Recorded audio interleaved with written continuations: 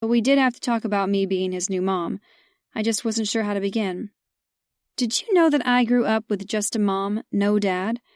His little brow puckered. You didn't play catch or build a tire swing? I shook my head, imagining my mother putting a tire swing in our yard. Nope. That's okay, you can share mine. Thank you. I told you I have a sister. Her name is Sassy. Sassy? He giggled. Do you have a sister? He giggled again. You know I don't. Is it okay you don't have one? He shrugged his shoulders, but the move was barely noticeable under his heavy coat. She'd probably put pink stuff all over. I laughed. Probably.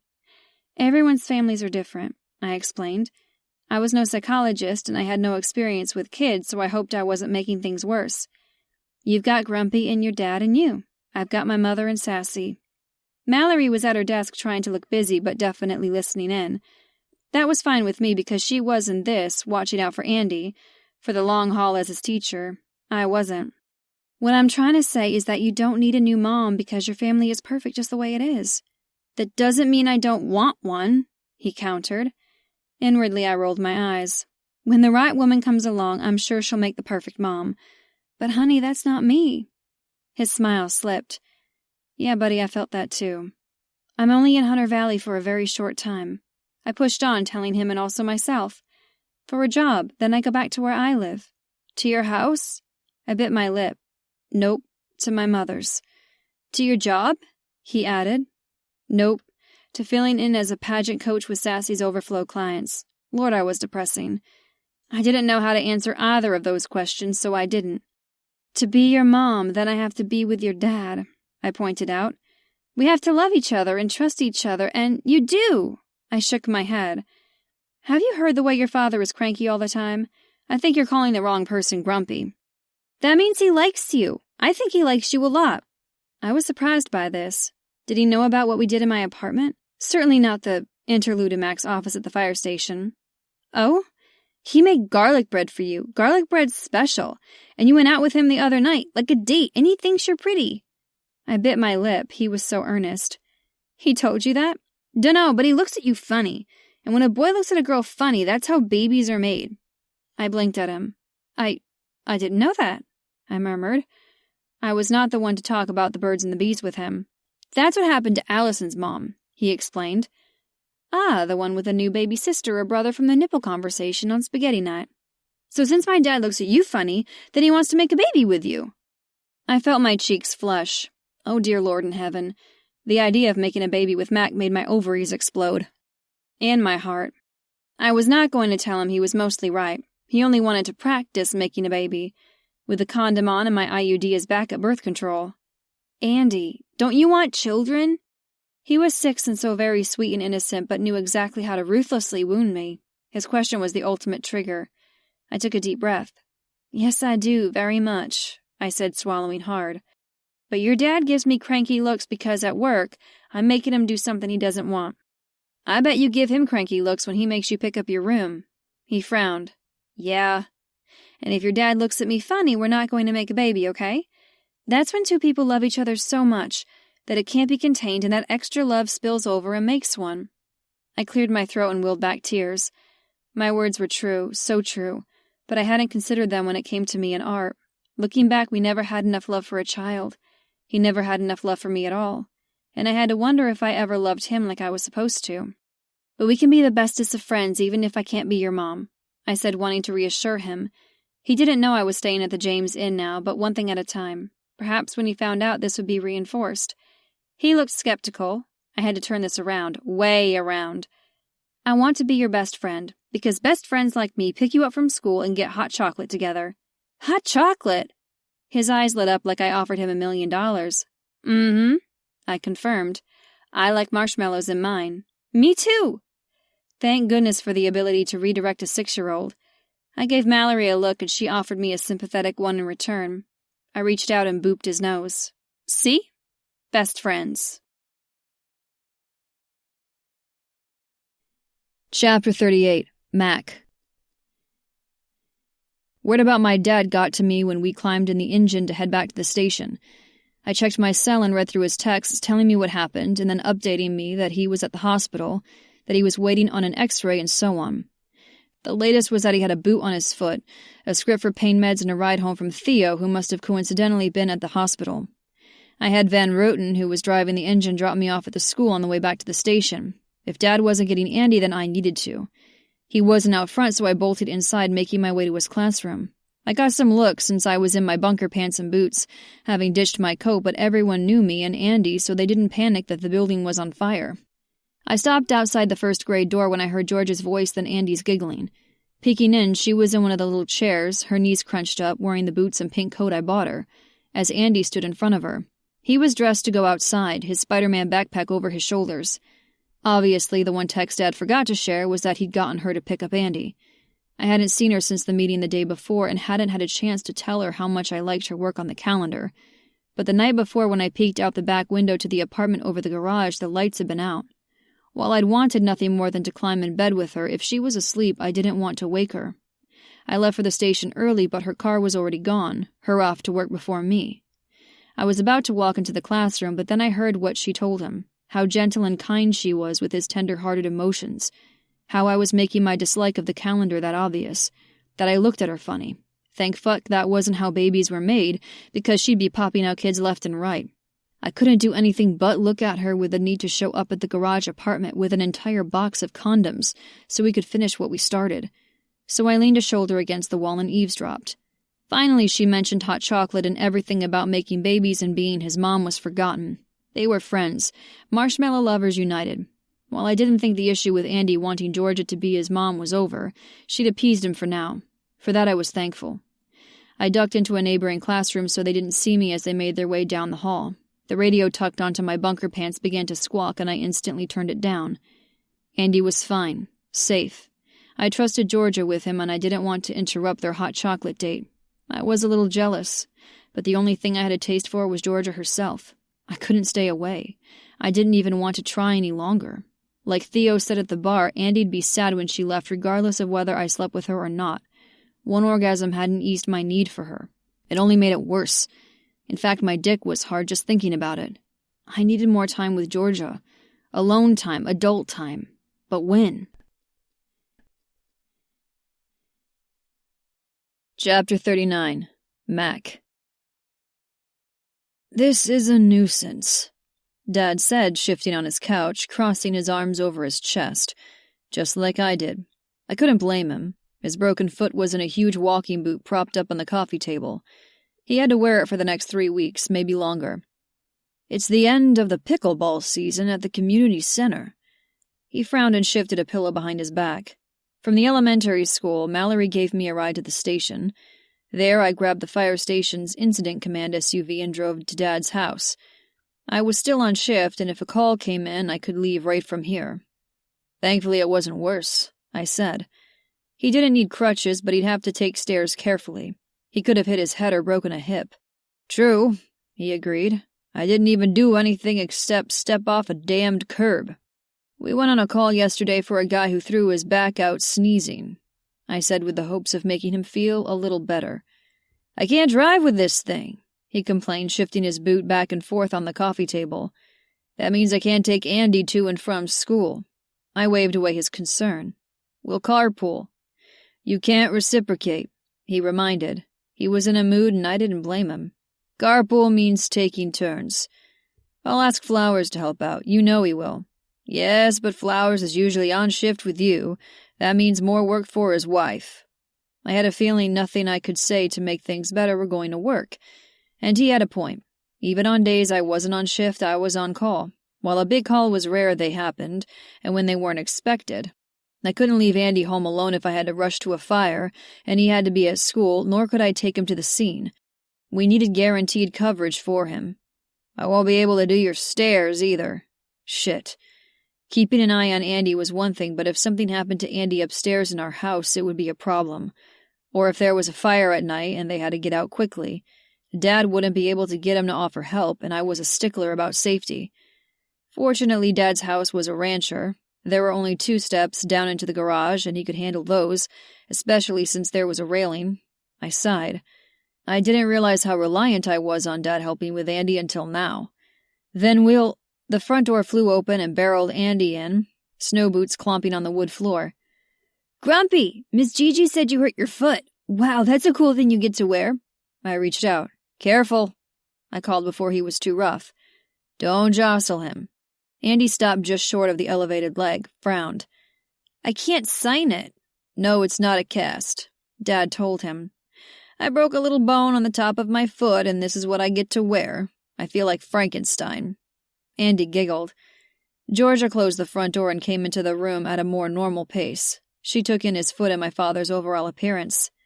How are you? She asked. I bet your pride took a hit as much as your foot. That about sums it up, he replied, offering her a smile. He was cranky with me and giving her all the sugar. But like Max said, it could be worse. Thank you for collecting Andy. We had fun, he said.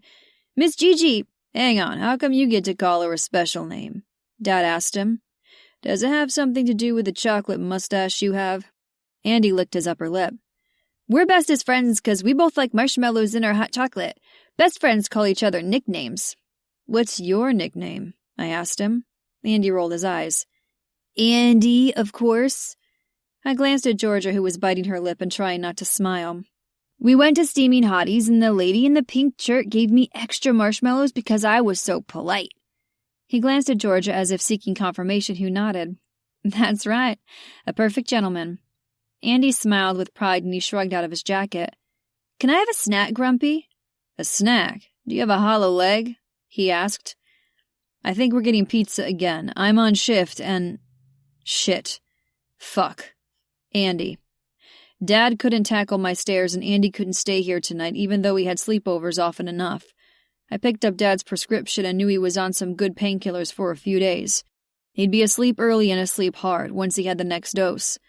I looked to Dad, Dad looked to me, then to Georgia. Georgia. Chapter 40. Georgia. I really appreciate this, he said for the 10th time.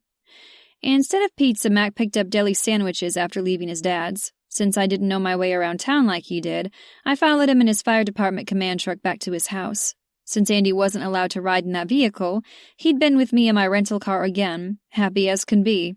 Then, like a little family, we ate at the kitchen table and listened to Andy talk about school. Even though Mac was on shift and his walkie-talkie sat by his water glass, he'd stayed to eat. Then it was bedtime for Andy.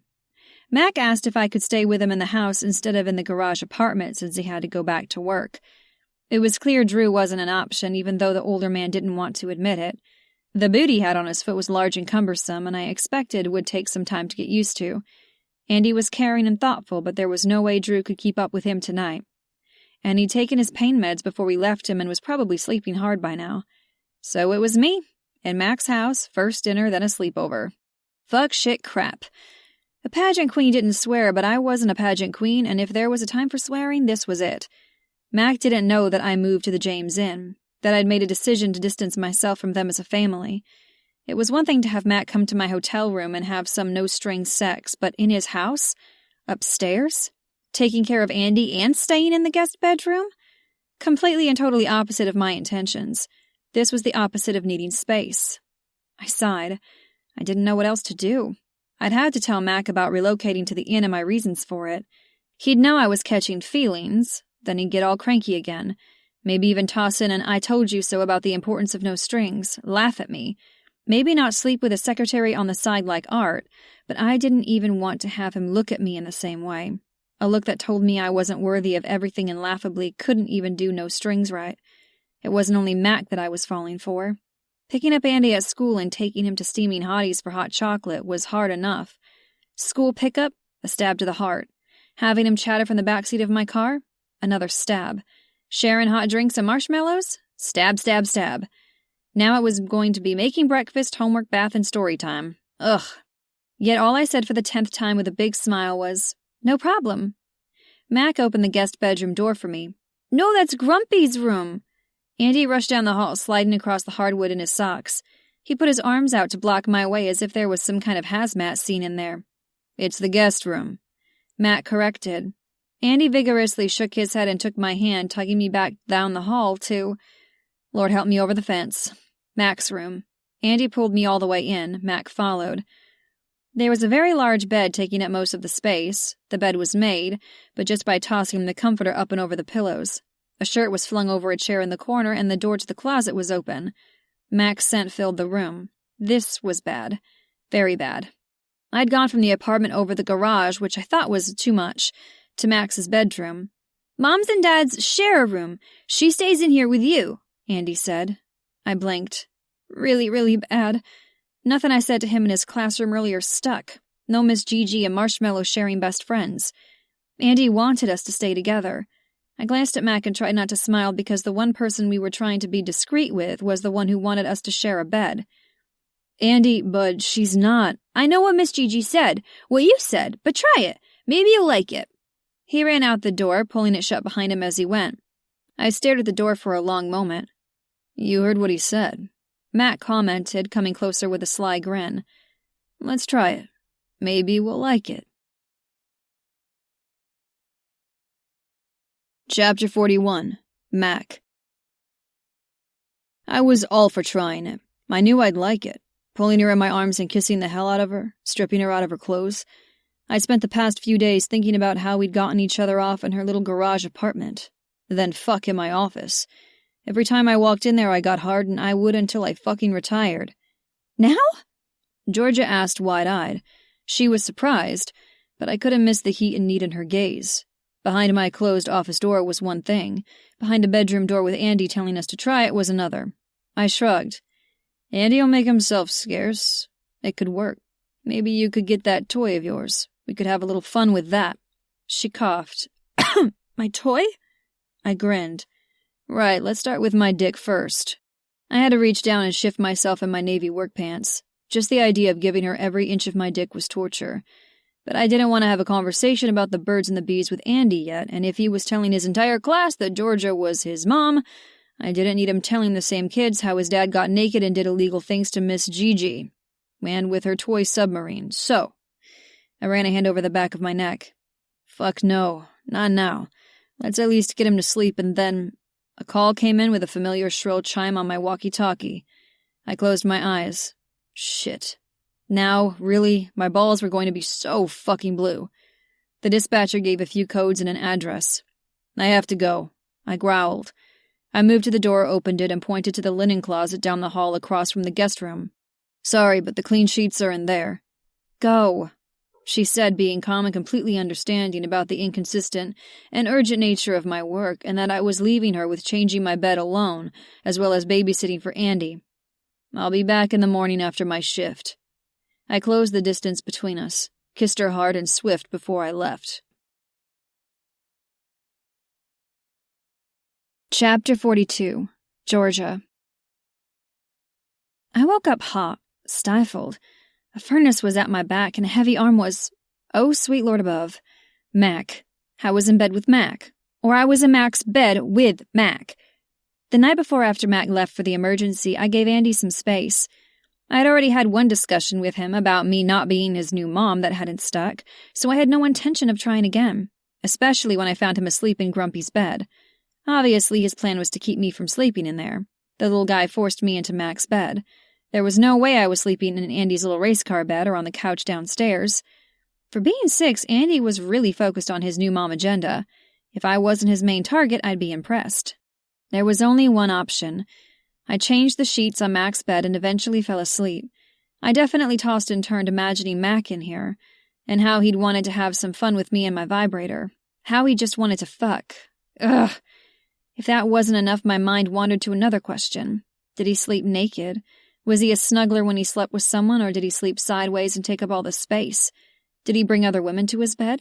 Was I the only one pitiful enough to make it to his king-sized lair and be all alone?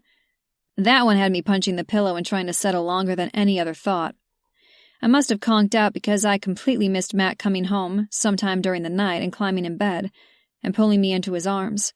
One thought answered. He was a snuggler when he slept because we were like 2 spoons in a drawer with his muscled arm flung over my waist. And yep, that was his big palm cupping my breast through my pajama top. I swallowed hard, tried not to breathe or move to do anything to wake him, because I was cataloging every hard inch of him. And I meant every hard inch along my back. It felt so good to be in someone's arms again, to feel protected, to be wanted even when asleep. Because Mac wasn't moving at all. His arm was a heavy band over me. I felt his warm breath fanning my neck. There was soft gray light coming from the window, indicating it wasn't yet dawn. "Mac," I murmured. He replied, not stirring. "You're smothering me." His arm over my hip slid back and I could roll over. "Not used to a man in your bed?" he asked, his voice rough from sleep. I frowned, but he couldn't see me. He asked as if this was the only way two people slept together. My ex slept like a starfish, so we each had our own side. More like he had most of the bed and I had the edge. This was nice. He wanted to be in bed with me, knew I was here and held me even when he wasn't awake. I wasn't relegated to the side, but we were together right in the middle. Mac asleep was so different than him awake. He was still big and rough-edged, but he was relaxed, peaceful, snuggly. Mac a snuggler, who knew? The winter wouldn't be too bad if I had a man like him to keep me warm all night. I smiled, eyeing his mustache. From the other night, I knew exactly what it felt like between my thighs. "I can hear you thinking," he said. "I have a feeling you should share those thoughts aloud." How did he know I was having sexy ideas that involved him? And me? Us? "Andy will find us," I said. His lids opened and that dark gaze held mine. "He told us to try it. Well, I did the other day and I like it. He's a smart kid." "I thought you were supposed to be at work." I prodded. It was too dark to be the end of a shift. "We had to get a second crew for the call. Everyone heard about my dad, and even though he's doing okay, Smutters offered to finish my shift for me." "That was nice of him," I said. I knew how much the guy made Matt cranky. He raised his arm, looked at his watch. "We have at least an hour before Andy wakes up. Come here."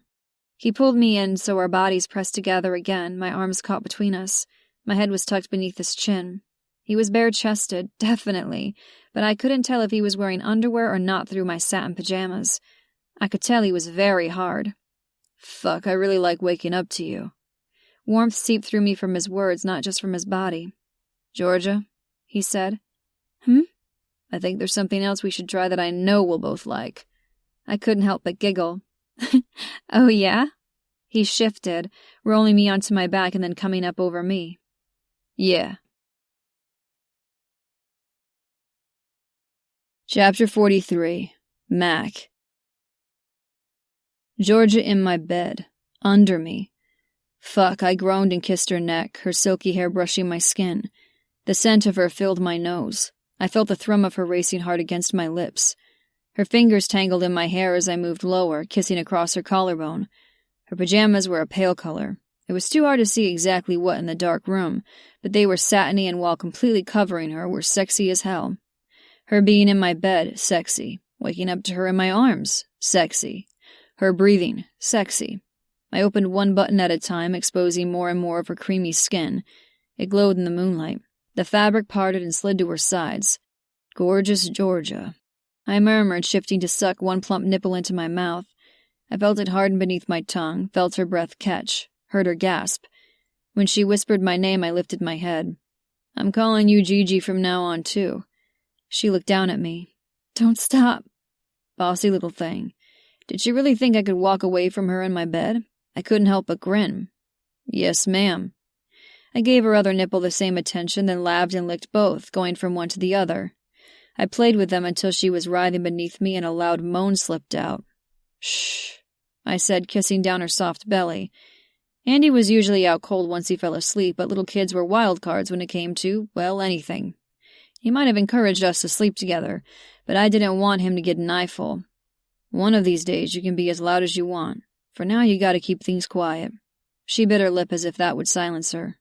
Good girl. Pulling the waistband of her sleep shorts down, I worked my way lower on the bed, taking the blankets with me. I was far from cold, and Georgia's soft skin was so warm. Tossing her sleepwear over my shoulder, I looked my fill. Sure, I saw all of her the other night, but she was in my bed. My fucking bed. She laid there quiet, waiting, her breath catching. My Gigi. She studied me, then pushed up to sitting. "I want to see you." I couldn't help but grin at her boldness and pushed my boxer briefs off. When I got home, I took a shower in the hall bathroom so I didn't wake her, then put on underwear. While I had her in my bed, we hadn't talked about sleeping together full-on naked. Sure, she'd had my dick in her mouth already, but that had been when she'd been conscious and had been right there with me. Now I had her consent and those briefs were gone. My dick bobbed free and there was no question, if she had any doubt whatsoever, that I wanted her. I was as hard as a fucking fence post. "Please say you have a condom," she said, her gaze affixed right on my dick as if she liked what she saw and wanted to take it for a test ride. Leaning to the side, I set one hand on the bed and reached into my bedside drawer with the other and pulled out a brand new box. I sat it on the bed beside her. She eyed it with surprise. "Wow, that's more than one." I gripped the base of my dick and gave it a hard squeeze. If I was going to last, she had to stop being so fucking perfect. "I told you I had plans, and we're going to need a hell of a lot of condoms to get through them all. I got this box the other day." "These plans," she began, biting her lip, her gaze raking over my body. "Which one do you want to do now?" The list was long, varied, filthy. Any that involved getting my dick in you. You want mouth or pussy first? Chapter 44. Georgia. Mouth or pussy first? Oh, Lord. My mouth watered and my pussy clenched at the question. Watching him slowly pump his dick was so hot. It was virile and potent. I didn't want to think of Art especially the second, but watching Mac? Who the hell was Art? He was utterly and completely forgettable. Secretary Pam could have him in his shitty job in bed. Seeing a bead of pre-cum, I couldn't help myself. I leaned forward and licked it up. I said. The salty tang coated my tongue, just like it had the other night.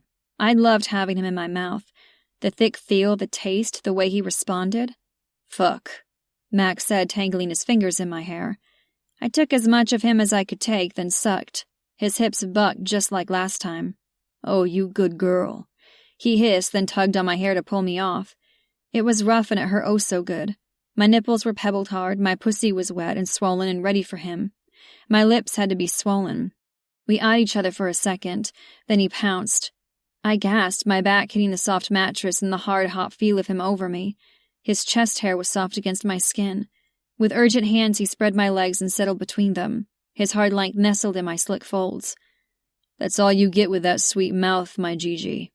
Reaching out, he grabbed the box, ripped it open, and got to work on getting us both protected.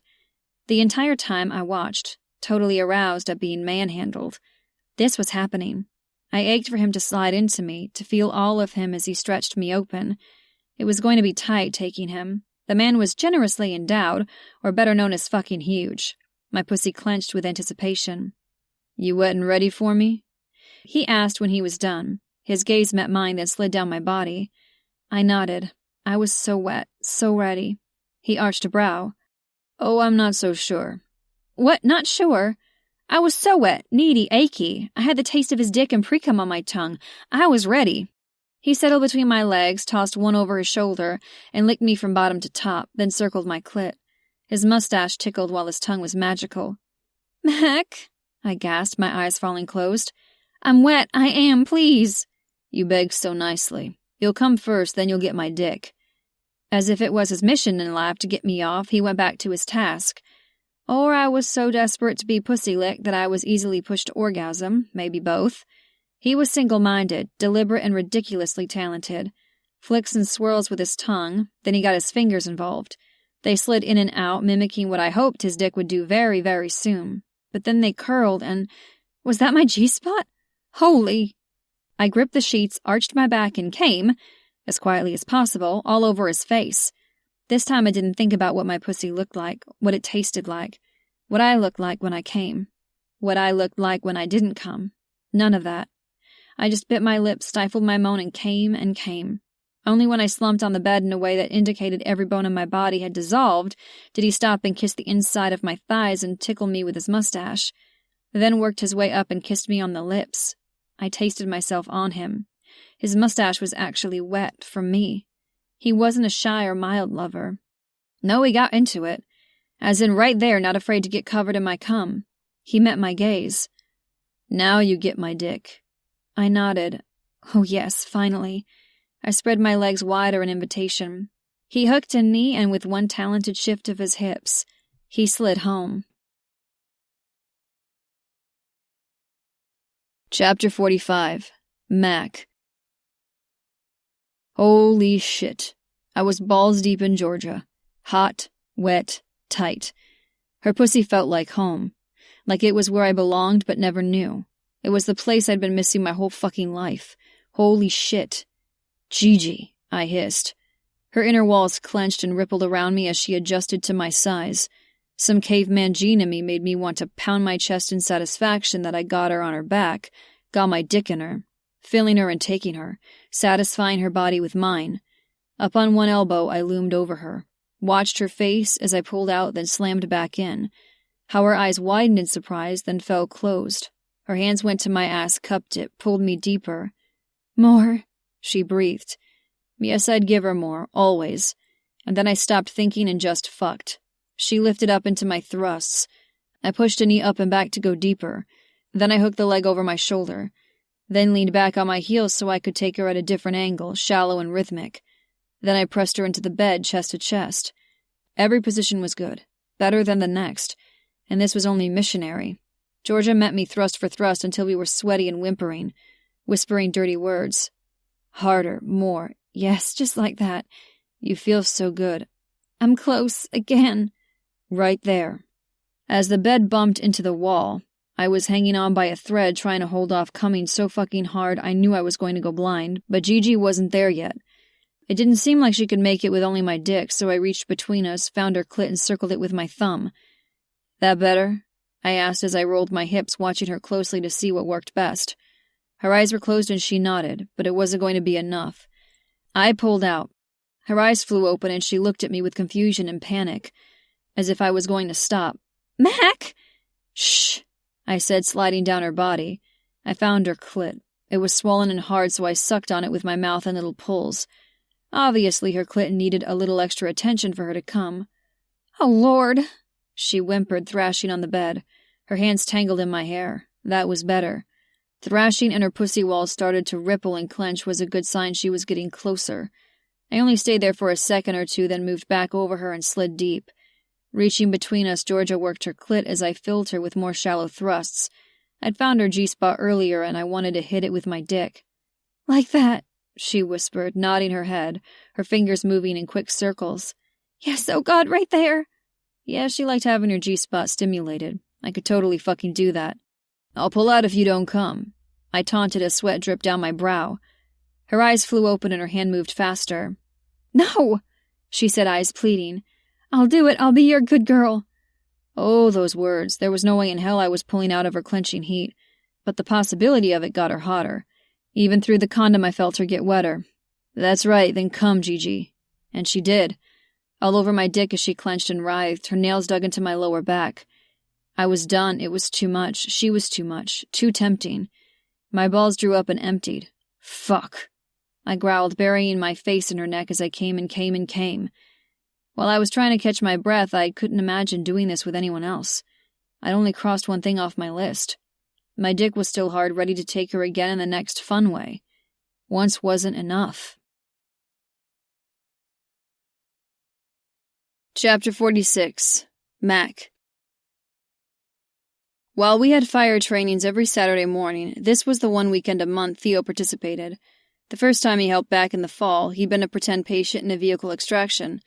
He'd been a good sport, even bought everyone lunch. 6 or so months later, he was still a good sport and he still bought everyone lunch. That was why we were sitting across from each other at Kincaid's waiting for our burgers to be served. We were at the end of the long table and the B-shift crew filled up the rest. We'd finished up a medical station rotation where everyone recertified in CPR, practiced IV sticks, and diabetic patient assessment. I saved these kinds of trainings for when Theo came because he was the expert and gave more insight as a doctor than the paramedics on staff. For a guy who lived in Montana, he still dressed like a big city doctor. Usually he wore khakis and a button-down with his doctor's white lab coat and stethoscope, but today he was dressed casually in jeans with his button down. I had yet to see him in flannel. Everyone was talking about the calendar since Liz, who sat at the far end, had already had her photos done. Cleary, too. Everyone ribbed me about seeing the photos at the meeting the other day and not sharing, but I stayed quiet about how good they came out, other than saying they looked good. We'd agreed as a committee that the photos wouldn't be shared until the fundraiser event and the big reveal. So you aren't against the calendar any longer? Theo asked, kicking my foot under the table, stirring me from my thoughts. I'd been easily distracted this morning. It was no wonder.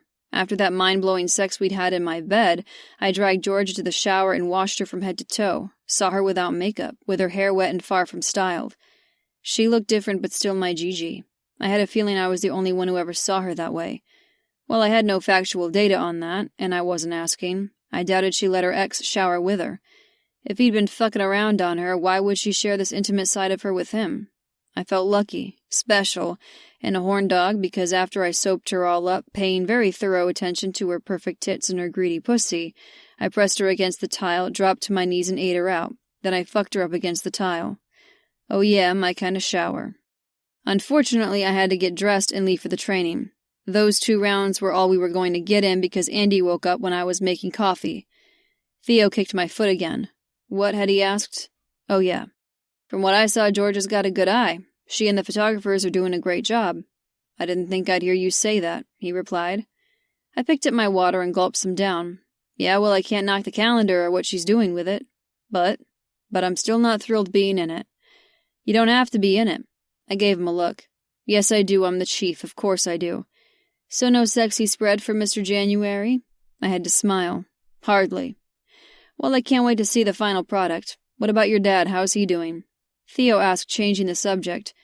The other end of the table was talking about the new chainsaws that were being delivered. Pearson's Tree and Landscaping were going to take us into the woods for next week's training to learn how to use them. Stopped by his place this morning, I said. He's fine, cranky. That's to be expected. I think he's more annoyed than anything else. He can't drive or take care of Andy like he usually does. Where's Andy this morning? He asked. Birthday party. Gigi dropped him off. Gigi? He asked, eyebrows up. Yeah, Gigi. I'll get him in a little while.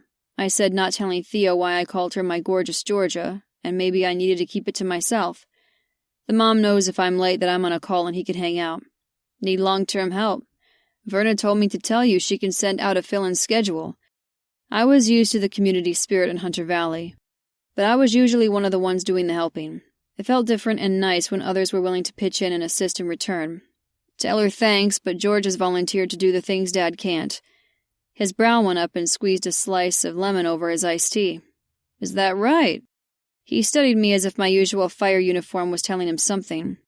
While I wasn't on shift today but worked the training, I wore the same clothes as if I was in case we got a call. We didn't always put on our bunker gear, so we needed to be identifiable to everyone as part of the department. I grinned thinking about how Andy put us together the night before. He had no clue what he'd done, but I sure as fuck was thankful. So was my dick. So thankful. He set his forearms on the table and leaned in. You're smiling. That can only mean one thing. My grin was answer enough. I shrugged, downplaying it. From when she walked out of the secure area of the airport and I got my first glimpse of her, I wanted Georgia. My dick was like a homing beacon, a tuning fork that aimed straight for her. Fucking her was a foregone conclusion, but I never expected to do it in my bed. And this morning, when I finally got inside her, holy fuck. It'd been a while, sure, but it hadn't been mind-blowing because I'd been pussy-deprived. No, it had been Georgia herself, the mix of tentative and wild, responsive and fucking perfect. Every inch of her was made for me. That ass, those tits, her smiles, her moans, the way she'd said she'd be a good girl for me. Her, Georgia Lee Gantry, was tailor-made for me with everything I ever wanted in a woman. The jolt I got from our handshake at the airport hadn't been all floofy and frou-frou like some sappy, streamy rom-com movie. It had been a thing, because the connection with Georgia during sex, like we were one, best sex ever. I cleared my throat and had no plans to tell Theo that. He was a doctor and would tell me I needed medical intervention, psych evaluation, or just laugh. Whatever help I needed, I didn't want. I liked how I felt when I was with her, and I wanted to do it again, except Andy. Except she was going back to Georgia as soon as her work was done. Casual meant whenever sex, fun sex, hot, heavy, hard, dirty. I never expected her to be in my bed, my shower. It made things complicated, especially when I didn't want to go back to sleeping alone when she felt so damned good in my arms. While Andy was going to be thrilled his dad and new mom were sharing a bed, it'd only be validating his whole new mom obsession when all it was me being a greedy fucker who wanted easy access to Georgia. Wait until I tell you what happened. He held up a hand. I don't need a play-by-play. The server dropped off our burgers, the scent of grilled meat hit my nose and made my stomach rumble. As I put my napkin in my lap, I said, Listen, you fucker. I told him about Andy and how he put us in the bedroom together, slammed the door and told us to try it. By the time I was done, he was grinning. He reached for the ketchup and poured some on his plate beside his fries. Sounds like you need some kid-free time with her. I shrugged and tucked into my burger. Andy hadn't ever crimped my style with a woman before, not that me having a kid bothered Georgia. I had to wonder if she liked Andy better than me. No, it was that Andy was a little chaperone. While he was all too eager to put us together, she and I couldn't do any of the things I wanted, like get her naked and get her on her knees, or riding me, or bent over my couch, or anything else on my ever-growing list of entitled ways to fuck Georgia into forgetting her name. Kinda hard with my dad out of commission, I said, snagging a salty fry. We'll take him tonight, he offered. A sleepover. I almost choked on my burger. I swallowed hard. You two! You guys have sworn off having kids. He and Mallory didn't want children of their own. Among their friends, they'd made it known.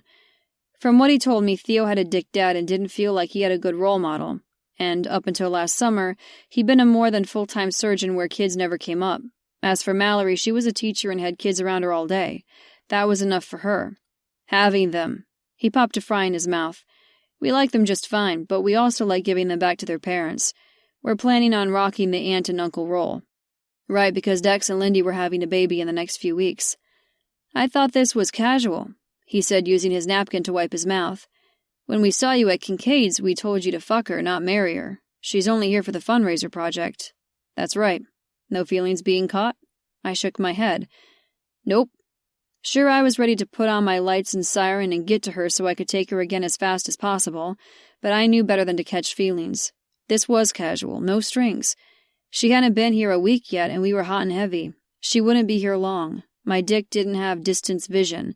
It was only interested in the here and now, and in Georgia. Theo had told me to listen to my dick. Well, I was. I was used to people leaving. My mother?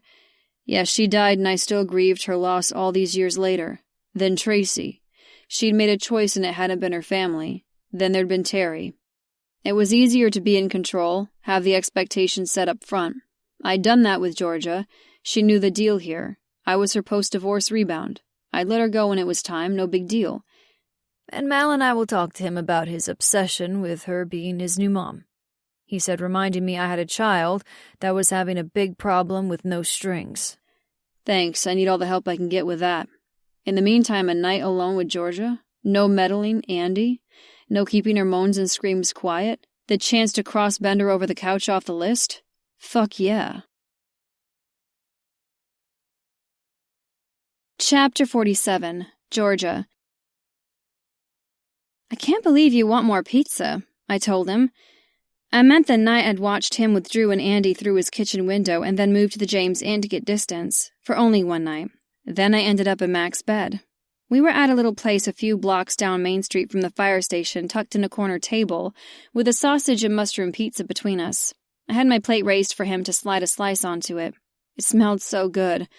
Garlic, tomato sauce. The windows had condensation on them from the heat of the brick oven. There's always room for pizza, he replied, tossing in a wink. I agreed. I took a bite, especially something this good. He'd somehow tracked me down to one of the study rooms at the library, coming in just after 5 and telling me I was done for the day.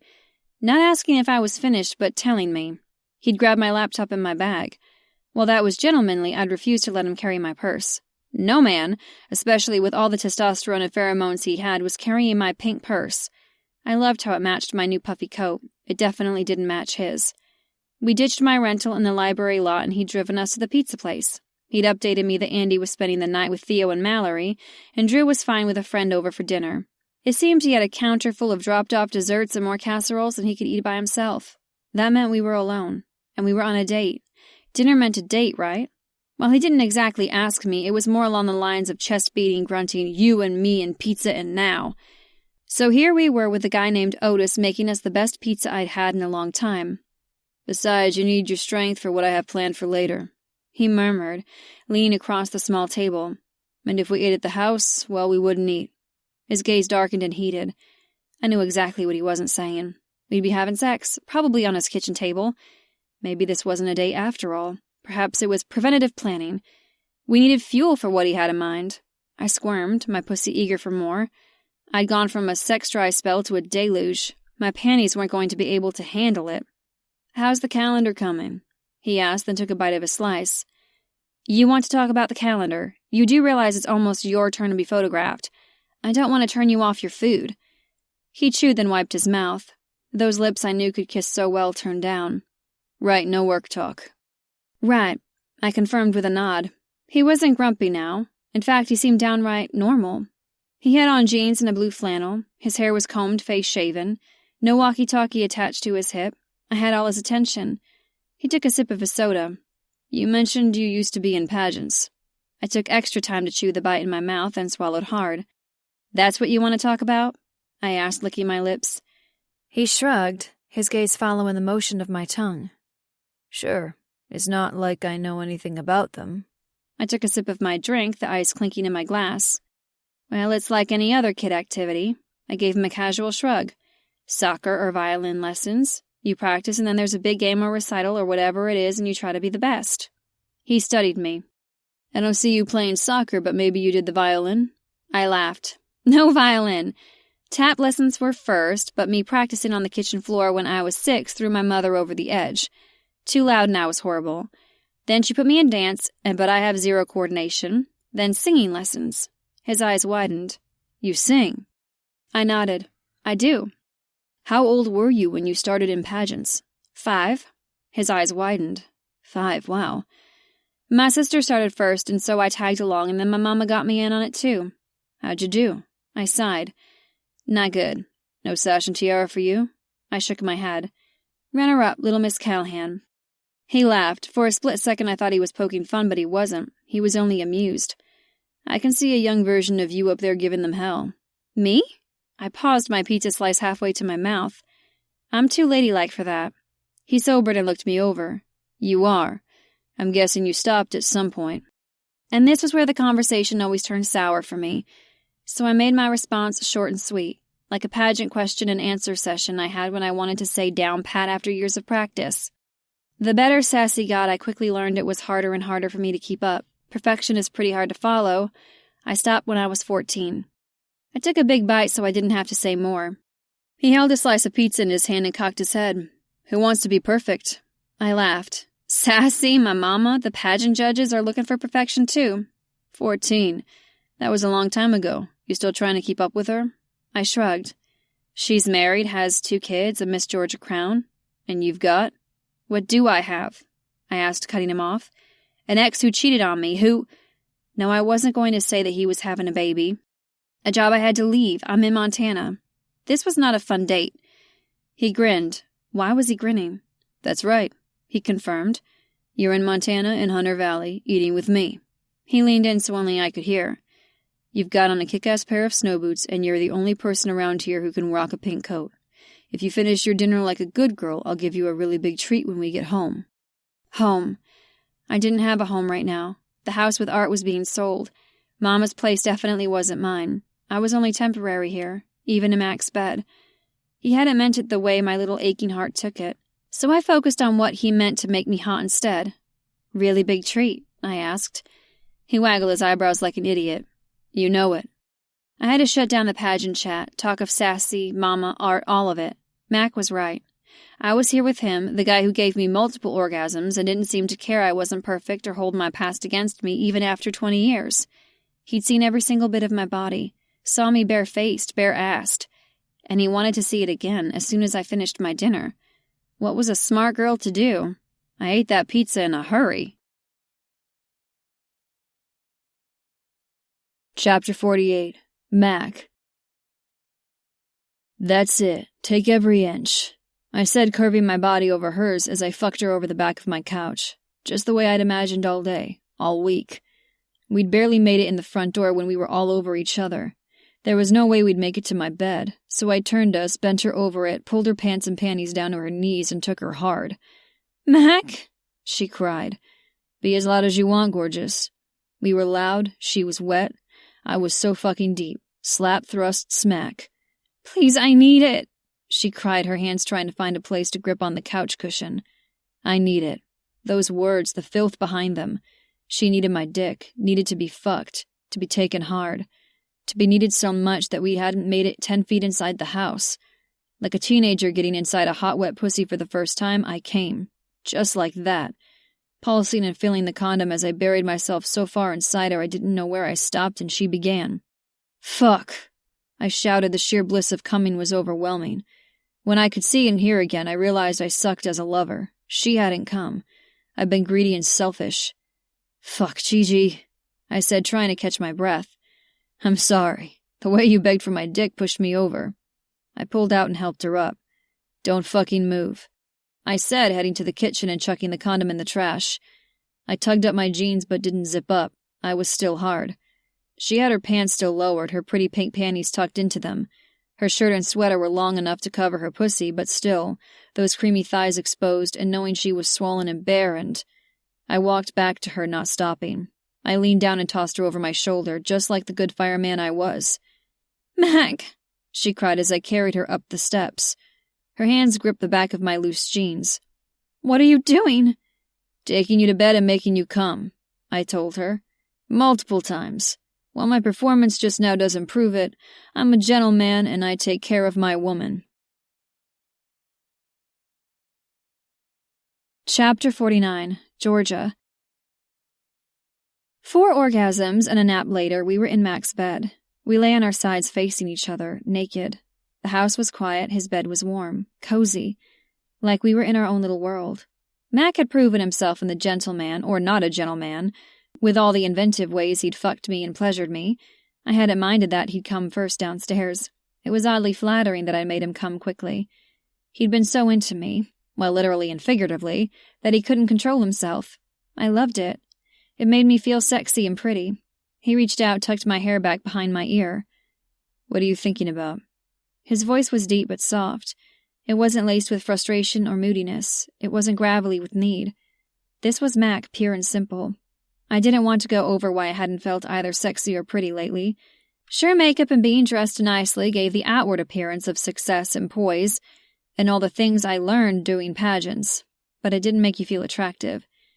Aeons ago, the dresses my mother put me in for pageants were never my style. Lots of yellows and sherbet colors with flounces and sequins had been in play.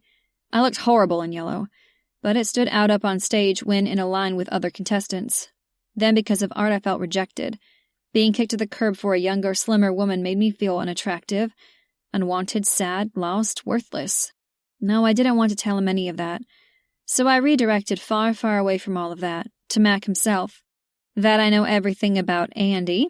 Mac grinned. He doesn't know a stranger. But I don't know all that much about you. What do you want to know? His hand moved to lazily slide over my hip as if he couldn't stop touching me. In fact, he didn't even look me in the eye but watched the path of his fingers. How come you never got married? I mean, you're a catch. That had his gaze meeting mine. A catch. You're the fire chief. Obviously, you're smart, fit, interested in helping others. I can't say that I haven't dated, he said. A few times serious, but then Tracy had Andy and I became a dad overnight. And, he continued, not every woman wants someone else's kid. True. Usually this scenario was reversed, where the woman had a child and a man wasn't interested in the extra baggage. It's just, you're you and... What are you getting at, Gigi? Gigi, you sound like Andy. He shook his head. Gigi is short for gorgeous, Georgia. And I melted, right then and there, especially when he followed it up by a gentle kiss. I haven't found the right woman yet, that's all. Lordy, that hurt. I was naked and in his bed, my pussy sore from being fucked 6 ways to Sunday, and he hadn't found the right woman yet? Sure, I was temporary, a week or two fling, fun. I pasted on a smile because I'd been caught with my guard down. Orgasms did that to a girl. I belonged to the James Inn, not here in Mac's cozy big bed without a 6-year-old chaperone, savoring something that wasn't really mine. I cleared my throat. Your work kinda makes it hard to do that. Everyone I talk to raves about you, I told him. He was well known in Hunter Valley. Needless to say, he met many people through the emergency calls he went on. He knew the hospital employees, I was sure, at least the emergencies department, the police department, everyone at Andy's school, the older crowd who were friends with Drew, everyone. Well, it sure as hell keeps me busy, he said. Did you always live here? Born and raised. Did you ever want to work for a bigger department? I mean, a big city where there's all kinds of action? He reached for a curl, pulled on it and let go. Nah, I don't have any interest in going anywhere else. Maybe the beach for a break from winter, but Hunter Valley has everything I could ever want. That smile stayed right on my face, because what he wanted was in Hunter Valley, and that didn't mean me. I was leaving in a week or whenever the project was done. Bradley could get me a flight out of here whenever I needed. This place is growing on me, I said, trying to be light and neutral, and it was true. Hunter Valley was an amazing town. I'd met such nice people. Even the snow. I could see staying, but I had no job after next week. I was only contracted for this role, and then I'd be gone. Easy, tidy, except until it wasn't. Even the snow. I'm glad to hear that. Mac said, cupping my neck and pulling me in for a kiss. That didn't stop. At least while he was kissing me, I didn't have to fake smiles. Chapter 50. Mac. The next few days went by in a whirlwind. When I wasn't working, I did stuff with Andy. I took him and a friend to play basketball at the community center, grocery shopped, worked on the drywall in the kitchen. Georgia worked. She had more photo sessions and meetings with the graphic designers and event coordinators. She ate dinner with us at Dad's. When I worked, Georgia covered for Dad with Andy, taking him to school, picking him up. In between all that, I snuck her into my bedroom after Andy went to sleep. Sure, we stayed quiet, but those first nights having her in my arms, I wasn't having it any other way. And what we did before I pulled her into my arms to sleep wasn't half bad either. In fact, we'd made it through one box of condoms and on to the next. We were making a pretty good dent in my fantasy list. Georgia was insatiable, a generous, uninhibited lover. Whatever hang-ups she had that first night were long gone. Her ex was far, far away, and I didn't my damnedest to fuck him from her mind. Other than Dad being laid up, it was amazing. Everything was great. The only bad thing on the horizon was my turn posing for the calendar. Oh, and Georgia leaving, but that was expected. Planned. I'd fuck her out of my system before then. Chapter 51. Georgia. I came in through Mac's kitchen door from my little apartment. While I never gave up my room at the James Inn, I hadn't stayed there more than that one night. I'd been in Mac's bed, sneaking in late and leaving early before Andy awoke. Was I stupid? Probably. But what woman would turn down Mac-made orgasms and being held in his arms all night because her job was almost done? None. They'd gird their emotions and savor every passionate, pleasure-filled second. Then they'd go home and work their way through pints and pints of ice cream, but with the sinful memories. That's what I was doing. Enjoying myself, knowing the binge-eating and extra battery purchases were in my future. Ready, I told him breathlessly. It wasn't as cold tonight, indicating that spring might actually happen. The snow was still on the ground, but it had melted, slightly. With my fake fur-trimmed boots and my pink coat, I barely noticed it any longer. The snow and the cold. Mac turned from the sink where he'd been scrubbing a plate. You went up there an hour ago, he said, closing the dishwasher. I shrugged, shutting the back door behind me. I told you I had to get ready. The look on his face was one of complete confusion. To change your clothes. His dark eyes raked over me. You look great, by the way, but what the hell have you been doing for an hour? Getting ready, I repeated. He had no idea what it involved, none. Well, you look very nice, Drew said. He was at the kitchen table with his friend Ralph, who I was introduced to earlier, and Andy. They were playing cards and peanuts were in the middle of the table as if they were playing for snacks. Yesterday I ran into Lindy and Dex in the produce section of the grocery store. They seemed oddly amused by the squash and invited me and Mac over for dinner tonight. Now, are those flowers for me? Mac asked. I looked down at the seasonal bouquet I got at the store.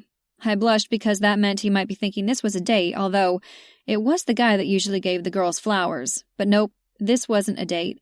This was friends asking me to dinner and inviting Mac as well because I was staying at his house. Well, they thought in his garage apartment, not knowing I was now in his bed. For Lindy, a hostess gift, although being pregnant, she probably would have liked the sparkling apple juice as much as Andy. Mac nodded, went around the counter to Andy and ruffled his hair. We'll be back in a few hours. Drew looked up from his cards. We'll be fine. Ralph nodded and took a card from the deck. If this guy doesn't clean us out of peanuts... Andy giggled and put 2 down on the table. With exaggeration, both men groaned at whatever the card meant. With a grin splitting his face, Andy leaned across the table and pulled the peanuts toward him. It seemed it meant they lost. Between Drew and Ralph, Andy'd be well covered. Once done collecting his winnings, Andy climbed from his seat and ran over to me and wrapped his legs in a hug. Bye! Tell Mr. Hockey I said hi. I laughed and gave him a squeeze back. This right here was perfect. And painful. It was like a typical night when part of a family. Mom and Dad going out and the son spending the evening with his grandfather. Andy knew me leaving now was only for a night, and that I was coming back.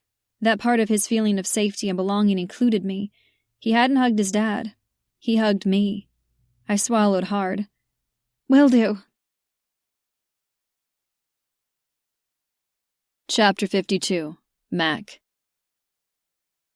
I can't believe you had a tree fall on your house, Georgia said, looking around Lindy's kitchen.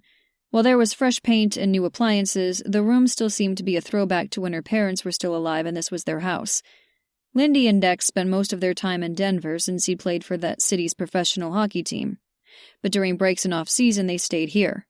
Lindy was in one of the kitchen chairs rubbing her big belly. Dex refused to let her get up. I know, she said, looking around as if she could still see the tree. It's crazy, isn't it? Mac, you were here. Georgia turned to me wide-eyed. You saw it? The tree really came through the roof and all the way down and into the kitchen. I nodded. We got here before Lindy, actually.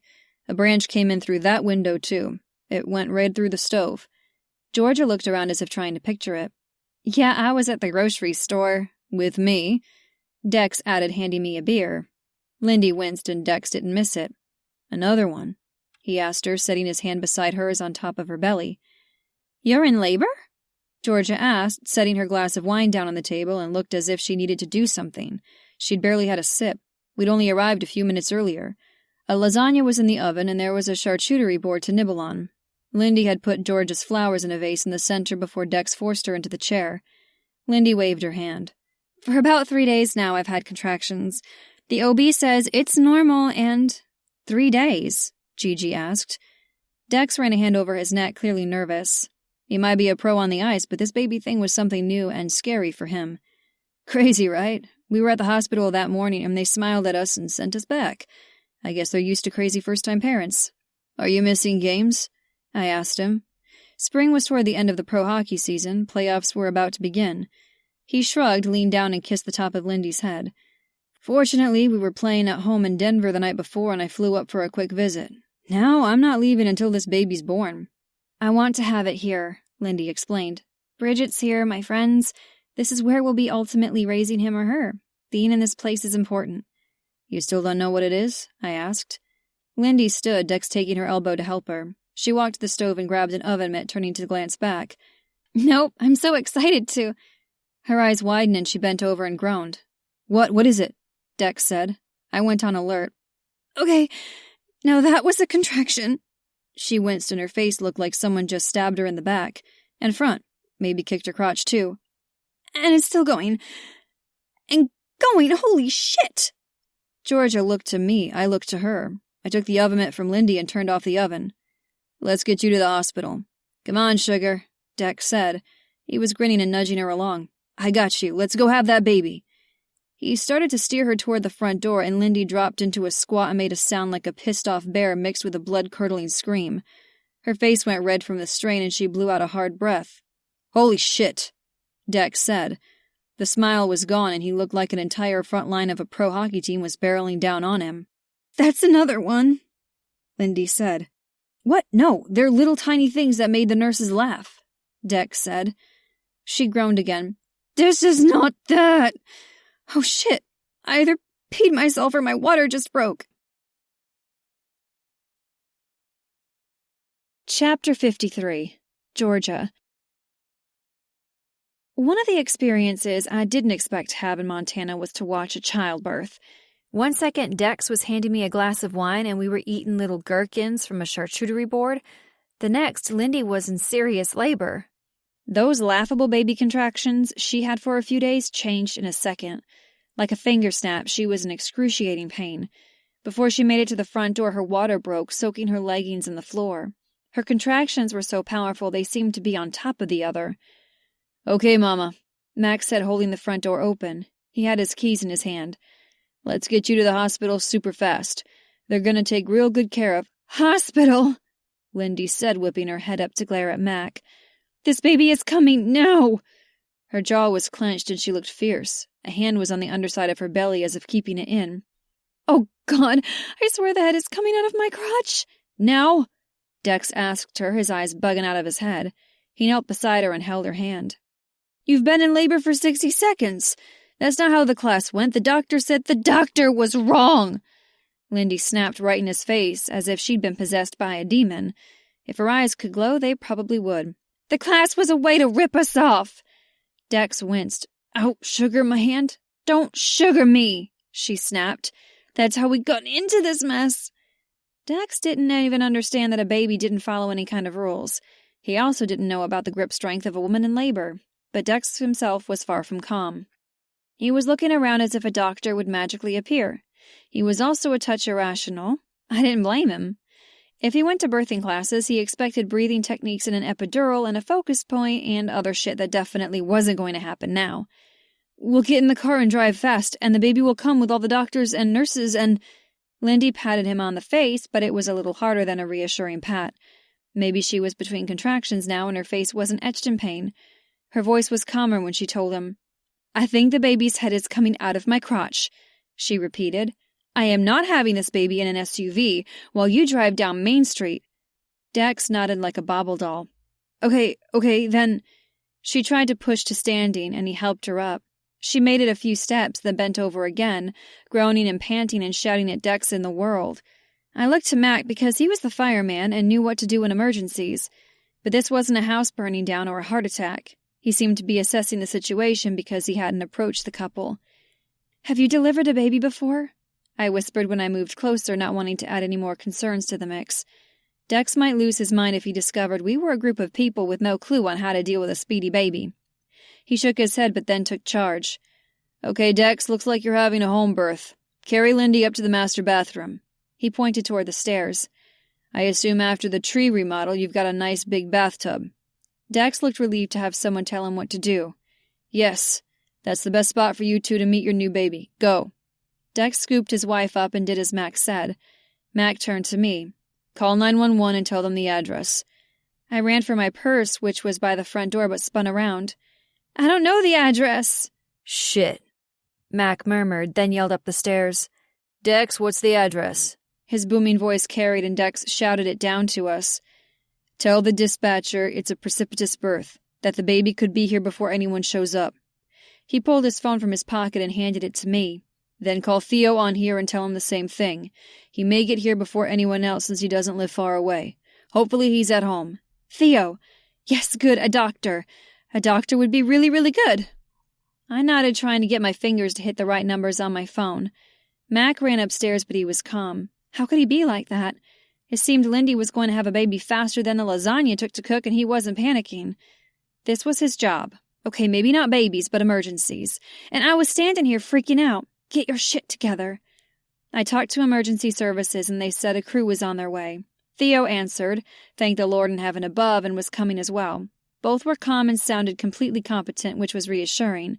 But they were not here now, and I was not reassured. Especially, just like in the movies, the deep groan of a woman in labor came from above. Shit. I ran up the stairs, ready to help in any way I could.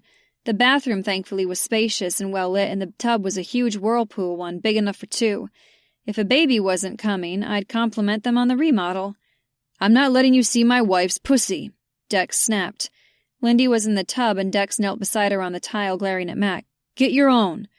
I bit my lip and tried not to smile at Dex's insanity. Mac had his hands up as if warding off a robbery, or an angry soon-to-be dad. Lindy groaned, hooked her hand around Dex's neck, and tugged him close. Their eyes met only inches apart. Mac is a paramedic, and he's not looking at my pussy. He's going to be looking at the baby that's coming out of my body right now. Dex stared at her, and his mouth fell open. Now? As in now? He squeaked and shifted down the bath to look between her parted legs. Holy shit. Mac, look, there's... Dex pointed with a shaky finger. I'd never seen Dex so freaked. I had to imagine a man who always looked at a woman's pussy with a desire to put something in it was now going mental because something was coming out. Lindy had gotten her leggings off, and she was propped back as if she was taking a relaxing soak. Mac moved Dex down to the foot of the tub and out of the way and patted the shoulders as if saying, Stay. Yep, looks like your baby's got blonde hair like your mama. The baby really was coming out. Mac looked to me. Find me towels, lots of them. I yanked 2 off the towel bar beside the shower and passed them to him, then went into the hall and pulled all there was from the linen closet. Lindy groaned again. Her hands that gripped the side of the tub turned white with her strain. "Oh my God, I have to push! Oh, I have to!" "Okay," Mac agreed. "As you know, you're crowning, so whenever you want, just push. You're doing great. So great. Your baby's going to be here before you know it."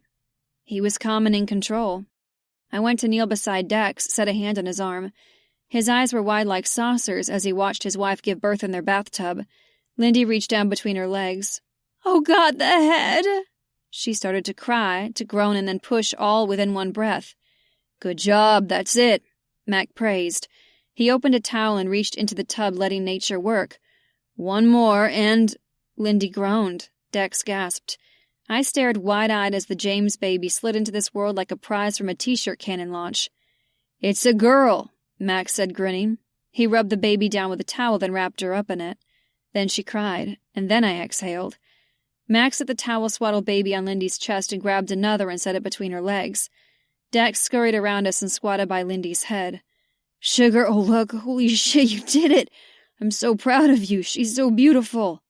They were crying and kissing and eyeing their new baby. It was a precious moment. I heard noise downstairs, and with Max still tending to Lindy, I went out to meet the help. The fire department came in first, carrying medical bags and leaving the door open behind them.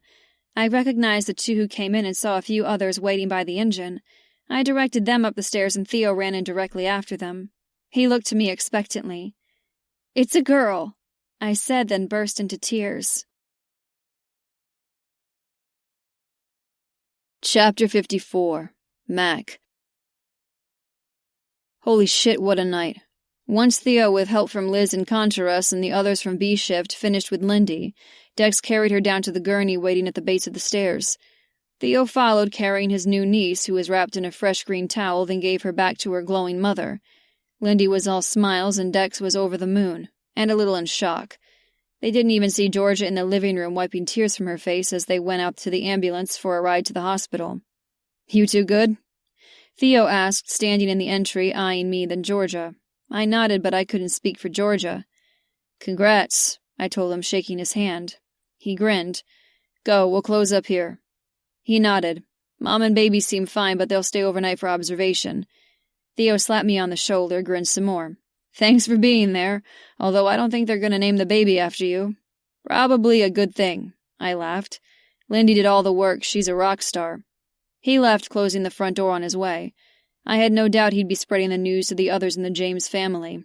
I crossed the room to Georgia and pulled her into my arms. She went easily and cried into my chest. I held her, stroked her hair. "You did so good, gorgeous. I'm proud of you." I murmured, then kissed the top of her head. Pulling back, she looked up at me. Her eye makeup was smeared and her cheeks were splotchy. Adrenaline was a potent thing. It allowed someone to perform amazingly well under tough situations, but the crash after was tough. "How are you so calm?" she asked. I shrugged. "It's my job." I was used to it, most of the time. Every once in a while a call got to me, but this was a good one. It was probably time to add a pregnancy and labor training to the Saturday rotation. "Why are you crying?" I wondered.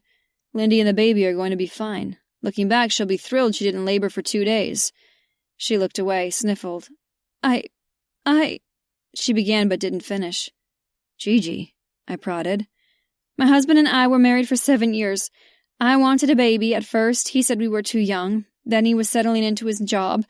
We bought a house, so there wasn't enough money. There was always some excuse he came up with that delayed the family I wanted to make with him. Every single time our ex came up, I liked him less and less. I had a pretty good idea where this was going, and I wanted to go to Georgia and beat the shit out of the guy. I think Dex, after delivering his kid in his own bathtub, would be up for taking the entire Silver Mines front line and helping me. It's my fault." She turned away and crossed the living room. I let her go because she wasn't looking at me and she'd know I was pissed. Her fault. I should have caught on well before 7 years that he didn't want a baby with me. 7 years! She flung her arms up. "He was your husband," I reminded.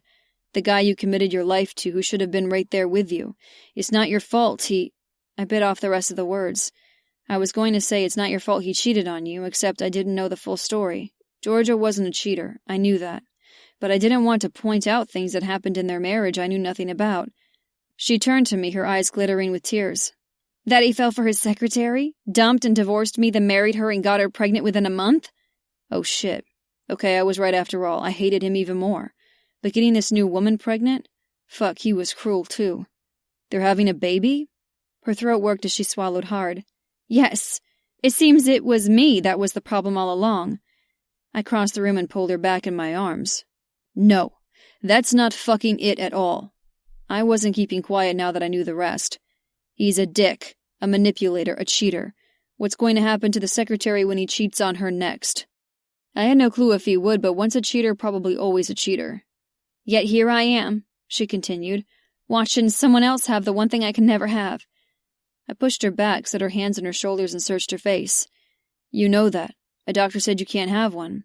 She shook her head. Even after helping a baby being born, her hair was still perfect. I'm 35. So my ovaries are getting tired. Besides, I need... She paused, wiped under her eyes with her fingers to swipe up the dark smudges, then looked to me. Need what? I wanted to take away her hurt, to carry her burdens for her, but I couldn't fix her past. I couldn't help her with her future either. She only had a few days more to work on the fundraiser calendar before I went to the printer, and then she'd be gone. No strings didn't mean a baby, it meant the opposite. No commitment, nothing but fun and orgasms. A baby. That made lesser men run away screaming. I never thought I'd have another child because Andy was plenty. Hell, I never imagined having him. But life was complicated, and while I never expected to have a newborn nephew become my own, he had. The older I got, the chances of me finding a woman who'd want more was slimmer and slimmer. There still wasn't a woman on the horizon here in Hunter Valley. Nothing. Lindy and Dax, the new baby, it made me a little emotional. With a chin lift, she smiled. You're going to find a man.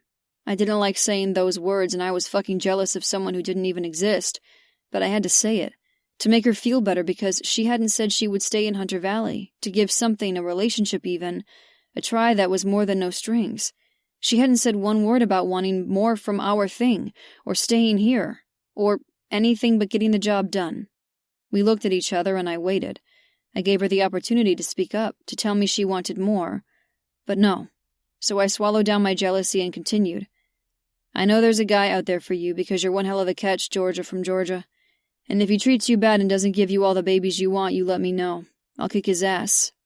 The smile grew and I was suddenly dazzled. There was my gorgeous unicorn, the one that was going to slip through my fingers and be gone for good soon enough. I had to remind myself she wasn't for me. She wasn't for Andy. Hell, she'd arrived without boots or a proper coat. She sure as hell wasn't right for Montana. Or me. I'm sure you would. She took a deep breath, let it out. It seemed her tears were done, and thank fuck for that. I liked her smiling so much better. I think this night wasn't what you expected when asked to someone's house for dinner, she continued, wiping her cheeks and heading for the kitchen. I bet Lindy and Dex are going to be hungry when they get settled at the hospital. Why don't we dig up some plastic containers, pack up a lasagna dinner, and deliver it to them at the hospital? Chapter 55. Georgia. Hello, Mama. There you are. I thought maybe you were eaten by a bear in that godforsaken place. My mother, the Southern drama queen. I think they're all hibernating now, I said. I went to switch on the wall and flipped on the gas fireplace. Every room at the James Inn had one. And I'm not living in a tent in the woods. This is a town with buildings, heat, hot water. There are perfectly good towns in Georgia, she countered. Yes, there are, but the job is here. I'm sorry I didn't return your call earlier, but I was busy working and then, you won't believe it, I helped deliver a baby. She gasped. I told you it was the wilderness. You helped to deliver a baby. Don't they have hospitals? Sometimes a baby wants out on their own time, I replied. In this case, it was fast. Too fast. I cried all over Mac. That had been an error on my part. Then I told him about Art and how I'd wanted a baby. For a moment, I feared he'd think I was preparing to trap him, that I was sobbing into his flannel about popping out weak eggs, and that I needed his super sperm immediately, to snare him into 18 years of child-rearing, all because I'd missed out before now. That hadn't been the case. Seeing the love Lindy and Dex had for each other, the excitement, the fear, and the pure joy of seeing the person they made, it had been moving, and it hurt, and it made me cry. What was I doing? Falling for a man who'd made it clear the amazing sex we had was casual, that it was a Montana fling for me, Fuck a firefighter for a few weeks, then go home. Forget him and his family. No big deal, like delivering a baby. It was a job to him, something to tackle, control, and resolve. Nothing more, nothing less. It wasn't his fault I felt more for him than I was supposed to. It wasn't his fault I witnessed the amazement of childbirth with him. It wasn't his fault it made my biological clock tick louder. I'd done all that on my own. We took food to the hospital, and as Mac expected, Lindy's room was packed. Dex sat on the bed beside his wife, holding the new baby in his arms. They'd named her Justine after Lindy's mother, who passed away years ago. They radiated pure joy and happiness. Around them was Theo and Mallory, Bridget and Maverick, and Silas and Eve. They were all first-time aunts and uncles. Maverick had passed Mac a cigar, and he was the man of the hour for his birthing skills. We didn't linger, thankfully. Even though I'd had drinks with most of them when I first arrived, and Mav was my boss on the fundraiser project, and I'd offered up my towel of support during the birth, I'd felt completely out of place, an outsider. This was a family moment, and I hadn't wanted to intrude. Mac drove us back to his house, and the fact that I didn't belong, even with the Mackenzies, became so glaring. While Mac had wanted me to stay with him like I had been the past few nights, Drew was going to stay in the guest room. It was one thing to fool a 6-year-old, but I wasn't going to share Mac's room with Drew across the hall. While Mac had said he was 35 and wasn't going to be grounded for being with a woman, it wasn't happening, especially since it had been made more than clear I was just a fling, and for that I was thankful. I needed some space and time to think. I was still shaky from the birth, from the abruptness of life, of change. It was a stark reminder of how much I'd been kidding myself. I was an all-in kind of girl. Even when I agreed to just sex, I couldn't do it. I'd caught feelings. Stupid Georgia. So I snagged some clothes from the garage apartment and went to my barely used room at the James Inn. Andy and his father and grandfather were tucked in bed on the other side of town. New parents Lindy and Dex, along with baby Justine, were being safely observed at the hospital. I was tucked in cozy, a fire in the gas fireplace, me in a plush robe and slippers after a hot shower. I'd never look at a bathtub the same way again. I'd even savored the chocolate that had been on my pillow, alone, and my mama wasn't letting me forget it. "You have a parcel of them now if you kept Art happy," she said, and I could clearly see her in my mind shaking her head with her usual disappointment. I had good girl syndrome, the need to please even if it was to my disadvantage, to sit quietly by and put others' feelings and needs first. I always let my mother walk all over me in order to keep the peace. Art was never happy with me, I admitted. It was the truth and was obvious if he strayed. That's why he's Pam Buttermacher's problem now. "Maybe if you lost some weight or served dinner when he got home from work instead of working yourself," she added, knowing just how to make me feel bad, to make it my fault. "Then I'd be worse off than I am now," I countered. "I'd have no job skills, penniless, and no children to show for it, because it's quite hard to make a baby when your husband is sticking his dick in someone else." "Well, I never," she huffed. "What is it you called about, Mama?" It had been such a long day, overwhelming, emotionally exhausting, and she was only making it worse. So much worse. Because after spending time with Mac and him telling me I was gorgeous and proving it to me by fucking me every which way he could, my mother's jabs were even more glaring. I heard her breathing as if she had to collect herself. "I wanted to know when you're returning from that silly job. Sassy needs help with some pageant clients, and I need to tell them when you'll be available. They won't be getting the best, but some of these girls won't ever wear a tiara, but their mamas continue to hope and are willing to pay for it." Like she still did with me. It was my turn to collect myself. She didn't ask how the fundraising project was going, if the James Corp thought I was doing a good job, if the community thought I was. No, not once. "I have to get back to you. Good night, Mama." I hung up, because no matter what I said, nothing was going to change. I wanted this calendar to succeed because obviously I'd suggested it. The last thing I wanted was to have it fail and the department find better success with a chilly dinner. But I also needed to prove to myself I was competent and capable, that I was better than what Mama and Art and any other doubter thought of me. Bradley believed in me, and I needed to believe in myself. Now, I wanted to succeed because I needed so badly for James Corp to hire me full-time. I needed to be in the Denver office, not back in Calhan. I needed to find my place, my spot in life that wasn't in Sassy's shadow, wasn't my mama's warped view of an overweight divorcee, and wasn't Art's second choice. For so long I let others dictate my wants and happiness. I stayed in places where I knew I didn't belong, like continuing to linger in the Mackenzies' lives hoping for scraps. All of these issues were my mistakes I repeated over and over. No more. The calendar had to be amazing. I had my life riding on it. Chapter 56, Mac. Morning, I said, heading for the coffee maker. I just got out of the shower and Andy was stomping around upstairs trying to find his favorite socks. By the time I got home the night before, it was late.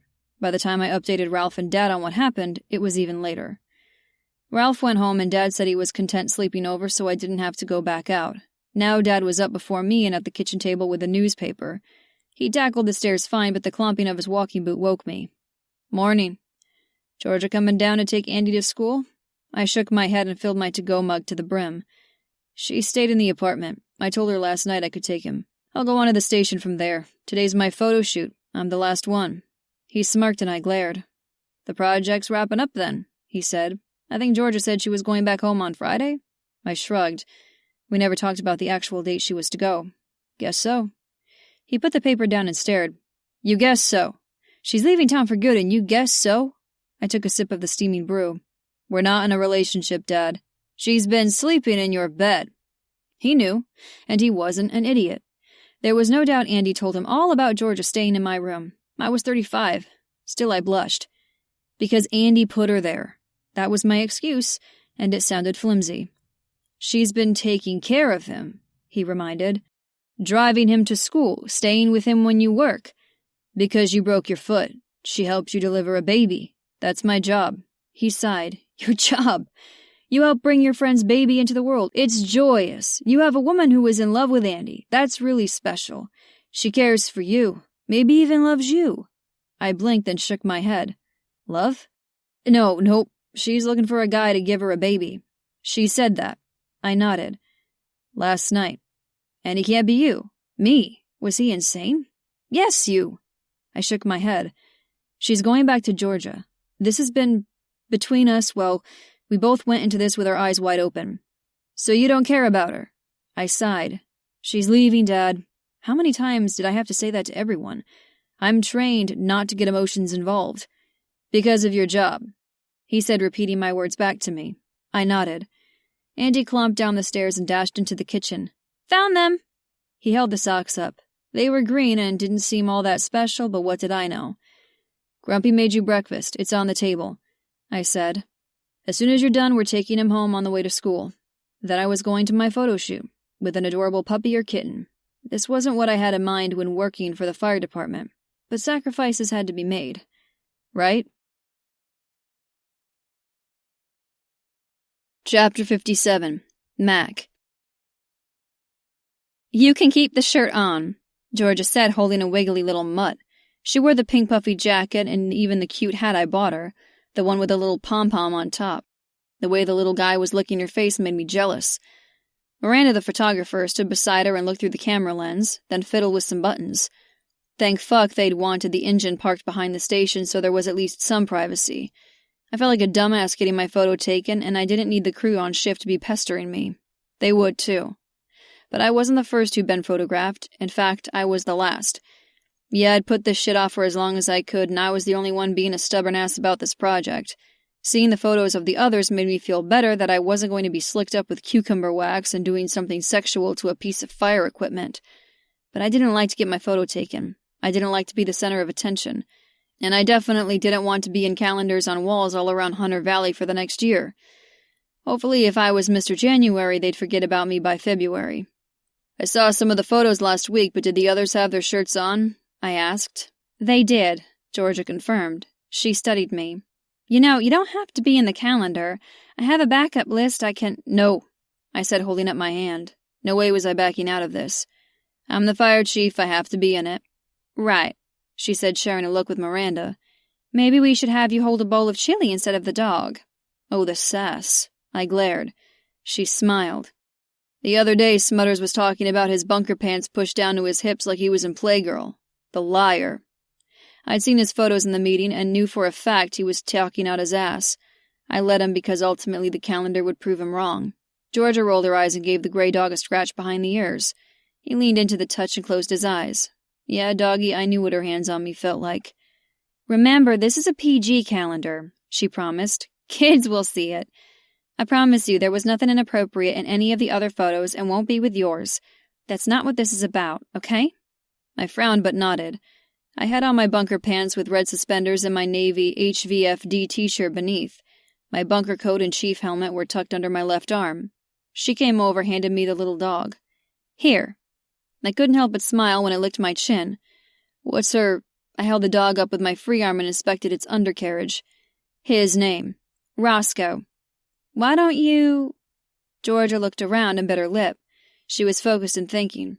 There, go sit on the back. I went that way and Miranda followed. I heard the camera click but didn't know why. I was walking away. How exciting was that? I dropped onto the back running board, set my coat and helmet down beside me. I couldn't feel the textured metal through my thick pants or that it was really cold. Sitting the dog next to me, I looked down at him. Click. My head whipped to Miranda and I glared. Don't mind that look, he's always grumpy, Georgia told her. You look like you're really uncomfortable. Why is your back so straight? I gritted my teeth. Because I don't want to look slouchy. She rolled her eyes and laughed. Relax, this isn't the DMV. Roscoe woofed and sat and posed for the camera like he was a natural, the little fucker. I settled back onto the platform and tried to get comfortable. Miranda took some photos, but it was weird. This was weird. Georgia came over, stepped close. I wanted to wrap my hands around the backs of her thighs and pull her so near I could set my head against her soft tits, but I held off. Barely. I'd missed her last night. A few nights sleeping with her in my arms, and I wasn't only grumpy about the photo shoot. Remember the other night when you were watching me use my toy? She whispered. My head snapped up to look at her. What? I said instantly hard. A glance at Miranda told me she wasn't paying us any attention. She was fiddling with something on her camera. Remember? She asked again. I cleared my throat. Yeah. You sat in your reading chair and watched me on your bed. The look you had was what gave me the nerve to do it. The way you watched got me hot. Yeah. I was reduced to monosyllabic talk because watching her with her legs spread wide as she made herself come. Hottest fucking thing ever.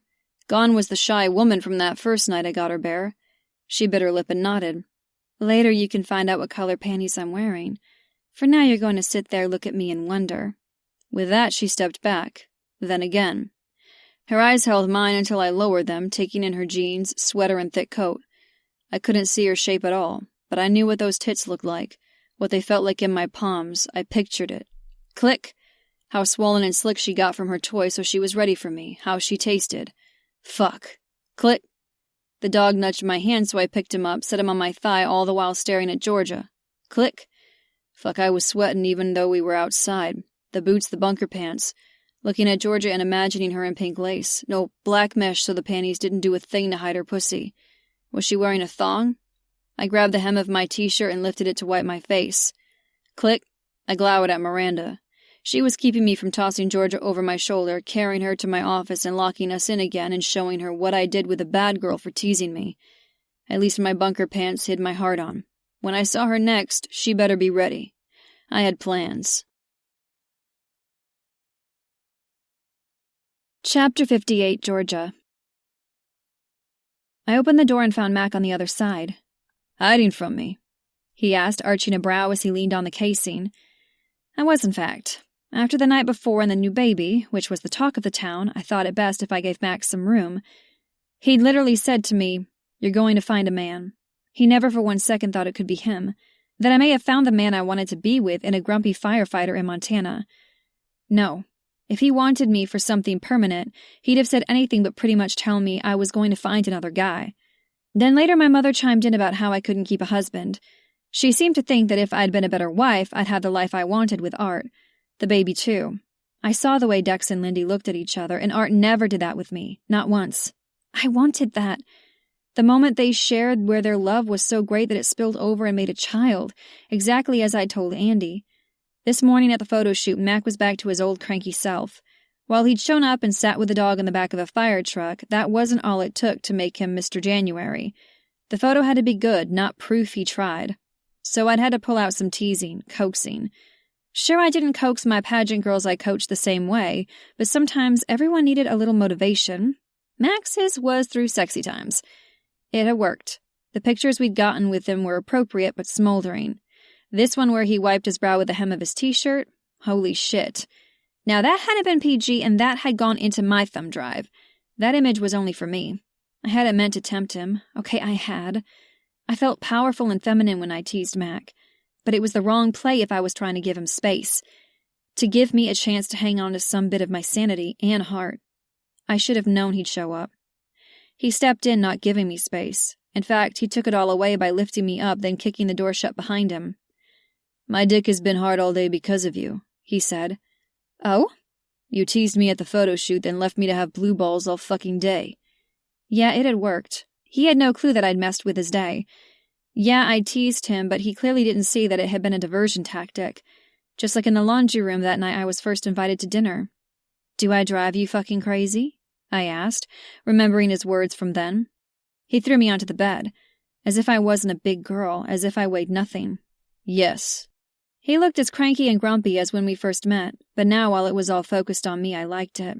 He leaned over me, set his hands on either side of my head. His dark eyes met mine. In fact, they were all I could see.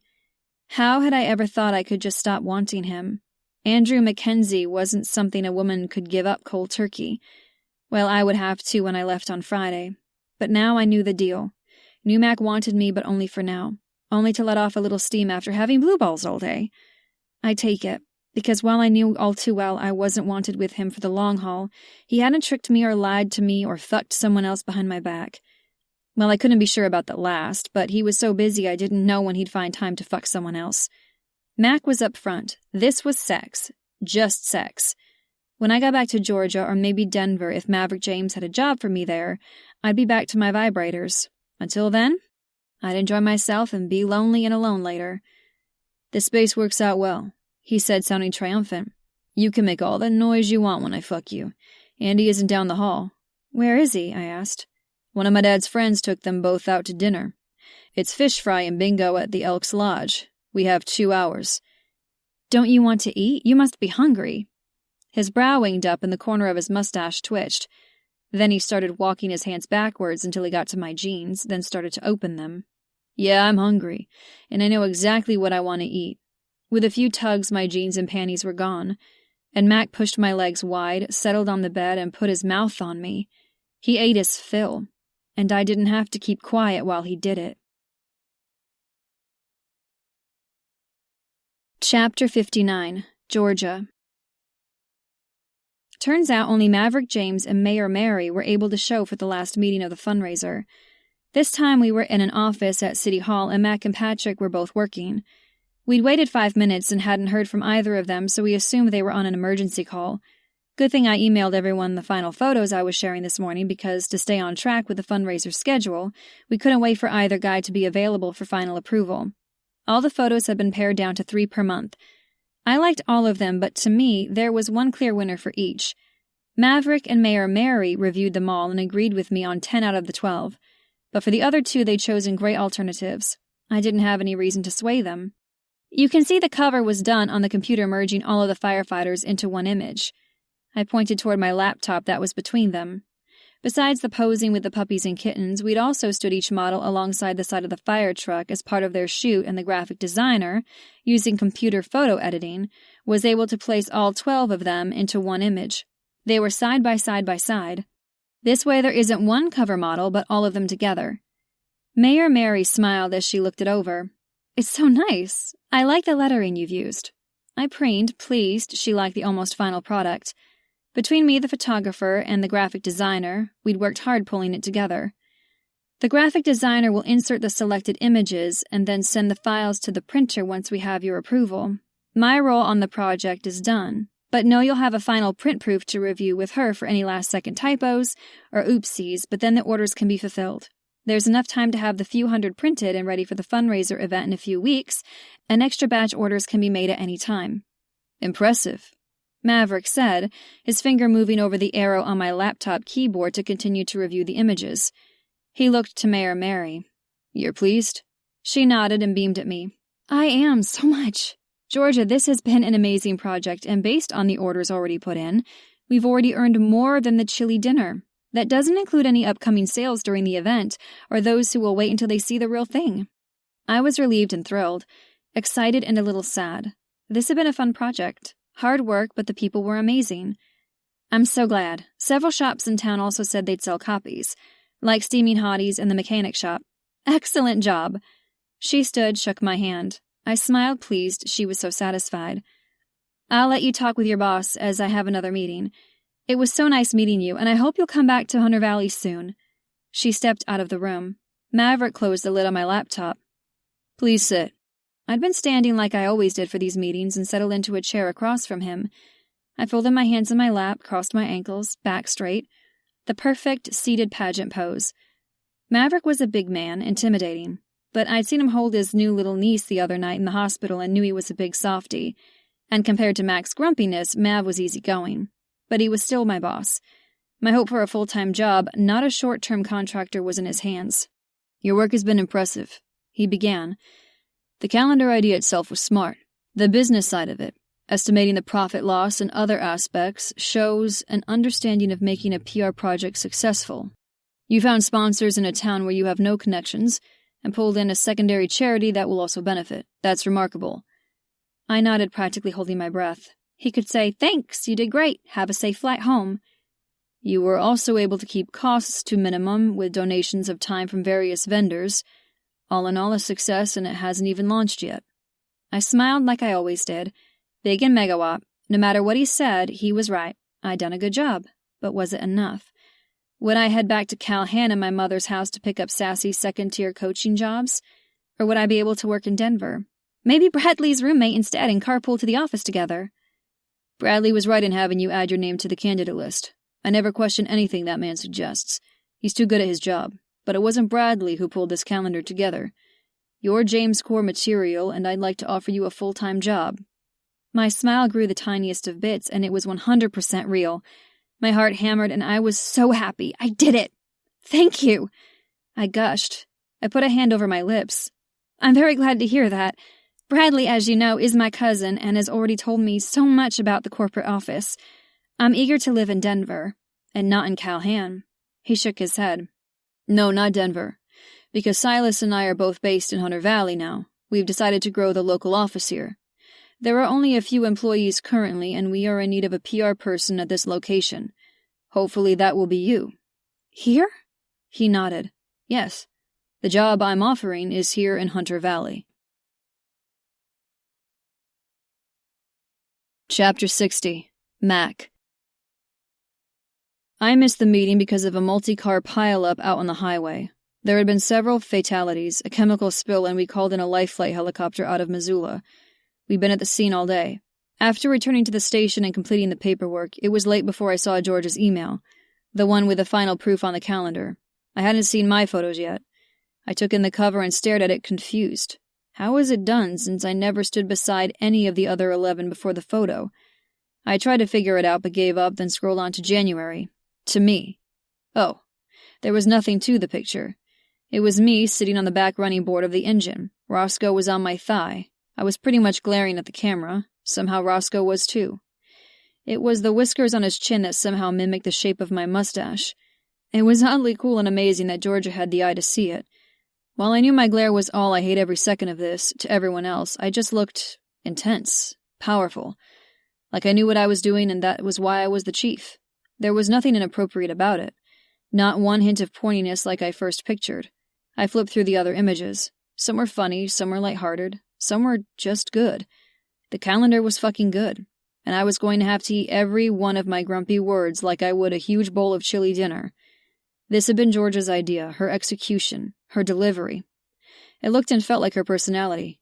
Open, bright, upbeat, except for my January glare, and welcoming.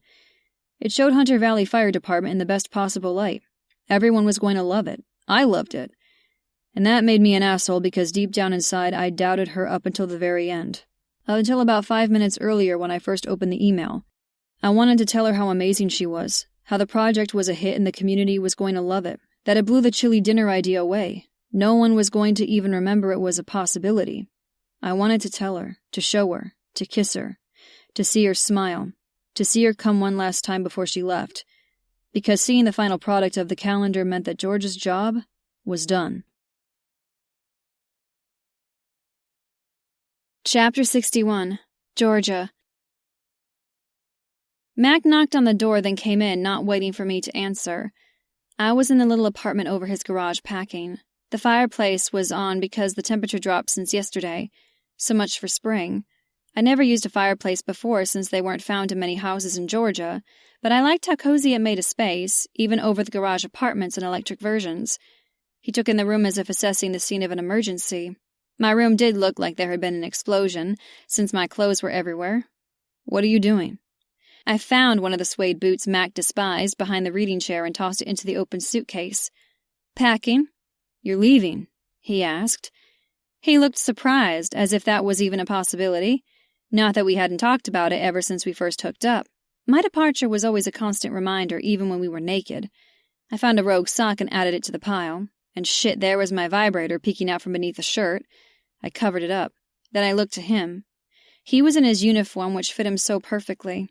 Snug button-up with his chief badge, biceps bulging from beneath the short sleeves. I knew that belt well, the one that circled his trim waist, and those sturdy legs. And what was between... I swallowed, suddenly feeling overwarm, a constant condition around him. "Yes, but don't worry. Your dad took Andy to his house for the night, said Ralph would pick them both up and take Andy to school. There was something in there about pickleball, I think." Maverick's job offer was the only thing I'd thought about since this morning. The whole Hunter Valley thing wasn't something I imagined. There wasn't much of a real office here yet, only a small staff. But if they wanted a PR person here, then they definitely planned to build it up. With me. Me! I'd be in a place where I knew my ideas were valid, in a job that could only grow, with people who were nice, quirky, fun. I dreamed of working in Denver, getting based there, but this little town, with Mac and Andy and Drew, it would be perfect. But that whole casual thing made the decision tough. Should I move across town or back to Georgia? Mav said HR would email me the job details, and I could take some time to consider. He knew all about moving to Hunter Valley, and that the decision was bigger than taking the job alone. I still had to sell my house I shared with Art. I had furniture, clothing, belongings, 1,500 miles away. I needed a place to live, one that wasn't over Mac's garage, a car that could tackle snow, probably some winter driving lessons. There was a lot. But it all came down to one thing. Mac. Maverick didn't know my accepting his offer revolved around Mac. No sane person would tell the CEO of a billion-dollar company that she was debating a position because of a man. I texted Keely as soon as I got back to get some advice because I sure as hell needed it. The conversation went like this. "I was offered the PR job here in Hunter Valley." "That's amazing, right?" "It is amazing. But I can't stay here if Mac doesn't want me." "He wants you. How many times have you two fucked?" "I'm a fling. He's never once told me otherwise." "Men are idiots." We could have gone on like that forever, and I hated texting long conversations, so I called her. "What am I going to do?" I asked when she picked up. "Do? Take the job!" God, it felt so good, so fulfilling. Wanted, successful too, except... It's not that simple. The one thing I wanted came with strings, big strings, which was ironic because I wasn't supposed to have any strings. Gah! Let me get this all straight.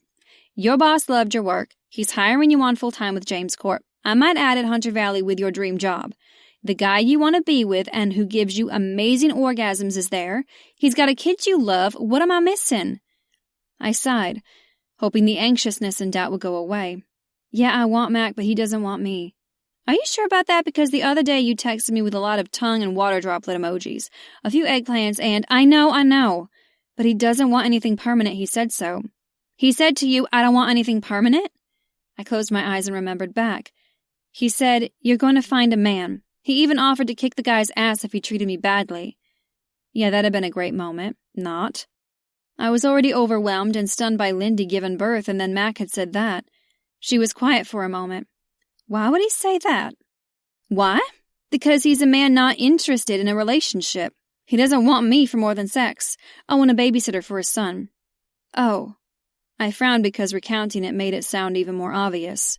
Yeah, oh. Then tell him how you feel. I sighed. Again, it's not that simple. Yes, it is. Let's practice together.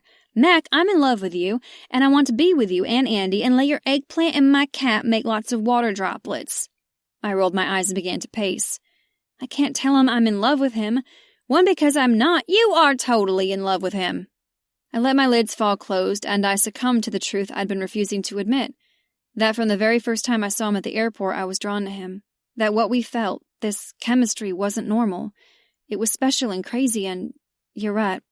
I'm in love with him. It was ridiculous. I'd only known the guy for about 2 weeks. In that time, we hadn't done a hell of a lot of talking. When we did, Mac was often obstinate and stubborn, said I drove him crazy, but I saw through all of that. I thought I knew him, knew his character, his honor, the depth of his love for his family. That was what drew me to him as much as that sexy mustache and his ability to handle chaos with a cool head. He was so unlike Art or any man I'd ever met. I never expected to fall for someone so completely different, so temperamental, so basic, simple, someone who cared more about the people around him than things as superficial as appearances, who was insanely perfect. She screeched, "Finally, I was fixin' to come up there and whoop your ass." "It doesn't change a thing," I countered, frustrated now that I admitted my feelings aloud. Saying them didn't make anything easier. It actually hurt and I rubbed at my chest. I was stupid for falling for him when we'd clearly said it was just sex. I swallowed hard, coming to terms with the truth of my mistake. I fell for another guy who doesn't love me in return. I was an idiot, weak. I had an impulsive heart, one that was attracted to things I wasn't supposed to have. "He doesn't love me, Kay," I said. "He likes fucking me. He likes me babysitting for Andy. I'm replaceable. I'm temporary. No strings, remember?" "Then you take the job of your dreams and steer clear of him." She made it sound so simple. Why couldn't it be simple? "Ha! This place is just like Callahan. Small. You think I can avoid Art and Pam?" She laughed. "No. Well, I can't avoid the fire chief in Hunter Valley if I lived here. Everyone knows him. In the wintertime, I'd drive into a snowy ditch every day and he'd be the one to rescue me." "Fine. Then ask him if he wants you to stay, then you'll know." Keeley was right. I needed to know how he felt about me, because a job was a job. Love was something else entirely, and I couldn't walk away from the chance of it. Not if Mac felt the way I did. "Ask him, G," she pushed. "You have to. You spent years with Art not knowing if he didn't feel for you what you thought. He's not Art, and not every guy will let you down." I bit my lip, worried. What if he doesn't want me just like Art? "Hon, then you'll come home knowing you took that dick for a ride and had some fun.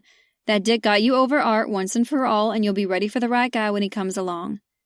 That had been the end of my call with Keeley, and when my nerves kicked in. Mac was here watching me. "Are you leaving?" he'd asked. Now is the time, the moment. My plane ticket back to Georgia was for the morning. I was so nervous my palms were sweating. I wiped them on my pants. Mac was everything I wanted. Moody, sure, but selfless and sexy, bossy, and an amazing father, an incredible lover. I swallowed hard, licked my lips. God, I wanted to go to him, wrap my arms around him, and hope he held me right back. I wanted him to kiss the top of my head, call me his good girl, and then fuck me like I was very, very bad. But more sex wasn't going to change anything except my orgasm count. I had to ask. I had to know if I belonged, and if it was here, with him. Do it. Do it. Do it. Do you want me to stay?" I asked. "Do you love me? Do you want to be with me? Do you want me?" There, I did it.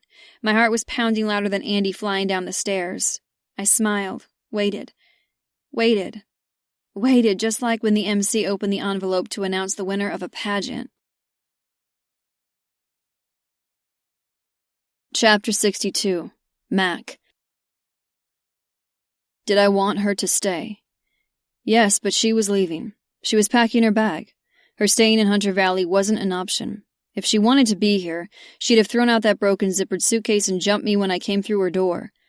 Knowing this, seeing the proof of her departure strewn across the room, I needed her. To touch her, hold her. Fuck, I had to make her come.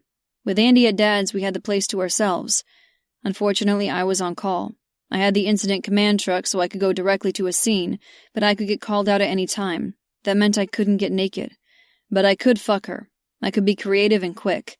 Because if she was leaving, I had to have her one last time. I had to feel her lush curves, feel her clench my dick, claw my back, scream my name. Fuck it.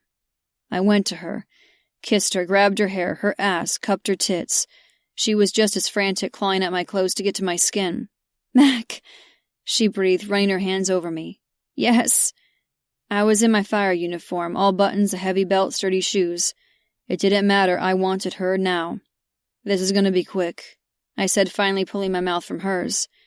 She nodded, her hair falling in her face. She wasn't calm and collected or poised like she told Andy. She was eager for my dick. "Yes, quickly." Her fingers worked my belt open, then my work pants. I hissed when she reached into my boxers and gripped me. Fuck. I pulled her hand from me, gripped her hips and spun her so she faced the wall. Her hands were by her head, her face turned. She watched me as I got her pants and panties down around her knees. Leaning in close, I spoke right into her ear. You wet and ready, gorgeous? She bit her lip, nodded. Let me see. I slid my hand over her bare ass, smacked it. Fuck, my handprint bloomed on her creamy skin. Then I found her center, found her wet. With her legs trapped together, she was tight. Mac, she whispered. That wouldn't do. I wanted her shouting my name. Bend forward, stick that ass out. As I pulled a condom from my wallet, I watched her get into position. I loved how she gave me sass 1 minute, then submitted the next. Her upturned ass with my handprint on it was a sign of that. How she held herself still, eagerly awaiting for my dick. Bending my knees, I lined myself up, slid the latex-covered head through her folds. Mac, please! That was a little better. Oh, she begged so good. I lined up and thrust deep. Thank fuck she wasn't little. I didn't have to bend in half. Neither did she. We fit perfect. Tight. Snug. Yes! She cried, pushing back on me. I hooked a hand about her waist, the other across her body to cup her tit through her top. Then I began to move deep strokes. So tight. So wet. I nipped at her neck. Perfect, you take me so good. So good, she repeated. Play with your clit, gorgeous, and come for me. Yes, just like that. Oh, you just got wetter. It didn't take long, and I could feel her clenching, rippling. She looked over her shoulder at me. Those dark eyes met mine. They widened, and then she came. I followed, unable to resist getting lost in her. Fuck, she felt so good. I filled the condom and lost my mind, got lost in Georgia. I had no idea how long we stood there, her pressed into the wall, me still deep inside her as we caught our breath. The condom needed attention, so I carefully pulled out, disposed of it in the bathroom.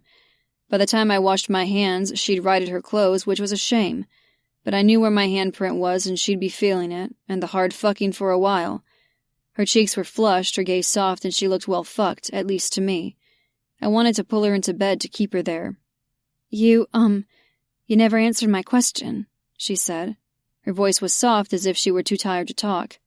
I don't remember the question, I admitted, buckling my belt back up. Do you want me to stay? Oh, that question. Wasn't what we just did answer enough? It was sex, amazing sex, but that was it. Her life wasn't here. She had a family in Georgia. A mother, a sister, a niece, a nephew. I knew all along she wasn't permanent, just like every other woman in my life. Mom left. Sure, she died, but she was gone. Tracy left.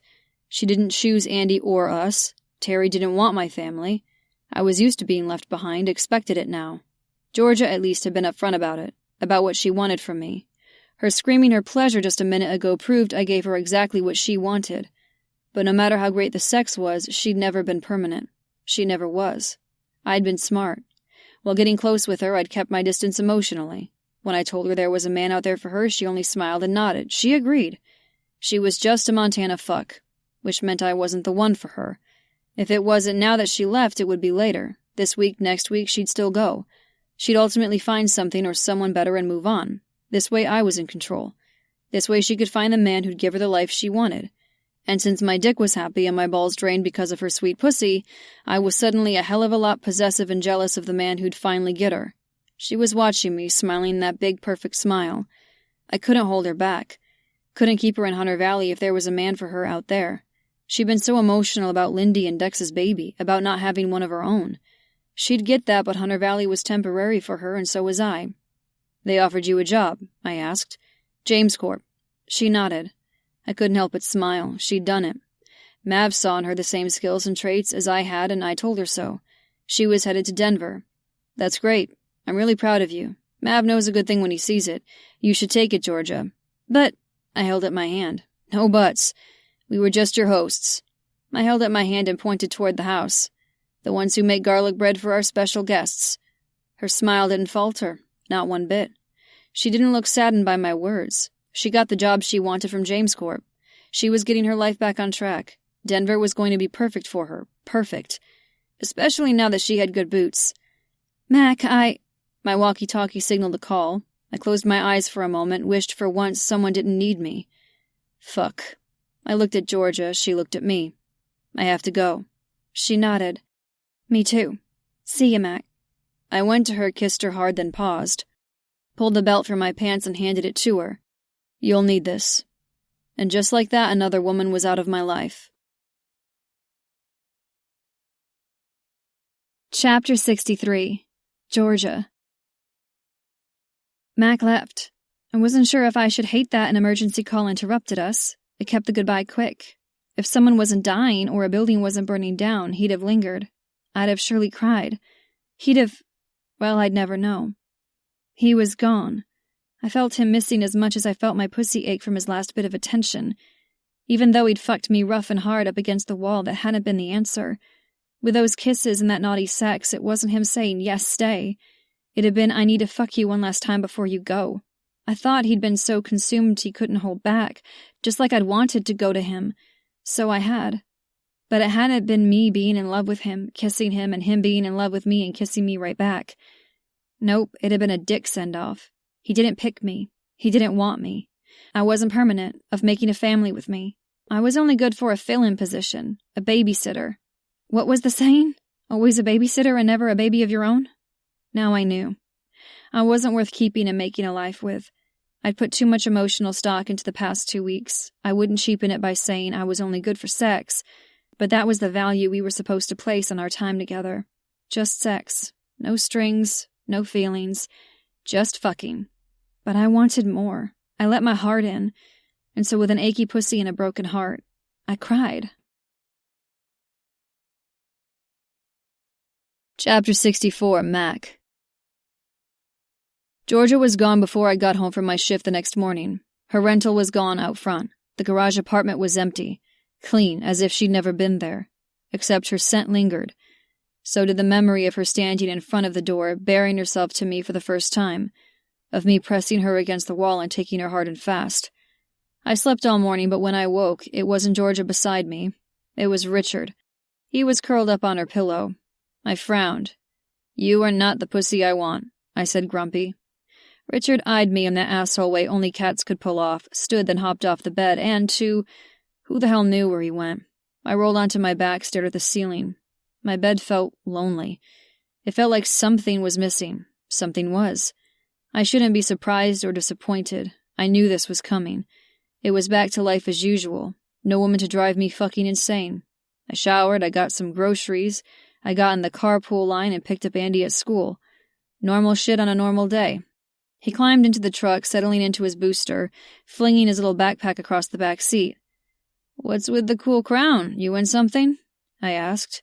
He was quiet and unsmiling, completely unlike Andy. The school would have called me if he were sick. It's from Miss Gigi, he said, sounding forlorn. She made it for me. Oh. The crown was clearly handmade, cut from cardboard and covered in shiny aluminum foil. It had zigzag peaks all the way around. I imagined her making it with the limited supplies she had in the garage apartment. She gave it to me this morning when she said goodbye, which had been before he went to school. Ralph must have swung him and Dad by to see Georgia one last time. That was nice of her, I told him. It was. Just like her to give him something special. Yeah. She said I'm her favorite 6-year-old. I won and there wasn't even a runner-up. What's a runner-up? It means you didn't have any competition. Well, shit. He wore the crown all day at school. All fucking day. Should we go to get grumpy and go out to eat? I asked, hoping to switch topics. He shrugged his little shoulders in his winter coat. I miss her, he murmured, looking down in his lap. Yeah, buddy. I missed her too. Chapter 65, Georgia. Wine. Give me wine. I was on Keely's couch. Johnny was out with the kids. One look at me standing on his doorstep and he herded them out the door. Or it could have been the 2 bottles of wine I was carrying, and a family-sized bag of corn chips. I saw on the news that Dex James had his baby, she said, coming from her kitchen with one of the wine bottles and 2 glasses tucked under her arm. I'd already ripped open the chips. He was even interviewed. Is he as handsome in person as he is on TV? I nodded, tucked my legs under me. Yes, taller too, super nice. I can't believe you were there and helped with the delivery. Me neither. So have you heard from him? She flopped down beside me and poured our drinks. Dex? No, I bet they're too sleep-deprived to even... She held up a hand to stop me. Not Dex, Mac. Mac. Every time I heard his name or saw a Big Mac commercial on TV, my heart gave a little lurch. Oh no. I'd been home for a week. Using Mac's belt, my suitcase had made it back to Callahan without exploding again. My life total explosion How's it going living with your mama? I rolled my eyes. The neighbors think I worked on a slutty firefighter calendar because that was the only option I had since I can't keep a man. She laughed, then cut it off and frowned. That's what she told everyone? I nodded. Her fingers covered her lips. Oh, my lord. That had been pleasant, correcting everyone on the block. The only part that wasn't true was the word slutty. I did work on a firefighter calendar, and I definitely couldn't keep a man. Hell, I couldn't keep two. It certainly didn't make it any more fun to be in her house again. Thankfully, the house with Art is under contract, I shared.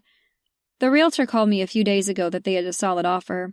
I'd had to meet Art at their office to accept and sign paperwork. That had been fun, too. Seeing him again, seeing the wedding ring on his finger that was for a different relationship. As soon as I was done, I'd been out of there. While I no longer had any feelings for Art other than anger, he was a physical reminder of wasted time, of wasted love. It was almost May and it was hot in Calhan. I'd been sweaty and uncomfortable ever since I landed. The humidity was brutal and I forgot the amount of hair product needed to keep my long hair from frizzing. That had not been a problem in Montana. Lord, I missed the cold. I missed being bundled in thick sweaters, sturdy boots, and a pink puffy coat. Kelly had the air conditioning on and I was still sweating.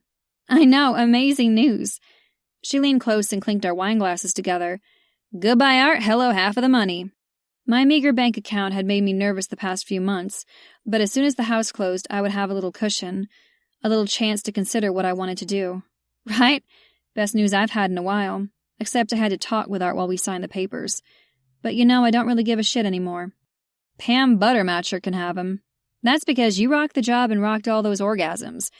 She said it simply as if the answer was obvious. In the time I'd been back, I hadn't heard from Mac. I hadn't expected to. I can't believe you turned down the job, she said, biting her lip. Clearly, she thought I should have accepted. So had Maverick when I met with him at Steaming Hotties and shared the news. When he'd shook my hand and wished me well, I shook my head. I'm not going to watch Mac and Andy from afar. They're different than Art and Pam, but that baby is going to be tough. A baby was my kryptonite. No, after all this, I learned a lot about myself. That I don't need to believe anything Mama or Art says about me. That I have a life outside of Calhan, outside of the expectations and limits they set on me, that I set on myself. You go, girl, she said, taking a swig of wine.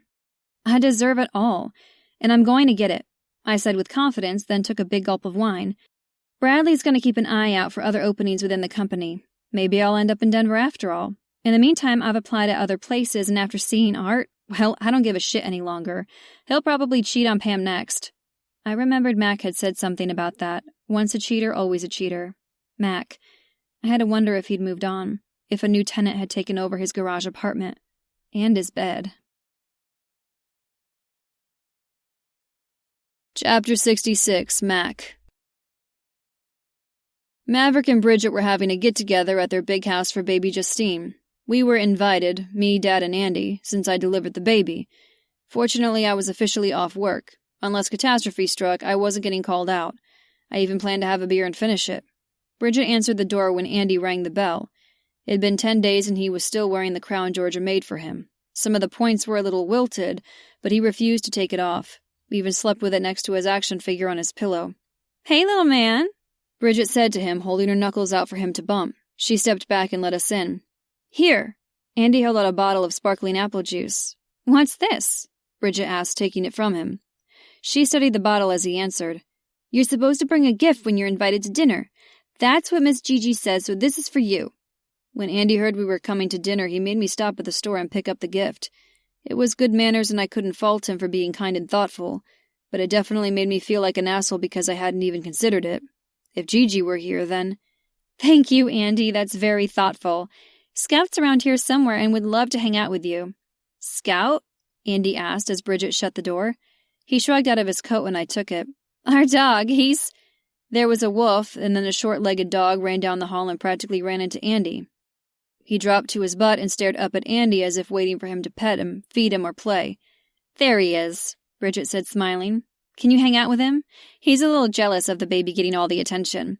Andy smiled, the first one I'd seen in a while, as he pet Scout. Sure. There are treats in the counter for him, too, but don't give him too many. They ran off together. Thanks. I think he was afraid Mallory was going to give him some kind of math homework to do. She grinned, then looked to Dad. How's the foot, Mr. Mackenzie? Getting there. he replied, picking up his foot and shaking it as if he were doing the hokey-pokey. "Another 10 days. She turned to me, smiled. "And Mac, you're the man of the hour." "Me?" "Yeah, Mr. Baby Deliverer, come on in." She led us through her big house and into a huge great room. It was dark out, but I could only imagine the view out of the floor-to-ceiling windows. There was a roaring fire, and everyone was spread out between the huge sectional and the food spread on the kitchen island.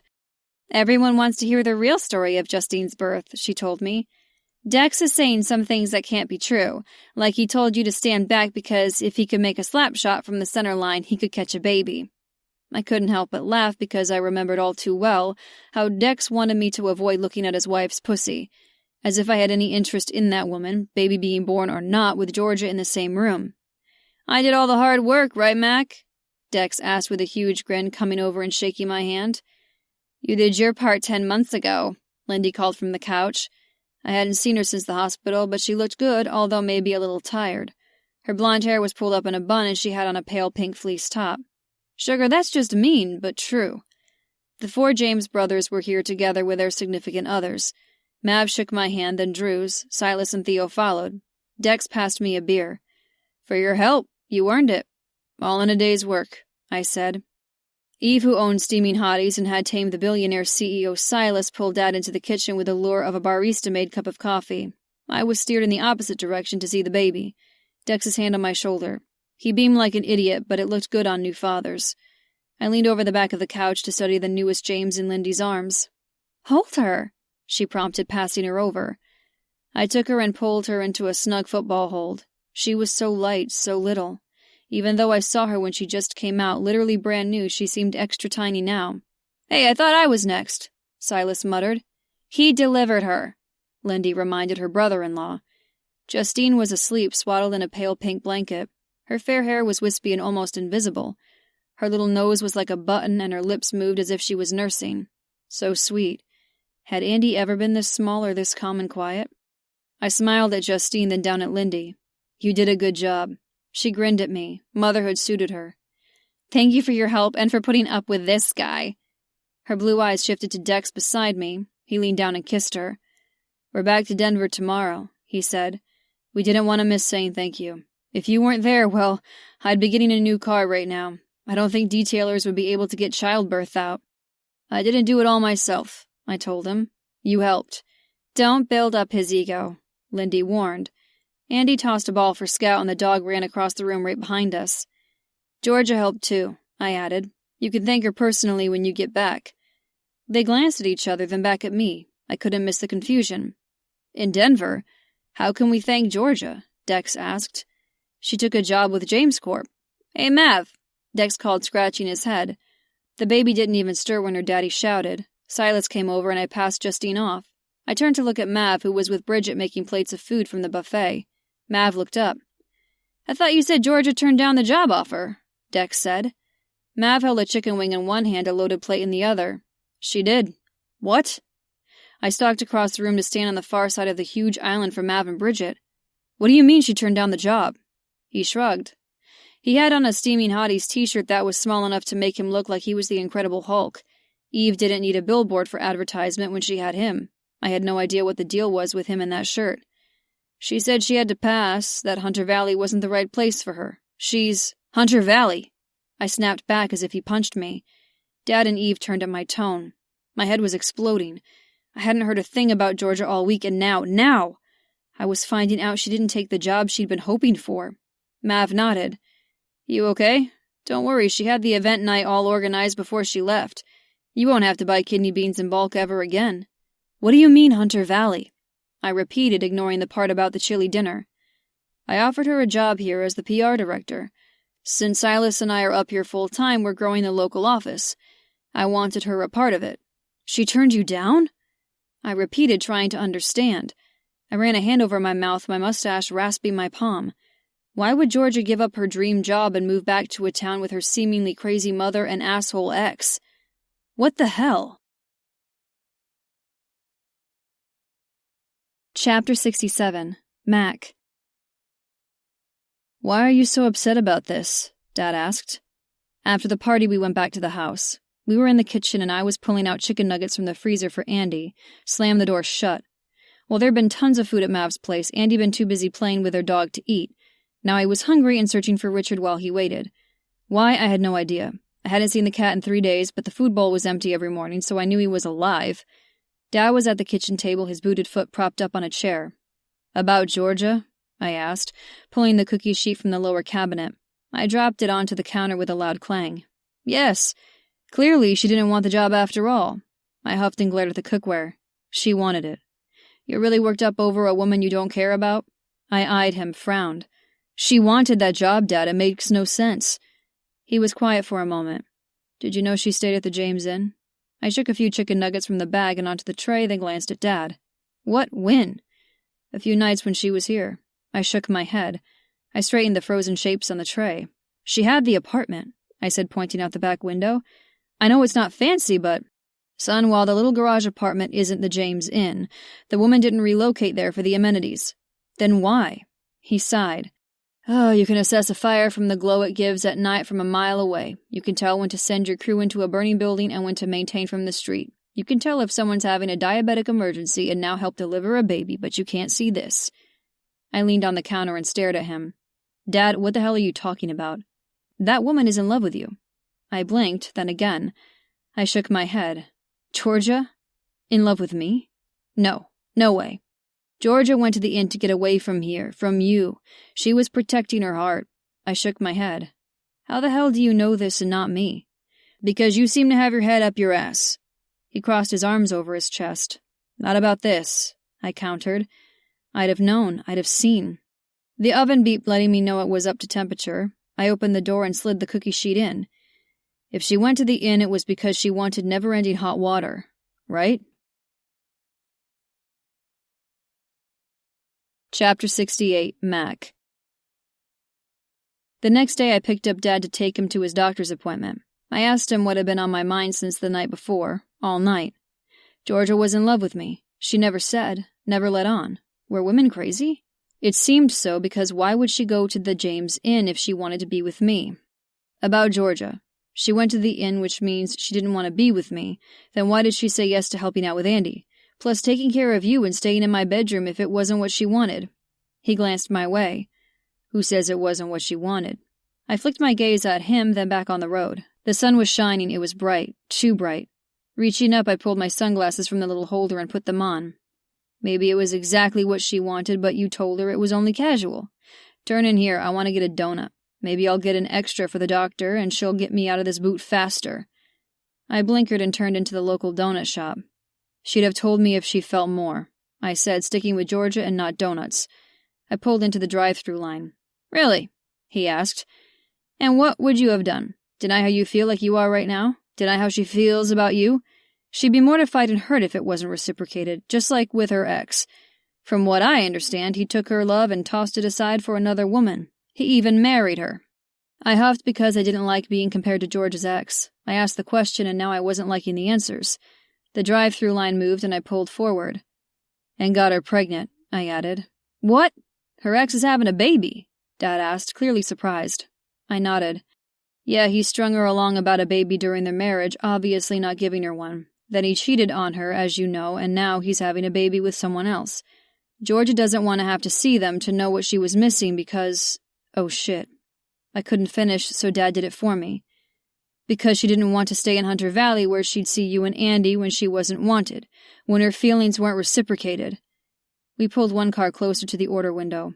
Son, all she wanted was to be picked, to be chosen, to be someone's top choice, not runner-up. Chapter 69, Georgia. Good morning, Mama, I said, going to the coffee pot. It'd been tucked in the corner by the stove all my life. I had on my satin sleep shorts and top. My hair was up in a sloppy bun. I'd brushed my teeth but needed coffee to do anything else. I wasn't sleeping well, imagine that. She was switching purchases on the counter, matching everything from the blue one from yesterday to the pink one that matched today's outfit. Sassy has an extra pageant girl this morning. I told her you'd take her. You'll meet at the mall because the dear thing needs help choosing the right support wear, and I know you know just the right thing. I closed my eyes for a moment. I didn't need this, not before caffeine. I grabbed a mug and filled it, then turned to face her. She was fully dressed and ready for the day, meaning she had on a dress, shoes, jewelry, makeup, and her hair was styled. At 8, she was ready for anything, even a religious cult that might knock on the door. "Mama, I am not taking Sassy's extra pageant girl," I said. "She shouldn't have double-booked." She looked up from her task. "Of course you will," she countered, waving her hand as if my words meant nothing. "You have nothing else going on. It's not like you have a—" I held up my hand. I'd had enough. I was done. I wasn't fixin' for a fight, but I'd been used and walked out enough.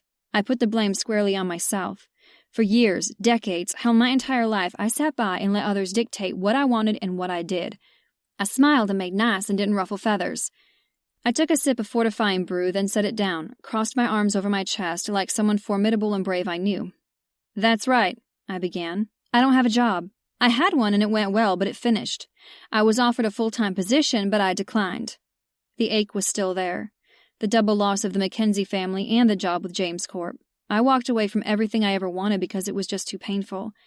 Every night since I flew home, without a cute little boy sitting next to me to share my peanuts, I'd cry myself to sleep. I was surprised Mama hadn't mentioned my blotchy face or swollen eyes. I needed cucumber slices and hemorrhoid cream to calm the bags under my eyes. "Which was silly of you." She pursed her lips. Today the lipstick choice was a mauve. It was a good color for her. "Mama, y'all can't have it both ways. Y'all can't say it's silly for me to turn it down and then point out it was in such a backwater dangerous place." She remained quiet because she knew I was correct. Then she went back to her purse shift and moved her cosmetics bag in compact. "You could get a job here." I nodded.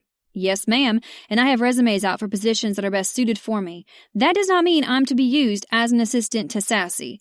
My time is my own, my choices are my own." Her eyes widened. "Where is this bold streak coming from?" I thought of Mac, of standing in front of him that first time in that little apartment, of me being nervous and showing him my body in just my bra and panties, and he told me to rule his world, and it seemed I did, for a while. "I've always been this way, Mama. I just found it easier to go along, to paste on that pageant smile and pretend everything was perfect, with you and Sassy, with Art. I thought he might love me more if I bent over backwards for him. I shook my head and held up my hand once more. "Your opinions on my marriage are just that, your opinions. He cheated on me, and regardless of the reasons for him doing so, he broke our wedding vows. I take those seriously, and I know honor is important to you as well. If you continue to take Art's side, then you're hurting me and only shaming yourself." "I don't take Art's side," she countered, grabbing the small pack of tissues and stuffing it into the new purse. "You had a solid marriage, and you let it go." "Oh, of course I let it go, and it wasn't solid, not for years." "Do you truly want me to stay with a man who cheated, who flaunted it in my face at home and at work?" "Well, of course not." "Then enough. I'm fixing to put him in my past, and so should you." "I only want you to be happy." "No, you want me to be happy with what you want me to be. I'm 35 years old, Mama. I'm never going to win a pageant. I'm never going to be Miss Skinny or Miss Georgia like Sassy." "Not everyone has her genes and talent." "You're right. I have my own genes, and there are people who like me exactly as I am. I have talent and skills that I share with an entire town. No one cared I could sing or swirl a baton. I was wanted for being smart, not beautiful. The job was mine." "Then why did you turn it down?" "Because I wanted more." I wasn't going to tell her about Mac and Andy, about Drew and the mysterious Richard the cat. I was too raw to talk about them. I missed them all so much, but they weren't mine. And I deserved to have a man tell me to stay, to be his, to get on my knees. And from now on, that's all I'm going to take. She looked at me wide-eyed, as if I'd been possessed by aliens while I slept. "No more shaming me," I warned. "No more comparing me to Sassy. No more. You accept me and love me as I am, or I will walk right on out of here. Head high, pageant smile in place." She swallowed hard, but clearly I'd made her speechless. I'd said my fill. I told her what I should have years before. Now time would tell, and many reminders. I looked at my coffee, thought it was good, but much too hot for the weather. It needed to be snowy and crisp for a hot drink, and Georgia in April was neither. "I think I want to go get an iced coffee. Would you join me? We can make it a girls' day and get our nails done." I looked down at my hand. I will admit Montana air was hard on my cuticles. She looked surprised, then pleased. She nodded. "That sounds lovely. Before you walk anywhere, though, including the coffee shop, you better put on your face." Chapter 70. Mac. "Your dad told me you're still being a dumbass," Theo said the second I opened the front door for him. He shrugged out of his coat and handed it to me. Is that why you're here? Because I didn't invite you. He went into my kitchen and I followed after hanging up his coat. Got any coffee? Mallory has me cutting out baby chicks and spring flowers for a bulletin board in her classroom. Brain surgery was less labor-intensive. In the pot. Dad just made it a little while ago. The weather had improved enough that the snow was gone from the backyard. Dad and Andy were on the deck building a bat house. The sun was bright and they'd shed their heavy coats. Their project looked like a flat birdhouse, and it was going to be hung on the side of the garage. It was their hope the bats would eat the mosquitoes and keep our deck free from those pests this summer. I didn't think we would see them, mosquitoes or bats, for another few weeks. Spring was starting to creep in. There was also new guests in the garage apartment, a couple from Utah in town looking to buy a house. They left first thing this morning with their realtor, and I hadn't seen them since. Theo started opening and closing cabinets until he found where the mugs were kept. He filled one with hot coffee. Then he leaned against the counter and faced me. "This is an intervention," he said. I sighed, ran a hand over my face. I hadn't slept well since Georgia had been in my bed. I didn't want to wash my sheets because they still smelled like her, but I had to soon. "Seriously, only you showed up? I figured at least Smutters and Mav would be here." He took a sip of coffee. Somehow he didn't seem to be in a rush. Clearly cutting out paper flowers was worse than an intervention with me. "Your dad tried to talk sense, but he gave up. I think it's because he's too nice. I'm not." He gave me the patented Theo the doctor look. I crossed my arms over my chest. "Okay, asshole, intervene. On what exactly?" "On you being an idiot about Georgia. Why hasn't anything he said sunk in? Or Andy? He's 6 and knows she's a keeper. Mav wanted her." I glared. He rolled his eyes. "For work, Jesus." "Fine. How am I an idiot?" "Because you love her and you haven't told her and she's not here. And you're an expert on love?" "No, but I'm an expert on being a dumbass. Ask Mallory. It takes one to know one. That's why I got called for this. You're a lot like me." "Oh?" "The reason I walked away from being a surgeon and moving here for the quiet life of a small-town doctor was because I had a kid on my table who died. I should have felt something. Sadness at the loss of someone so young. Anger for the kid missing out on so much just because he got in a car accident. I compartmentalized all too well. That sucks. I never heard the exact reason before. You as a first responder see sad and horrible shit all the time. Before patients even got to the hospital and someone like me, you have to put those feelings aside." "Yeah," I agreed. "Georgia may have worked on the fire department fundraiser, but what you two shared wasn't part of the job. It's okay to feel something for someone." I leaned a hip on the counter, facing him. "Look, I told Dad and I'll tell you, it was casual between me and Georgia. Nothing more. Remember at Kincaid's? You were the one who told me to think with my dick." "Dick, not heart. You're the one who got his heart involved." I frowned. "How so?" "If it was casual, you wouldn't have had her watch Andy and help your dad. That takes trust." "I trust her, why shouldn't I?" He shook his head. "Of course you should. It's one thing to share your body with her, that's easy. A quick lay is quick for a reason, and it's another to share your life. You did, but with conditions." I scratched my head. "What are you talking about?" "She was literally part of the family. She loves you. She loves your dad. She loves Andy. She doesn't give a shit that you're a grumpy fuck and that you work ridiculous hours. That you have to get up and leave at any time for an emergency." What was he getting at? "Okay. You gave her everything except the one thing she needed to stay. I got the hot water heater fixed."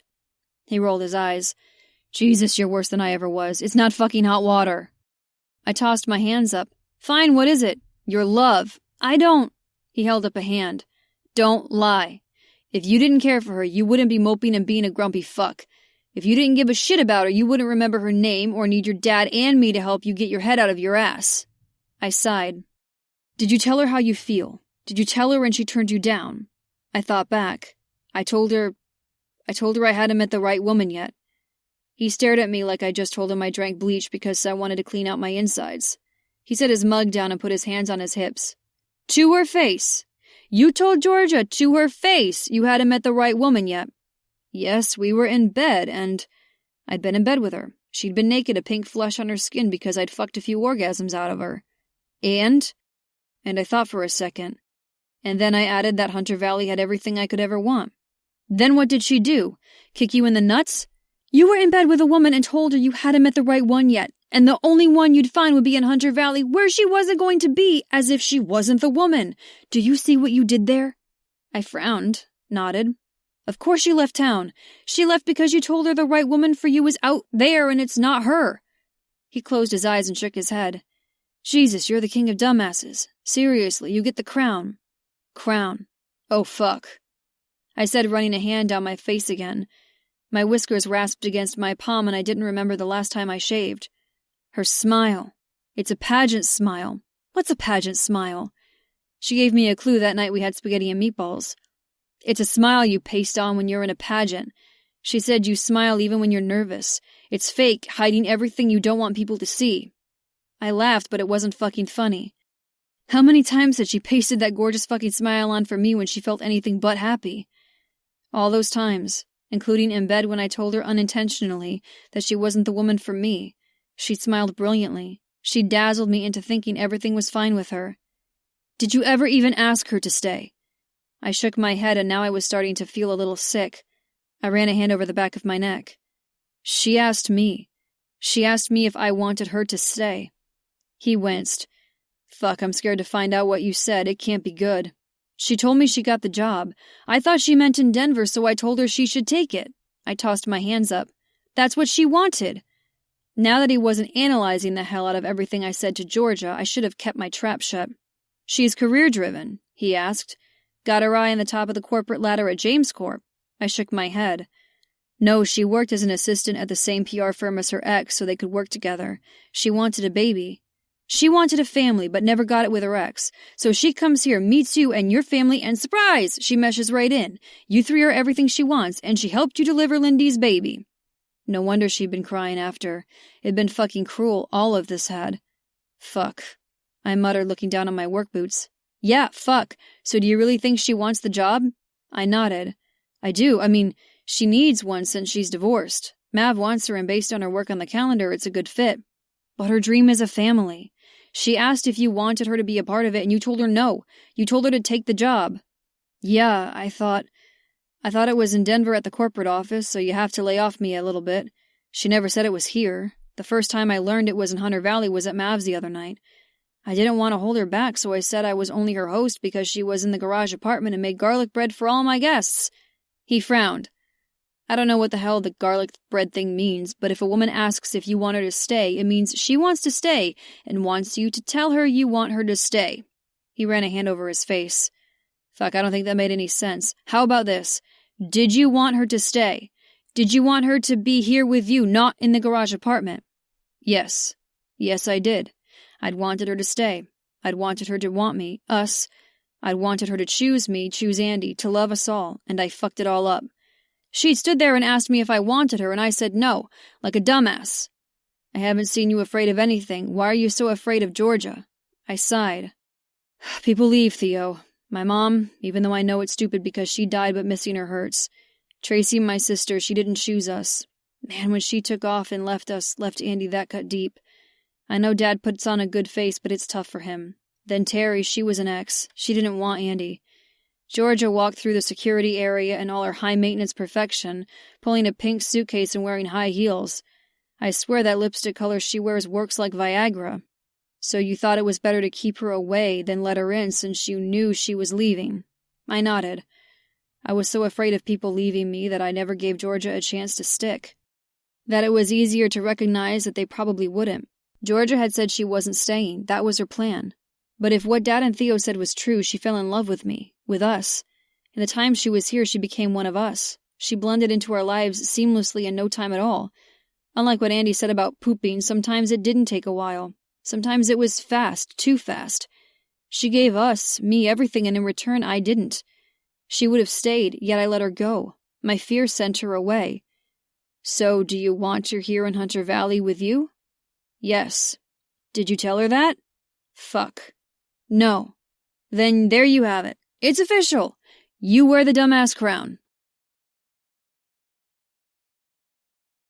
Chapter 71. Mac. King of the dumbasses. That was me. I could run into a burning building, but I couldn't open up my heart. While Theo drank his coffee, I went to the window and stared out at Dad and Andy working on the bat box. The crown Gigi made him looked really sad after over a week, but Andy still wore it. The crown meant love. George's love for Andy and him not taking it off showed me he loved her in return. Missed her. I was jealous of a 6-year-old on how he could give his love so freely, so unconditionally. It had literally been love at first sight for him. Maybe it had been with me as well, seeing her at the airport and fucking bam, I wanted her in my life, and she kept popping into it, being the renter of the garage apartment, the organizer of the fire department fundraiser, even Dad's broken foot.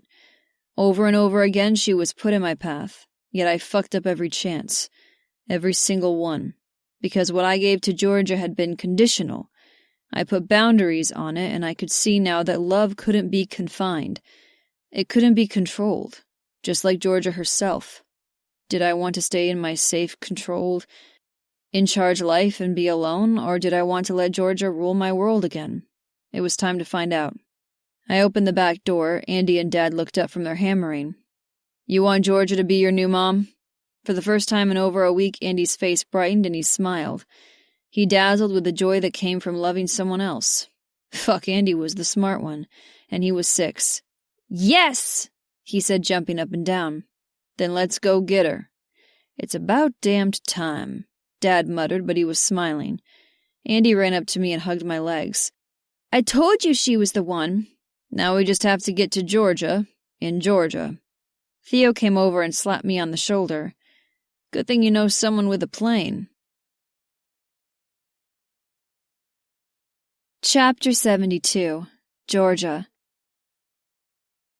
Sassy was over for dinner. Since the weather was nice, we were eating on the patio. Mama's house was a large old house in the original part of Calhan. The houses were stately, set back from the road that was lined with live oaks, Spanish moss dangling from the branches. Thick lilac bushes separated backyards, although it was typical southern nature to be in everyone else's business. Tommy and Sally Ann were in their bathing suits running through the sprinkler. Joining them were Keely's boys, hooting and hollering and having a grand time. When I found out Sassy was coming, I texted Keely for some BFF support. Her husband Johnny was at the bowling alley for league night, and Troy, Sassy's husband, was at work still. Dinner was over, but we hadn't yet brought out the sliced fruit and sherbet. Ever since my little chat with Mama the day before, she'd been quieter. Perhaps that was because she was practicing the if you don't have anything nice to say, don't say anything at all, which only proves she never said much that was nice. But she was trying, and I appreciated that. But it was stifling, and not just because of the heat, staying with her. I was too old to live at home. I was eager to get my half of the money from the house sale and move out. I felt as if I was stuck waiting. For what, I didn't know. I'd gone to Montana to move on, to escape my life, but it only got me right back where I started. The doorbell rang. "I'll get it," Mama said. "I saw the marching band going door to door earlier, and I'll have to give them a donation. Then we'll have dessert." "Is that a new lipstick color?" Sassy asked when Mama had gone inside. Her blonde hair was in perfect curls over her shoulders. Her Lily Pulitzer outfit was a striking pink and green, and the pearls at her ears matched the choker around her neck. I licked my top lip as if that helped me remember. "Oh, no, it's clear lip gloss." "Clear?" she asked. She looked so stunned by the concept. This to her was one step up from lip balm. I nodded. "Yes, I think the shine is nice, don't you?" Keely, sitting next to me, grabbed my chin and turned my face toward her, studied my lips. "You'll have to tell me the brand. It looks good." Georgia," Mama said from the doorway. She, too, looked picture-perfect, also wearing a dress, although she skipped the green. It wasn't a good color on her, and she knew it. "There's someone here to see you." I looked at Keely, and being best friends since we were 6, I didn't have to say out loud that we both thought it might be Art. I stood. If I was going to confront him, I'd do it out front, although Mama probably wouldn't want me to air my dirty laundry on the walkway for the neighbors to witness. But it wasn't Art, and he wasn't on the front porch. It was Mac. And he was here. "Miss Chi-Chi! With Andy! Oh, my sweet Lord." Chapter 73. Mac. Georgia stood and stared. I stared right back. Besides naked, I hadn't seen her in anything but thick winter clothes. Now she was in a pretty sundress. Her shoulders were bare, and it had pretty flowers all over it. Her hair was in the usual lush curls past her shoulders, and her lips were shiny as fuck. She looked beautiful. And stunned. Andy ran to her and wrapped her in a hug. He wore the crown she'd made him, although the foil was ripped in a spot and one of the points was bent down. The 2 short flights to and from Disney and California were nothing in comparison to the trip to Georgia, but I sure as hell appreciated the James Court jet. Holy fuck, that was handy. She squatted down and hugged him right back, good and fierce. "Miss Chi-Chi, you're gonna be my new mom, I told you!" The woman who answered the door, clearly Georgia's mother, gasped. "Georgia Lee Gantry, please introduce us to your friends." Georgia stood and looked down at Andy with a smile. This wasn't one of those pageant fake jobs, but a real one. Now that I was onto her, it was really fucking obvious. She was really glad to see Andy. Me, I wasn't so sure. Not yet. "Mama, this is Andrew Mackenzie and his son, Andy. Mac, this is my mother, June, my sister, Sassy, and my good friend, Keely. Over in the sprinkler are my niece and nephew and Keely's 3 sons. "Sprinkler?" Andy said, whipping around so fast I'd have a crick in my neck. "Can I play?" Keely stood and went to Andy. "You sure can," she said with a thick southern accent. "Just go right over there and leave those shoes and socks. You can take your shirt off, too. We're fixing to have some dessert soon, but y'all keep right on playing." Andy dashed over to where Keely pointed, a patio chair with a pile of towels, and stripped down to his shorts, carefully setting his crown down. Off he ran to the sprinklers, where the kids made swift introductions and were running and playing like best friends in all of 5 seconds. Keely went to stand beside Georgia. She was still staring at me. "Is this the guy?" she asked, her voice low but not low enough. Georgia nodded. "Well, I'll be dipped in rolling cracker crumbs," Keely murmured. That was a phrase I'd never heard before. Georgia had tossed a y'all out there a time or two, but she didn't have the strong accent or phrases like her best friend. "Yeah, Jay, what's going on?" Sassy asked. Now I could see why Georgia thought she was inferior to her older sister. The woman was insanely pretty. Every hair was in place. Every long curl was perfect. I'd never seen eyebrows arch like 2 perfect rainbows. I didn't see a pore on her face. Her pink and green outfit was blinding, but a dead man couldn't miss how skinny she was. She looked like a mannequin. "What is this about the little boy saying you're his new mom?" June asked, clearly flustered. I probably couldn't blame her. Andy was the least subtle person in the world. "Ma'am, I'm from Hunter Valley, and I've had the pleasure of getting to know your daughter." I couldn't take my eyes off Georgia. I could have sworn Keely said the pleasure's G's, but she covered it with a cough. Keely came over to me, not Georgia. "Mac, you must see it. You've come a long way, and we want to hear all about you, so don't leave anything out." I thought I might talk to Georgia alone. Keely shook her head. "Nope, not happening." I let Keely lead me to a chair, thankfully right beside Georgia. We were only a foot apart. I looked to her. She looked to me. "Hi," I whispered. "Sit," Keely said, practically kicking me behind the knees so I would drop into the chair. Georgia settled beside me. While the kids screamed and played in the sprinkler, the grilling from the 3 southern women began. But all I had interest in was the 4th. Chapter 74. Georgia. Mac was here. Here in Calhan. Andy, too. And he said I was to be his new mom now. And he was wearing the crown I made him. It wasn't like at the airport when Mac hadn't been in on it, but now he was. My heart was racing, and I was thankful for my pageant times now. Every single second of practice, because I sat calm and collected, not shaking and sweating and climbing in his lap. The one thing about Southern women is that they want to know more about any situation than the people in it. We were nosy and the biggest bunch of busybodies. When a man as handsome as Max showed up on Mama's doorstep with a son telling everyone I was his new mom, the vultures circled, then settled around their prey, Mac. The questions came out rapid fire with expert precision. For once, Keely was on the same side as Sassy and Mama. They all wanted to know about Mac.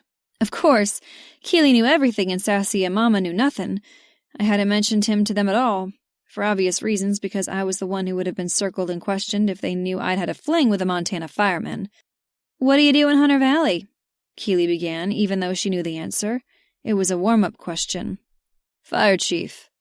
"How old is your son?" Mama asked. 6. "Where's your wife?" Sassy asked. "Not married." Mac shifted a little in his chair, but he didn't squirm. Divorced? No. Sassy and Mama gasped at the same time. Widowed. Their sympathy for those who lost a spouse went deep. No. Then you don't know how to use birth control. It was my turn to gasp. Mama! Andy is my nephew. My sister chose drugs over him, and now he's mine. That shut Sassy and Mama up for a few seconds. And the rest of your family? I have my father who lives around the corner. Is he married? Keely asked. Widowed.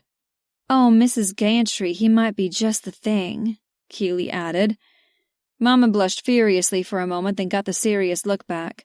She wouldn't be deterred and had no interest in a man who wasn't in Georgia. What size shoe do you wear? Sassy prodded. Mac frowned but answered. 12. Sassy looked to Keely. Keely looked to Mama. Mama looked to Sassy. I knew what they were thinking. Big shoe size, big. Do you own or rent? Own. Did you play football? High school. That was Mama's question. She and Sassy took turns, one right after the other, not giving Mac time to think. Baseball? T-ball only. Do you eat meat? Yes. 401k? Yes, and pension too. This line of questioning was getting a little ridiculous. I wanted to interrupt, but a strange man showed up on the doorstep, and they needed to vet him how they felt best, even if it was batshit crazy. How do you know Georgia? From the fundraiser project and her being the tenant in my garage apartment. Do you work out? Yes. Are you a Baptist? What in the world? No. Why aren't you married? I was an idiot when I found the right woman. I'm sorry, what? That was me. I asked that. He turned to me, looked me straight in the eye, and said, I was an idiot. Why? Keely asked, smiling. I saw it out of the corner of my eye. If she had popcorn, she'd be eating it right now. She was pushing him when she knew I wasn't going to, because I was stunned. Mac was here, and he was an idiot. Because when you asked me if I wanted you to stay, I should have said yes. When I said I wanted you to take the job, I should have said you already had one with me. As, hopefully, my woman and Andy's mom. Mama gasped. Sassy didn't say a word. Keely was squealing. I smiled. Big, bright, dazzling. Chapter 75, Mac. I took George's hand and pulled her to her feet. Oh, no, you don't. Not that pageant smile. Not this time. I looked around the table. If you'll excuse us. I glanced toward the grass where Andy was happily playing with the other kids. I'll watch him, Keely offered, reading my mind. He seemed fine, but we were someplace new and with strangers. Then I pulled Georgia inside. The air conditioning was on, and the house was at least 10 degrees colder than outside. No one I knew in Hunter Valley had it. It didn't get hot enough to need it. If it did, it cooled off at night, which was exactly how I liked it. This pea soup of weather in April, I couldn't handle it. The sooner I got Georgia back to Hunter Valley with me, the faster I could be out of the crazy weather. First I had to grovel. Once the door was closed behind us, I dropped Georgia's hand. I didn't think she'd run, at least not out the back door, maybe the front, but I didn't think she'd get far without breaking an ankle in those heeled sandals. You came all this way to tell you I don't want you to smile at me when you're angry with me. I said, I don't want you to smile at me when you're sad or unhappy, or nervous. I don't want you to smile at me unless you mean it. I pointed at her. See right now? You're so fucking unhappy, and yet you've got that gorgeous smile. She hadn't even realized she was doing it, that she had a pageant smile pretty much frozen on her face. She let it slip, then fall away. I nodded. Yes, that. I want that from you. The real Georgia. I want you to fight with me while I fight for you, okay? What? She whispered. Fight for me? I'm here to tell you I'm sorry. To say I'm an idiot. To tell you Dad and Theo and everyone else think I'm one too. To tell you I love you. Chapter 76, Georgia. He loved me. Tears filled my eyes. I hadn't been crazy falling for him so quickly because he'd been falling right along with me. The back door opened and Mama came in, looked at us, and didn't look the least bit contrite when she said, I came to get some napkins. No, she came to snoop. I frowned through my tears. Max said he loved me and she wanted to interrupt. It was my turn to take Max's hand. I tugged him across the first floor to the staircase and up to my room. I shut the door behind us. Sorry, you were saying? Mac looked around at the large floral wallpaper, pink bedspread, standing mirror, taking it all in. But not for long. His gaze landed on mine, and it was searing. I love you. He gave me a soft smile, unlike the first time he said it, when he seemed to be focused, as if he'd practiced what he'd say the entire flight here. Maybe he had. I was used to practicing speeches, and what he said would have won over the judges. It was winning over me. What was better to hear than I love you? His eyes widened as if he remembered something, and he held up a hand. Stay here. Don't move. I nodded. He raised a brow as if doubting me. Okay. He spun around and ran out of my room, stomped down the stairs, then ran right back up. He shut the door again and dropped a travel bag. He grabbed something from it and brought it back to me. Here, he said, a little out of breath. I blinked. In his hands was I started crying. Real tears. Real ugly tears. It's a crown, he said as if I couldn't tell.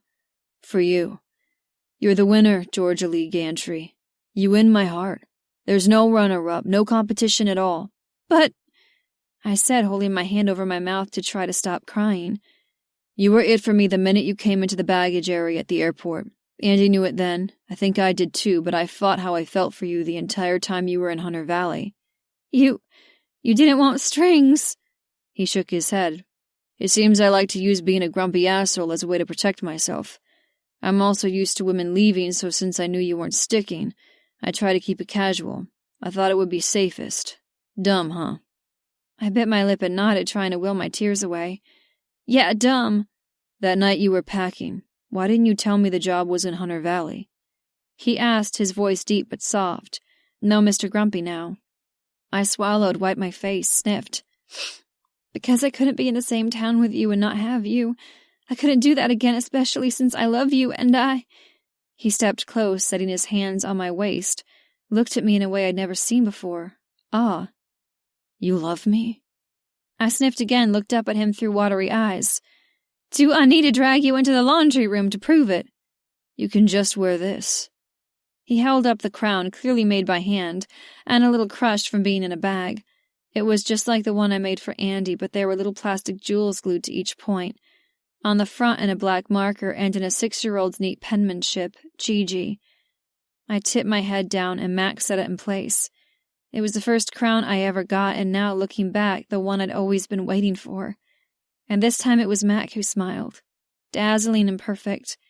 Because he knew with me accepting the crown I was his. Then he leaned down and kissed me.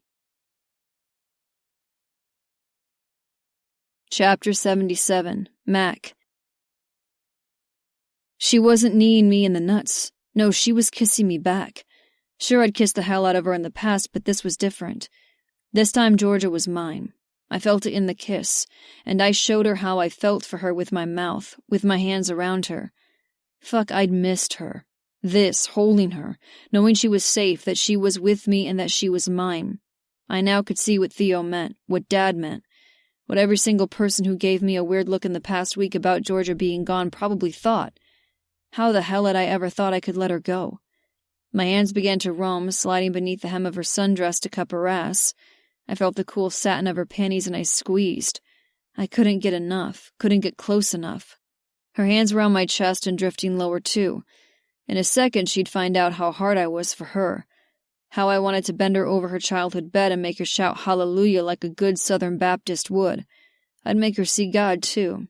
My very dirty thoughts were going to have me smote dead, or whatever the biblical term was for wanting to defile her in her mother's house, but I was willing to take the risk. Mac, I need... Yes. I breathed, my dick hard and aching to get in her. A stampede of wildebeests or a group of kids stomped up the steps. George's mother's place was an old sprawling house that hadn't seen much updating in the past 50 years. The wood staircase was solid and could stand the test of time, and a bunch of children. We stepped apart a second before the door burst open.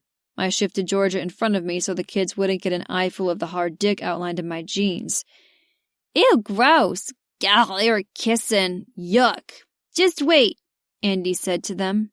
Their love's going to overflow any second, and they're going to make a baby. I looked down at the 6 little faces, then up at Georgia. Next, Keely stuck her head in and caught on that Georgia was standing strategically in front of me. Her gaze drifted to the hem of Georgia's dress, and she hastily smoothed it down, not realizing it had been folded up on the side. She grinned. Kids, come on out of there. That man's got a size 12 shoe, and your Aunt Georgia's gonna see if it fits. They turned right on around and ran out the door beneath her arm, all except for Andy. He stayed and stared up at us with all the hope and eagerness I saw on his face at the airport. She's wearing the crown, he said excitedly. I guess I never asked. Come back to Hunter Valley. I asked, then held my breath. Do you want me to stay? This was the question she asked me that night in the garage apartment. The one I fucked up. Yes, I shouted. The answer I should have said the last time was yes. She nodded and grinned and pointed at her mouth. A real smile, and my answer is yes. I smiled too and felt the relief course through me like adrenaline on a fire scene. Take the job with James Court? Yes. I turned her to face me so she could see the intent in my eyes. The truth that was there. Be mine. And Andy's and Dad's. Georgia Lee Gantry, will you be ours? She glanced down at Andy, who was eagerly waiting. Is that okay with you? She asked him. He nodded and hopped from foot to foot with his excitement. She looked back to me, happiness lighting her eyes and giving me a real fucking smile. Then yes, I will be yours. Andy jumped up and down and whooped while he dripped water from the sprinkler all over the floor. I knew it would work, Andy said, fist pumping in the air. They said the whole make-matching thing would work. I stared at Andy and tried to understand what he was saying. With a glance to Georgia, I wanted to see if she did. We were both clueless. But make-matching? He nodded at my question, his hair dripping water down the sides of his face. Yes, when grown-ups play a game to make two people fall in love. Now Georgia and I looked at each other, trying to figure out what he meant. Then her eyes widened in surprise. Matchmaking? She asked. What, someone tried to put us together? That made no sense. Yes, Andy said, pointing at Georgia. It worked. I ran a hand over my face and leaned down and set a hand on Andy's bare shoulder. Andy, who was playing this game? Which grown-ups? Andy beamed, clearly not realizing that he'd shared a very big secret. Grumpy said Mr. Maverick, the big guy with the dog, and a man named Badley were playing the game, and we were going to help. A man named Badley? I asked, looking to Georgia. What the hell? She blinked. Bradley? She said a little too loud. Yes, Andy confirmed. Is that... I began. Georgia's eyes narrowed and she set her hands on her hips. I didn't remember seeing her angry before, but the look was a little scary. Maybe because it was coming from someone so damned nice all the time. Bradley and Maverick played matchmaker. She huffed. My cousin is in serious trouble.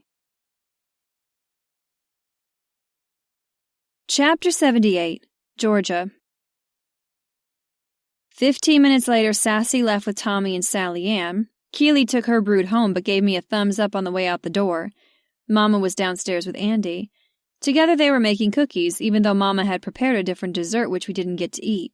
Andy had taken to her like a bee to a flower, even though she was a little prickly. But having a grumpy father must have given Andy coping skills, because he was handling her like a pro. He could manhandle anyone, that kid never knowing a stranger. Plus he loved cookies. Mac and I were in my room. Officially we were alone, sorta. We had 2 chaperones downstairs, but I doubted they'd disturb us, especially since I caught Mac locking the door. The kiss earlier and the time apart made me eager to try on his size 12 shoe. But we had something to tackle first, like finding out what some people had been up to. I had a video call pulled up on my laptop, and I'd gotten Bradley, Maverick, and Drew in a meeting room. Mac and I were in a little box on the screen. We were side by side on my bed, leaning against the white Sears headboard. The pink pillow shams and floral wallpaper couldn't be missed in the background. Thank the Lord this wasn't a business call. The others were in their own little video windows. They had to know why we'd texted and told them to get on this group chat. Therefore, there was to be no southern chit-chat that was a polite start to a conversation. I was going straight to the point. Did y'all play matchmaker? I asked. Yes, they said at the same time. There wasn't any lying or waffling. They admitted it outright. I told you she'd find out, a woman called. She sounded like Bridget, and it was coming from off-screen, so she knew too. I glanced at Mac out of the corner of my eye. Explain, he said, staring at the laptop. Bradley started. A while ago, Theo told me about Mac and how they worked together on the fire trainings. Then I met him back in the fall when I was in Hunter Valley. At the party for Theo and Mallory, Mac said, confirming Bradley's statement. Bradley nodded. I didn't know when that was, but the details of the event were probably irrelevant, but they met. I thought you two would be perfect for each other. Coincidentally, you just found out about art and you needed a man who wasn't an asshole in your life. I confirmed personally that Mac is not an asshole. Thanks, Mac said at the odd compliment. An idiot, or at least dense, since it seems you're finally together, but not an asshole. He corrected. Yeah, true, and thanks, Mac said again, rubbing the back of his neck. That was months ago, I reminded. Bradley nodded. I know. Bridget is tackling the philanthropic arm of James Corp and has been working on a list of ways to support and grow Hunter Valley. Like the small business grants. It was Theo, though, who mentioned the fire department fundraiser. He knows about it because of the trainings. This is where I come in, Maverick said. Bradley told me about you, Georgia, the situation you were in. He thought instead of a lower-earning fundraiser, he suggested it as a way to grow income for the kids' club, merging the James Corps community donations with it. You brought the idea of switching the charity to me, Mac said. Maverick nodded. Yes, but the fundraiser resource was added on. You made the job for me to go to Montana to meet Mac? I asked. That seemed a little far-fetched, but it seemed exactly what they did. In one sentence, yes, Bradley said. This is insane. I was indignant, hurt. Did I get the job because of my abilities or because I was the only applicant? Both, Maverick and Bradley said at the same time. I wanted a job because I'm good, I said. Mac wrapped his arms around me and pulled me close. You are good, G, Bradley said emphatically. He looked me square in the eye. There was no way I would have suggested this avenue to get you both together if I didn't think it would work. I'd never set you up for failure. In fact, based on the way Mac wants to kill me with his eyes and has his arms around you, it seems we were successful. Mac wanted to beat Bradley up because I was feeling upset and he wanted to hold me and knew I wasn't alone. So yeah, they were successful. Still, I waved my hand in the air. Irrelevant. Georgia, do you think I would hire someone unqualified to represent James Corps? You were my resource, my representative on this project with the town. Your work attitude, effort, and abilities reflected on me. When he put it that way. So I got the job and came to Hunter Valley, I said, moving the story along. And got on the same plane as Dad and Andy, Mac added.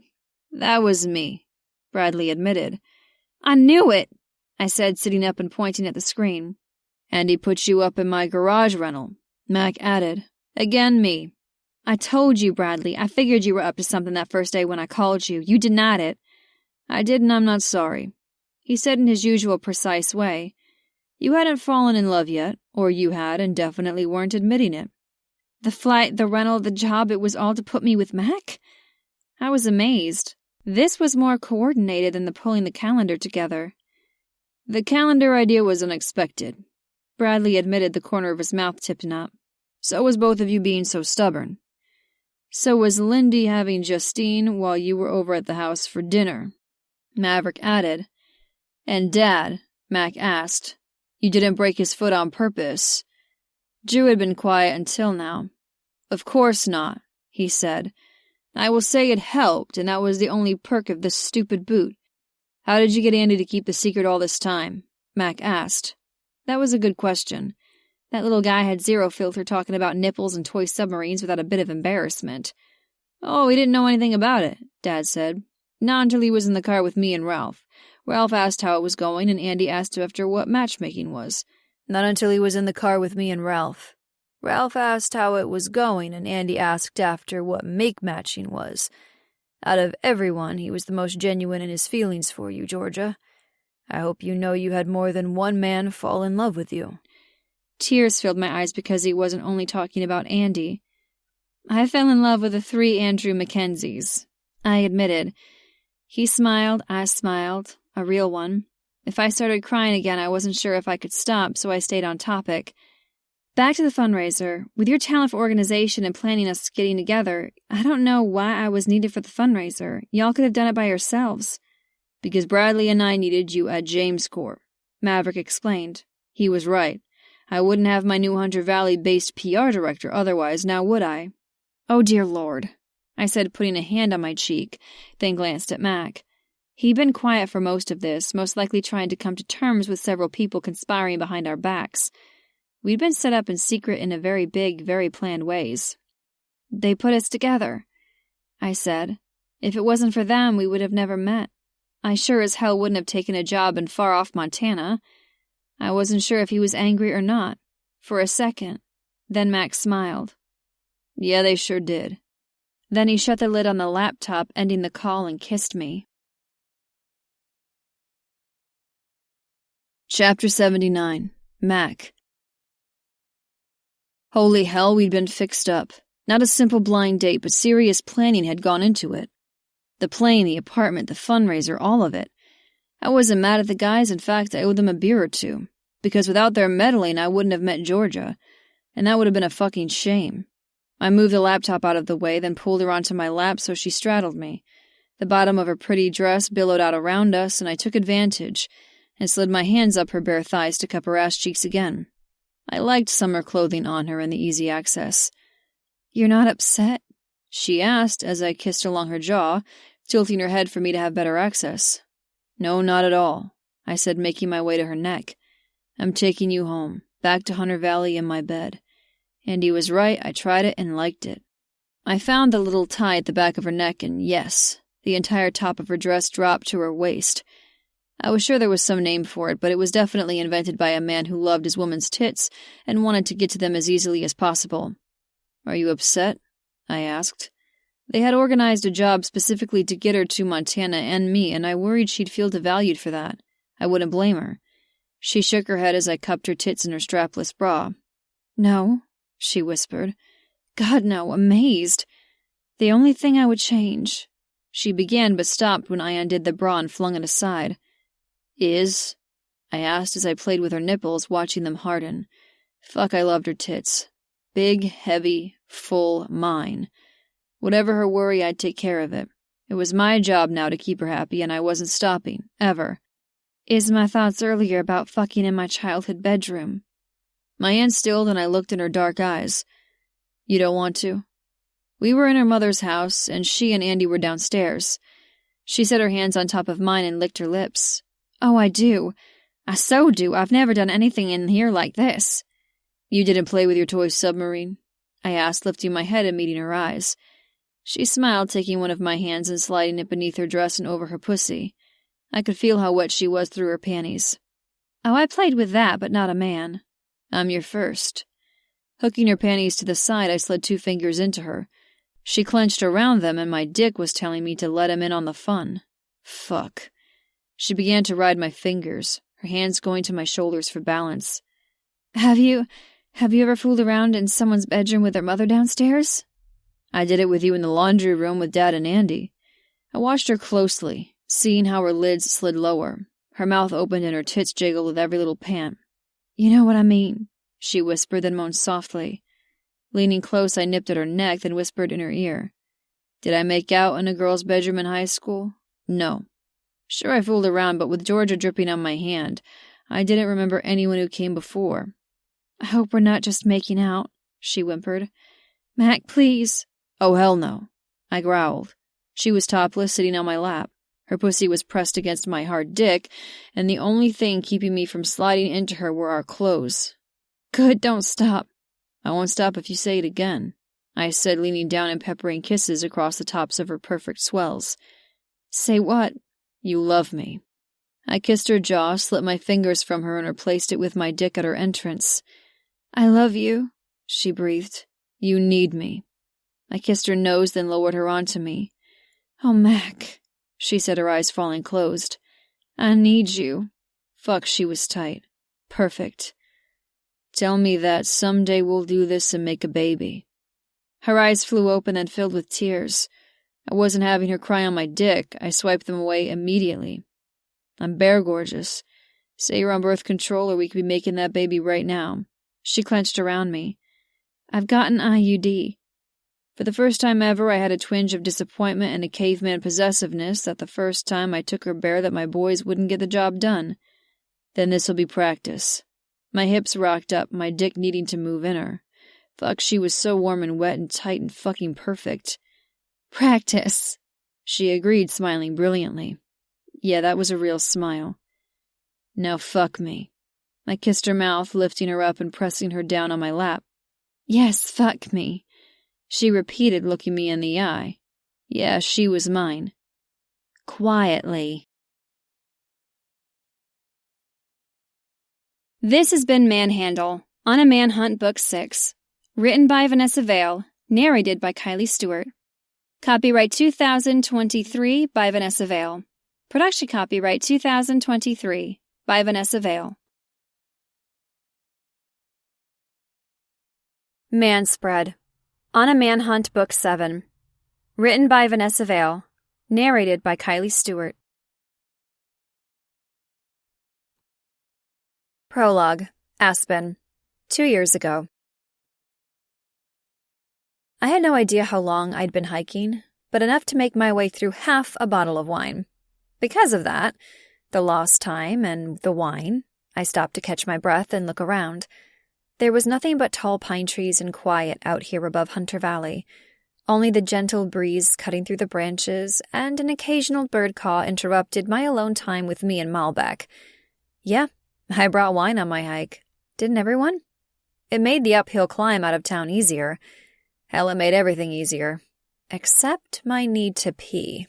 That need was worse than ever, and I wasn't making it back to town before I burst.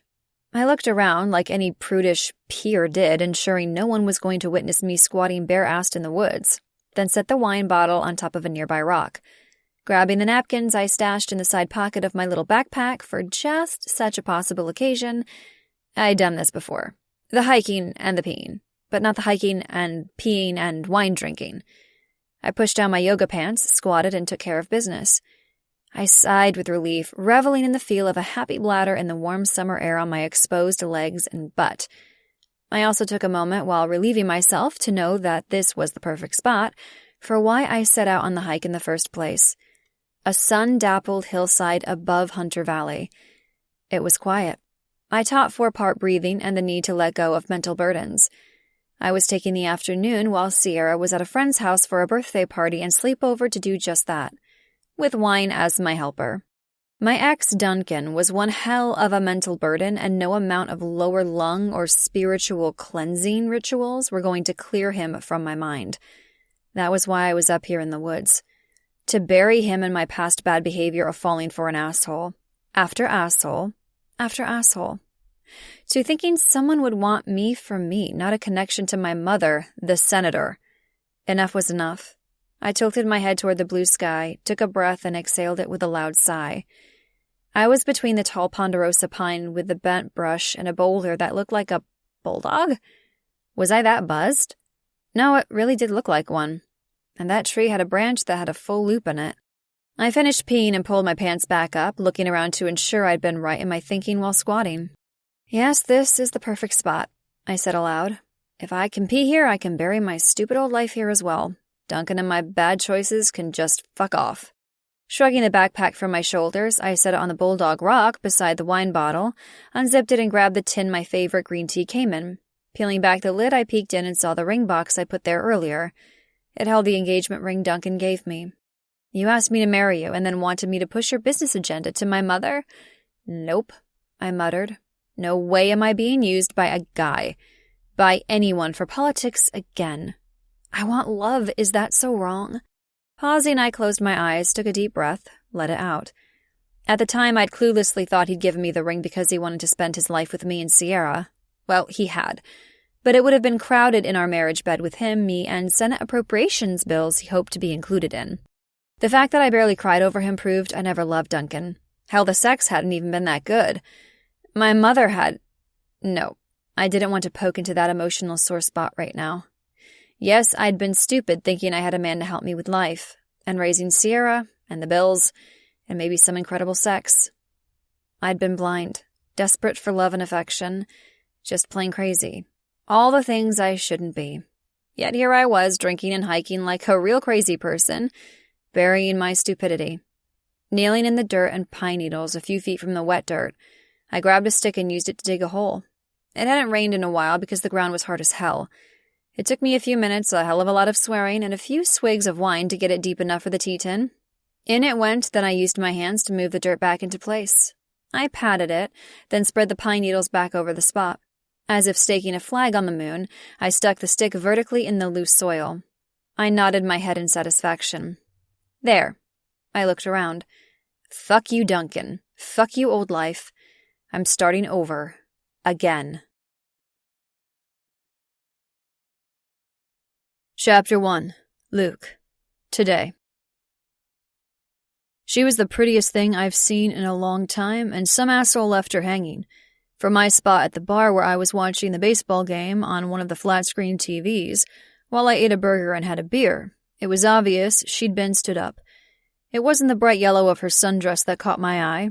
It was her blue eyes. No, the full lips with some kind of shiny gloss. No, her toned legs. No, the blonde hair pulled back in a low ponytail at the nape of her neck. Hell, it was her. The perfect package that I instantly wanted to get my hands on. While her dress wasn't painted on, it fit every one of her slim curves to perfection. It was as if God knew every single thing that I craved in the perfect woman and made this one just for me. My dick knew what it wanted. I wasn't the only man in the place checking her out. I could read their thoughts, that a quarter could bounce off that ass, that her tits were small and high and had the creamiest, soft swells above the neckline of her dress. I swiped my mouth with my napkin, wondering which guy I was going to have to fight first. The bartender who winked when he took her order? The trio of cowboys with belt buckles, bigger than their brains if they thought they had a shot? Fortunately, the place was busy for trivia night, with many distracted by the game on small tabletop screens. One guy had the balls to approach, but she shook her head at whatever he was offering and he walked off. Smart man. Sam, my agent, would be thrilled to know I didn't make a scene that would be caught on camera and end up on social media site and go viral. I had enough problems with that already. My friend Mark saw her too. From beside me he stood, ready to shoot his shot next. No fucking way. I grabbed his arm, yanked him back onto his stool. He glared at me. What? Not a chance. I snarled, having no issue with doing what it took to keep him away from her. She's mine. His eyes widened. Really? Oh yeah. He shrugged, finishing his beer in one swallow, then stood again. Fine, you know what you're doing. I'll text you later. I sighed when he left. I didn't want him anywhere near her. She sat alone for 5 minutes, 10. She was at a nearby high top, slowly working her way through a glass of wine, watching the entrance. Each time the door swung open, she sat up straighter, only for her to slump when it wasn't who she waited for. She checked herself for either a message or the time or both. I didn't know who the fucker was, but I wanted him to show up so I could drag him by the collar out back and beat the shit out of him for making the woman's shoulders slump even for a second. Then I wanted to slap him on the back and thank him for losing her before he ever had a chance. This woman needed a man who was going to be present, who'd treat her like a fucking queen. She stood and moved to the only open spot at the bar, right next to me at the end. She raised her hand and the bartender came right over. I'll pay my tab.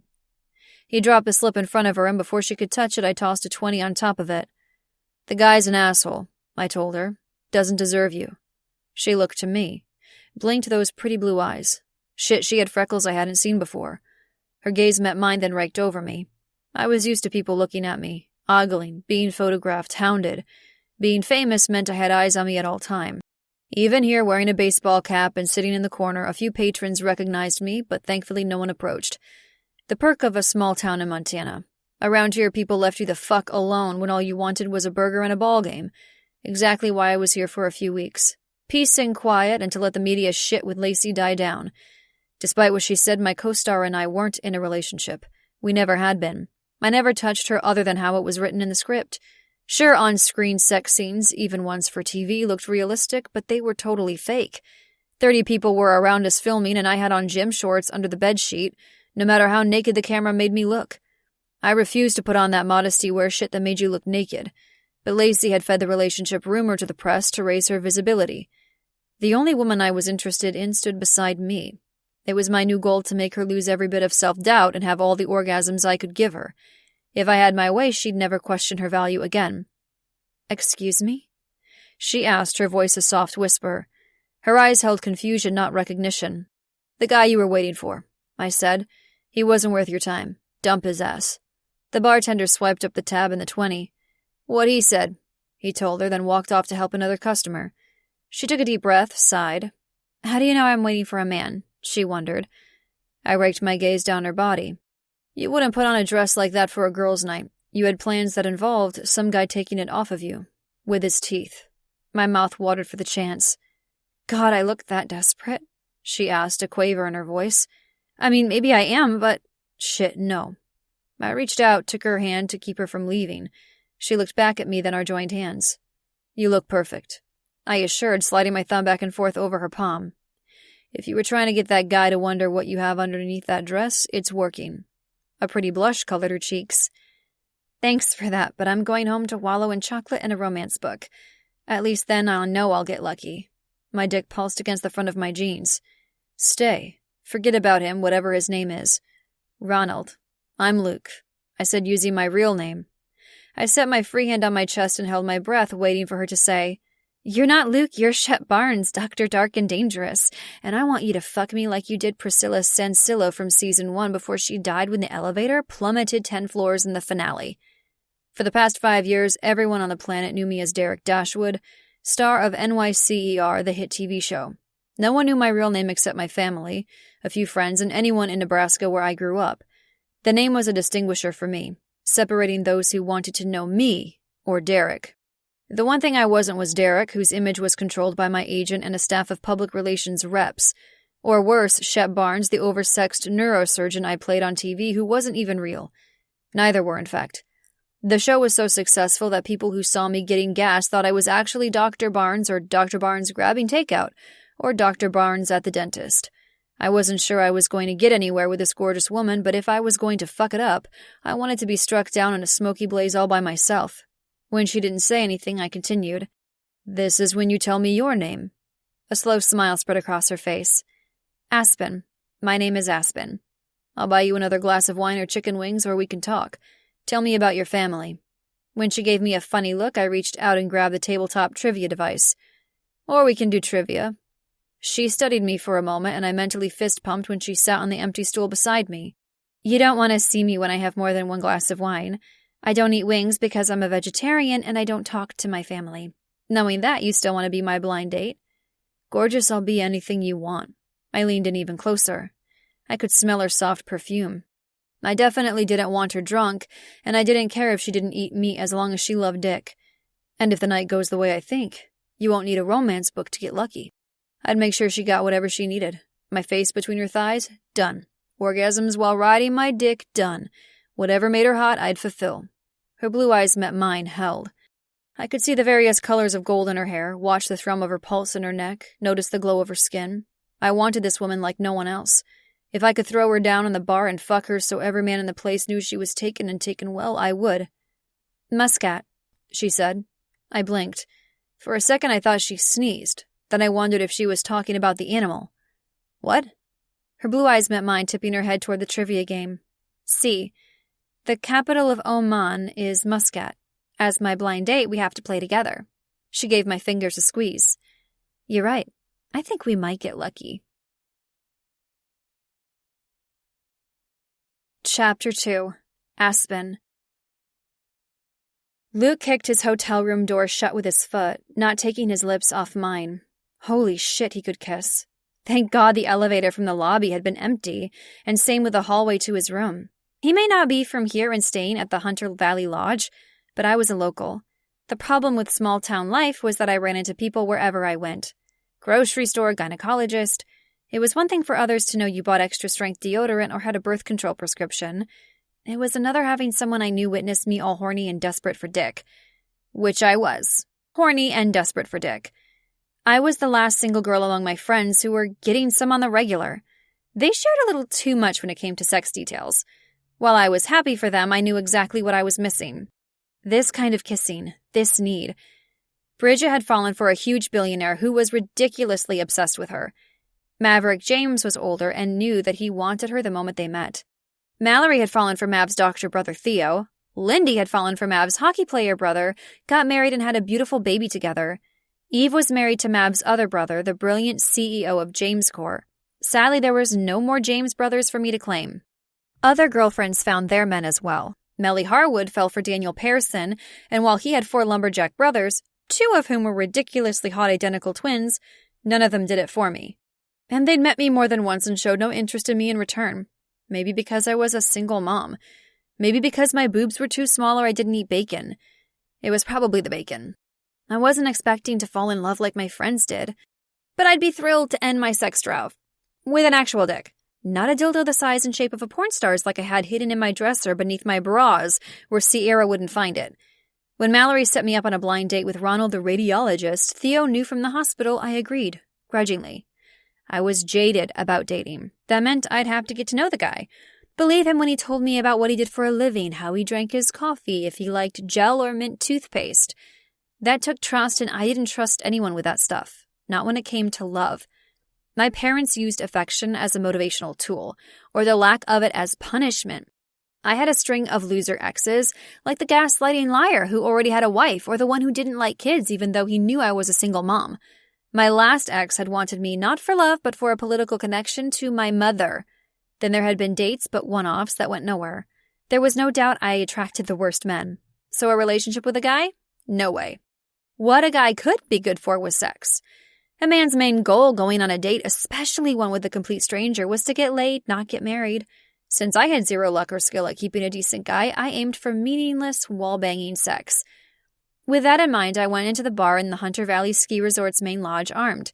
I had on my sexiest dress and beneath a pink bra and panties set that didn't leave much to the imagination. But as the minutes wore on, and there was no sign of Ronald, all I could think of was getting into my comfiest yoga pants and ratty t-shirt and eating a bowl full of chia pudding with extra blueberries. Getting myself off with a toy or my fingers at night after night was fine. Fine, not amazing, but being stood up plain sucked. Except being stood up tonight meant Luke took Ronald's place. Luke. Hot, manly, virile, dirty-talking Luke. Not only did we win the first place $50 prize at trivia, the guy knew all kinds of random sports and entertainment factoids, but I was getting lucky. Really lucky, because Luke was, wow. At least 6 feet, broad-shouldered, had a strong brow that made his blue eyes intense. Women must drool after his square jaw, and his scruff looked intentional, although there was a little nick on the side of his neck, proving he was a mortal man with a sharp razor. His dark hair was covered by a ball cap, but it curled beneath the edge. At first, I thought maybe he wore it to hide male-patterned baldness, but when I pulled it off in the elevator, nope. He had thick locks that I tangled my fingers in. Luke looked like a model, but his nose had a crook in it, indicating it had been broken at some time. It offset his perfection, making him seem less godlike and more normal. No, not normal.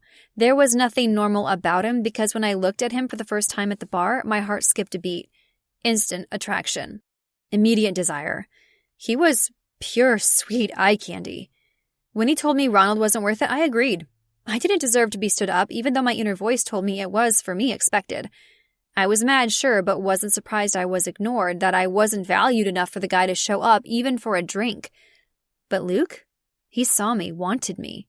He'd even offered me chicken wings. His mesmerizing blue eyes had met mine, and it felt like, in some strange way, that he saw me. Only me. His gaze didn't veer to prettier women even when I felt their gazes on him. I didn't blame them for staring. He was the perfect specimen of a man. I had no doubt that his good looks were the destroyer of women's underwear everywhere he went, because spending an hour playing a trivia game with him had mine drenched. Our thighs touched as we sat side by side. He constantly brushed my shoulder, the ends of my hair, my fingers, little caresses that awakened my nerve endings. I went with him to his room willingly, easily. We made it to the elevator, the doors barely closed before we were kissing. Now, oh my God. We were in his room. His hands cut my butt as he devoured me, his tongue moving in ways that made me think he could use it like that in other places just as well. Luke, I breathed as he nibbled along my jaw and found a spot behind my ear that made me whimper. He settled his hand at the back of my neck, held me in place. His grip was gentle but firm. Fuck, I love when you say my name like that. I was melting, hot beneath his touch. Then I went a little insane and tried to get his shirt up and off. He made a funny sound, a cross between a growl and a laugh. Easy, Tiger. Need to hear you say what you want. He murmured, his voice rough and deep as his hand stilled mine. "What?" I said, looking up at him, his head tipped low. He was a few inches taller even with me in my heels, broad-shouldered and solid. He pulled back just enough for our gazes to meet, then cupped the back of my neck again with his hand. "I don't want there to be any confusion as to why you're here. Whatever you want, I'll give you. Just need to know you want this too." He was asking for my consent, even though my fingertips were brushing over his happy trail and his hand was possessively on my nape. He was checking in. While there was no way, even if the fire alarm got pulled, I was going to want to stop. His blue gaze met mine, his pupils blown. His cheeks were ruddy and flushed, and his lips glistened. "Luke, I want you to fuck me." I licked my bottom lip. "Is that clear enough?" A growl escaped his chest, and his eyes darkened. He lifted me and moved across the room to the bed. Spinning around, he dropped onto the edge, so he sat and I stood between his parted knees. I was taller now, and his gaze was affixed to my chest, right in front of his face. His hands went to my back and roamed, then frowned. "How do I get this dress off you?" I raised one arm and reached across with the other to the zipper on the side. "Ah," he said as he took over. With the fabric loosened, he gently nudged it off my shoulders, then lower until it pooled around my feet. For a few seconds, only the sound of the air conditioner could be heard. Neither of us breathed. "Holy fuck." His words whispered over my skin as he stared at my body almost reverently. With one finger, he slowly traced over my skin. Across my belly, down one thigh, up my arm, over the top edging of my bra. My nipples hardened as my nerve endings were awakened.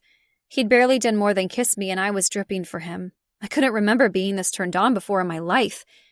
"Turn around." His voice was deeper, almost a growl. Slowly, I did as he wanted until I faced away from him. "Stop." I glanced over my shoulder and saw his eyes on my butt. I felt beautiful. Oddly powerful the way I made this guy have to adjust his dick in his pants because I was affecting him so much. The good thing about being a yoga instructor was that I was toned.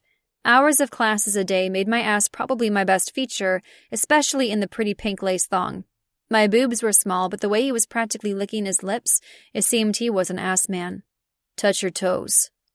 "Oh my God, touch my..." His eyes lifted to meet mine. He didn't say any more. Just waited as the corner of his mouth tipped up. He was giving me an opportunity to say no, but also clearly showing me how this was going to go. He was in charge and had very naughty plans. Based on the thick bulge in his jeans, he wanted to fuck me, but was in no rush to get there. This wasn't going to be quick missionary sex. Taking a shaky breath because fuck this was hot, I slowly leaned down and set my hands on the tops of my feet, which meant he could see. "Ah!" I gasped when he growled, then took hold of my hips and put his mouth right over the gusset of my panties. "Oh my God." "Fucking soaked," he snarled. I felt his hot breath, the way my panties were practically glued to my sex. "Luke," I cried when his tongue slid right up the lace and over my clit. I wobbled because what woman could keep her balance in heels when a guy was eating her out in this position? He was fully dressed and I was practically naked. My thong was completely useless and my lacy barely there bra hid nothing. He turned us so I was still leaning forward, but he placed my hands where he wanted them on the bed as he curved over me. "Don't move, pretty girl," he murmured in my ear. "You're going to like this part." Luke dropped to his knees on the floor and I could watch him, even upside down, slide my thong down. With big gentle hands he lifted my feet, one then the other, to remove the scrap of lace. Then, holy shit. Our eyes met as he sniffed the damp thong before sticking it in his pocket. "You smell so fucking good." I'd never ever had a guy tell me he liked my pussy scent. "You ready, gorgeous?" His hand slid up the backs of my thighs, over my butt, then back as if he couldn't stop touching me. "I'm going to eat this perfect pussy until you come. Gonna get that cream on my face because I want to smell you on me." "Oh shit. If you're a good girl while I do that, then I'm going to fuck you good and hard.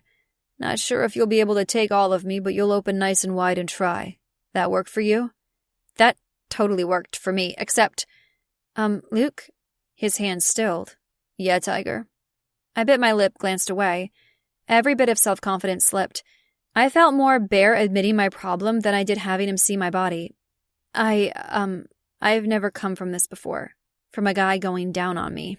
His eyes narrowed and his jaw clenched. He looked like a knight who'd just been forced to a duel, or a modern-day man telling someone to hold his beer. "That's not on you." Suddenly he grinned, looking very pleased about something. "That's because you weren't with me." "Oh, well then." I didn't want to call him cocky. Clearly he was sure of himself and his skills, which, based on how close to orgasm I already was, were pretty good. But I had my doubts. I'd never been good at sex.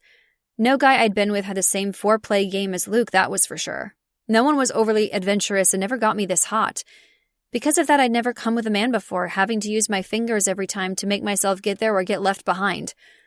But I shouldn't have even thought that Luke couldn't accomplish the task. Because as soon as he said those words, he went after the task of making me come like it was his new mission in life. Hands on my bottom, he clenched and held me in place, nice and open for him. His tongue licked me from top to bottom. When I said bottom, I meant bottom. And I groaned, dropped to my forearms, gripped the bedspread and held on. Because he found my clit, sucked on it, and flicked it in some magical way that had me close to coming. Then he got his fingers in on it, in my pussy, and... oh my God! A thumb in my ass where a thumb had never been before. There was a thumb in my ass, and it was amazing. So amazing that I was moaning and sobbing and begging and, yep, coming. Luke? Yes, oh. Chapter 3. Luke. This woman had never gotten off from her pussy being eaten out before. Who were the fuckers she'd been with? If Ronald the dick who stood her up was any indication, they were all self-centered assholes. I had a new goal in life, satisfying Aspen. While my dick might not agree, uncomfortable and trapped in my jeans, it was my pleasure eating her out. Watching her bend over and reveal that panty-clad pussy. Yes, she was a naughty thing, then taking in her scent, my dick spurted pre-cum. I loved pussy, and Aspen's was the sweetest, most perfect one. She was responsive, and after her moment of self-doubt when I told her to bend over, unbelievably uninhibited. I wasn't going to say anything to her about how loud she got when she came because I loved hearing the way I satisfied her. But there was no question anyone staying on this floor also knew my girl was getting off, and getting off really fucking well. My inner caveman was fist-pumping the air, and my dick couldn't be any fucking harder. Picking her up, I settled her on her back on the bed. Legs parted, thighs glistening with her sweet honey. She was fucking gorgeous. I took in every inch of her, memorizing her as I opened my jeans and freed my dick.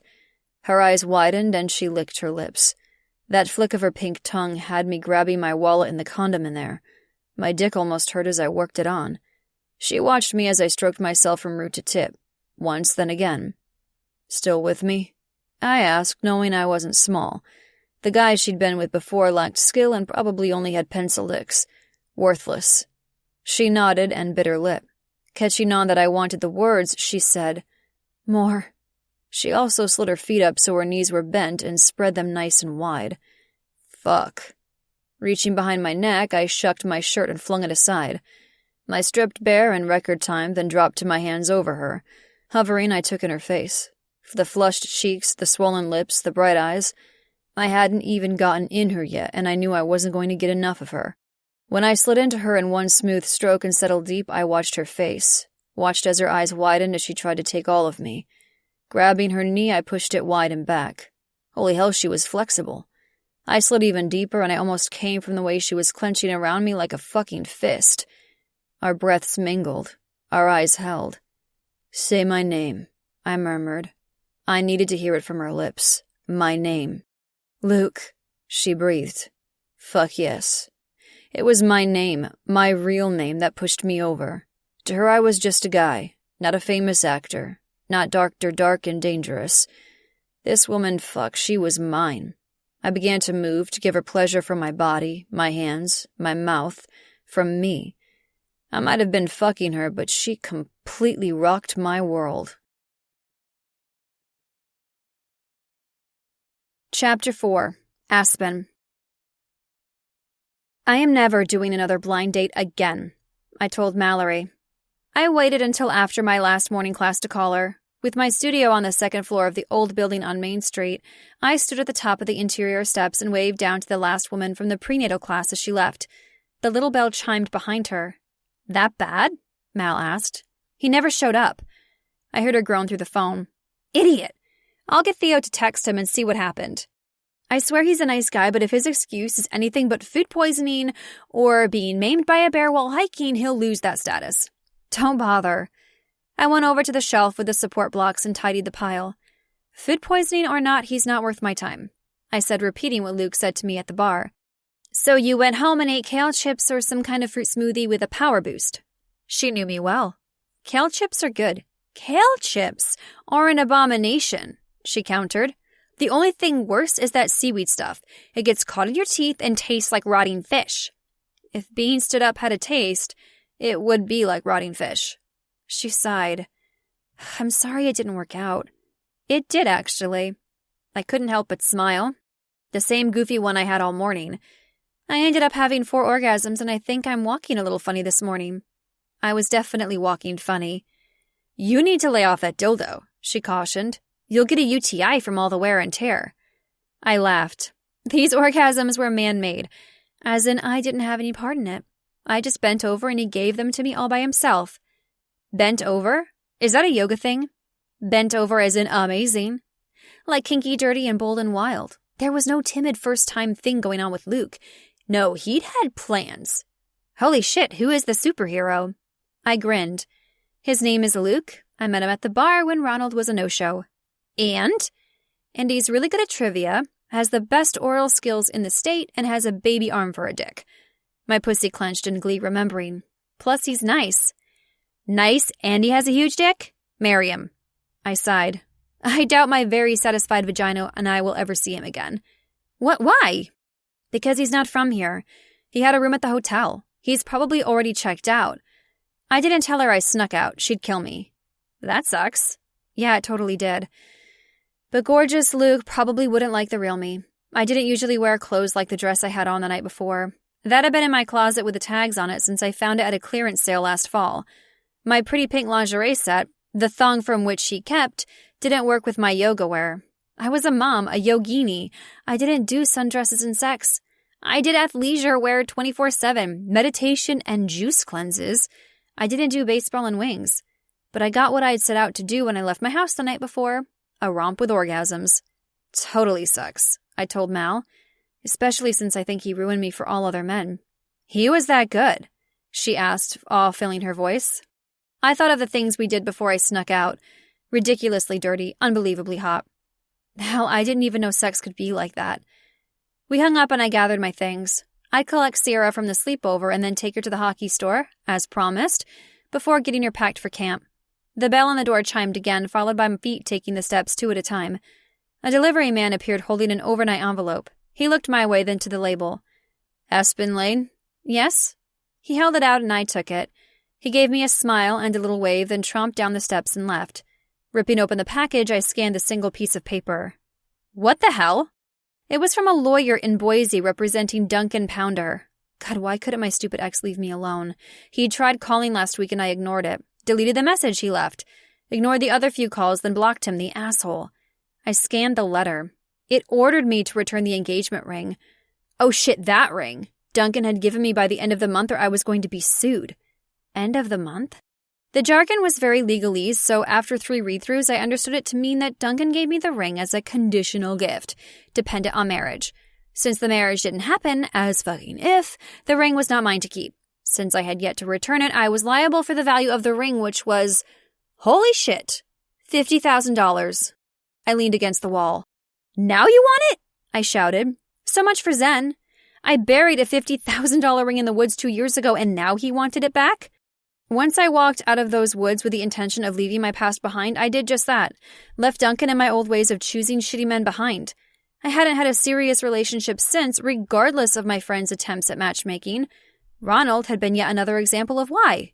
I didn't have the ring. Hell, I didn't know where the ring exactly was. Shit. I'd buried it by a rock that looked like a bulldog. I had no idea if that was true or if my wine buzz had made me see things. $50,000? I didn't have that kind of money. That meant, I scanned the paper once more, they could get a civil judgment against me and would garnish my wages? But I own my business. Could they take it away from me? Shut me down?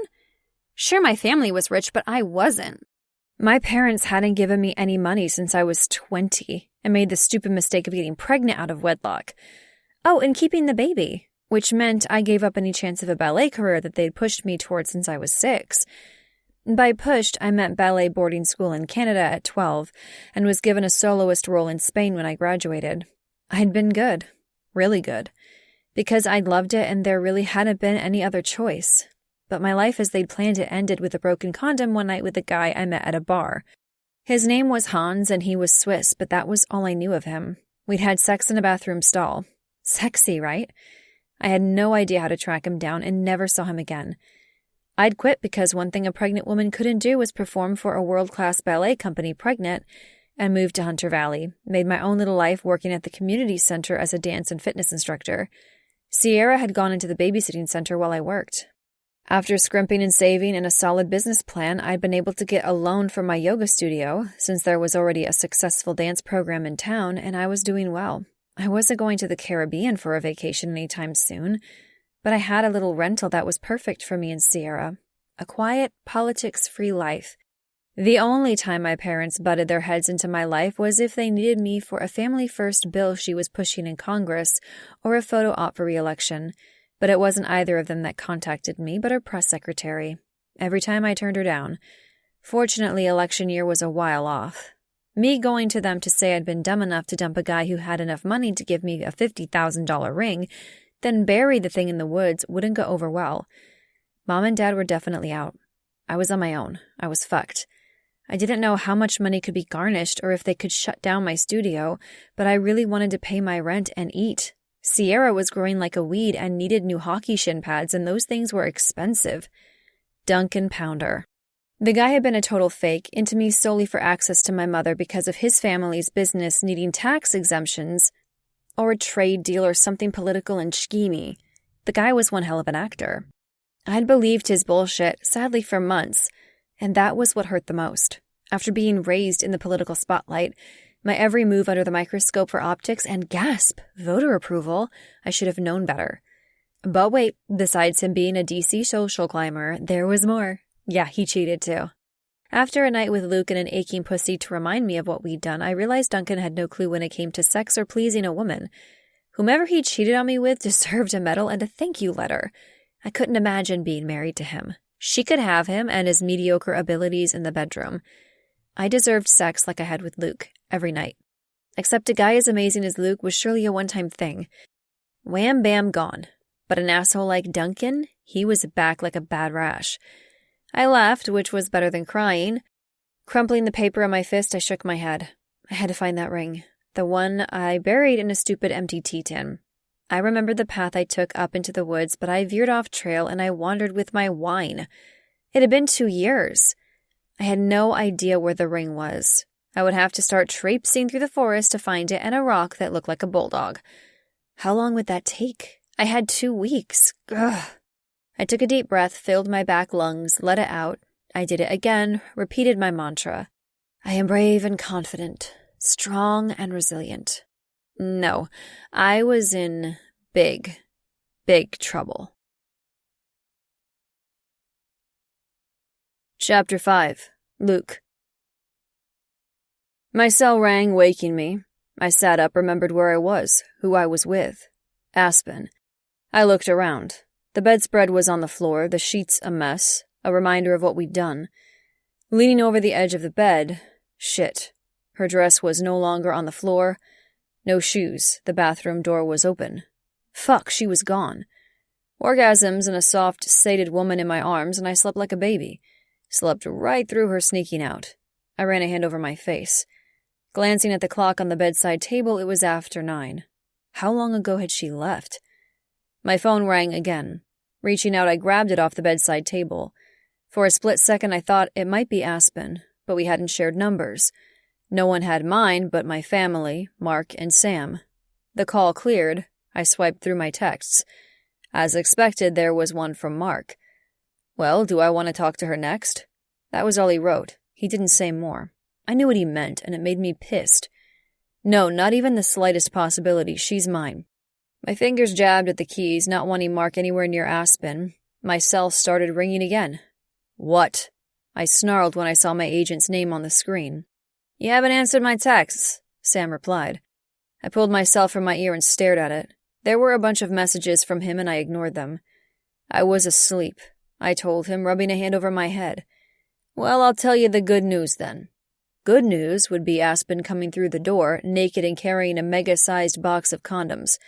then tugging her into the shower to wash every inch of her so I could get her filthy all over again. That would be good. What? Why do you sound like a grumpy asshole? Because you woke me up. And Aspen wasn't here to climb on my dick and ride me.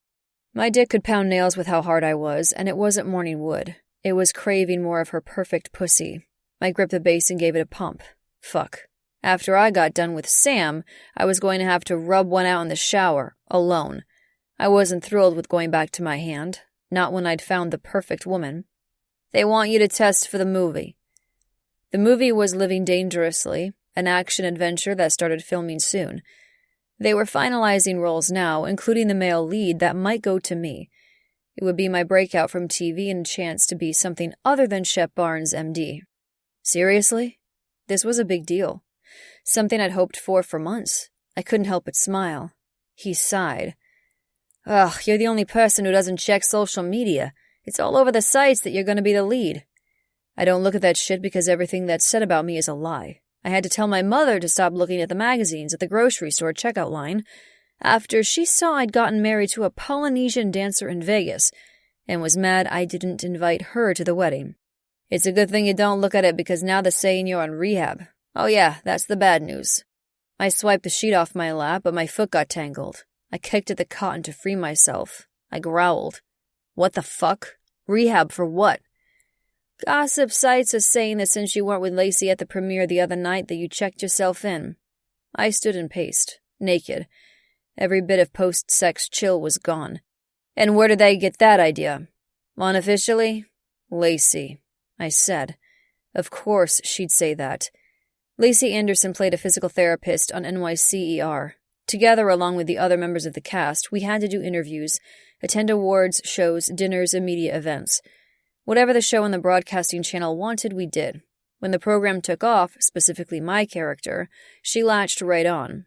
She stood beside me to ensure we were photographed together, plus other shit that had the gossip sites spinning stories about us being a couple. Rehab. What the fuck? I shouted. You know her. He explained as if that explained it all. Right, I sighed. Why else would a man stand her up other than being in rehab? I hadn't stood her up. I'd never planned to go to the premiere in the first place. I instantly thought of Aspen and how that asshat had ghosted her. I'm on vacation, just like everyone else in the cast with the filming done. I'm in Montana to get away from Lacey because I know what she's doing, saying you're dating and all, making her star shine by attaching herself onto you. I didn't like to think I was egotistical, but I was more famous than Lacey. Her being my girlfriend only brought her more visibility and fame. Like a pond scum sucking bottom feeder, I said. That means you're pond scum. I sighed. I tore open the blinds, winced at the bright sunshine. This is your job to fix. Come back to LA, do the test. Prove to everyone you're not a druggie. I shook my head. I wasn't leaving Hunter Valley now. The one and only thing in my life that was 100% real was what I had last night with Aspen. She did trivia with me, Luke. She fucked me, Luke. She didn't know who I was, didn't come all over the dick of a celebrity. Hell, she didn't cling. She fled. The only woman I wanted to stay left. I wasn't walking away from a chance with her. One night wasn't enough. Now I had to go back to LA to shut down ridiculous rumors? I'm not a drug addict, I said through clenched teeth. I don't do that shit. I don't have to prove myself to anyone. You have to prove yourself to the film producer, Chris Taylor. He doesn't want another problem actor. The lead on his last film was so high on set he did a stunt he shouldn't have and ended up in traction. I remembered that. Hell, everyone in the world knew what happened to him. He flushed his career down the toilet and he really was in rehab. I shook my head. No. I show up, Lacey will be all over me and spin some other bullshit. After a night with Aspen, I didn't want Lacey Anderson anywhere near me. She was fake. Not only her personality, but her boobs, her eyelashes. Probably other parts of her, too. Rehab shows you're bettering yourself, that you have focus and a new lease on life. Are you serious? I don't need to better myself. No fucking way. I pay you a shit ton of money to deal with this and not lie while doing it. Tell them I'm on vacation. Is that so hard to believe? I sighed. It didn't matter. Gossip sites didn't want the truth. That was boring and didn't sell papers or ad space or whatever. Deal with Lacey.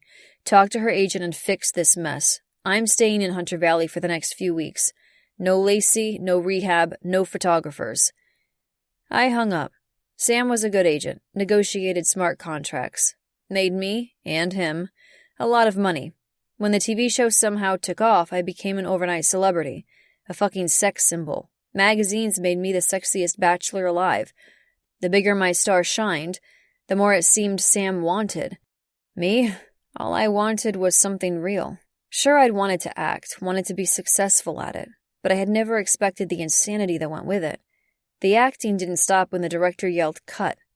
I just wanted to be Luke for a while, not Derek Dashwood. Chapter 6. Aspen. I don't know why Ariel likes salt and vinegar chips. They taste disgusting, and she ate them with grape juice. Gross. Sierra said with a shudder from the back seat. That was gross. Did everyone like the kale chips? I asked, glancing at her in the rearview mirror.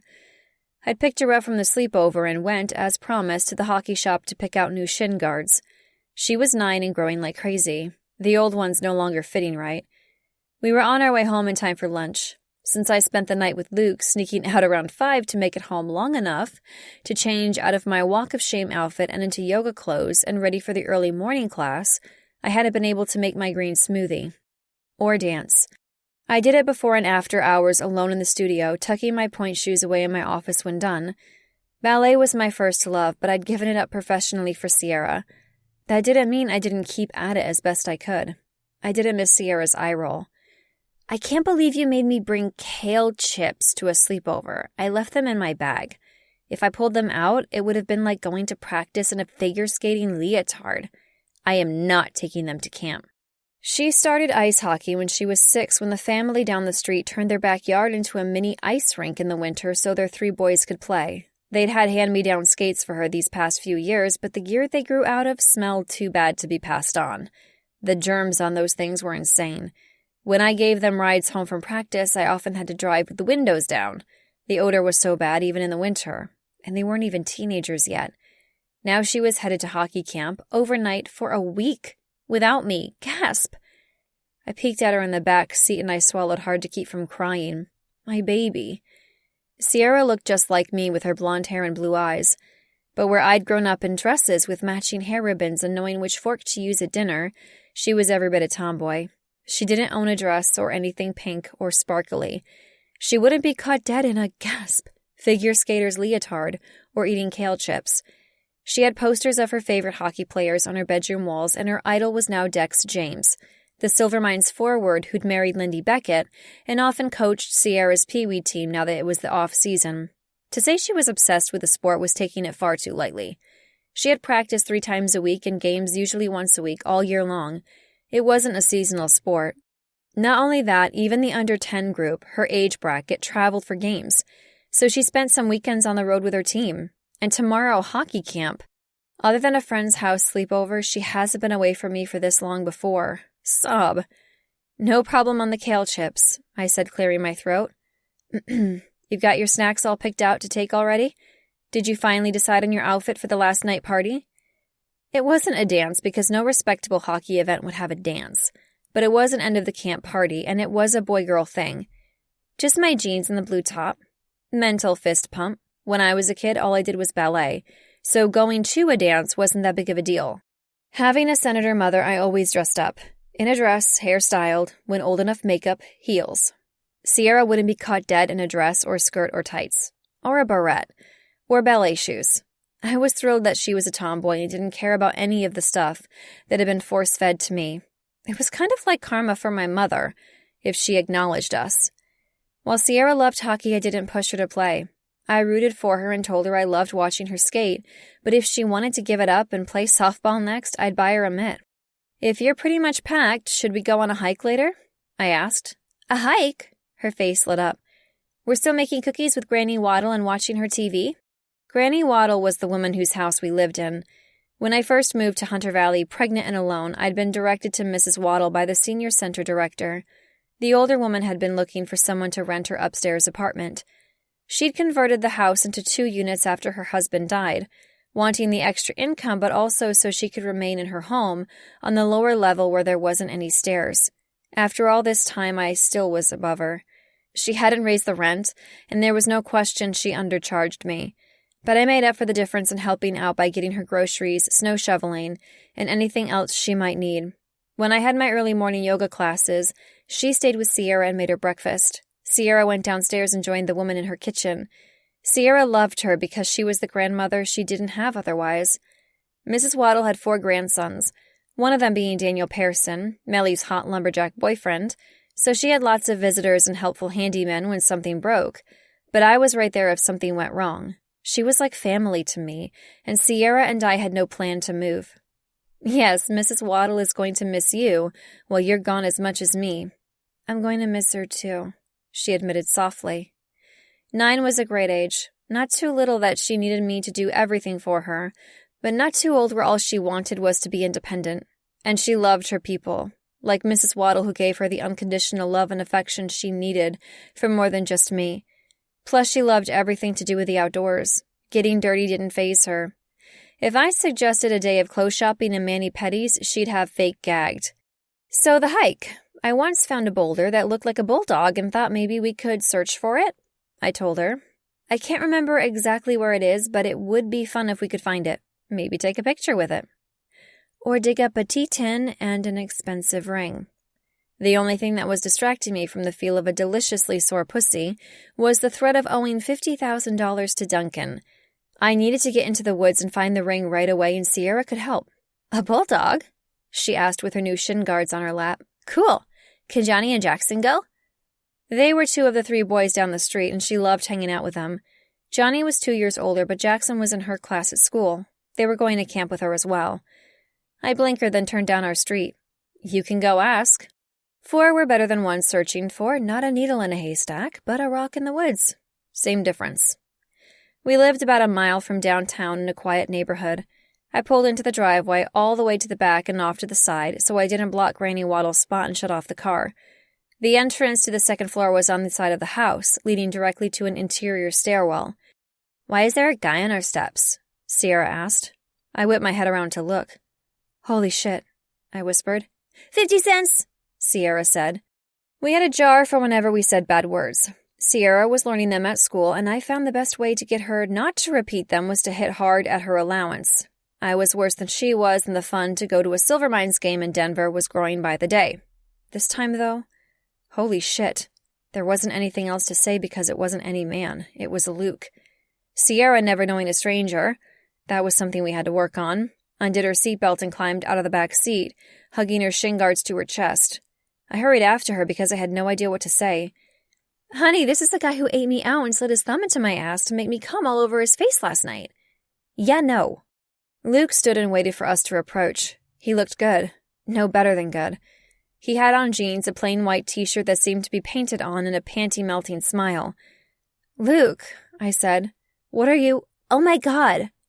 Sierra stopped and her mouth dropped open and her eyes bugged wide. The last time I remembered her in shock like this was when Dex James showed up at the Winter Center the first time and filled in as her team's coach. Mom, that's Shep Barnes. I frowned. Luke ran a hand through his dark hair, a flush creeping up his cheeks. Why did he look like he got caught with his hand in the cookie jar? Shep Barnes? Sierra came out of her trance and ran up to him, bouncing up and down. You are Shep Barnes. I can't believe you did that triple craniectomy with only a ballpoint pen and a Swiss Army knife. What was she talking about? Luke was a doctor? Luke was Shep? Sierra, go see if Johnny and Jackson want to go on the hike. I said, my gaze fixed squarely and unwaveringly on the guy who rocked my world last night, and my vagina. Can you come with us? Sierra asked him. Luke, no, Shep. No, he looked to me. Sheepish. Shep was sheepish. I was an idiot. I had a no-show blind date and then picked up a liar at a bar and slept with him? Could I ever get a break from losers? Or was it me? The common theme in this and everything in my life that went wrong was me. That's up to your mom, he said. My body remembered that voice. My pussy clenched and my nipples went hard. Go on, I said. I want to talk with Shep. Sierra ran off, not before shoving her shin guards into my arms. I stared at him. He stared at me. Tiger, I can explain, he began. I can explain? I'd heard that line before. Don't tiger me. I walked up to him. As for explaining, explain to the hockey pad. Then I whacked him right in the triple craniectomy. Chapter 7. Luke. Aspen might throw down like a girl, but whatever she hit me with fucking hurt. I raised my arms to block my head. Ow, shit, what is that? It's a shin pad. It's supposed to deflect hockey pucks. It better fucking hurt. She shouted and whacked me again. This time I was ready and stopped the swing with my hand to her wrist, gently grabbing it, then plucked the shin pad from her grip. I told you I can explain, I breathed. Shep Barnes? I was a little surprised at how pissed she was. I never met someone who had no clue about my role in NYCER. Even her daughter recognized me. A craniectomy? She snapped. Yeah, seriously pissed. How the hell is my daughter seeing you perform that? And what the hell is a 111? I glanced around. We were on the side of her house, but her neighbors were close. All I needed was to be seen in a fight with a woman. I may have been the one attacked, but it'd be spun into something else entirely. A druggie in rehab was one thing, but a woman having to defend herself from me with a kid's hockey shin guard was another. Yet I wasn't a drug addict, I wasn't an ER doctor, I wasn't Shep Barnes. Nothing anyone accused me of, including Aspen, was actually me.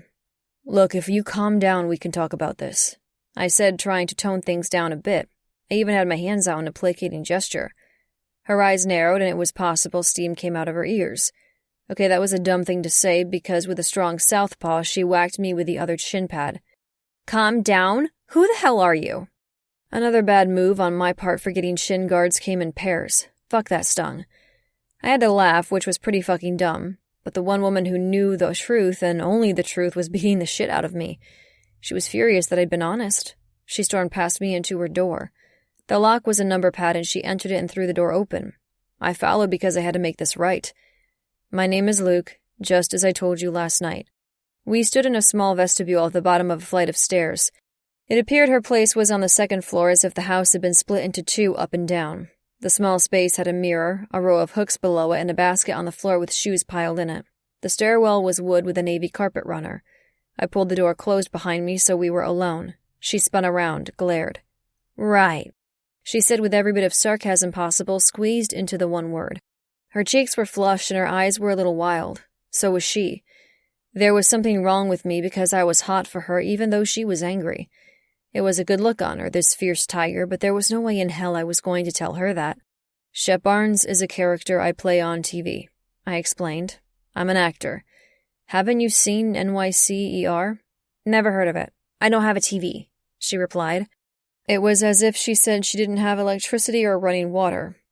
You don't have a TV, I repeated. She shook her head. No.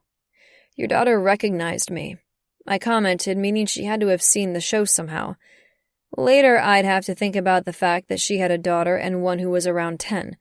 While I knew better than to ask any woman her age, I guessed she was around 30, so she'd had Sierra when she was really young.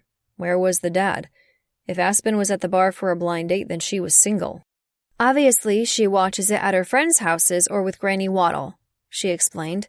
Look, I didn't lie to you, I said, reaching into my pants pocket and pulling out my wallet and grabbing my ID. It seemed she wasn't going to believe my word alone. I held it up so she could read it if she wanted. My real name is Luke Graham, and besides the Motor Vehicle Department of Nebraska, you're one of the few people outside my family who knows that. Now she looked more hurt than mad. Why did you hide who you are to me last night? I shook my head. I didn't. When she looked at me with skepticism, I pushed on. Really, I didn't. I'm not Shep Barnes. I'm not Derek Dashwood. Who? My actor name. Like a pen name? I nodded. Yes. I work as Derek Dashwood, who plays the role of Dr. Shep Barnes on NYCER. Your daughter and the entire world thinks I'm Shep or Derek. In fact, you're one of the only ones who doesn't recognize me from the show. And now you know who I really am. That shut her up. I shoved my ID and wallet back, then crowded Aspen, which wasn't hard to do with the area at the bottom of the stairs only being a few feet around. It's time for you to tell me why you snuck out. It was time to switch this around. She swallowed, her eyes darting to mine, then away. It was a one-night stand. One time. If you'd stayed, it could have been more than once. I countered. Many more times than once. Her gaze met mine, and I saw her interest in that possibility, but then that faded. You're an actor on vacation? You really wanted more? I had no expectations, Luke. Besides, I had to teach a class first thing. I had to come across the only woman in the world who didn't want something from me. Had no expectations, as she said. I was the one pursuing her. It was refreshing and real. Aspen intrigued me because I had a feeling her interest in only one night stemmed from something. Except she really had no plan of seeing me again, and I wasn't sure if I should be hurt, thrilled, or motivated to change her mind. Definitely the last. Because she'd been right there with me the night before and I wanted more. I wasn't ending this if I could help it. I nodded. Right, yoga. She blinked. How did you... Remember when I set your ankles on my shoulders and pretty much bent you in half while I fucked you? I remembered all too well. My dick had been buried deep and the angle change had me going impossibly deeper. The way your cheeks turned pink, she remembered too. I commented on how flexible you were and you said you were a yoga instructor. She blinked. I said that? I remember everything you said. I admitted, but my inner caveman was thrilled I'd made her mind go blank with the power of my dick. I moved closer still so she was now backed against the wall and my forearm was braced by her head. I admit the caveman in me is pleased you don't remember anything but the feel of me inside you. Luke. There's my name on those lips. I glanced down at them, all plump and perfect. I had yet to see them wrapped around me, but it would happen. Fuck, I love it when you say it. I put my hand behind the back of her neck, held her in place, and kissed her. Thank fuck she let me. With my knee, I nudged her legs apart and pressed close so her pussy was rubbing on my thigh. I could feel the heat of her through the fabric. As we kissed, I ran a hand over her, cupping her tit and then lower, sliding beneath the fabric of her yoga pants to find her slick and wet. Her head arched back at the touch, right into my hold. Like that? I asked. Fuck, she was perfect. So passionate, so needy, so mine. Luke, she whined, her eyes falling closed. I grinned against her neck because while I was circling her clit with my finger, I wasn't getting her off. Oh, I could. After the night before, I knew her body. You want to come? She licked her lips, nodded. Too bad there's not enough time before your daughter comes back. My finger stilled on her clit. Besides, naughty girls who sneak out instead of getting a hard morning fuck don't get to come. Her eyes flew open and she stared at me wide-eyed. We're going to talk, Tiger, about why you didn't trust me. I'm going for a hike with Sierra and her friends. Then it's a good thing I like to hike. Lots of time to get to know each other. I kissed the tip of her nose and pulled my hand from her pussy. She gasped. You're going to... Mom? Her daughter's shout and heavy footfall carried through the closed door. Jackson and Johnny will go unless you force kale chips on them. She watched as I licked my fingers of her sticky honey. Fuck, I was addicted to her sweetness. Kale chips. Tiger, you're the only snack I need. Chapter 8. Aspen. Isn't yoga supposed to help people be chill? Luke asked. I looked over my shoulder at him as we hiked the trail into the wooded hillside out of town. Sierra, Johnny, and Jackson had run ahead, only after slathering them in sunscreen and making sure they each had their water bottles. It was the perfect summer day and it felt good to be outside. Except for the fact that I had a $50,000 ring to find. Or else. We do practice mindfulness through controlled and deliberate breathing, I replied, wondering what he was getting at. Well, for a yoga person, you're pretty ragey. What? I stopped and spun around and set my hands on my hips. Ragey? He reached across and rubbed his opposite arm. You're dangerous with shin guards, he replied with a grin. I rolled my eyes. If you must know, I don't like liars or someone pretending to be what they're not. I'd grown up with that. Dated that. Tiger, my job is to pretend, he countered. I was well aware of that. Now. I also don't like being left unfulfilled, I added grumpily. He'd had his hand on my clit teasing me and I'd been close. So close. I'd never had a guy get me off before, but when it seemed my body knew Luke could satisfy it, and I'd been right there on the edge when he stopped. Sexy jerk. Unfulfilled. I understand that, especially since you left in the middle of the night. He murmured, his voice tipped lower, deeper. He glanced over my shoulder to see who was around just in case. The kids were noisy and we'd know they were coming well in advance. I have a list, Aspen. His eyes met mine. Held. A long one. If you stayed in bed with me this morning, we could have crossed a few things off. You feel like I do." Horny? Was he feeling horny too? His cell chimed. With a look of annoyance, he pulled it from his pocket, read it, typed something, then put it away. I didn't miss the way his jaw clenched before I glanced down, taking in the front of his jeans.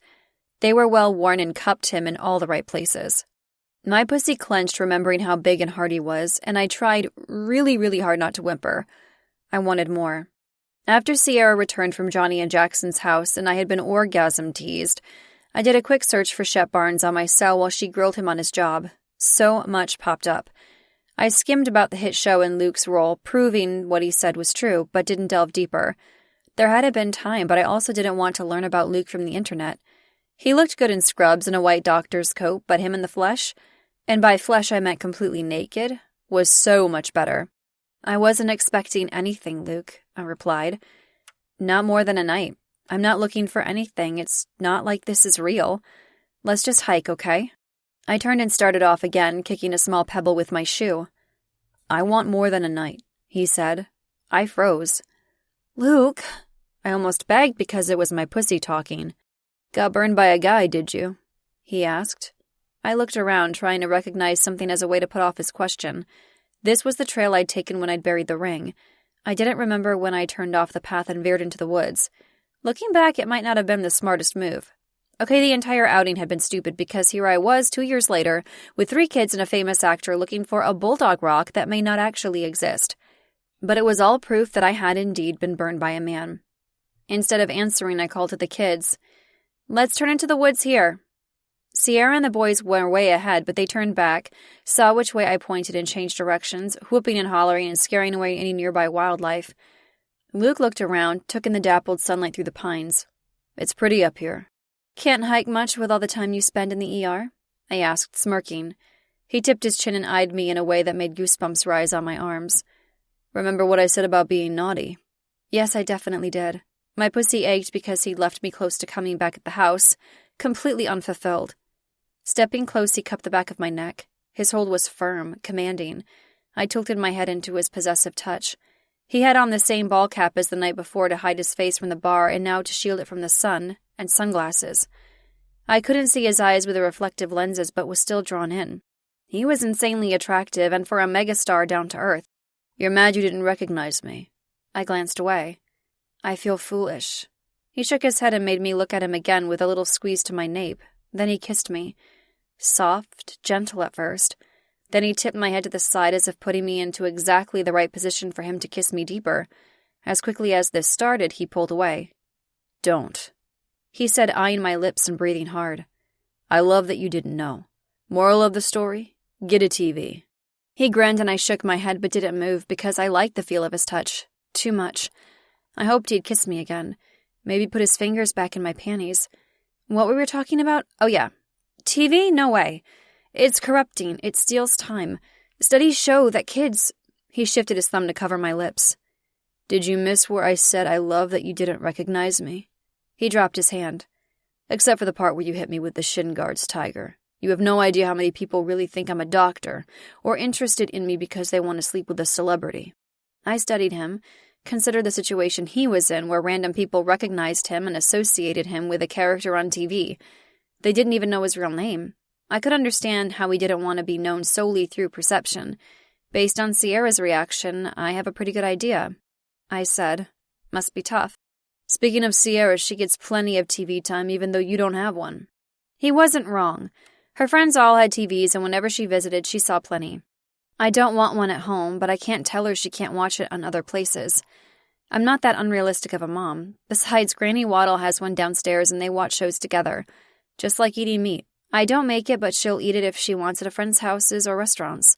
Her favorite snack is beef jerky. Her entire hockey team loves it. "Not kale chips?"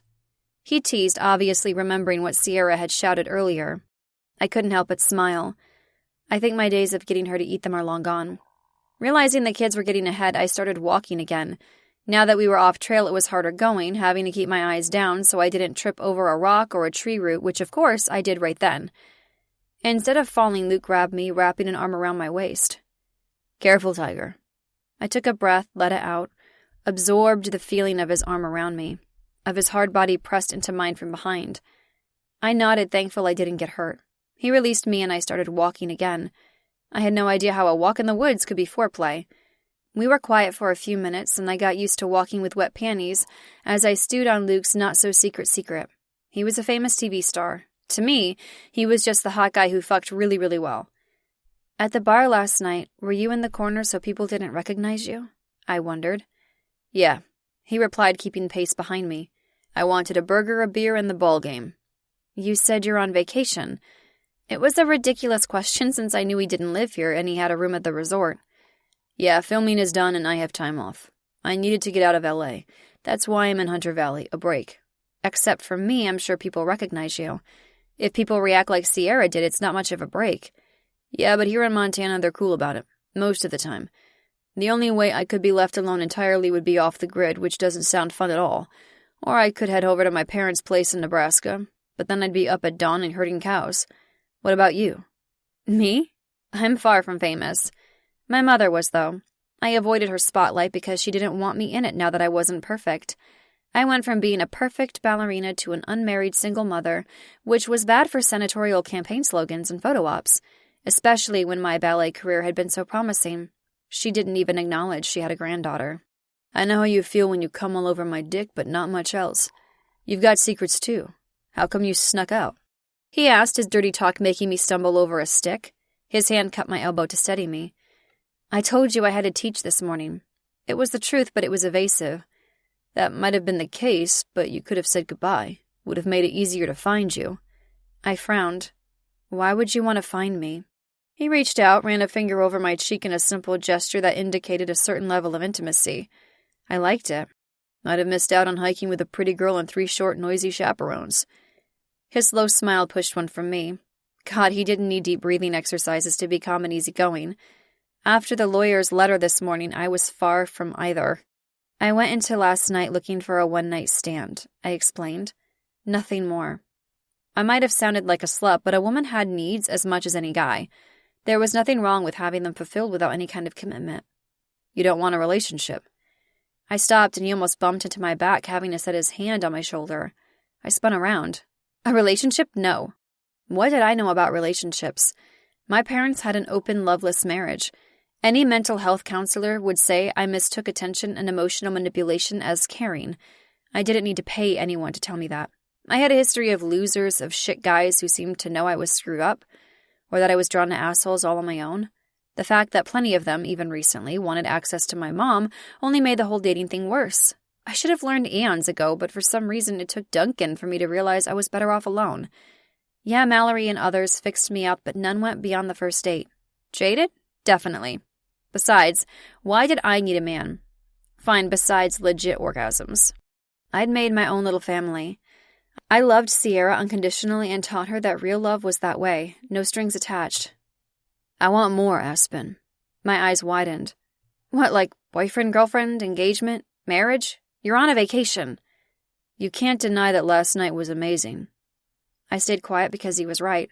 Last night had been insane. I'd never had sex like that before.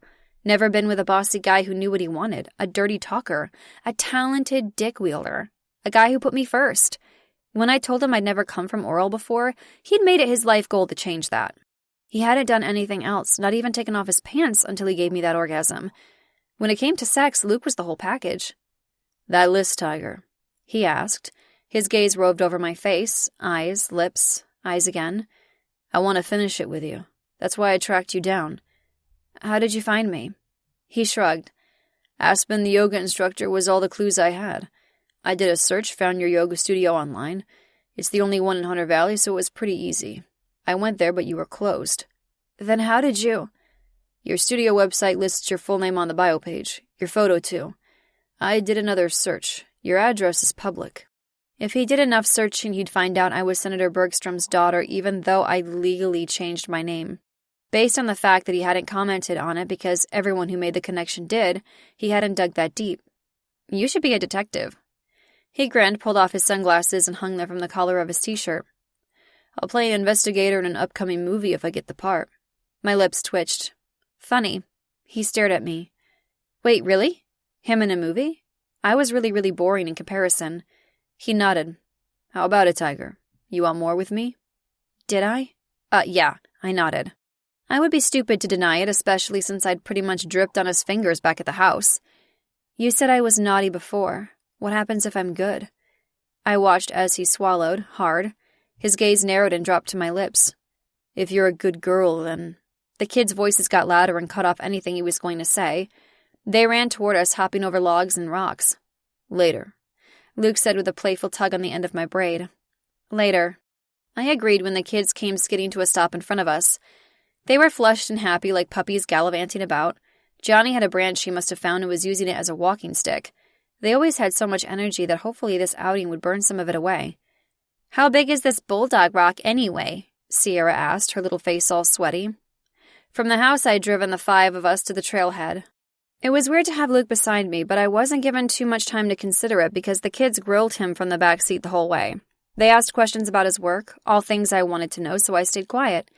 By the time we parked, they realized he actually knew nothing about medicine other than applying a Band-Aid, so they didn't care that he was famous. He was, per Jackson, just a guy with a job, and a boring one because Jackson proclaimed being a snowplow driver was a much better profession. Maybe 4 or 5 feet across, I replied, thinking back. I had been squatting in the dirt and peeing, and the rock had been, well, a boulder. Pretty big. It'll only look like a bulldog from one side, so you may have to circle around the possibilities as you go. Are we in the right area? Johnny asked, glancing around. He and his brother looked alike, blonde versions of Opie from the Andy Griffith Show, right down to the cowlicks in the back of their short hair. I shrugged. I don't remember exactly. I came up that trail and then turned this way. I pointed as I spoke. I didn't go too far. What if we don't find it? Jackson asked, wiping his sweaty forehead with the back of his hand. Then I'd have to come back up and search until I did, or I came up with $50,000. Then we searched for it another day, I replied. We're going to hockey camp tomorrow, Johnny reminded. Sierra and Jackson nodded in sync, their eyes lighting up like they were waiting for Santa. Right. They were off for a week to a hockey camp in Missoula. When I first heard about it in the winter, I didn't think Sierra was old enough to be away that long. But since I was assured that since it was the Silver Mines off-season, Dex James would be going. Since he and Lindy had baby Jillian in the spring, the trio was inseparable. That meant Lindy would be going to the camp as well. They knew Sierra and vowed to keep a close eye on her. I hadn't been able to say no after that, especially since Jackson and Johnny, along with the rest of Sierra's team, were also going, along with about 10 parent chaperones and coaches. It's not going anywhere, I said. If I find it while you're gone, I'll bring you up and show it to you. But what about today? Sierra asked, unscrewing the lid on her water bottle. I mean, we'll be sad if we don't find it. Then how about we get ice cream? Luke offered. That always makes me less sad, especially Rocky Road. He looked to me, probably a little late to see if that was okay. Their whoops and hollers let him know they liked his plan B, and they ran off again to continue their search. Ice cream wasn't my plan B. I had none. I had to find that rock.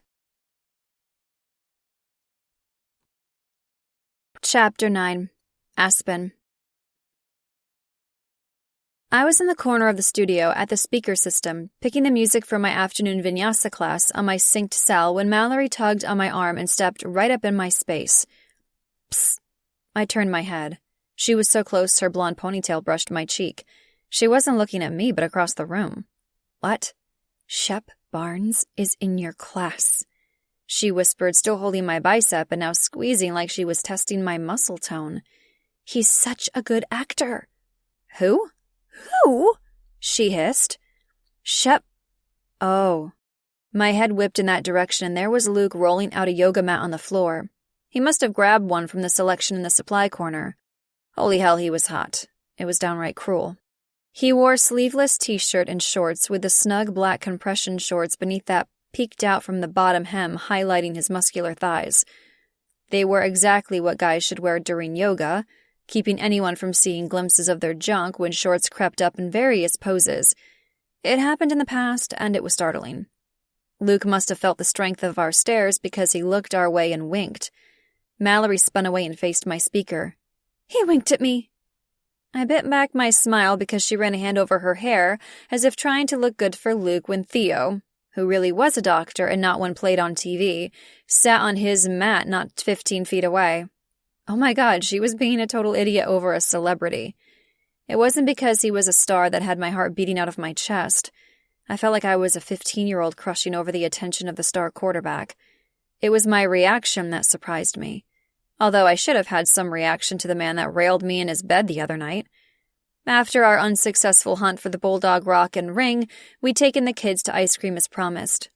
They talked nonstop about hockey camp, the itinerary, what they heard about the cafeteria, and how many hamburgers they can eat at one time. The dorm rooms they were staying in, whose parents were chaperoning, and even mentioned Dex James. I wasn't sure how many tweens he'd been around, but Luke had been a good sport, giving them his full attention. Except when 2 giggling women came over to him and asked him for his autograph.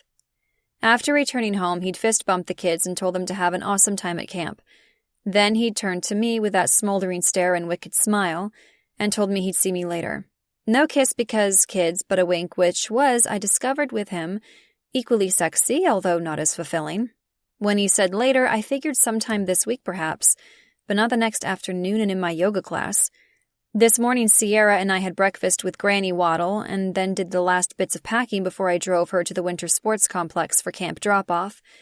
I only cried after the buses had pulled out and I was back in the car.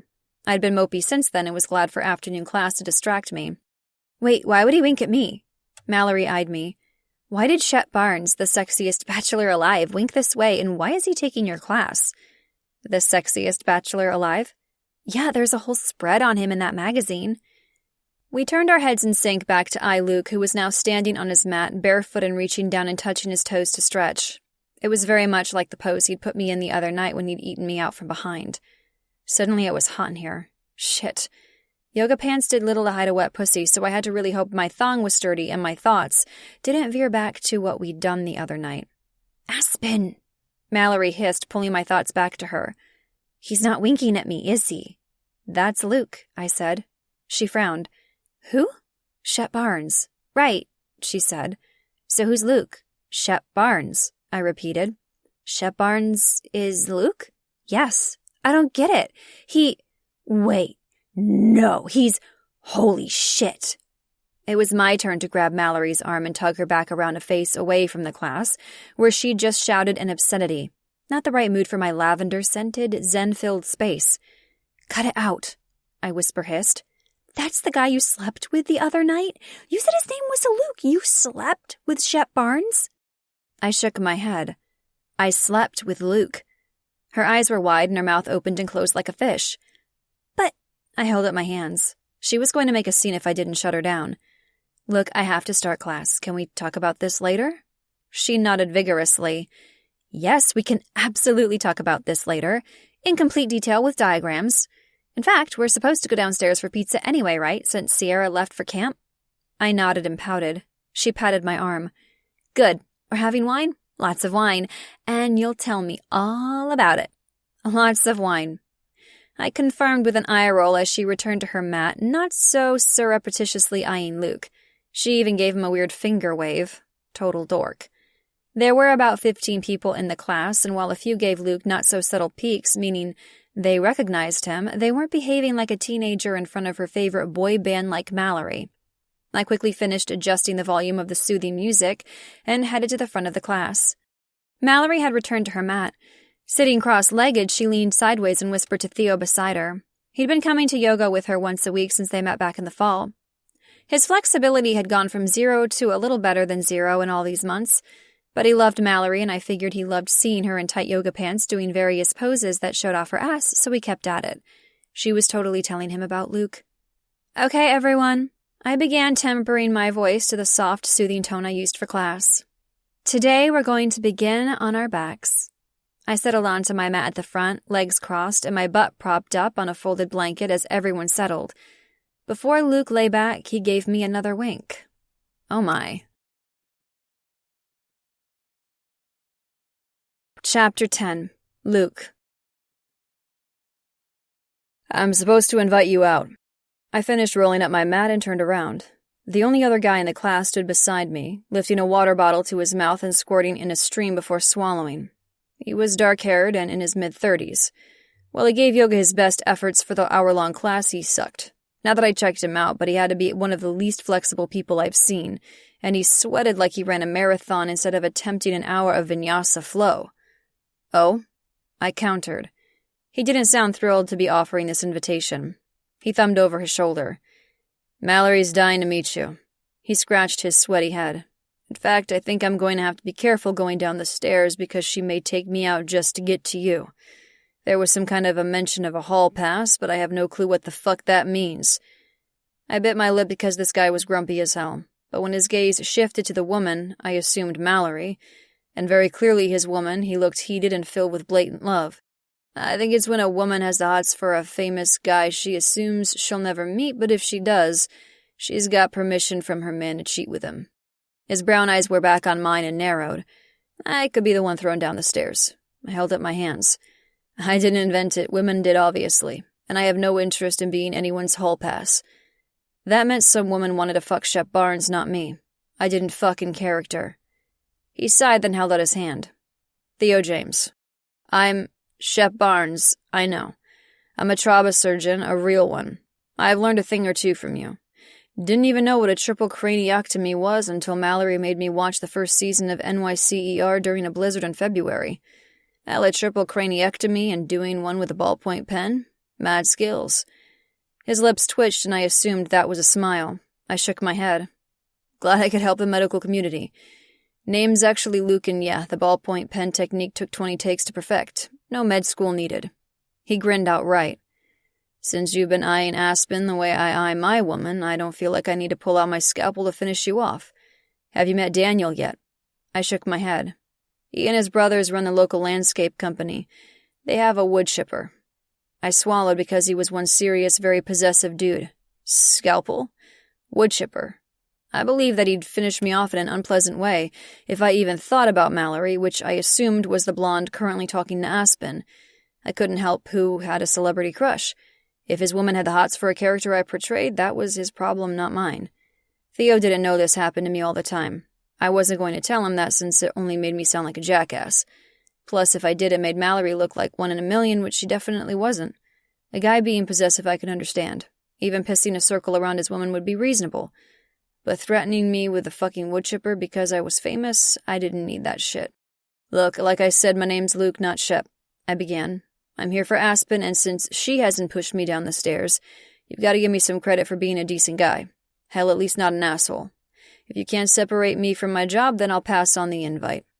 I've had enough of this scenario today. Sam called earlier and sent more screenshots of various gossip sites talking about me in rehab and the debate over whether it was alcohol or drugs I needed help with. Then it went on to show photos of me where I may have been high in the past few weeks, which were instead ridiculous and horrible candids taken of me in LA over the past few months. He wanted me back in LA pronto to fix this shit, except there was nothing to fix. People were going to think what people were going to think. Theo was like Sam. I wasn't going to stoop to perception. I crossed my arms over my sweaty chest and waited. He studied me, then nodded. You'll do. I nodded back. Good, trust me, I've only got eyes for Aspen. I admitted. Why do you think I took this class? Because you like yoga? He countered, shaking his head with man-shame. It's clear you've done it before, and you even did that stupid bird of paradise pose without snapping a joint. Another reason to hate you. I'm here to see my woman do bendy shit in tight pants, nothing else. Exactly. I held up my hands. I play a doctor on TV. I have no fucking clue what a craniectomy is. I'm an excellent memorizer and I have decent hair. Unlike you with advanced degrees and real-life saving skills, that's all I've got going for me. He didn't look too convinced. Plus, I live in LA. It's pretty much a law to live there that you have to do yoga. Good. Then join us for pizza. We're headed downstairs and others are meeting up with us. Since you're new in town, you've been adopted. Pizza? Adopted? My brows winged up. By you? He huffed. I know what it's like to be the new guy in Hunter Valley. Mallory and Aspen approached, and Theo's gaze was squarely on Mallory. I had a feeling after watching her bend and move he had something else in mind to do with her than get pizza. I knew just the feeling because the last thing I wanted to do was hang with the grumpy doctor. Being hot for a yoga instructor had its perks. Like Aspen wearing snug leggings all the time. Trust me, with the women in this town, you're gonna need all the help you can get. Chapter 11, Aspen. I'd already had 2 glasses of wine, or was it 3? I had no idea since Mallory kept refilling it as we ate pizza at Otis's place directly beneath the studio. We'd taken over the back corner of the seating area. It was me, Luke, Mallory, Theo, Mac, Bridget, and Mav. Bridget and Mav had been waiting for us. Bridget was a runner and only occasionally came to one of my classes, and then begrudgingly only when Mallory made her, like on really rainy days or in the coldest and snowiest winter weather. We'd split off into boys and girls since Mallory wanted me to recount every single thing Luke and I did the other night. I hadn't even had a chance to talk to Luke more than thanking him for taking my class. He'd given me a smile, and I'd been tugged into the corner, and I had no doubt Mallory had sicked Theo on Luke. I'd already given the two of them a rundown of the trivia game warm-up, aka foreplay to Mallory, and the highlights of the bendy, steamy sex in his hotel room after. "Do you think he wants more?" Mallory asked, fanning her face. It really had been that hot. "Of course he does," Bridget replied, furtively glancing down the table in Luke's direction. "He did yoga, right? A guy only does yoga to get sex." I sputtered, trying not to choke on the sip of wine I'd just taken. I'd had a few bites of pizza and tons of wine, so I was definitely buzzed. "That's not true. Does Mav run with you only to get sex?" I countered, keeping my voice low. "Yes," she replied, pushing her glasses up. While she didn't blush at that admission, the corner of her mouth turned up in a cat that got the cream smile. I had a feeling it was actually Mav who got the cream. We looked down the joined tables to Mav, who was at the far side of the group. His seat was at the end. He was just too big to be squeezed in anywhere else. The men had their heads close together, and who the hell knew what they were talking about? Over the music from the vintage jukebox in the corner and a birthday party, based on the numbered candles on a cake for a 10-year-old, I couldn't hear a thing. But Mav must have had bat hearing, or he knew Bridget was eyeing him because his gaze went to hers, and holy hell. The smolder that giant of a man gave her melted my panties. "Does Theo do yoga with you to get sex?" I asked Mallory. "The only reason." Mallory, Bridget, and I looked at each other and burst out laughing. So Luke wanted more sex with me. He had said as much. Did that whole sexy neck hold thing put his hand in my panties? He even told me he wanted more. I squirmed in the hard chair with hope. He'd left me hanging yesterday with seriously blue lady balls, and I was eager for more. But I was a realist and remembered my no expectations. "What did he say?" Mallory asked. "Who?" I wondered. Luke. "About what?" "More. That he wants you to bend in other ways for him?" she asked. I shrugged. "You pulled me over here so fast I haven't even talked with him yet." "Like Bridge said, he wants sex. He's here, isn't he?" Mallory added. "He seems to be getting along with the guys." Bridget pointed out as if there was a possibility he wouldn't survive happy hour. They had pints of beer and 2 baskets of demolished mozzarella sticks between them. "He's a nice guy." "Nice? Who wants nice?" Mallory pushed. I set my hand on my chest. After class, I threw on a pale blue zip-up hoodie over my yoga top, and now I fiddled with the zipper. "I do. I'm sick of assholes." "Whatever happened to her blind date?" Bridget asked Mallory, giving her a pointed stare. "Yeah, what happened with him?" I repeated. She never gave me an update. Mallory rolled her eyes. "I texted Ronald. He said he lost track of time. Forgot." "See?" I said, pointing at her. "He's a radiologist and works in a dark room all day," she countered, as if that was a good legitimate reason. I shook my head. "That's not an excuse." "It's not," Mallory confirmed. "At least you didn't get engaged to him like that guy Duncan. At least Ronald showed how much of a lazy ass he was right at the start. I mean, how long were you with Duncan?" Yeah, that was embarrassing. Shame, not wine, heated my cheeks. They knew about Duncan, but I'd left out the ring burial. I'd been mortified enough that I hadn't seen the signs, that I did the whole ring burial cleansing thing solo. Anyway, I told Ronald he's a total dick and told Theo that he's a dick. I feel really confident that when Theo sees him next to the hospital, he's also going to tell him to his face he's a dick. "No dicks for you," Bridget said, then giggled. "Well, one dick, but the good kind." We turned to eye Luke as a collective female unit. Yeah, he had a really good kind of dick, and I wanted it again. Max stood and I looked over my shoulder to see why. In came Georgia and his son, Andy. Georgia, who was so pretty in her pale pink dress, matching shoes and accessories, went right to Mac and kissed him. Mac's hand went right to her ass. "Hi, Aspen." Andy, probably used to them smooching a little in front of him, ignored them and came right over to me, his smile big. His 2 front teeth were starting to grow in, and they were all cockeyed and jack-o'-lantern-like. I had a feeling he was going to need some serious orthodontics in a few years. I couldn't help but smile back because he was a sweet, happy boy. "Hi, sweetheart, how's it going?" "Is Sierra here?" He looked around for her as if she was hiding somewhere. I pouted, suddenly missing my little girl all over again. "No, she's at hockey sleepaway camp until next week." "Oh." He pouted, too. While he was only 6, he and Sierra hung out often enough to be buddies. "When I get big, I'm going to camp at the kids' court. but not hockey because I'm not doing no sleepaways. I'm gonna be a big brother and I have to stay and take care of my baby sister." He puffed out his chest and patted it, so dang proud. I looked to Georgia, who'd only shared she was expecting a few weeks earlier. When I was pregnant with Sierra, I had my head in the toilet bowl for the first trimester, but Georgia practically glowed.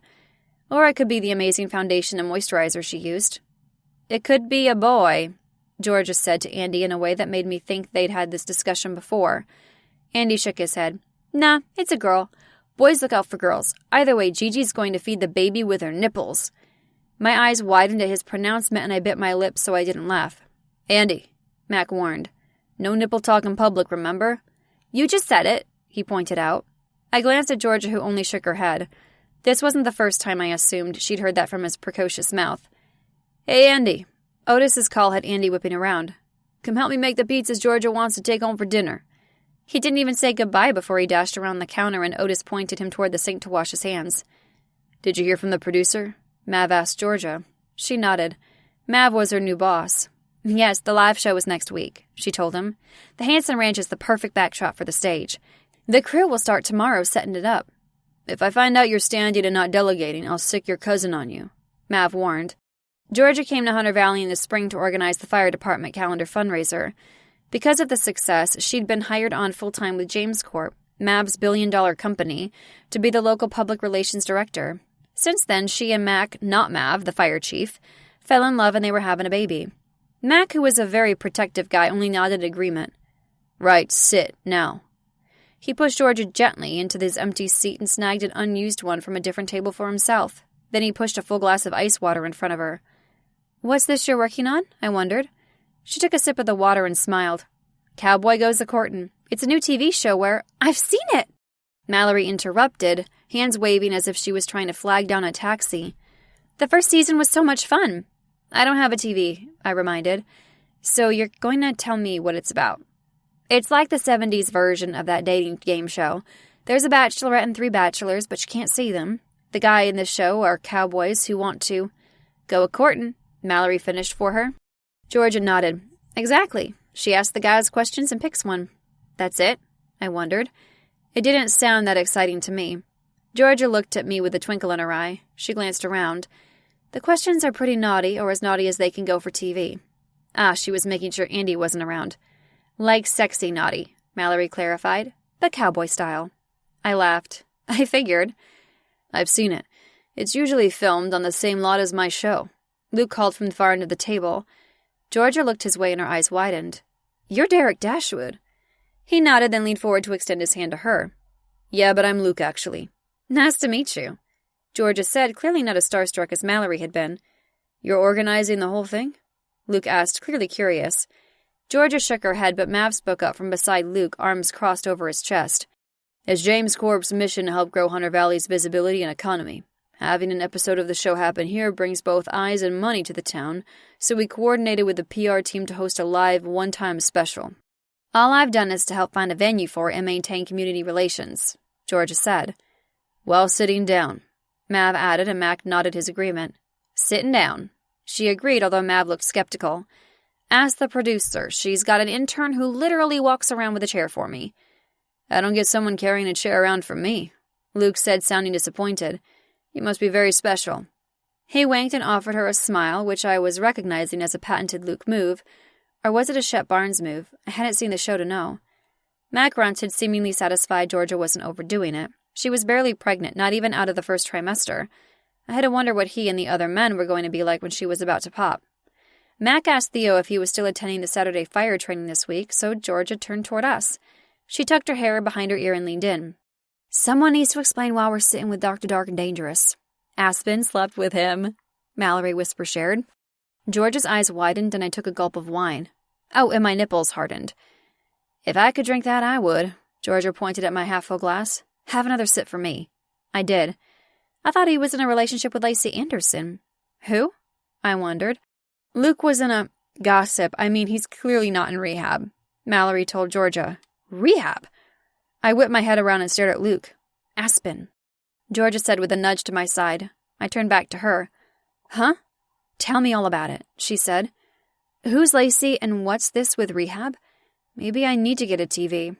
She shook her head. No, it's not TV you need. Well, maybe a little, but social media. It's all fake. She waved her manicured hand through the air as if it was no big deal. To me, it was. If he was with someone else. Rumor is he's in rehab.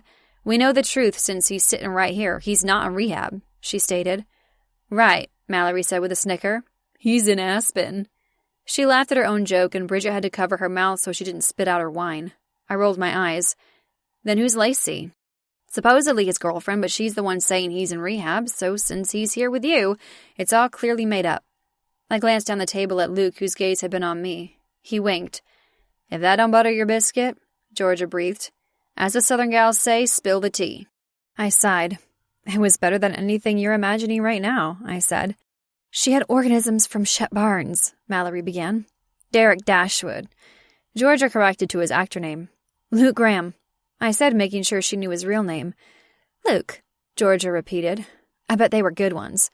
Well, you're taking home pizzas, Mallory told Georgia. Aspen's taking home Luke. We know she's a vegetarian, but we have to wonder if she put some meat in that mouth. Georgia gasped. Ow! I grabbed a napkin and threw it at her, laughing and embarrassed. You've got Sierra, Georgia said. She can spend the night if you want some alone time. If anyone knew what it was like to be cock-blocked by a kid, it was Georgia. I shook my head, then took a huge gulp of wine. She's at hockey camp. She left with the team and Dex and Lindy earlier.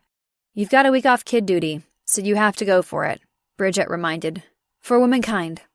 Right, Sierra's at camp, Georgia said, cocking her head to the side and eyeing me with motherly concern. You doing okay? Did you cry at drop-off? I couldn't imagine Andy going away for a week like that. I shook my head. Oh, I cried, but not until I got back in the car. Looking over my shoulder, I called to Otis. Another bottle! He nodded to me from behind the counter. She's going to have the best time, Bridget said, taking my hand and giving it a squeeze. I don't know a girl who likes hockey more than her. I know. Tears came to my eyes, and I grabbed a napkin from the dispenser and blotted them away. My mother would lose her shit over how much of a tomboy Sierra is. Doesn't like sports? Bridget asked. Otis came over with an already opened bottle of wine. He knew I needed it stat, as if I was a doctor on TV and needed it for a triple craniectomy. I took it from him with a thanks and refilled all 3 of our glasses. I could feel the effects of the first finished bottle and was ready to get drunk. The reminder that Sierra, my baby, was away and then adding my mother into the mix meant I needed more alcohol. The appropriate sports, I clarified. That sounds posh. What's an appropriate sport? Lacrosse? Squash? Mallory asked. Ballet. Ballet? You did ballet? Bridget asked. She studied me while she filled her glass. I can see it because you're so flexible, and I swear I've never seen you slouch. Otis returned with a basket of garlic knots and set it on the checked cloth between us. You ladies need some carbs to go with those grapes. Thanks, Otis. Mallory called as he left, then snagged one and shoved half of it in her mouth, and she tried to chew. She looked like a squirrel with nuts shoved into her cheeks. Oh my God, so good. Georgia grabbed one along with a paper napkin. I did ballet. I repeated like it was no big deal, like it didn't consume my waking life for almost 15 years. We've known you forever and you never told us this, Bridget continued. I shrugged, playing off that it had become my mother's way to grade my worthiness of her attention and love. I started when I was 6 and I was sent to ballet boarding school in Canada when I was 11. Boarding school?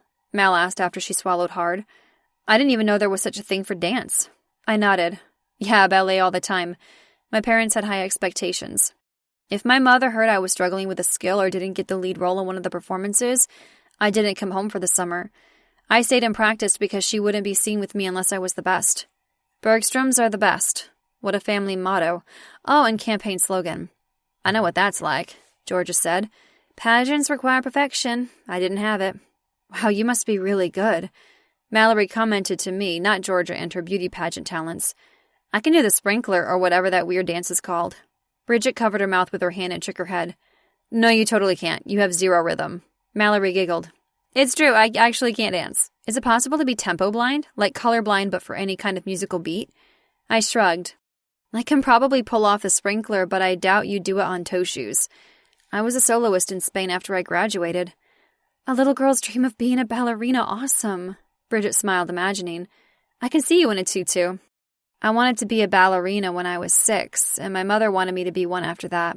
I didn't have much say or time to try something else. It was all I knew.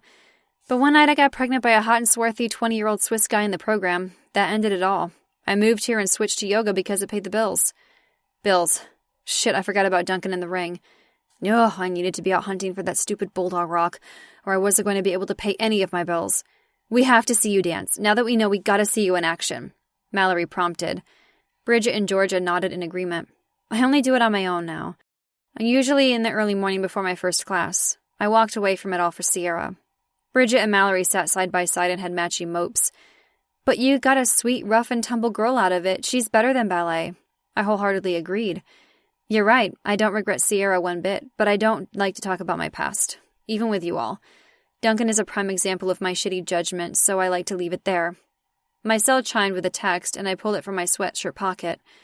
Oh, it's her! I swiped and enlarged the photo of her with Dex. She couldn't be smiling any bigger, and Dex was giving a thumbs up, which I knew was for me that everything was fine. My eyes filled with tears again as I passed the phone to Mallory for her to see. She's better than ballet, and now she's at camp for a week. I set my forehead in my palm and a wave of missing her overwhelmed me. God, I was a mess.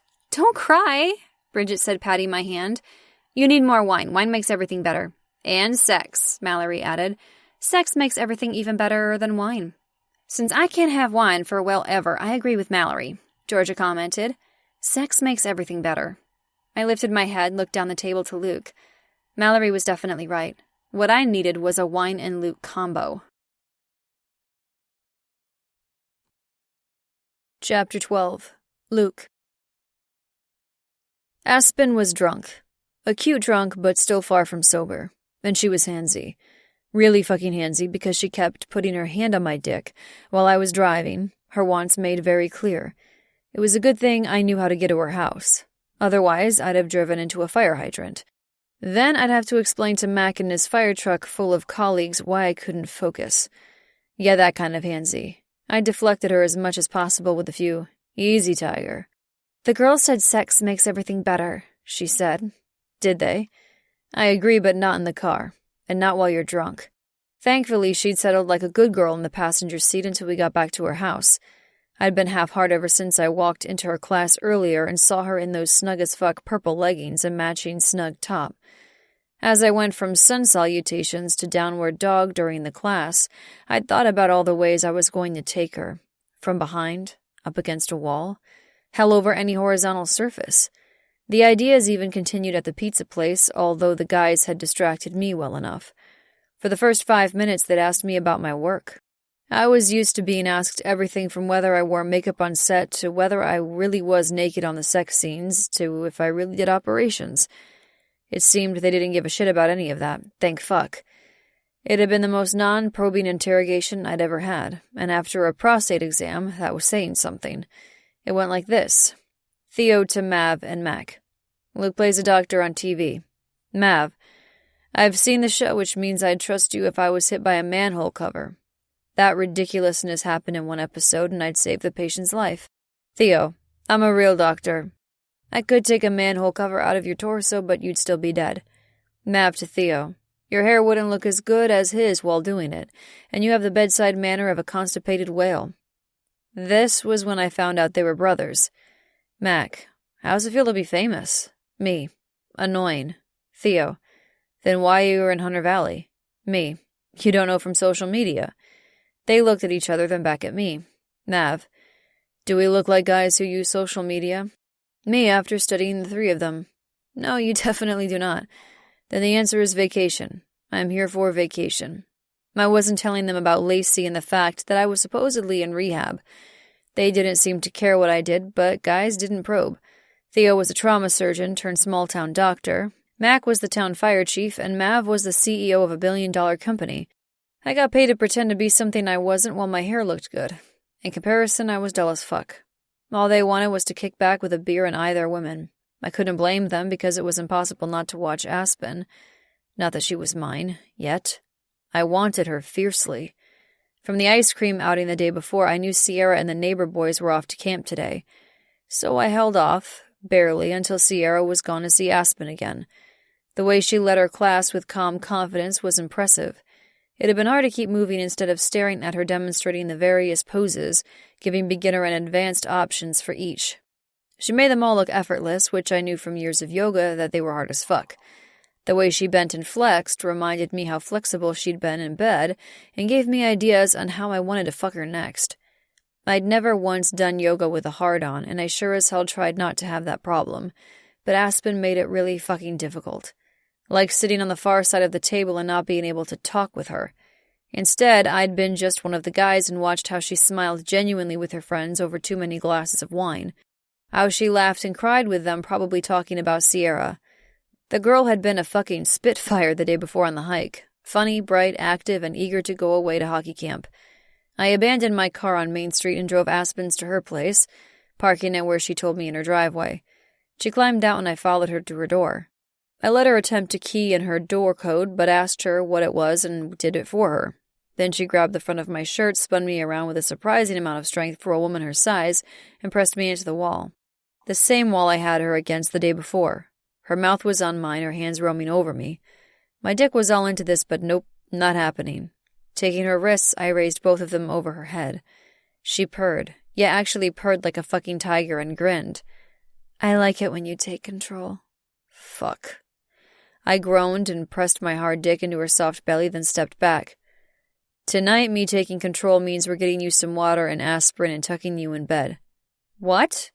I released my grip, turned her toward the steps, and gave her ass a little slap. She looked over her shoulder as she made her way up the steps. I eyed her pert ass the entire way. When we got to the top, she dropped her bag on a small table, and I looked around. The space wasn't big. In fact, it was downright tiny. There was one main room that served as her living room, kitchen, and dining area. The walls were a soft tan, and the furniture eclectic. Framed photos were all over the place, and what was probably Sierra's artwork hung on the walls and attached to the fridge with magnets. Through one open door I could see a bed. Through the other, there was white tile on the floor, which I assumed was the bathroom. It was homey, warm, inviting. Let's get you to bed, I said, steering her toward the bedroom. She pointed. That's my bed. In the corner there was a divider, and behind it a daybed. I went to the bedroom door, stuck my head in. Definitely Sierra's with the hockey posters on the wall and kids' clothes strewn about. Her bed was in the main room. I turned back around and found her heading into the kitchen. Drink? She asked, turning to face me. You need water, not me, I told her. Doctor's orders, she asked with a grin. Yes, and some aspirin. After all that, she skipped the water completely and flopped down on the couch. I sighed and went to grab an upside-down glass from the drying rack and filled it from the tap. Here, I offered when I sat down beside her. Sit up. She lifted her head like a floppy doll, sat up and gulped the water down. We should be having sex. I'm supposed to fuck you since Sierra's away.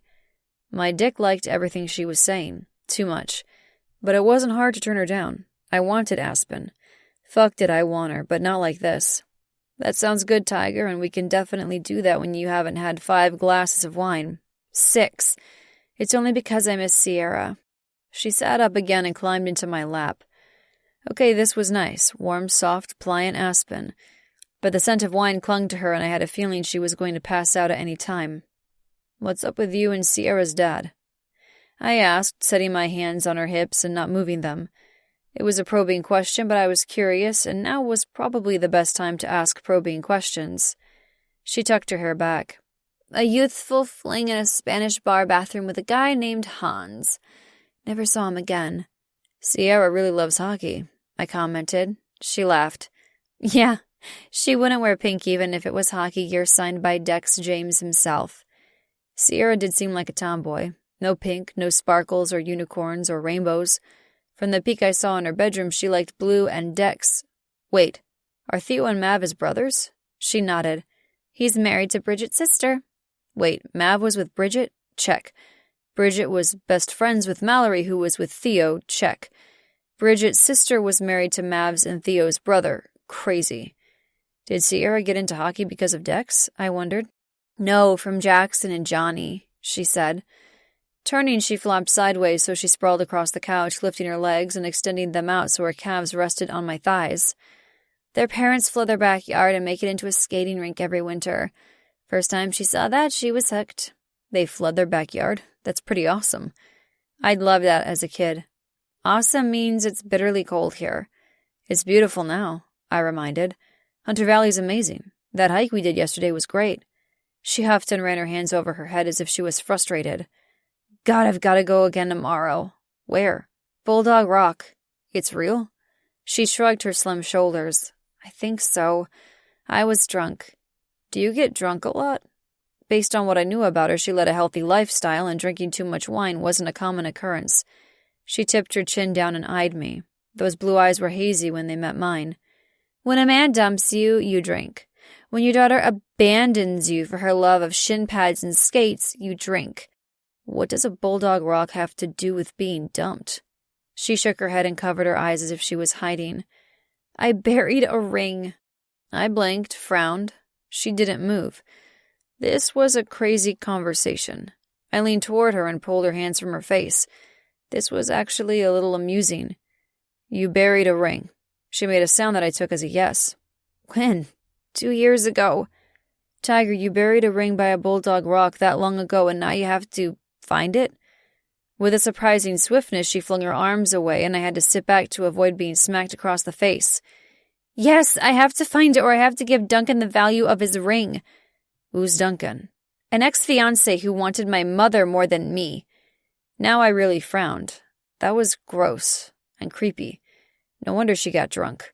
I wanted to track him down and take him out with a manhole cover. I can see why you'd want to bury the ring, I muttered.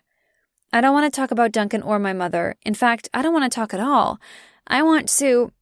I stalled her hands again, which were now tugging at my shirt. Bed. She grinned. Yes, please. I shook my head. No, you bed, sleep. But you're hard. Even drunk, she couldn't miss it in my workout shorts. I groaned again, scooped her up, and stood. I took her to her bed only a few feet away and set her on it. I am eager for you to do something about it later.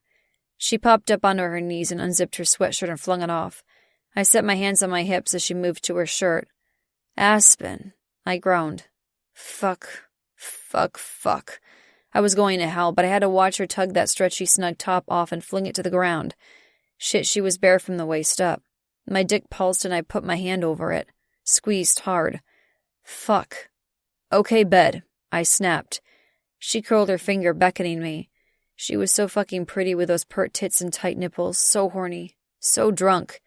Nope, you bed alone. When she tucked her fingers into the top of her leggings and started pushing them down, I turned on my heel. Fuck, Tiger. I'll get you some more water. I grabbed her glass from beside the sofa, filled it at the sink, and thank fuck. She was sound asleep when I got back to her. Chapter 13. Luke. I stood holding the glass, staring at Aspen, naked, half covered with her sheet. Fuck. I ran a hand over my face. I was a perv. I was going to hell. I was an asshole for even peeking at her. I was also horny as fuck, and Aspen was fucking gorgeous.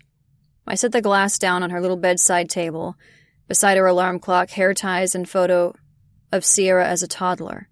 I flung her tops and leggings to the floor, snagged her tiny lace thong, and pulled her bedding up and over her. She mumbled, then rolled over, her hair fanning out on her pillow. Turning again, I went to her bathroom, flicked on the light, eyed myself in the mirror. What the hell are you doing, Graham? Reaching down, I went to grip my dick and realized I was still holding her thong. I growled. It was damp and I brought it to my nose. Took a deep breath and shut my eyes. I knew the source of that scent, how it tasted, how it felt under my tongue, how it felt wrapped around me. Pre-cum spurted from said dick. I pushed the elastic of both my shorts and underwear down and my dick sprang free. Turning my head, I glanced into the other room, then quietly shut the door. I was going to hell. No, I was being a good guy. I wasn't fucking Aspen. Hell, I'd barely touched her and not in a sexual way. A guy shouldn't get a medal for doing the right thing, but a man had his limits. So did my dick. I was the guy who was going to rub one out all over a woman's panties. If Sam only knew. If word of this got out. I glanced at my reflection again. I had Aspen's wet thong in my hand and my balls were aching with the need to be emptied. Gripping the base of my dick, I stroked it from root to tip, rubbing my thumb over the head. I hissed, began stroking faster, thinking of Aspen and how she looked when I sank into her the other night. How her eyes had widened as she took all of me. As she clenched as she came. As she... Fuck. I whisper-groaned, using Aspen's panties to catch my cum as it spurted from me. Chapter 14. Luke. I spent the night on Aspen's too-small couch. At dawn, I'd given up on getting any decent sleep, so I went back to the hotel, took a shower, and changed clothes. I was in line at the coffee shop when Sam texted. "Your screen test is Tuesday at 10, but they said not to show if you're in rehab." His accompanying screenshots, even more of them, from the gossip sites about were equal parts thrilling and fucking infuriating. I'd worked my ass off in my career doing all the right things, showing up on time, knowing my lines, not fucking any of my coworkers or their spouses. I met my contract obligations with a fucking smile. Like my parents had raised me, I put in a hard day's work for my pay. Sure, I made millions, but I didn't make trouble either. My mother texted me yesterday, seeing the latest about me. She laughed off the Polynesian dancer marriage and the pet python story because she knew I hated snakes. But rehab. She didn't like people talking shit about me. My mama was fierce when it came to her kids. Kinda like someone else I knew. I texted Sam back. If I show up to prove I'm not in rehab, will they believe me? With what Lacey's saying. I'll find you a new girlfriend, be seen with her. Prove you're not in rehab and Lacey's wrong. Find a new girlfriend. As if that was easy and there was no way in hell I was having Sam find one for me. I hadn't dated anyone in years. Fine dates, yes, but nothing more than a night out. Or in. But a relationship? No. I didn't trust a woman to want from me because they couldn't separate fact from fiction. To not have some kind of agenda of their own which included me and my fame, especially one Sam found, who only wanted me for... Wait. There was one person who had no clue I was a star, who wanted me and my dick for sex and sex alone. She had no agenda other than me getting her off, the one who'd had zero expectations or intentions of ever seeing me again, not even on TV. Aspen. Chapter 15. Aspen. I rolled over, groaned. God, what time was it? I opened my eyes, winced. It was too bright. Morning, Tiger. The night we met when you said you shouldn't have more than one glass of wine, you weren't kidding. A face loomed over the bed. I blinked. Luke. I groaned again, covering my face with my hand because I could have sworn he was smiling. Here, take these. When I didn't move, he tried again. Be a good girl and take the pills. I frowned and pushed myself up to sitting, then realized I was naked when the blanket slipped to my waist. I tugged them up and my eyes opened. Why was I naked? Luke winked, grinned. I don't like you right now. He took my hand, dropped the pills in it, and waited for me to toss them back, then handed me a glass of water. After these, he began, then reached for a steaming hotties to-go cup he set on the bedside table. And this in a shower, you'll feel human again. Trust me, I play a doctor on TV. I traded the water for the cup, not wanting to tell him I didn't drink coffee. It was really sweet of him to go to Steaming Hotties and get it. Wait, had he spent the night? Had he gone back to his hotel and then returned? He must have, because he was in a green t-shirt and tan shorts, his perfect neat hair as if it had been combed recently, unlike mine, which probably looked like it had been snagged in a combine. I sniffed. This isn't coffee, I said, confused. He smiled. I know. I didn't see a coffee machine on your counter, and this body needs caffeine. I went to Steaming Hotties. I assumed, since Mav wore the t-shirt last night, that it was a decent place. I met Eve and she told me you drink tea. This one specifically. How does Eve know you were with me last night? He arched his brow. Exactly my question. This is an interesting small town, and the gossip here rivals any online site. All right, Eve is married to Silas, the fourth James brother. And I thought the guys didn't gossip, he commented. I laughed. They're worse than the girls, although I'm sure it was Mallory who called her after we left last night and filled her in. He dipped his head toward the bathroom. Take that into the shower. When you get out, I've got a proposition for you. My eyes widened at his words, then I remembered everything from the night before, like my brain was a computer and it finally stopped processing. My eyes fell closed in mortification. Oh my God, I was all over you last night. I even felt you up in the car, didn't I? And my little striptease must have been really sexy. He grunted. You have no idea. God, you must think I'm the biggest No, he said with enough emphasis to shut me up. I met his gaze and all I saw was sincerity and heat.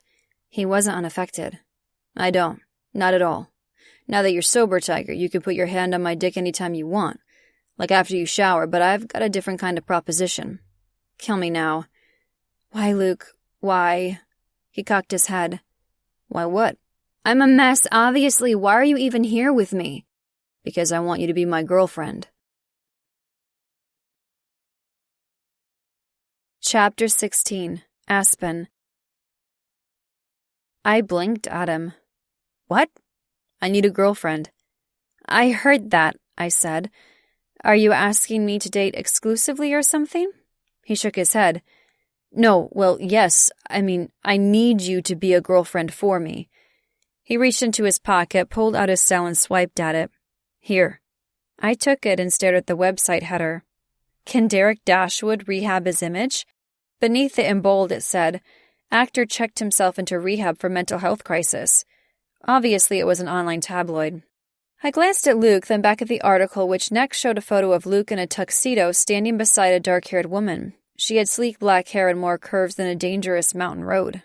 This is you? He nodded. Yeah. It says you're in rehab. I don't understand. Do you recognize the woman in the photo? I took another peek. No? Of course you don't. He sighed. Right, well, that's Lacey Anderson. I work with her. She's an actress on NYCER. She says we're dating, which everyone believes, but we're not.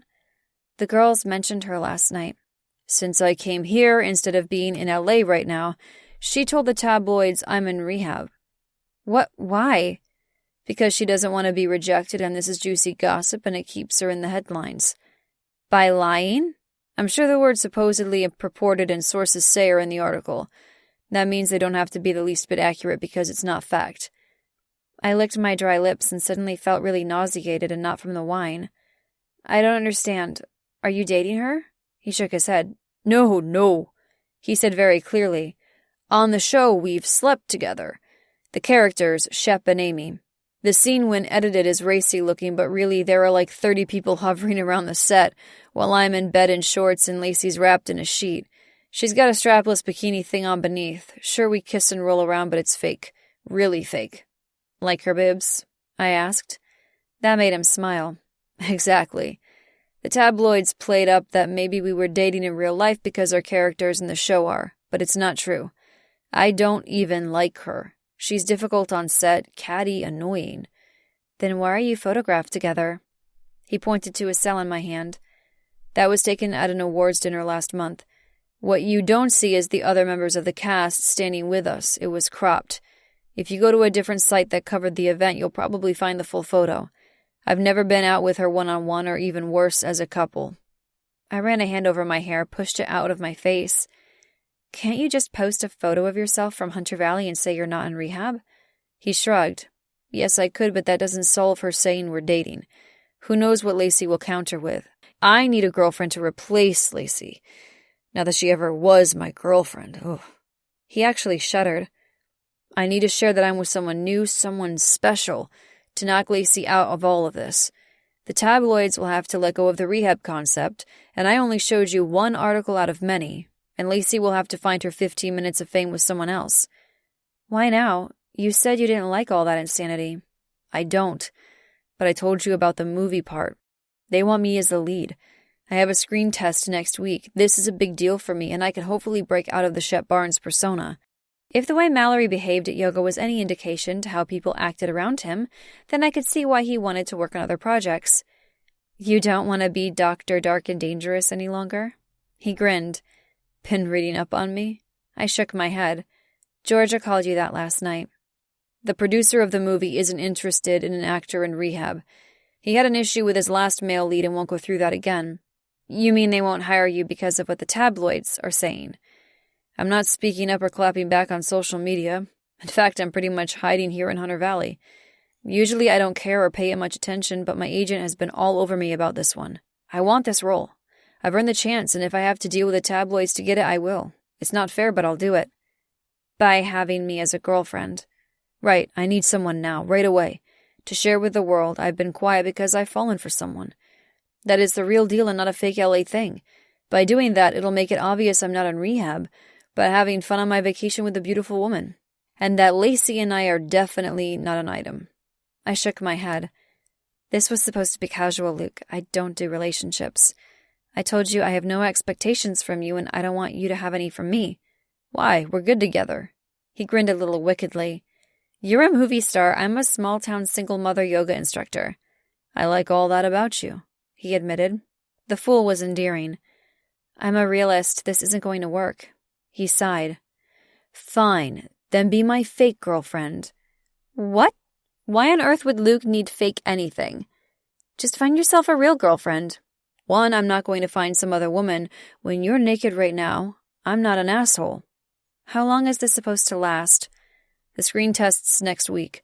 I need to clear the rehab rumor and get Lacey out of the girlfriend role for good. Once I get the part, we can casually break up. Distance and all that. I know you don't really want a relationship, so yeah. Right. I looked down at the cell. I don't really want to be in the media spotlight. I knew what that was like. My mother loved it. But I knew what Luke was saying was true. Mother required everything about herself. My father, me, to be perfect because anything less would be a flaw. An imperfection that the media would use as a weapon. Mother's senatorial campaign couldn't handle any kind of weakness. And an opponent? They'd use anything they could get. The last thing I wanted to do was be like my mother and fake something for the media, but this was what Luke was asking me to do. This wasn't about me, it was for him. Could I do the one thing I tried to avoid? I'm not perfect, Luke. I don't expect you to be perfect. What do I have to do? Go to LA with me. Be my girlfriend. I shook my head. I can't go to California. I have Sierra. She's at camp. I sighed. I have my studio classes to teach. Can't someone fill in? Have you ever closed for a few days for vacation? No, I hadn't, but I didn't like the way he was shooting down every possible excuse I had for not going. Besides the obvious, pretending to be his girlfriend. While I didn't know him all that well, I did like him. The chemistry between us was insane, and I wanted more with him, but I knew better. He was a famous actor trying for a film role, a movie. He had a larger-than-life life. He was fine with pretend? Of course he was fine switching from real to fake girlfriend. It wasn't like a guy like him would want a legit relationship or anything real with someone like me. Single mom, barely making ends meet, stupid enough to bury an expensive ring in the woods. This was supposed to be one night, I reminded, protecting myself. Maybe him at the same time. A fling, I mean, I pretty much picked you up at a bar. That can't be good visibility. I'll pay you. Whatever Duncan's ring's worth, I'll pay you that. Chapter 17. Luke. She stared at me in horror, which wasn't what I expected. Of course, I hadn't expected to pay her for the girlfriend role either, but I meant it. I needed her, and maybe she needed me to help her as well. I thought about her drunken admission all night. Some fucker named Duncan who had a thing for her mother. If that was her last boyfriend, no fiancé, then no wonder she didn't want anything serious. I had trust issues because everyone in my world was fake. Literally fake, like Lacey and her boobs and her cheekbones, probably her ass too, if what I heard about implants there was legit. But Aspen wasn't fake. Not her body, not her personality, not her friendships, not her relationship with her daughter. Everything about her was so real, including her reaction. And I wanted her, all of her. If the only way I could get more of her since she didn't want a real relationship was to start a fake one with her, then so be it. How did you? You're talkative when you have too much wine. She flopped back on the bed, flung the comforter over her head so only the lower portion of her leg stuck out. Go away, I want to die of embarrassment in peace. Reaching out, I pulled the blanket down so her face showed. Who's Duncan? She rolled her eyes and huffed, just like I imagined Sierra would do in a few years. He's my ex-fiancé. I knew that much. I broached my next question carefully because I was a little scared of the answer. You mentioned something about your mother? She put a hand over her face, wiped her eyes. God, what didn't I tell you? I waited and used my acting skills to appear patient. My mother has an important job. She has a lot of connections that some find valuable. Turns out Duncan was one of them. He dated you for what, access to your mother? It was better than the assumption I made the night before. She nodded, her sloppy hair sliding over her pillow. Pretty much. He was going to marry me for it. Stupid me thought he actually liked me. He was a good actor. Maybe there's a part for him on your show. Dead body number 1? I smiled, but it was fake. I wanted to find Duncan's last name and make him really a dead body. You live here in Hunter Valley? Idaho. I was stupidly going to relocate for him. To be with him and his mistress. He cheated on her too. What the fuck? I took a breath and tried to calm my rage. Doing that, I picked up on something else she said. That she thought he actually liked her, not loved. Why would she be engaged to a guy she didn't love with all her heart? What had happened to her? It had to be more than Duncan the dick. So you dumped his ass, I hoped. I did, and in some sort of life cleansing I took the ring up into the hills and buried it Buried my stupidity at thinking some guy would want me for a real relationship and moved on to being smarter and wiser. I winced because I didn't want her for a real relationship. Well, I did, but I needed her to play a role, to be my girlfriend, and I'd pay her to do it. Oh shit, but I wasn't lying to her about it. I might want something from her, but she was getting something in return. We were walking into this arrangement with our eyes open. It would be fake. We were fake. Even knowing that, I was fiercely protective of her. How dare that fucker use her like that? There was wine involved. She winced. I swear I'm not a lush, but last night I missed Sierra and... I held up my hand. You're not the only one who's had a few too many before. She brushed her hair back again. Well, I remember the Bulldog Rock. There really is one, I think, and I buried the ring in a tea tin right in front of it. I just don't know where it is. You said this was 2 years ago. He wants the ring back now? She sat up and held the blanket to her chest. She was so fucking pretty, and she had no idea. I know, right? His lawyer sent me a letter. I have to give the ring back by the end of the month, or I owe him the value of the ring. Which is... It was her turn to wince. $50,000. Shit, that was an expensive ring. No wonder she enlisted the kids to help her find it, but it was easily solvable. I could make this asshole in Aspen's problem go away. Life cleansing? I'd give her toxic X removal once and for all. I'll give you the money. Her eyes widened. What? No, you will not. I shrugged. I'm rich. This jerk doesn't deserve... No. She countered, clearly adamant. I will not take your money. I was the stupid one burying it like that. It was my embarrassing mistake. Duncan was my mistake. She was the only woman I knew who refused that kind of money, and she wasn't even going to keep it. I wasn't sure if that was more telling about her integrity or the quality of the people who usually surrounded me. Perhaps both. I held up my hand. Fine. Then be my fake girlfriend in exchange for the money. You would really be helping me, and I think we can agree liking each other won't be too hard to fake. In fact, I wasn't faking at all. She pursed her lips, huffed, closed her eyes. It was as if an internal battle was playing out before my eyes. Or we can go hunt the woods again for the Bulldog Rock. Fine. I'll do it. Chapter 18. Aspen. You're going to what? Mallory screeched, then tugged me in her front door. I almost tripped on the step with the force of her pull. After I agreed to go to LA with Luke, he left to get things organized for our trip because he wanted to leave today. Really, I figured he was being kind because I knew I looked and felt a mess. When I saw myself in the bathroom mirror, I practically screamed. Hair crazy, bags under my eyes. I was a bloated mess, and fuck, I'd had the worst roadkill breath ever. Even if I felt like fooling around with Luke, I had no doubt he'd have turned me down. So I showered, drank a huge detox smoothie, and hoped the man would forget I ever looked like a hag. No wonder he settled for me to be his fake girlfriend. No way a guy like Luke would want me for real. So I do it for the money. I needed that money. I wasn't an overly vain woman, but being born a Bergstrom had taught me one thing. If I was going to play a role, I had to look the part. While Luke seemed to like I was a small-town yoga instructor, I wasn't too sure that was what he needed to convince the tabloids that we were dating. Another reason why I'd driven directly to Mallory's. Sometimes a girl needed a BFF to make sure she wasn't crazy. Be Luke's fake girlfriend. She frowned. What happened to real girlfriend? I waved my hand in the air. There never was going to be real anything with him. Especially not after he saw me this morning.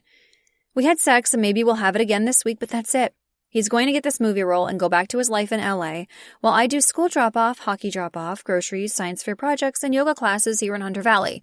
What kind of real can there possibly be? She looked more put out for me than I felt about it.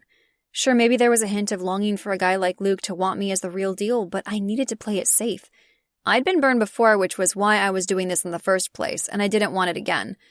Duncan and his ring were one thing. A famous person whose life and career hung in the balance of the media? I knew all too well what was at stake. Being a senator, my mother's job was to woo the voters because if they didn't like her, they'd vote for someone else. So she had to be perfect, be exactly what they wanted and expected at all times. My pregnancy oopsie had been a liability for her. I was a liability. I'd been dumped by my parents because I wasn't perfect enough to be kept. The real kind where you fall in love, she said. My mouth fell open. Mal, I had a one-night stand with the guy. I'm going to be his fake girlfriend. Besides, that night we went on a hike and had ice cream with 3 kids. Then he took my yoga class where I couldn't talk to him. Yeah, I only checked out his fine ass and downward dog, she countered with a grin. Then, I continued stressing the word, We went for pizza and he sat at the other end of the table. I literally haven't talked to the man beyond doing trivia. She shrugged. Who wants to talk when you could be doing other things? If you want me to have a real relationship, he and I need to talk. She flung up her hands, clearly frustrated. But no one asks a woman to be a fake anything if there's a chance of being something real. Why are you so okay with this? Because he was going to pay me $50,000. Crazy, yes, but I needed that money and I'd been a drunk idiot and blurted out way too much about my life to him. Now Luke knew my weak and shameful spot. No, he wasn't using it against me. It was more like a dangling carrot. He was going to solve my Duncan problem. All I had to do was pretend to be into him for a week to turn his image around and get the film role, which was not hard to do. Because unlike Duncan, I know where I stand with him. I explained, setting my hands on my hips. I know it's pretend. She sighed. Right, but not all guys are like Duncan, she reminded. I agreed, but I hadn't met any of them. It's short term. We're going to work together to get the tabloids to show him favorably so we can get the part, I guess. Is that action-adventure movie? Her eyes widened and she clapped her hands together in glee. Oh my God, I heard about that. Right, well, his coworker Lacey something is feeding the rumors about him being in rehab. Her eyes widened. What, Lacey Anderson? She spun around and ran into her kitchen. She had a little Victorian house, so she only had to go about 10 steps. I followed and watched as she swiped her screen and started reading. Wow, yeah, rehab. Choosing alcohol and drugs over a solid relationship with that bitch. I blinked. Wow, Mal, those are harsh words. Especially since she said things like fudge and sugar, so she didn't let any bad words drop when she was teaching her first graders. My mother chose alcohol over me. I know how it can really be. I'd hate for someone to accuse me of that. He should sue. He said they use words like supposedly to make it unofficial and not directly slanderous. She looked down and laughed and started reading aloud. Derek Dashwood is said to be recovering from a drinking binge and has purportedly checked himself into rehab for substance abuse. The article he showed me earlier said he was in for mental health crisis. I felt for Luke because I knew what it was like to be cast in a harsh light. What people were saying about him were complete lies. What my mother said about me had been lies too. I'd been built up since birth to be something that wasn't achievable, perfection. Yes, I'd been made a very young soloist in a premier ballet company, but I'd blown it by getting pregnant. When I found out I was having Sierra, everything changed. I loved her before I was even showing. She was mine. Mine, I was fierce about my daughter, but it was fierce love. She was her own little person, not a prop like I was for my mother. My mother hadn't given a shit that I'd been, in her words, promiscuous. She cared that I had proof of it, Sierra. No senator could have a single mother for a child, especially with the father being a foreigner with zero intention of marriage. As if, God forbid, she be called a grandmother. But because I'd ruined her desired image of me as the perfect daughter, I was cast aside, tossed out, taken off of the family narrative. I destroyed my entire life by having Sierra. That's what my mother thought, at least. Me? I'd saved my life. As for Luke, if he wasn't exactly as Lacey wanted, he was tarnished. The job he wanted, hell, the life he wanted would be kept from him. Fuck that shit. Okay, it makes sense now, she said. So you're going to be with him being his girlfriend. That takes loser Lacey out of the picture, and he's obviously not in rehab. Exactly. She cocked her head. I saw the way he looked at you. He wants you. He's into you. Is there any chance you two could be more? That you'll see that Duncan was a one-off? She held her fingers up, indicating a little bit. I shrugged. How could there be more when he's filming in India or Morocco or wherever? I want a man here in Hunter Valley who's in bed beside me at night, who loves Sierra, and we want to make a little life. No way could Luke do that. She frowned, clearly more disappointed than me. You're still going to have sex though, right? I mean, being a fake girlfriend doesn't mean you can't have real sex. The idea of more sex with Luke made my nipples hard. Real sex, fake boyfriend, I told her. Then go for it. With Sierra away, you've earned a little fun. Chapter 19. Luke. Who might you be? At the question, I spun around on Aspen's stoop. There stood an older woman in denim overalls and rubber rain boots holding a small shovel. Her gray hair was chin-length, her wrinkles plentiful, and her blue-eyed gaze piercing. Luke. She cocked her head to the side as if assessing me, maybe considering if I was dangerous, but I was in jeans, sneakers, and a white t-shirt. If I wanted to break in, I wouldn't have knocked. You look more like Shep Barnes to me. Ah, another one. Obviously, she had a TV. I scratched my head a little sheepishly. That's what people tell me. She glanced toward the second floor. I'm Irma Waddle. This is my house. It's nice to meet you, ma'am. You have a lovely home. Thank you. Making house calls? With her brow arched, she had a mischievous look about her. I had a feeling she was talking about sex, but I couldn't be sure. What the hell did I say? If you are good, just what Aspen needs. I frowned. Mrs. Waddle was pimping me out to Aspen. The side door opened and there was Aspen in a black t-shirt dress. Thank fuck. Not only because I needed rescuing, but because the dress meant easy access. I had unrequited plans and a 3-hour flight on a private plane. She might have been my fake girlfriend, but what I felt for her was real. I meant that I'd pay her too. She didn't need to owe some cheating asshole $50,000 hanging over her head. If I had to tie it into this arrangement, then fine. I'd already sent the money through my banking app, finding her in it easily enough. I'd have it sent directly to Duncan, the Dick's lawyer, so she didn't have to do a thing. But I didn't know who it was. Aspen was doing me a favor, and I was getting to be with her, uninterrupted. I'd say it wasn't even trade.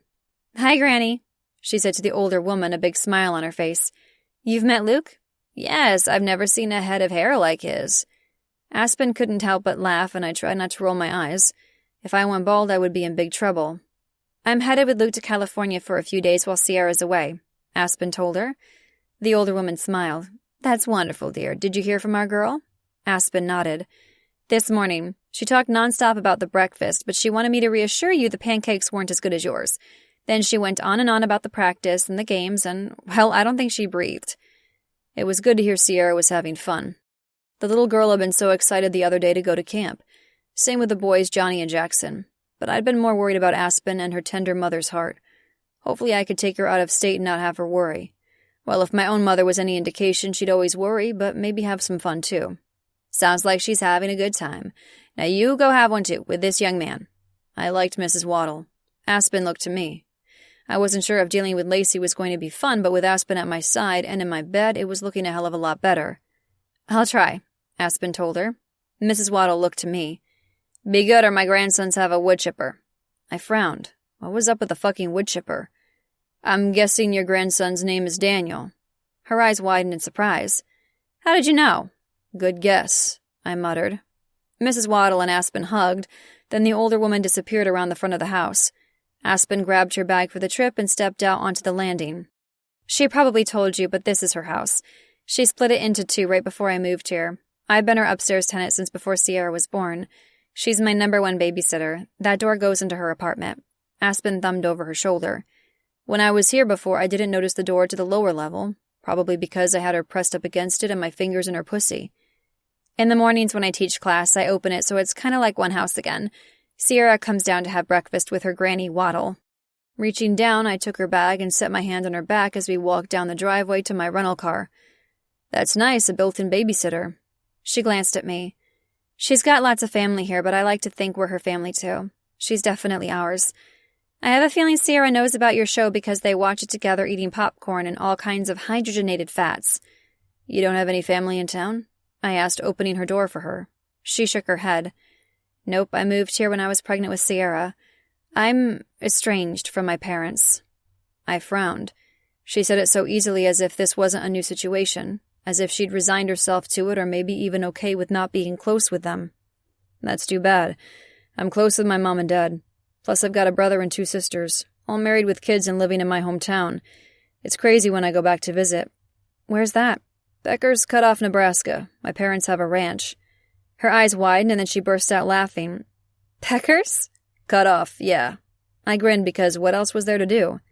That's a real place? She asked while trying to catch her breath. You think I'd make that up? She bit her lip as if trying to keep from laughing further. Her hand slipped around my waist as she tipped up her chin to meet my gaze. Fuck, she was pretty. A cowboy, then. She had on a bit of makeup. Mascara and tinted lip gloss. Nothing more. Her hair was half up, half down, and I slid my hand over it and cupped the back of her neck. Yes, ma'am. What's the saying? Save a horse and ride a cowboy? I was outright grinning now, and I was hard. You want to take me for a ride? Not everything about this has to be fake, she reminded. Thank fuck. True. How about you do that while we join the Mile High Club? Multitasking, she murmured, pushing up to her tiptoes to kiss me. I like it. Me too. Me fucking too. Chapter 20. Luke. Aspen dropped into the plane seat beside me. When you said we were flying to LA, I thought it was going to be the commercial flight out of Bozeman. She looked around the interior of the private jet. It seated 14, but it was only the two of us as the passenger. A perk of my job, I told her. I told her earlier I was rich, but she probably already made that assumption based on the fact that I was a TV star. But the jet solidified it. It's a good thing because I snuck a full-sized bottle of shampoo in my bag. That's what she had to say, that she was trying to break a liquids rule through security. Not a comment about my money or how I could get a private jet in a few hours' notice or if they had champagne. Although after her wine the night before, she probably had no interest in more alcohol. Still, why was I surprised that she wasn't in awe? She hadn't recognized me, didn't care that I was a TV star. Hell, that was probably what she liked about me the least. A private jet, and she didn't bat an eyelash. It was because I surrounded myself with so many fake people who wanted more. More money, more fame, more status. Working in the TV industry was filled with moochers and schemers who wanted more. Everyone pretended. Image was everything. LA in general was the same way. I was the one who'd become jaded, who lost track of what normal was. Aspen was being herself and reminding me of how much I needed a reality check. I liked it. It's a good thing because I finally have you to myself. The flight attendant appeared and said, "We're ready for takeoff. Seatbelts. If you need me, just push the call button. Otherwise, I'll be in the galley for the flight." With a smile, she returned to the front just as the engines turned on. I looked to Aspen. "Not quite alone," she said with a smile. "Seatbelt, Tiger." Instead of letting her do it, I reached across and connected the two ends for her. Then, being that close, I kissed her.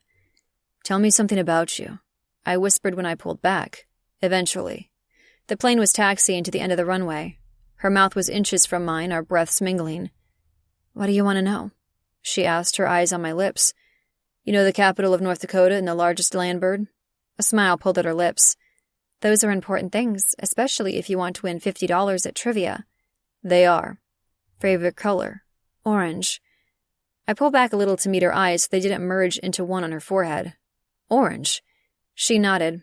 "Yeah, but that color looks awful on me, so it's not like I wear it. I wished I liked pink. It would make it so easy, but it would probably make Sierra vomit in her mouth." I grinned. "She seems like a tomboy." She rolled her eyes. "Total. I like it. So much easier than being a girly girl." "You know what that's like?" "Oh yeah, I know the right fork to use. I can match fabric on drapes with a nearby couch, and I can make small talk about any topic." "Really?" She nodded as the plane took off, pressing us back into our seats. "That sounds useful, especially the matching fabric. If I remember correctly, you don't even have drapes on your windows, and now that I say the word again, drapes, it sounds weird. What exactly are drapes?" I continued to whisper it a few times. "Special curtains," she said. "So, no drapes in your house?" "No, my house is... well, you'll see it. We're staying there." "Oh, right, I didn't really think about that. What, do I need to do to be your fake girlfriend?" "Keep kissing me, for one." She smiled and leaned in the few inches for our lips to meet again. "What else?" "People need to know we're together. I need to start posting pictures of us. Can I take one?" "Okay." I didn't want to move away from her mouth, but if we were going to do this, we might as well start. I took out my phone and pulled up the photo app. Taking her hand, I set it on my thigh. I took the pic, then showed it to Aspen. It was obvious I was with a woman on a private plane, with the luxurious leather seats, the view out the window of blue sky and clouds. The image was nothing fancy or complicated, candid. I fiddled with the photo in the social media app, added some text and a few hashtags, then posted. There. I dropped my phone onto the seat beside me. Now we can go back to kissing. Chapter 21. Aspen. We kissed and we kissed, and I ended up in his lap, my knees on either side of his hips. His hands were on my bare thighs, slowly working their way higher. "Luke, the flight attendant," I reminded as I tilted my head to the side as he nibbled his way along my jaw and down my neck. "She's up front. Let's go in the bathroom." He let his head fall back against the seat. "Have you ever been in an airplane bathroom before?" I rolled my eyes as I studied him. His cheeks were flushed, his lips all shiny from kissing. His eyes were heated, needy. So were his hands as they crept up so the tips of his fingers brushed my panties. I covered his hands with mine, the cotton of my dress between them. "Yes." "Then you have to know we'd never fit. You'll ride me just like this." I glanced over my shoulder, but the plane was empty. I hadn't seen the flight attendant since before takeoff. She'll stay in the galley. How do you know? Because she expressly said she'd stay there unless we pushed the button. He pointed over our heads. You think I want to share you with others? He added. I bit my lip and he used his thumb to tug it free. Everything about you is all mine. I don't share, pretty girl. Your kisses, those hard nipples poking against your dress. My head tipped down. Shit, they were poking out as if it was freezing instead of overly warm. Both of his hands were back on my thighs beneath my dress, his forearms sliding it up. His gaze snared mine. Your whimpers and moans, too. You're a noisy girl when you come for me. Think you can be quiet? When his finger slid over my pussy, I stifled a whimper. Good girl. One more brush over my sensitive bits, and then his hands were on my hips and lifted me to stand between his parted knees. Panties off. Commanding Luke was hot. Did I want this? Oh, yes, I did. My inner Mallory voice was saying, go for it. Reaching beneath my dress, I shimmied my panties down, then lifted one foot and then the other to remove them. He took them from me and tucked them into his pocket as if I were a maiden offering a handkerchief, as a token to a knight going to battle. Only way sexier. Take me out. Setting one knee on the seat beside him, I was close enough to undo his jeans and slide the zipper down. He helped by lifting his hips to push the material down enough for him to spring free. It had been dark in the hotel room, and while I'd felt every naked inch of him, I hadn't seen his dick all that clearly. Now I did. I saw every thick inch, every throbbing vein, the wide crown, the fluid that beaded at the tip. He must have grabbed his wallet because he pulled a condom out, then tossed it aside. He held it from me.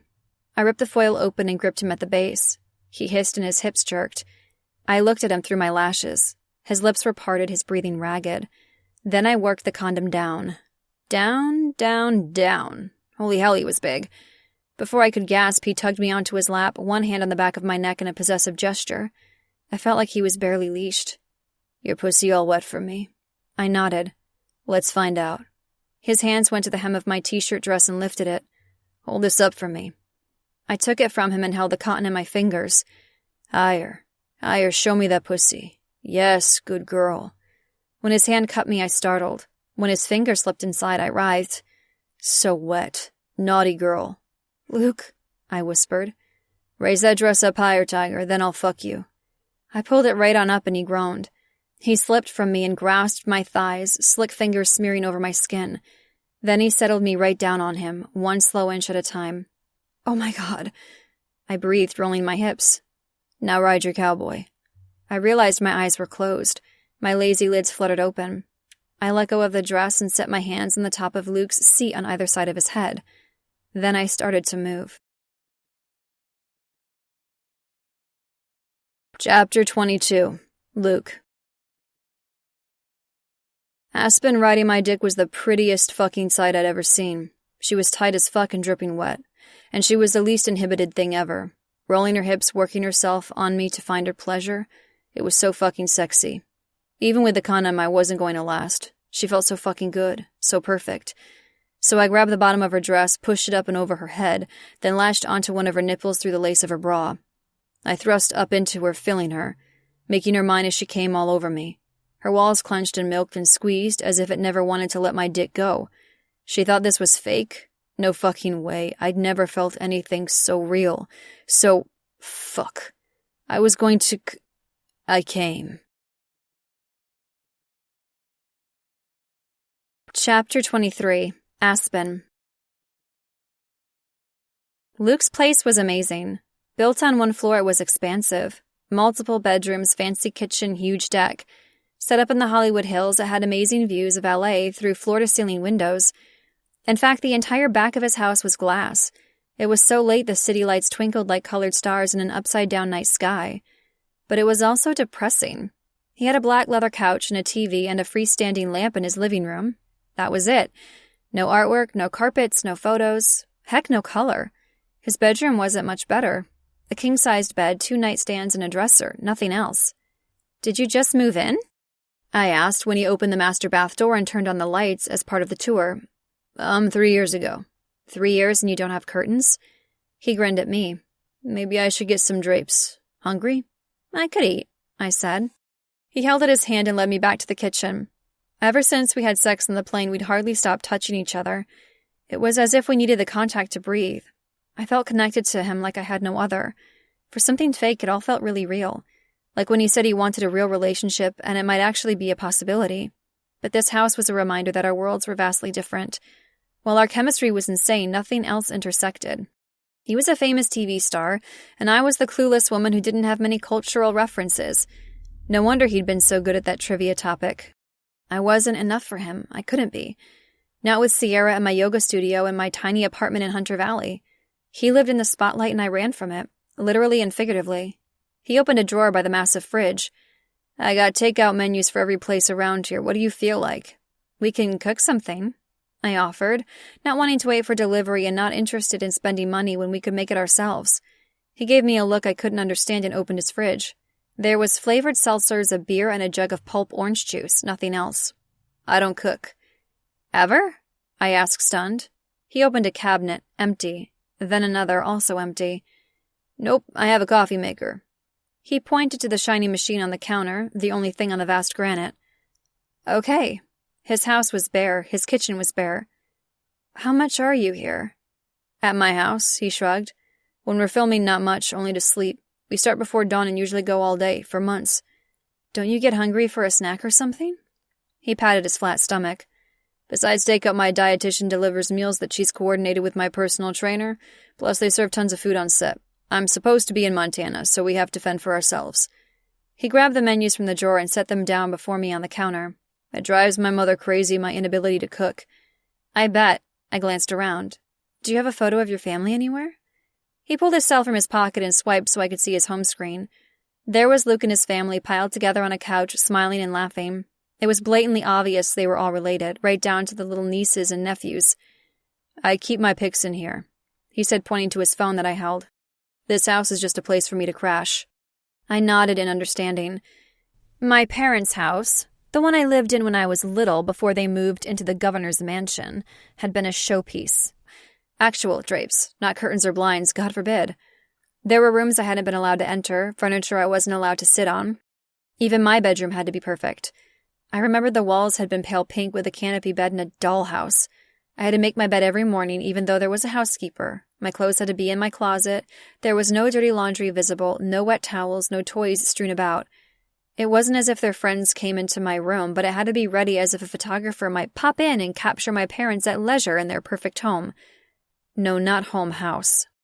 Then I went on to boarding school at 11, and that definitely wasn't home. I shared a room with 3 other girls for 7 years, then stayed in the ballet company's housing when I was in Spain, hotels when we traveled. My first home was my Hunter Valley little apartment. It's a house, not your home, I said. This huge mansion that was easily worth millions of dollars was just a fancy place for him to crash. My apartment above Mrs. Waddle in Hunter Valley was tiny. The whole place wasn't much bigger than his master bedroom. I slept in the living room on a daybed, but it was my home. My little safe haven was Sierra. I didn't need big, I didn't need a view. In our little cozy spot, I had my own little world with my daughter. Luke had everything, success, fame, a fortune, but he had to be lonely.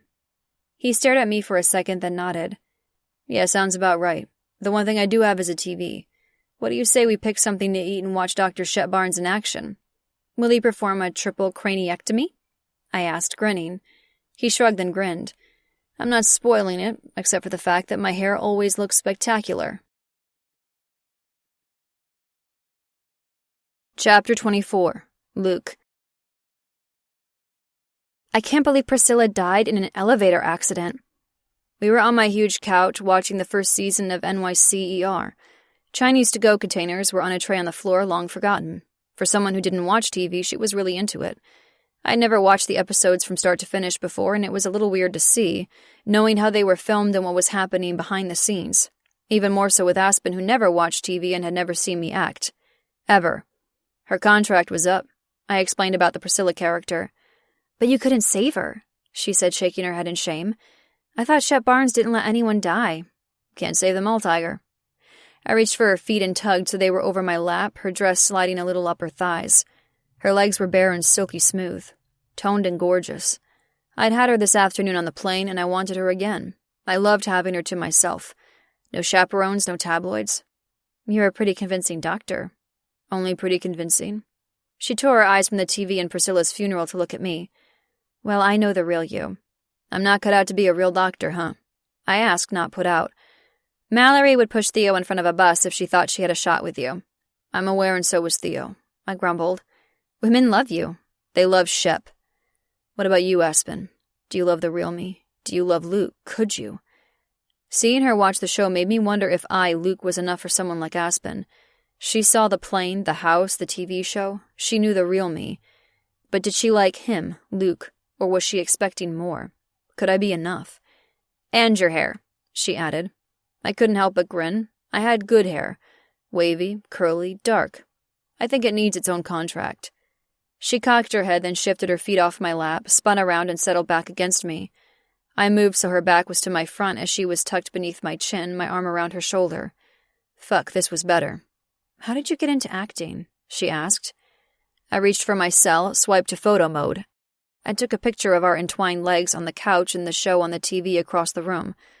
I didn't plan to post this one, or all of the others I'd taken of us together so far, but took it for myself. I never had a woman in my house before. Not my couch or my bed. Bed, yes, but not this one specifically. If I slept with a woman, it was at a hotel, not here. I never brought a woman here because then she'd know where I lived. That said a lot about me because it meant I was a little afraid of crazy women and their knowing the secret location of the Batcave. It also showed that I never cared enough to even consider sharing this part of me. My house. How insane was that? But Aspen was on my couch and later would be in my bed. We ate Chinese and binge-watched TV. It was amusing to see the show from a newbie's eyes. Aspen was the only person I knew who'd never even heard of the program. Or me or my hair. It all started when I was door number 2 in the nativity play at church when I was 4. She tipped her chin to look up at me. I couldn't resist kissing her. Door number 2? She asked, bemused. I wasn't aware that a door, let alone 2 of them, was a big part of that religious event. Of course it was. A manger in December would be awfully cold without doors. It was a pivotal part. My mother was thrilled because all she had to do was find me brown pants and a shirt. She didn't have to make a camel costume like she did 2 years later for my brother. And I'll point out that he had no talent as a camel whatsoever. She grinned. That was how you got discovered then? As a door? I grinned. Nah, that was my first and last church activity. I did plays in school like the theater geek I was. So you got discovered playing Danny in Grease or a salesman in The Music Man? Nope. Came out here to LA and waited tables and got discovered? I was working as a cashier at a grocery store in Omaha. She blinked, probably debating whether I was joking. Really? A producer's mother-in-law lived in Omaha. He was there for a wedding. He told me it was the hair. She reached up, messed with it. It does show well on TV. Like the sex scenes. Very realistic. I lifted and pulled her beneath me. Really? As realistic as this? I rolled my hips into her. I know the real Shep Barnes. Settling her over, propped up on my forearms, I said, You know the real Luke Graham. Only you, Aspen. Only her. I'm the best fake girlfriend you've ever had, she admitted with a proud smile. Well, better than Lacey, and she really is a fake girlfriend. Which reminds me, you need to be careful if we ever meet her. Hopefully you won't, but I need to warn you, someone like her will use and do anything to make herself look good. Aspen shrugged as if she wasn't concerned. I can handle her. I was sure she could, but now I felt like shit for putting her in the position where she might have to. I didn't want to see her hurt. Not physically unless she could be wounded by fake nails. The one thing I liked about Aspen was her heart. She felt deeply. For her daughter, for Mrs. Waddle, for her girlfriends, even those in her yoga classes. She was genuine. Nice. I didn't want to taint that with Lacey or the LA acting lifestyle. Maybe I already had. Unlike Lacey, there wasn't anything fake about being here with Aspen other than the title fake girlfriend. To me, this was real, but I'd have to give her up and let her walk away. I'd get my movie role and she'd get Duncan the dick off her back. Simple? Absolutely not. Because the more I held her, the more I wanted to keep her. Permanently. She was that perfect. Chapter 25. Aspen. Luke's cell rang. He reached down and grabbed it off the floor where he'd placed it earlier since he didn't have a coffee table. He looked at the screen. It's my mom. I was snuggled in his arms, but at those words I made to sit up. His mom? I'll let you stay. He murmured and swiped the screen. Hey, Mama. He didn't just take a phone call, he took a video call because there, front and center on his screen, was a woman who looked an awful lot like Luke, just like she did in the photo he showed me earlier. What's this I'm hearing about a girlfriend? She asked. I fought against his arm around me because the last thing I wanted to be as his fake girlfriend was to meet his mother. He let me up and I sat beside him, but not in range of being caught on the camera. Why? Because Luke held my hand, keeping me from going any further away. "Lacey is not my girlfriend," Luke said. "Not Lacey," a man's voice said. "Hey, Pops, that woman's the female version of a pond leech," the man added. I bit my lip because his dad was right, clinging to Luke and his fame for her own. "I mean the woman on your social media. Since when did you look at that?" "We didn't. Your sister called and said you met a woman in Montana." He glanced my way, smiled. "Oh, she's there, isn't she?" his mom asked, sounding excited. "She is." "Luke," I whispered while shaking my head. "So she's real?" Luke grinned at his mom. "Oh, she's real. Come on, you tiger. I want you to meet my parents." Meet his parents, oh shit. He pulled, I resisted. "She's shy," Luke told them since I wouldn't budge. "Tell her we're nice and we won't bite. Although we will tell her the time you bit the dog." My mouth dropped open. He bit a dog. Luke rolled his eyes. "I was 3 and Spud bit me first." "Spud?" I whispered. "Don't ask me, ask my parents why they named the dog Spud." He tugged one more time and I let him pull me back into his side. His arm went around my shoulder. I raised my hand and gave a little finger wave. "Hi." "Hello," the woman said, smiling big. "I'm Janet and this is Tom." Tom looked like an older version of Luke. He had a full head of hair, although his was mostly gray. "This is Aspen," Luke introduced. "Aspen, what a pretty name. How did you two meet?" Janet asked. Oh God, I could feel my blush creeping up my neck. Did I tell his mother I met her son at a bar, and he took me to his room and fucked my brains out? Trivia night at a bar. She's so smart that we won $50. I blushed further at Luke's praise. "Smart? Then what are you doing with our idiot's son?" Tom asked. "Hey," Luke countered.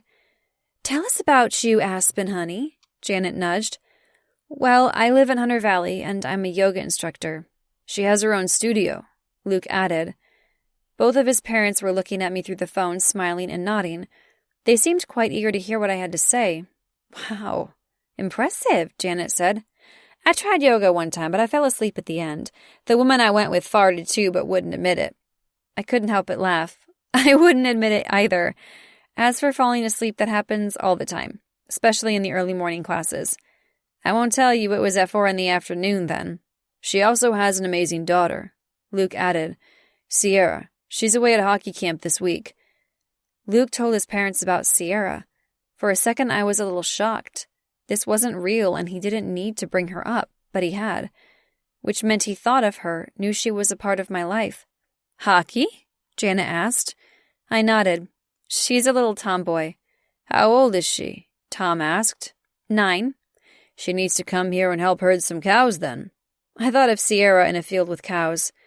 "She'd probably love that, right?" Luke asked, looking to me. I blinked up at him. "You want Sierra to go to Nebraska?" He shrugged and I felt it against my back. "Sure." "You both must come. We'll get all the kids together and have a picnic. We got one of those slippy-slidey things that you connect to the hose for the grandkids. Sierra will fit right in. In fact, Missy might even take her home with her." "By kids, she means me and my siblings and their kids," Luke clarified. "And Audrey's my sister." Farting picnics, toddlers biting dogs, sprinkler games for kids. His family was like an alternate universe where people weren't perfect. They did normal things. They shared embarrassing stories. They had fun. They wanted to meet Sierra and include her. "I'm a vegetarian," I blurted out. There had to be a reason why they wouldn't like us. Once they learned more, surely they'd shake their heads and change their minds. "More hamburgers for me, then," Tom said, patting his stomach. "Do you know how many corn recipes I have?" Janet asked. "Too many," Luke groaned. "Hush, you." Janet scolded, yet it was softened with a smile. "Now I'll have someone to try them on. There's fritters and salads and even a pudding. I'm sure you've discovered my son can't cook." I nodded. "Then you and Sierra will come here and we'll take real good care of you. I'll even pull out Luke's baby book and you can see that he was bald until he was 3. I wasn't sure what my face was showing, but Luke looked to me and his smile slipped. I don't remember a single photo of myself as a kid. None with my parents other than political photos. And a baby book? "Mama, I think you've overwhelmed my girl." "All right, it was great meeting you. Let us know how your screen test goes." That was the first time they mentioned his job, which didn't seem as important to them as, well, me. They were thrilled he had a real girlfriend, except I wasn't. I was the one he was paying because I was that desperate to get Duncan the asshole ex who treated me like shit out of my life. "Will do," Luke said. "Love you both. Love you, son." He ended the call and pulled me into his lap. "What's the matter?" His eyes roved over my face. I took a deep breath. "Nothing. They're amazing." His smile returned. "Yeah, they are." "I'm not really your girlfriend, though." I ran a hand over his t-shirt, feeling the hard play of bone and muscle beneath. "They're going to be mad at me for hurting their dog-biting son." He playfully swatted my butt. "They invited you because you're you, not because you're my girlfriend." "I don't understand." I didn't. Why would they invite me and Sierra to Nebraska for a picnic when I wasn't anything to his son? He frowned. "What don't you understand? Didn't your parents—" "Oh, right, you aren't close." I shook my head. "My mother would never talk about farting. The closest she's ever come to a cow is a steak on her dinner plate, and a picnic? I doubt she's ever been to one." "And your father?" "They have an open marriage. He sleeps with any woman who will share him with his glass of whiskey." "Taggart, Mama and Pops probably like you more than me. I'm sure my mom's on the phone right now with my sister telling her all about you." I shook my head. "That's not good." "This isn't real, Luke," I reminded. He kissed me, lightly, gently, sweetly. "They like you because I like you. That's as real as it gets." Chapter 26. Aspen. "What kind of tea would you like?" Luke asked, then kissed my temple. His hand was around my waist, holding me close. We were standing in line at the coffee shop down the street from his house. While the bare fridge was proof enough, Luke really didn't cook, just like he and his mother said. His state-of-the-art kitchen was pristine, not because he had a housekeeper or because he was a clean freak, but because he never used it. He did have a coffee maker, but since he didn't even have tea bags for me, we walked to this fun place. It wasn't as nice as Steaming Hotties, but they did have a decent tea selection. Plus smoothies and SCI bowls, and every grain and nut and gluten-free possibility for breakfast. Perhaps it was the one thing I liked about LA. After the call with his parents, he carried me to bed. There I spent the night having Luke-made orgasms and being held in Luke-perfect arms. Being a fake girlfriend indicated that I had to be in that role for other people, but alone, we acted like a couple. Slept and not slept like one. The line had quickly blurred between real and fake. His kisses were real, his touch was real. But I second-guessed whether he was doing it as a show, as if this was how he'd treat his girlfriend if I were his real girlfriend, as if my visit to California was one long movie role for the both of us. It felt like it was real. God, I loved how attentive he was. How protective, how orgasm-talented. How he held me, winked at me, kissed my forehead. I felt special, and his parents? They were the real deal. Genuine, open, friendly. It was clear Luke had a close relationship with them, but it was confusing how I fit in. Real or fake? The lines were blurring. "Hey, Derek, can we get an autograph?" Luke's hand slid around my back as he turned, keeping me close as he spoke with some fans. "I'm spending time with my girl right now," he told them. "Thanks for understanding." I watched as he gave the two women his signature wink and smile. They eyed me and nodded. "Right, yeah, sorry. What can I get you?" the barista asked. Luke looked to me. I told the woman my order, making sure I grabbed something extra to have in the house for later. Then Luke gave his and paid. We moved out of the way to wait. I was looking at a woman with her little girl in matching pink outfits having breakfast together and felt a pang of longing for Sierra when Luke's hand on my back tensed. "Shit," he muttered. I looked around, wondering what the trouble was. Chapter 27. Luke. Lacey. She was here in the fucking coffee shop. The determined look in her dark eyes indicated this wasn't a quick stop for some caffeine. This was planned. Probably even scripted on her part. No doubt she'd seen my latest social media posts and was figuring out the whole rehab thing didn't work. Rehab. This bitch told people I was in fucking rehab. I hated her and I was looking forward to the film role, so I didn't have to see her on set every day. Hopefully with my contract coming to an end, Shep Barnes would be killed off with dengue fever or fall in front of a train or something and be written out of the show instead of renewing. I didn't want to face her again. Hell, the idea of having to film another sex scene with her made me nauseated. Everything about Lacey was fake. Body parts, personality, everything. Time away had me seeing every flaw she had. The sweatsuit she wore had to be $1,000 so it looked casual. The styled hair, the full face of makeup at 9 a.m, the nails, the diamonds in her ears, the tan, the overfilled lips that smirked as she approached. Aspen, in comparison, was gorgeous, natural. She was makeup-free, her hair pulled back in a casual ponytail. The flip-flops on her feet had to have come from a dollar store. She didn't need to spend a fortune to be confident because she knew her worth wasn't based on outward appearance. Our relaxed morning was ruined.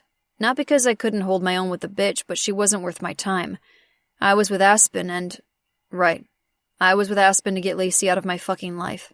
Aspen was posing as my girlfriend for a moment, just like this one. This was her role. Now that Lacey was crossing the shop to start shit, it felt even more wrong. Our arrangement. I wanted to protect Aspen from someone like her. She didn't deserve 1 second of her scheming aimed her way because of me. My protectiveness flared to life. My fight was different now. With my hand around Aspen's waist, I pulled her into me, as if I could shield her from what was to come. This was my fight. It was time to take this woman down. Chapter 28. Aspen. I looked around, not sure what had bothered Luke. "Hello, Derek." Oh, it was the woman approaching. She blended in with every other overly made-up LA woman that I hadn't paid her any special attention. Her using Derek indicated she only knew him as an actor. "Lacey," Luke said. Lacey? This dark-haired Barbie doll look-alike was Lacey? She was the one who said she and Derek were dating, but when they didn't work out told the tabloids he was in rehab? That Lacey? The one whose dark hair was surely half extensions? Her eyelashes looked like caterpillars had fallen from a tree and landed on her face? Her tan was orange, and it clashed with her pink sweatsuit. Her gaze raked over me like I was assessed, then deemed worthless. But it was the smile she gave Luke that was fake. How white could teeth be? And catty. Oh, this bitch was going down. "You're looking good," she told Luke. "Thanks," he replied, his voice deep and in a tone I'd never heard him use before. The way he was eyeing her was full of disdain, although I had to wonder if he was using his acting chops not to call her out in front of an entire coffee shop. "I was in Montana, in case you heard I might have been somewhere else." "I missed you at the premiere," she replied, glossing over the veiled words. "I'm Aspen," I said, cutting in. "The girlfriend." This was what I was here to do, to make this woman go away. I could cause a scene, but since Luke hadn't started one yet, it was probably best if I pulled a Bergstrom. I may have ditched the last name when I was pregnant with Sierra, but I'd been trained and trained well to live up to the family name, even though I'd failed. Luke wasn't the only one who could act. "This is Lacey," Luke told me, although he'd already said her name. Maybe he really thought I had no idea since I didn't have a TV, and she hadn't been in the first season we saw the other night. "She works with me on NYCER. "Nice to meet you. I've heard so much about you," I said, my voice laced with sweetness. What was the saying? You could catch more flies with honey? She looked my way and the smile was gone. "You're from Montana?" "Yes." "How quaint." I noticed a man come up behind Lacey. Not too close, perhaps 3 feet back. He had a phone in his hand and he was filming this. He didn't look like they were together. He was dressed in jeans, Metallica t-shirt and a ball cap. But I felt pretty confident this whole thing was a setup. How she knew we were here I couldn't say. Maybe they followed us from his house. Maybe she knew we stopped here often. It didn't matter. She was getting her opportunity to do something. Poking at me was it, most likely to make Luke react. To get him to behave angrily or irrationally so it could be perceived he was on drugs or mean to her. "Lacey," Luke said, drawing out the name as a warning, but I turned into him so my chest was pressed into his side, and I set my hand on his shirt. The possessive touch was pretty clear. "A community is as rich as its people," I commented, offering her a neutral smile. Lacey frowned, or she tried to, since her forehead seemed to be frozen, probably with Botox. My vague statement confused her. Luke stilled beside me, then leaned in and whispered, "Tiger, what are you doing?" "You know Derek was with me first," Lacey said. "That you're just a country bumpkin he'll tire of." There was a distinct correlation between the volume of Lacey's voice and the amount of noise there was in the coffee shop. No one was talking, no one was making coffee. Not a hiss of steam could be heard. Everyone was watching this live scene play out. I felt Luke's body tense. "Lacey," he said again. I wasn't falling for the drama trap. It was what Lacey wanted. Her aim wasn't Luke any longer, it was me. She wanted me to respond. Maybe I'd yell or cry, or throw a croissant at her, or to get Luke to do all of that. Not happening. I learned from the expert Senator Marsha Bergstrom on how to handle myself in sticky situations. I met the president when I was 7. I had to negotiate interactions with senators and members of Congress and CEOs and other boring people as a child. Could I have done that without coaching? No way. I'd had a social tutor starting at 5. Yeah, it was as awful as it sounded, but it was coming in handy right about now. I patted Luke on his rock-hard abs. It's okay, baby. Then I gave Lacey my megawatt senator's daughter's smile. Derek's fortunate to have such a great community surrounding him. I made sure to use Luke's actor name. Pen name? Stage name? I know his working with you and the others on the show have made him the actor he is today. I'm so eager to see him in the movie role, aren't you? Lacey blinked. Well, yes. Oh, I'm so glad you stopped by and introduced yourself. When you're in Montana next, be sure to look me up. I glanced at Luke. He stared at me, and I wasn't sure if he was incredulous, amused, or angry. I think our drinks are ready, I said. Shall we go? He nodded dumbly, and I steered him toward the counter where our to-go cups were waiting. Oh, Lacey, wait, I called. She hadn't moved. How about a photo with the 3 of us together? I know how much you like to share photos of you and Derek on social media. Your man there can take it for us, I'm sure. Oh, wait, is he your boyfriend? Lucky you, he's so handsome. Luke actually snickered as Lacey was caught out. She had no choice but to acknowledge the guy, who it turned out was not her boyfriend, surprise, surprise, and stand with us to take a photo. He probably already had a bunch, enough candids that could be sold to the tabloids. Several random people in the shop stood beside him to take photos of their own, of the 3 of us together, and I was sure Lacey picked up on that. This couldn't be misconstrued as anything but it was. Co-workers meeting in a coffee shop. Luke had his arm around me, and I turned my body into him, so it was more than obvious we were an item. I leaned across Luke so I could whisper to Lacey, If you post shit about my man again, I won't be so nice next time. You might think I'm a country bumpkin, but this tiger has claws. Luke growled as Lacey's eyes narrowed. Good seeing you, I said, my voice loud enough for everyone to hear, patting her on the surprisingly bony shoulder, as Luke steered me toward the door. Chapter 29. Luke. What the hell just happened? We were walking down the street, Aspen sipping her tea as if she didn't just diffuse a huge catfight. No, there hadn't been one at all because she deflected it like a pro. She defended me, not the other way around. She also made Lacey look like a bitch through flattery. I was hard as a fucking rock. What was that, Tiger? I asked, still a little bewildered. She shrugged, acting as if nothing happened. It was nice meeting Lacey. I can see what you mean about the fake cheekbones. They're a little too much, don't you think? A little too much? Her cheekbones. You know she was trying to start a fight. Oh, I know. Then how? There are 6 phrases that can be used in any conversation. What? I find a little time outdoors makes me reflect on the little things. I stopped because I had no idea what the fuck that meant. When the people walking behind us weaved around us in the middle of the sidewalk, I took Aspen's arm and moved her closer to a bike rack out of the way. I don't know what the hell that means, I told her. Exactly. That's phrase number 1, but it didn't apply with Lacey. I blinked. Okay. Phrase 2. History has shown we're only human. I'm not sure Lacey is human, I replied. She pointed at me. Exactly. I'm for girl power and all that, but what's the deal with those eyelashes?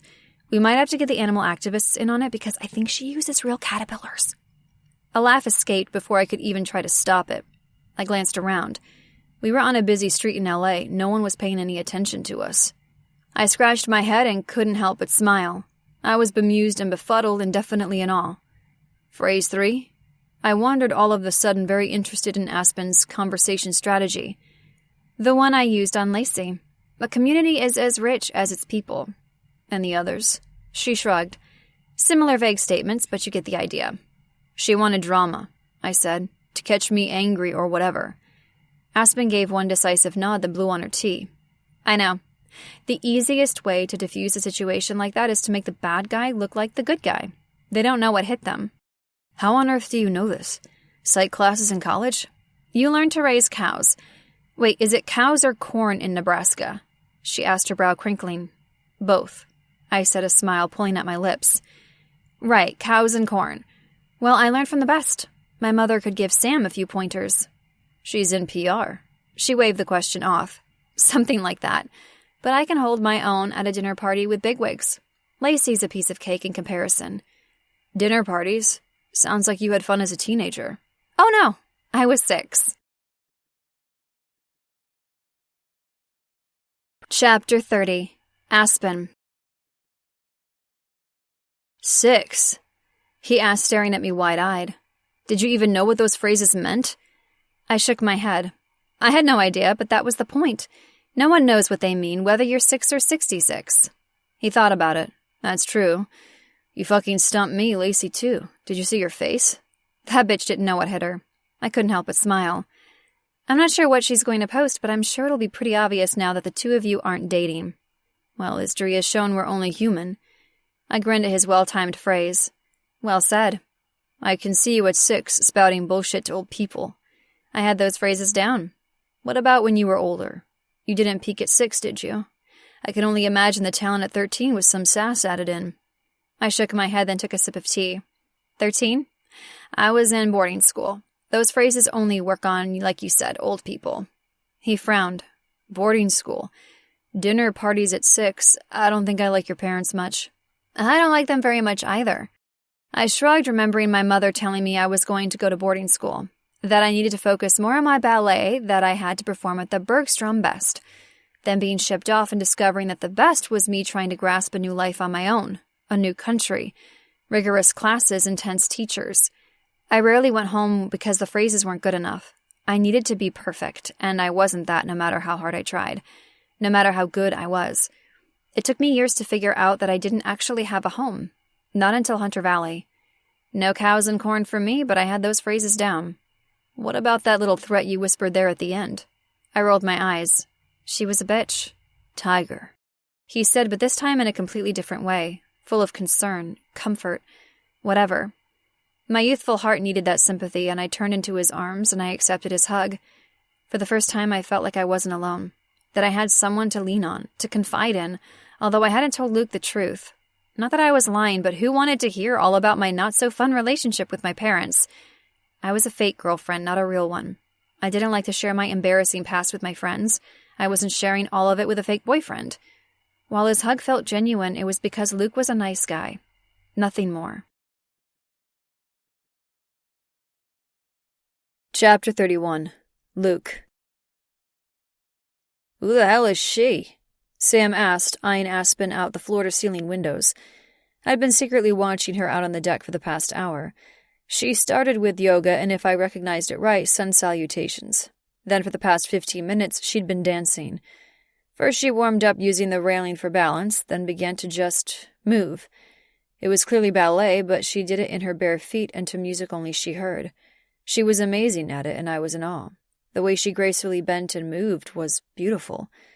I pulled out my phone and recorded it, adding a short clip to my social media showing her off, making sure everyone knew she was mine. My agent was eyeing her, but not in the reverent way I was. I knew the look of a man who was checking out a woman's snug leggings and fitted t-shirt that rode up a few inches every time she bent forward. My gaze narrowed at the way he was practically drooling. While I was allowed to appreciate the view, Sam wasn't. Dude, stop eye-fucking her, I snapped. He spun on his $1,000 shoe and faced me, an unrepentant grin on his face. I was represented by a huge PR agency, and he was the agent they'd assigned me back in the day. Sam Weissman was 40, born and raised in L.A. He wore expensive clothes, got an expensive haircut, drove an expensive car, and repped expensive clients. Before the plane even landed, he texted me 5 times wondering about the photo I'd posted. Since then, I posted more, welcoming my girl to L.A. by posting us in front of a palm tree, and another with her by my side with the Hollywood sign in the distance, and he'd driven into the hills to see me in person. Aspen. Right, perfect. He nodded, gave her one last glance through the window before I moved in front of his view. I told you I'd have found you a girlfriend. How much are you paying her? Well, I admit she's a stunner. They're a dime a dozen around here. You'll have to make sure she has her union card, though, because— Shut up, I told him. She's my girlfriend. She's not a fucking actress. I left out that I paid her, but that was between me and Aspen. And I wasn't giving her the money for the ring as a trade. Okay, in her eyes I was, but there was no way in hell I was going to let her wander around in the woods alone, finding some ridiculous bulldog rock in a buried ring, or let her go into debt for a loser like her ex. Once she found the money in her account, she could make him disappear from her life for good. There was no question she had a tight budget. Her little apartment was too small for her and Sierra. Her car was far from new. It didn't sound like she had any family support, whatever the story was there. She didn't deserve to have an ex treat her like shit, then go after her like this. While legally the ring probably belonged to the fucker, but if he did the things she'd said, she earned it. Sam held up his hands. Whoa, okay. You met her in Montana? Yeah, she's a yoga instructor. Yeah, she looks like a ballerina to me. She has a yoga studio in Hunter Valley. Ballet yoga twice as flexible. I didn't like his grin or that he was right. Get your head out of the fucking gutter, I snapped. Even though I'd gotten inside her before we fell asleep the night before, that was between me and Aspen. Does it matter if I'm into her or not? You're talking like a total asshole. He didn't look the least bit contrite. In fact, he looked as if he had no idea what I meant. I've never seen you like this about a woman. I've never been like this about one. When they're sharks like Lacey, I have no interest. She doesn't want you for your money? No. You sure? 'Cause it's one thing to hide your cash in Montana with a snap shirt and a pair of jeans. But even a natural blonde like her can tell that a private plane in this house means a huge payout. The last thing I needed was to be seen on a commercial airplane. Trapped with fans was not a good idea. The cost of the chartered flight was worth it to stay out of the public's eye. As for my house, it cost a fucking fortune, but it was a good investment. At least that's what my financial advisor told me. It had stunning views, including the one I now had of Aspen on my deck, but it was just a place to live. I worked all the time. I didn't hang with my neighbors or do block parties. It was a house. My parents' place in Nebraska was a home. With growth charts on the doorframe of the kitchen, the burned hole in the living room carpet where my brother and I set on fire in 5th grade, the love, the family. This was where I hid out and slept. If a woman wanted this place, she could have it. What I was stingy with was my heart, and I'd give it freely to the right woman. So far, the only one I ever was willing to share it with was Aspen. I pushed him toward the door. Get out. He huffed as he stumbled. What's the problem? I have your back. No, you have your percentage of my contract. I countered, opening the door. If you want to keep it. He stood in the entry. You really do like her. He eyed me with surprise, as if the possibility never occurred to him. As if all he dealt with was fake and transactional arrangements between men and women for the purpose of furthering and advancing a career. The sound of the sliding door had me turning, and came Aspen, and she froze when she saw us. Oh, hey, sorry to interrupt. I held out my hand. You didn't, Tiger. This is Sam, my agent. She smiled and came over, held out her hand for him to shake. Nice to meet you. Same. You've got a good guy here. She looked to me, studied my face, as if she were considering Sam's words. I think so. I couldn't help but wrap my arm around her. Well, as your PR person, this relationship is a good thing. The posts you put up have a shit ton of views and likes. The comments are pouring in, especially of the ones of you two with Lacey. Everyone's wondering who your new girlfriend is, and it's been made pretty fucking clear that you and Lacey own an item. It's starting to get traction on the tabloid sites, too. Good, I told him. It was working. Keep it up. Your screen test tomorrow is gonna go great. Sam gave a little salute and let himself out. Keep it up. My dick was permanently up around Aspen, no problem there. And he worded it as if we had to remember to like each other, that this was an arrangement. Well, it was, but I wasn't pretending how I felt about Aspen. He seems nice, she said. I huffed. He's jaded. All he sees is work and money. She nodded. I know the type. She was familiar with guys like Sam. She was up on workaholics, assholes, or at least an unintentional asshole, completely jaded when it came to women because all he ever came across were social climbers and schemers.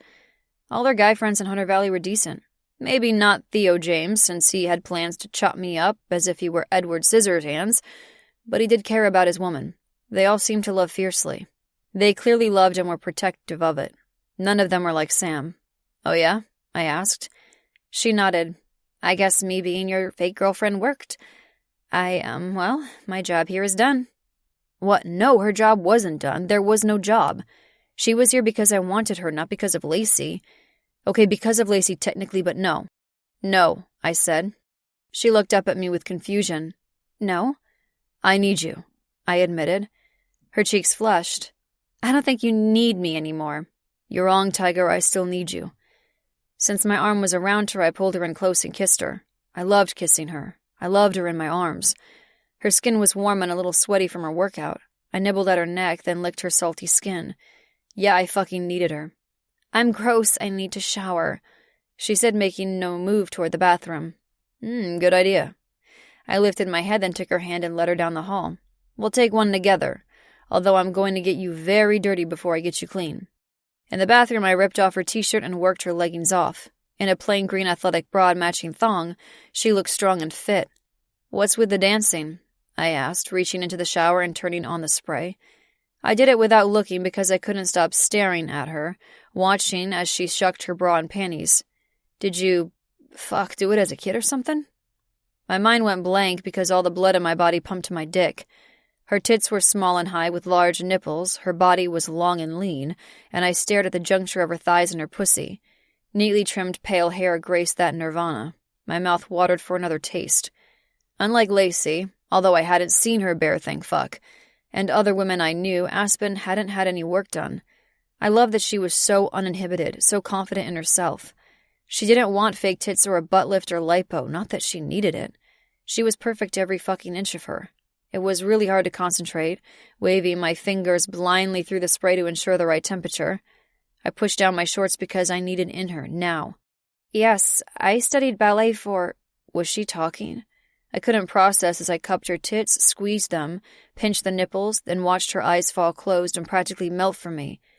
"Like that?" I asked on a growl. She squirmed. "God, yes." Sliding my hands down her body, I cupped her taut ass and picked her up. She wrapped her legs around my waist, and I carried her into the shower, pressing her against the tile.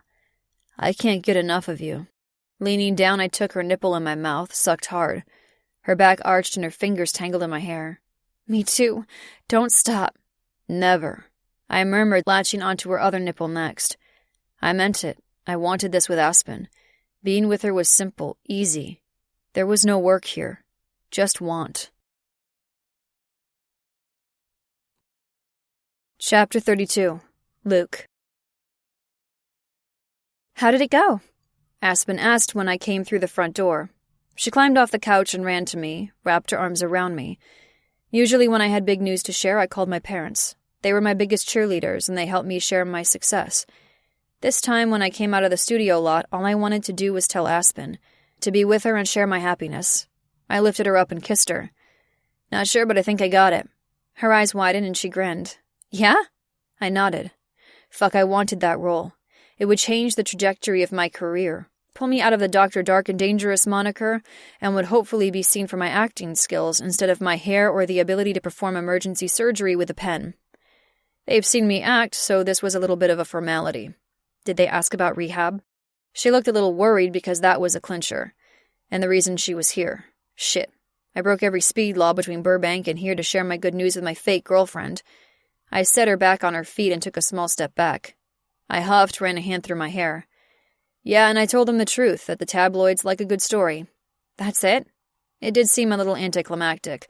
There'd been no drama like on TV. I showed up, I read some lines from a scene, they took some photos. They asked me about rehab, and I even got a backslap for finding love outside of the LA rat race. Except I fed them one lie to negate another. Was I any better than Lacey, who used me to get what she wanted? I'd used Aspen. They saw the photos of us I posted, even saw the one with Lacey. The timeline's there to prove I wasn't in rehab. They'll negotiate with Sam and I'll hear back. In the meantime, we have a party to go to tonight. We? Yeah, it's at some mansion in Beverly Hills. The producer will be there, and it'll give me one more networking opportunity.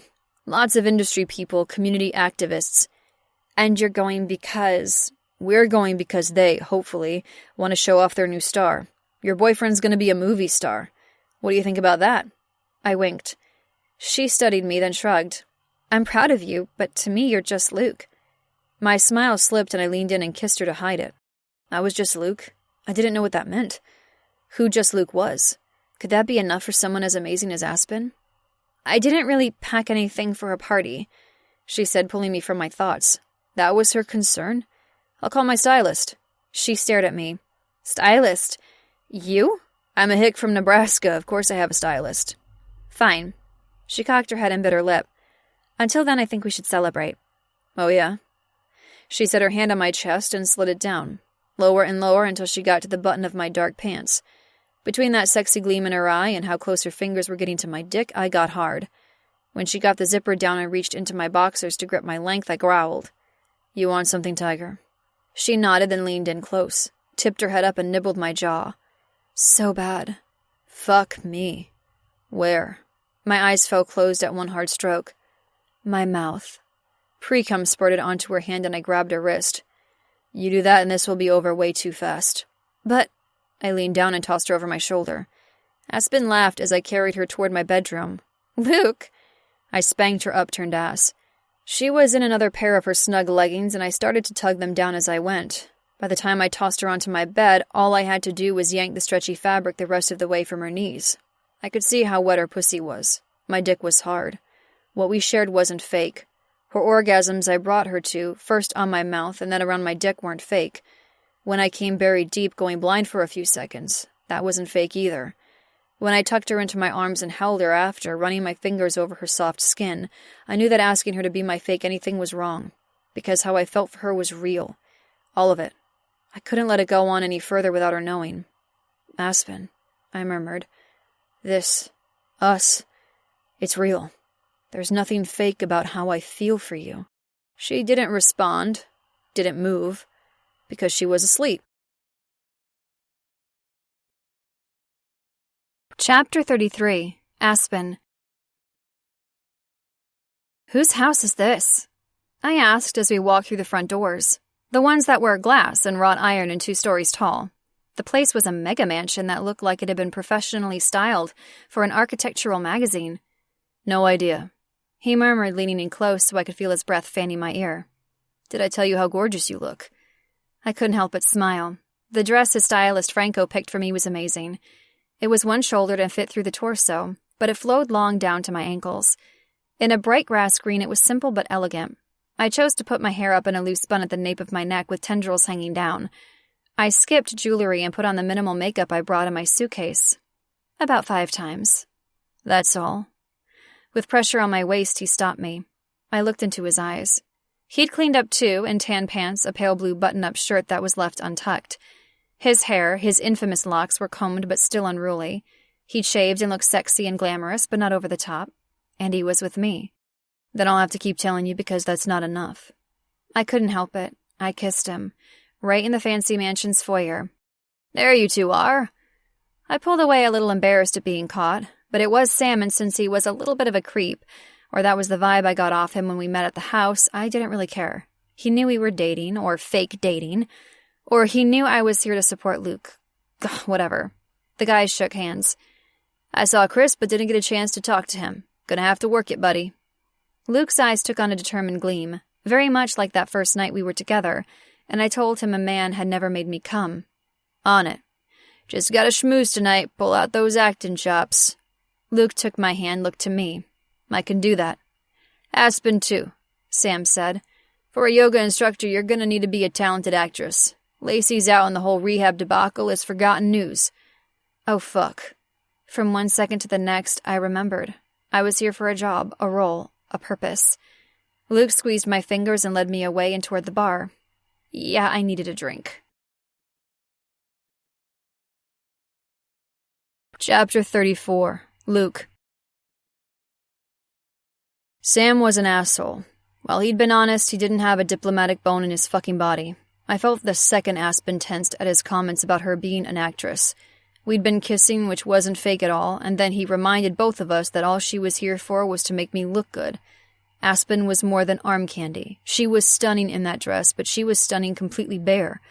Or hiking in the woods with a couple of kids, or leading one of her yoga classes. Hell, even hungover. Besides my parents, she was the only one I met who grounded me, who made me see how fucked up and shallow everyone around me was. If someone needed to change, it wasn't Aspen. What can I get you? The bartender asked. I looked to Aspen. White wine, please. If I got this part, and fuck I hoped I did, there was 8 months of travel and filming. For the first time I caught on to the fact that I would be away, far fucking away from Aspen. That her standing beside me wasn't fake. That I wanted her at my side.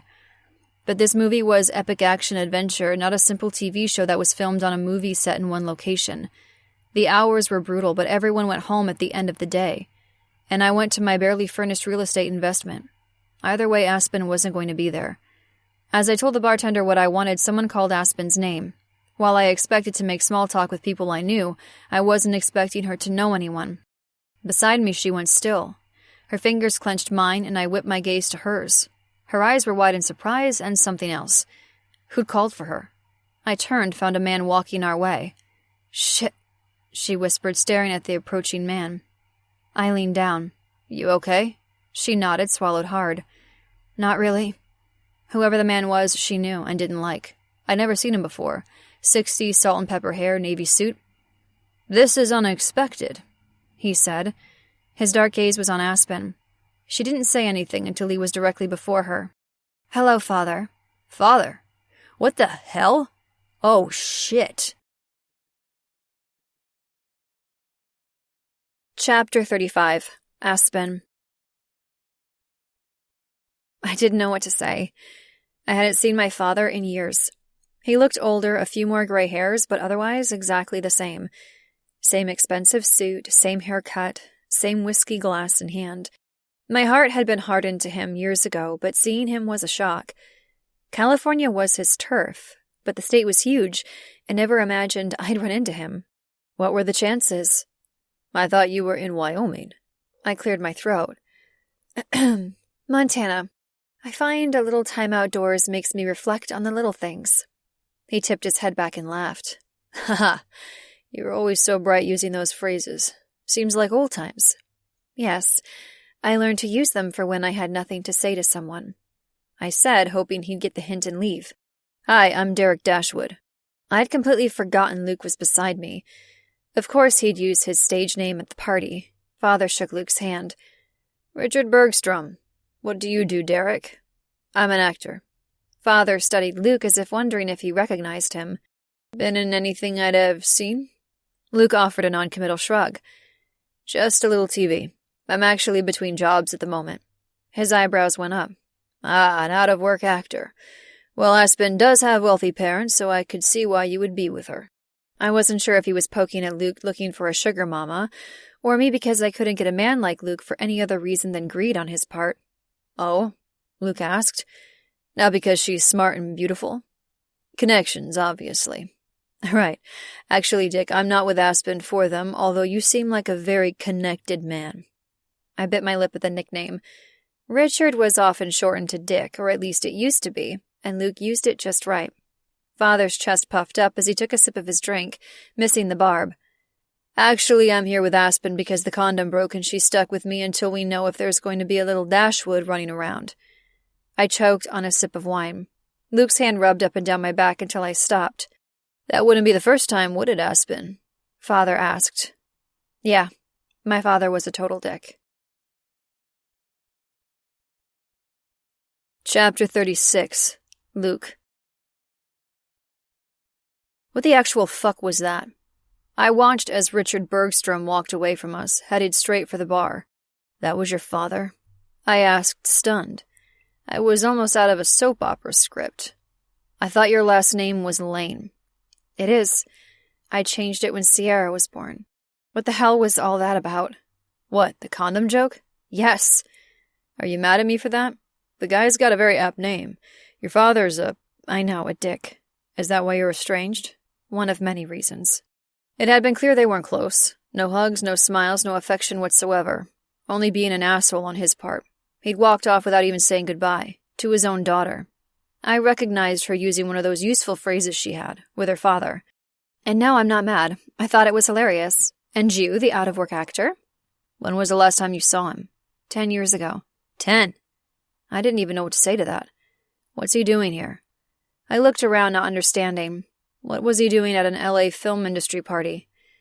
I assume for my mother. If he's here, then she is. She glanced around as if we were swimming in murky waters, just waiting to see a shark fin appear. He often tags along at these kind of events to try to sleep with any woman who will have him. At least that's the way it used to be. What? She knows? With a nod, she answered, yes, as long as he's discreet. What did he mean it wouldn't be the first time the condom broke? Sierra. So Aspen had Sierra because of a birth control mishap. That's how he thinks of his granddaughter, as the condom-breaking incident.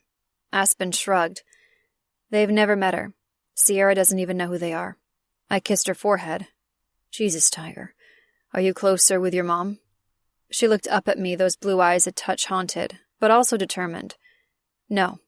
She's a hell of a lot worse. Chapter 37. Aspen. For a mansion as big as this one, it didn't take long to run into my mother. If my father was here, then I knew she would be. All I had to do was turn around and look across the room. Seeing my father had been a surprise. I was caught off guard and my emotions were raw. I felt vulnerable and young again. But I'd had a few minutes to prepare myself to see my mother. It wasn't enough. That's her. I told Luke, lifting my chin in the direction where my mother stood, an entourage surrounding her. She was speaking and they were listening in awe, as if she were a cult leader and she was telling them to drink the juice. Where? Luke asked, eyes searching. The blonde in the crowd. I knew the second Luke saw her. His eyes widened.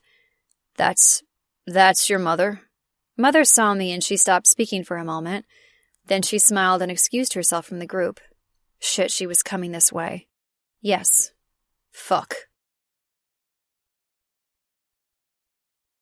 Chapter 38. Luke. Holy shit, Aspen was Senator Bergstrom's daughter? What the fuck? It was obvious they looked alike. Similar tall and slim physiques. Same long blonde hair, although her mother's was clearly dyed but done well. She'd had work, although it was more subtle than most. Probably an eyelid lift. Definitely Botox based on the way she didn't have one hint of reaction or emotion on her face as she came our way. Especially not for a woman who hadn't seen her child in a decade. She was in a crisp navy dress, a red scarf artfully arranged around her neck. She looked patriotic and professional. The perfect outward appearance of one of our nation's representatives. But I never, in a million years, would have ever imagined them to be related. Aspen, this is a surprise. She stood before her daughter, hands clasped together in front of her. She was smiling at Aspen as if she needed her vote. Then she looked to me. And with Derek Dashwood, no less. Chapter 39. Aspen. Mother recognized Luke, or him as Derek. Good to see you again, Senator, Luke said. Mother blinked, but her smile didn't falter. She recognized Luke, but didn't remember meeting him. You two know each other? I asked, probably giving my mother an out for being caught off guard. Yes, we met at a party a few months ago, Luke said. We sat next to each other at dinner. Oh, yes, that's right, Mother replied. The woman across the table from us went into anaphylactic shock from the seafood. Yes, I hope she's doing well. From what I heard from my producer, she is fine, although steering clear of any kind of shellfish. Yes, Chris. You mentioned then you wanted the role. Has he made a decision yet? Chris, I asked. The producer, Luke said. And no. That was why we were here, to hopefully clinch the deal. Mother smiled, but this one was patronizing as she set her hand on Luke's forearm. I put in a good word, just as we talked. She gave him one more pat, then looked my way, studied me with the same close scrutiny as ever. Aspen, you've put on weight. Luke went rigid beside me. Yes, I find an appropriate body mass is better for my health. I said, but even after all this time, I slid right back into the role of disappointing daughter. But I was stuck on what she said about Luke.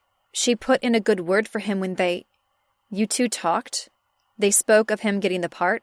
When? Why? He was eyeing my mother with a clenched jaw. Yes, as I said, we met at a party. Where someone almost died from eating seafood. To talk about your movie role. I know the producer, of course. Mother said, setting a hand on her chest as if giving herself a pat for knowing everyone. He's a big donor to my campaign. That's why she was here. Money. As Derek said, we sat next to each other at dinner. It's impossible to forget someone you bond with over a near-death experience. Don't worry, I'll talk with him tonight and put in another good word. You're so talented as that doctor on TV. Her gaze raked over him in a way that made me vomit a little in my mouth. She was eyeing him like he was a piece of meat she wanted to devour. Or maybe the nausea was because Luke and my mother had met before and talked about the movie, and was he needing her help to close the deal? Thank you, Luke said. You're here with Aspen. Why? Mother asked, eyeing me like I'd snuck in with the catering help. We're dating, I told her. She glanced between the two of us, her eyebrow going up, or it would have, if it could move. Well, Aspen, you've certainly set your sights high. I wanted to laugh. My father thought Luke was an out-of-work deadbeat, and my mother thought he was a sugar daddy. Again, she continued. Whatever happened with Duncan Pounder? He was quite the catch. Senator, Luke began. It was my turn to set my hand on Luke's arm. Oh my God. My mother knew about Duncan, about our relationship. That I dumped him, although probably didn't understand that it was his desire to connect with her that ended it. I was standing here with another man, and she tossed Duncan's name out there? To embarrass me, to warn Luke? Why wouldn't she? She knew Luke. Made a connection for him with the film producer. And now he was trying to clinch the deal, and she was here. And so was he, with me. Oh my God. Oh my God. Was Luke using me just like Duncan had? Had he planned this? Found me in Hunter Valley, connected with me, got me to be his fake girlfriend so he'd have a better chance of meeting my mother again? Was he using me too? I swallowed hard. She's right. I have set my sights high. I'm just a small-town yoga instructor. Why is it that you're here with me? My heart was pounding and I was about to lose my shit. Duncan was one thing, this was another. What was the saying? Fool me once, shame on you. Fool me twice, shame on me. Luke took my hand in his, brought it to his lips. Because I want you beside me. I frowned. Because you want my mother to put in a good word with the producer? Of course I will, Mother cut in. I always help my friends, and it's always so nice to see family. Yes, isn't it? Luke asked.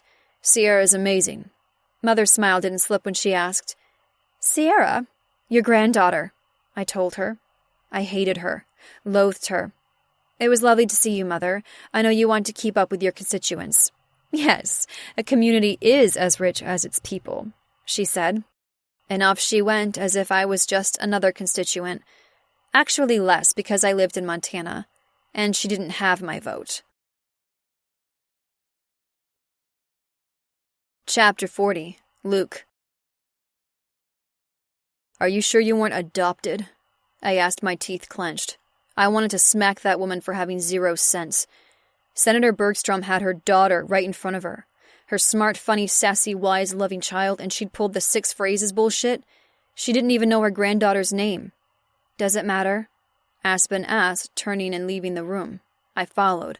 No, she was leaving the party. Aspen, I called. She stopped in the empty foyer, spun back. I think my job here is done. I looked over my shoulder. Your mother's a bitch. I don't blame you for wanting to go. I know what my mother is like. I thought I knew you. You really are a good actor. I blinked at her. What? How long have you planned this? Was Sam in on it? I frowned. What are you talking about? She waved her hand. This, me, using me to get to my mother. Why would I do that? Because the deal to be in the film isn't closed. She's friends with Chris and is going to put in another good word for you. I frowned. I don't care about your mother or her word. Don't you? Come on, I'm nothing, no one. You found me in a small town and hoped I'd go to LA to be your fake girlfriend. Exactly. But you're not nothing, and I should spank your ass for saying that about yourself. Well, at least you're honest now.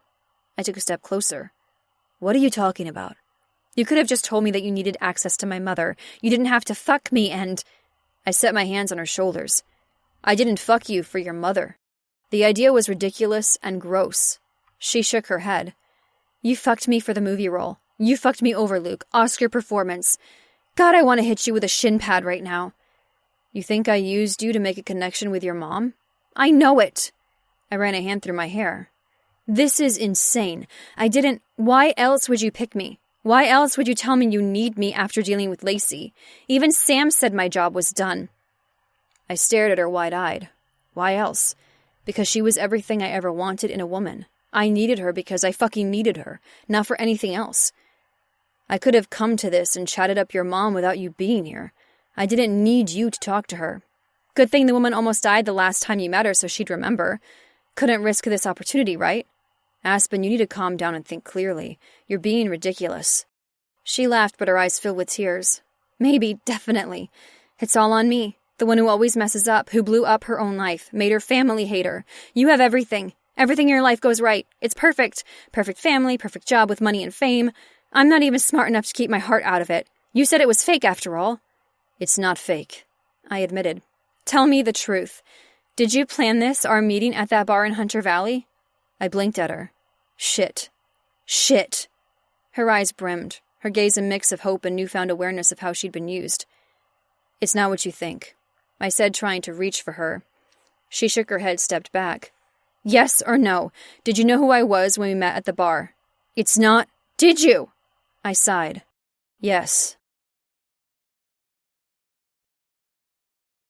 Chapter 41. Luke. "Derek, there you are," Chris the producer called. I stared at Aspen, her mouth hung open and tears slid down her cheeks. She wiped at them and took a breath. Shit, now? Now Chris wanted to talk to me? When I had to explain to Aspen what I'd done and why, but I couldn't? I had no choice but to turn around, paste on a smile, all the while I was angry and hurt, and every fucking emotion at once. I shook Chris's hand. This was why I was here. This was the moment. I took Aspen's shaking hand and introduced her. "It's great to meet you," he told her, then he gave me his full attention. "It's official, the gossip about you was wrong. It usually is," I replied through gritted teeth. "The senator told me you were here." He smiled, slapped me on the shoulder. "Let's talk living dangerously and your role in it. Since your stint in rehab was gossip, filming starts in India. Got your passport handy?" I squeezed Aspen's fingers. Holy shit, I got it. I got exactly what I wanted, the film role. She pulled free. I looked to her, wanting to explain, to tell her the truth. She smiled brightly. "Congratulations. You got exactly what you wanted. Let's get a drink and talk logistics and malaria shots, because I need you on a plane in 48 hours. Chris said, completely unaware of the undercurrent of emotion between me and Aspen. She took the opportunity to leave, fleeing out the open front doors. As Chris led me back into the party, I watched Aspen disappear. She'd fulfilled her role. Her part was over. As she said, I got exactly what I wanted. Then why did it feel like I lost everything? Chapter 42. Aspen. As the car I requested sped through LA to the airport, I pulled up my banking app and my phone. I swiped away my tears. I'd been all out crying by the time I was picked up down the road from the party. I had no idea how much a one-way ticket back to Montana was, but it was going to make a dent in my savings, which was already pretty small. But I couldn't stay here, not with Luke. Not with what I just figured out about him, about what he admitted. He planned our meeting at the bar in Hunter Valley. Planned it. He used me to get access to my mother just like everyone else. God, I changed my name. Hadn't talked to them in a decade, and she still was the reason men wanted me. I thought Luke was different. I thought I'd changed. I thought I cleansed myself of my stupidity when I buried that ring, but no. That in itself was just another dumb Aspen move. My banking summary came up. I blinked, wiped the tears because I thought I read it wrong. No, I hadn't. Holy shit. I'd never seen that much money in my account. At some point, Luke had deposited $50,000 through a mobile payment service, the one I used for the studio, the one that listed it as a payment option on my business website. As Luke promised, I had the money to pay Duncan, the huge sum of money that he gave me for the inn with my mother, for the film role he just got. It was nothing to him. Chump change, and I was the chump. I felt used, cheap, bartered, dumb. Mallory was right. He was an amazing actor. Chapter 43. Luke. As soon as I walked in the front door of my house, my cell rang. "Tell me my people are wrong and that you and Aspen Lane met her parents tonight," Mark said, sounding pissed. Mark was a friend. Was because after this shit show I hated his guts. We'd met 2 years ago when he was a consultant on NYCER, helping make the law enforcement and legal scenes more realistic. For my role there was a medical consultant too, but the writers still stretched reality. There was no such thing as a triple craniectomy, and it was impossible to accomplish a regular one with a pen. We'd had a few beers here and there, but he somehow found out I was spending my break in Hunter Valley. I didn't even want to know how he knew. He showed up out of the blue to hang with me. Not hang, but with a specific purpose. To approach a woman who lived there. She was tied to a case he was running, and hoped to use his famous friend, me, as an in to chat her up. He asked for my help. Dumbest yes I ever said. It was only supposed to be beer and baseball while he talked to a woman in the bar. "You told me she was a senator's daughter who might be caught up in shit," I reminded. "She is." "Aspen." I called, my voice echoing through the house. No answer. "You said she was a princess. That like her parents she was shallow, vapid, and fake. Those were your exact words when you showed up in Hunter Valley asking for my help." "Yeah." Why did he sound so mad at me? I was so fucking pissed at him. "You didn't tell me she was Senator Bergstrom's daughter." I hadn't liked the politician the one time I met her, more concerned about appearances than the woman across from us at dinner dying from anaphylaxis. I assumed her daughter had to have been just as obnoxious. That I'd eat some wings and watch baseball while Mark got the info he wanted out of the woman, then get back to my regularly scheduled vacation, right? Wrong. So fucking wrong. One look at Aspen in the bar and I'd been instantly drawn in. Hooked, possessive. No way I was letting Mark anywhere near her, so I told him to fuck off and I claimed her as mine. Over trivia and a night of amazing sex, I knew there was no way she was involved in any shady shit. My girl wasn't a princess or egotistical, vain, pretentious. She was nothing like her mother. The next morning when I'd been hiking with Aspen and the kids, he texted wanting an update. I responded back that she wasn't involved. Then I forgot about the whole fucking thing, completely and totally invested in making Aspen mine. Until we ran into her parents earlier. Yeah, well, Aspen Lane is Senator Bergstrom's daughter. I know that now, I snapped. I ran my hand through my hair. You told me her name, Aspen Lane, that you were investigating her connections to possible political bribes and kickbacks. Right. You didn't tell me any of the important shit. I was walking around my house hoping Aspen was here even though I knew she wasn't. Then where was she? That's because you're not in the FBI. I couldn't give you all the details. You're not part of the case. I had no idea she was related to Senator Bergstrom, I admitted. They don't even have the same name. So you two did meet her parents. Yeah, we met them. That'd have been a fucking hot mess. Aspen's clothes were still here. She'd taken a little purse with her to the party, so she probably had her wallet and phone. I already texted her at least 10 times, called and left messages. Nothing. Are you fucking kidding me? He asked. You said she wasn't involved. This means she's not involved, I said through gritted teeth. I told you she wasn't up to anything shady. Did you outright ask her? What? If she was doing illegal political shit? No, we were a little busy. He could read between the lines on that answer. So how did you know she was innocent? Because I know her.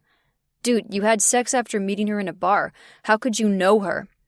I squeezed my phone, wanting to throw it across the room. What the fuck is going on? Why are you so fucking angry? Because I met her mother before. I sat next to her at a dinner. At a dinner? That sounds hoity-toity. We sat at a table and food was served, I replied. It was a fucking dinner. Because of that, now Aspen thinks I used her for access to her mother. That's bullshit. I stared at the ceiling, frustrated I had to explain all this to him. I know that, you know that, not Aspen. He sighed. Her mother is shady, Luke. We have the evidence we need to arrest her. That'll happen in the next few days. I was too angry to think clearly. The senator was being arrested. Great! But I couldn't focus on that. I felt tricked by Mark, even though he'd been the one who was supposed to talk with Aspen at the bar, not me. I'd pushed him away, told him to fuck off. He'd given me the shot to get the info from her he wanted. As soon as he left, I forgot all about him and his stupid line of questioning until he texted me on the hike. Aspen has no part in whatever shady shit her mother's up to. She met her parents because she went with me to an industry party and they were there. I felt like Godzilla, ready to rip the city apart. I needed to tell Aspen the truth because what she was thinking was wrong. It didn't matter, though. I heard her. After seeing how her parents treated her, I understood why she'd cut everything off with them. They weren't fit to be parents. Who pointed out a 10-year-old mistake like a condom breaking in conversation? Sure, it had led to a pregnancy, but what kind of reunion chit-chat was that? And the fact that neither parent knew how cool Sierra was? Their fucking loss. They didn't like Aspen. In fact, they seemed downright disappointed in her. No wonder she had self-esteem issues. No wonder she looked like I crushed her. She trusted me and I fucked her over. Planned, you think? What did I just tell you? We were there for me, and Aspen thinks it was planned. So them meeting up being planned? Fuck no. She wouldn't even be in California if not for me. I replied, remembering how she reacted when she saw them, and how they responded to her each in a different way. It was totally random. If the producer wasn't there, we'd have stayed in bed. Trust me, it would have been a lot more fun. I don't want to hear about all the sex you're having. What about the Bergstroms? They're a piece of work. Worst parents ever. I'm talking total assholes. They don't even know their granddaughter's name. They could be acting. I huffed. Why could he leave Aspen the fuck alone? Not a chance. They pretty much took her off the family tree when she got pregnant by mistake. You can't fake not knowing your 9-year-old grandchild. Duncan Pounder has reached out to Aspen multiple times recently. What the hell? That loser? She dumped his ass 2 years ago. He's got an illegal arrangement with her mother that will put them both away for 10 years, but I need to know if the daughter's complicit. Are you serious? Aspen told me he was with her for access to her mother and she dumped his ass. Trust me, she hates the guy. Now she hates me for the exact same reason. Hate or not, they're talking again. I scratched my head.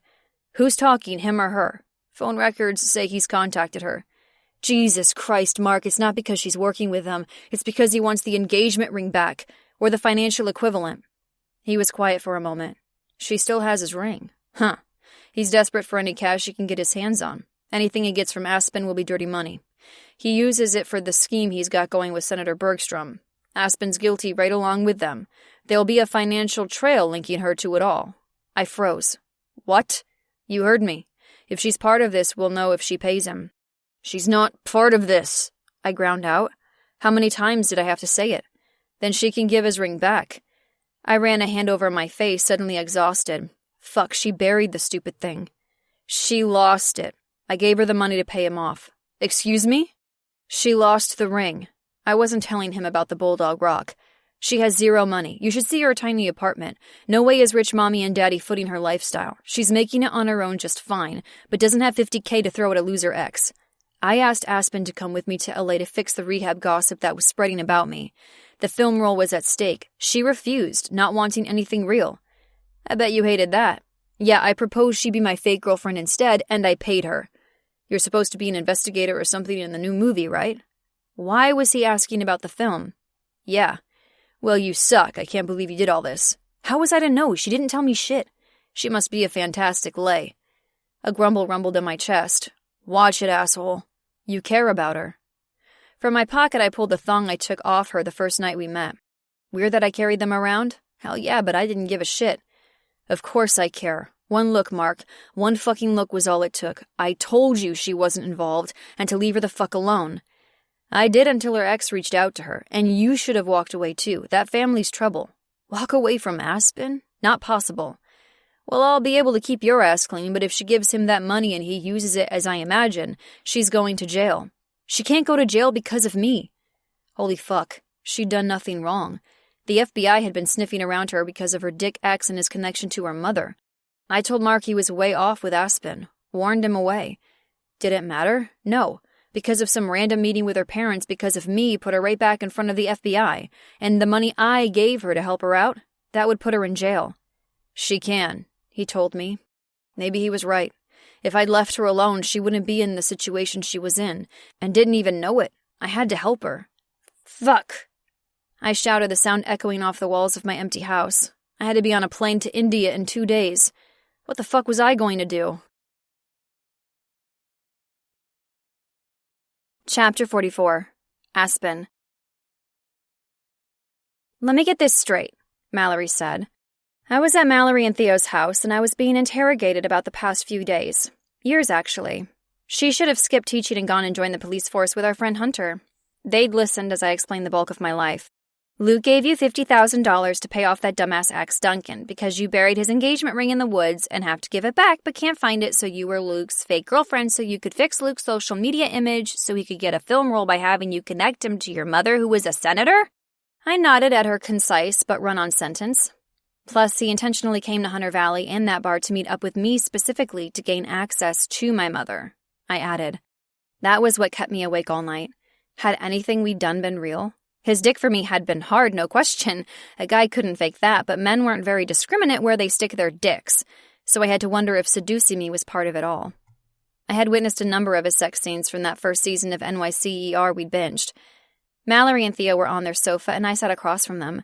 Their little house didn't have room for a ton of furniture, but what they did have was really comfortable.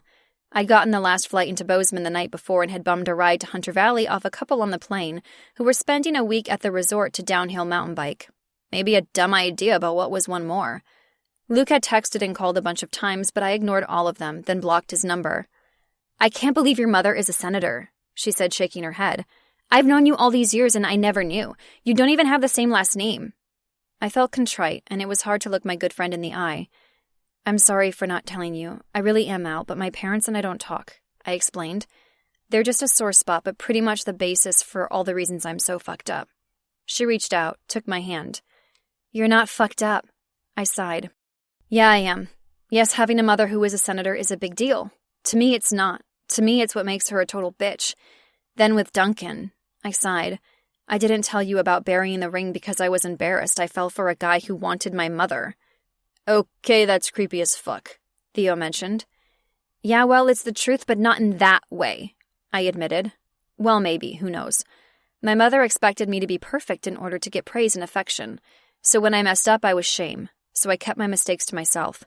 Duncan just became something I didn't talk about because I still feel stupid over falling for him and his lies. Me keeping secrets has nothing to do with you or Bridget or our friendship. Who is this guy? Theo asked. I forgot he hadn't been back here then to remember like Mallory had. Duncan Pounder, a guy I dated 2 years ago, I explained. You dated a guy named Pounder. That made my lips twitch. Yeah, I thought I'd spend my life with him. He asked me to marry him, and I said yes. Then I found out he wanted me for access to my mother, so I dumped him. You do realize your name would have been Aspen Pounder. If you were a middle school boy, it would be shortened to Ass Pounder. Mallory stared at Theo, eyes wide, mouth open. Then she burst out laughing. I couldn't help it either because I never thought of it. You dumped him and buried his ring in the woods, Mallory added when she caught her breath. Devious. I'd have gone with you. I saw it as cleansing, something I had to do for myself. And a bottle of wine. You didn't love that guy, Mallory told me. I don't even think you cried. You were angry, but now I know why. Your parents are assholes, Mallory said, frowning. I laughed again. They really are.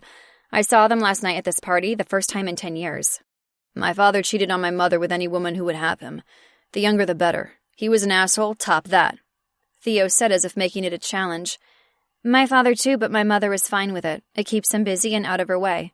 My mother expects perfection. Says the woman whose husband cheats, Mallory muttered. When I was 6, I took a ballet class and liked it, so I took it all the time. When I didn't get cast in the Nutcracker that first winter, I had a ballet tutor and went to class twice as much. When I got the starring role the next year, at least for a 7-year-old, I got praised. So I practiced harder to get more. When I was 11, I was shipped to dance boarding school in Canada. That sounds intense, Theo commented. It was. If I didn't do well enough to please my mother, I didn't come home. See? Perfection and affection went hand in hand. I practiced twice as hard. When I graduated, I ended up being hired in Spain as a soloist. Mallory and Theo looked at each other. That's amazing. Yeah, until I blew it and got pregnant by mistake. I had to quit. My parents cut me off. Cut me out of their lives because a single mother in the family? A failure at ballet? They couldn't have it. Jesus, Mallory said.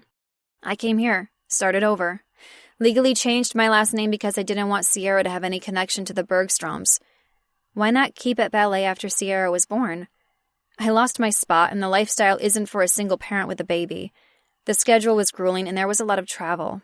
I walked away for her. Why not keep doing it? I mean, a soloist. You must be so talented. Why haven't we heard of you? Oh yeah, you changed your name. I shrugged. I practice on my own, but that's not my life now. I look back on it, and it's tainted. While I love to dance, I became really good because I wanted my parents' affection.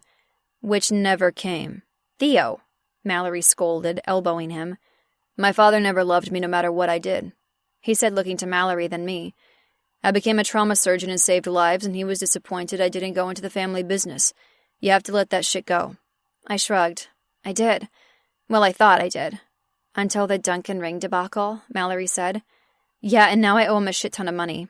You said Luke gave you the money to pay him off. He did, but I'd rather wander the woods in Hunter Valley looking for a bulldog rock that probably didn't exist and go into epic debt than to take Derek Dashwood's money. I laughed.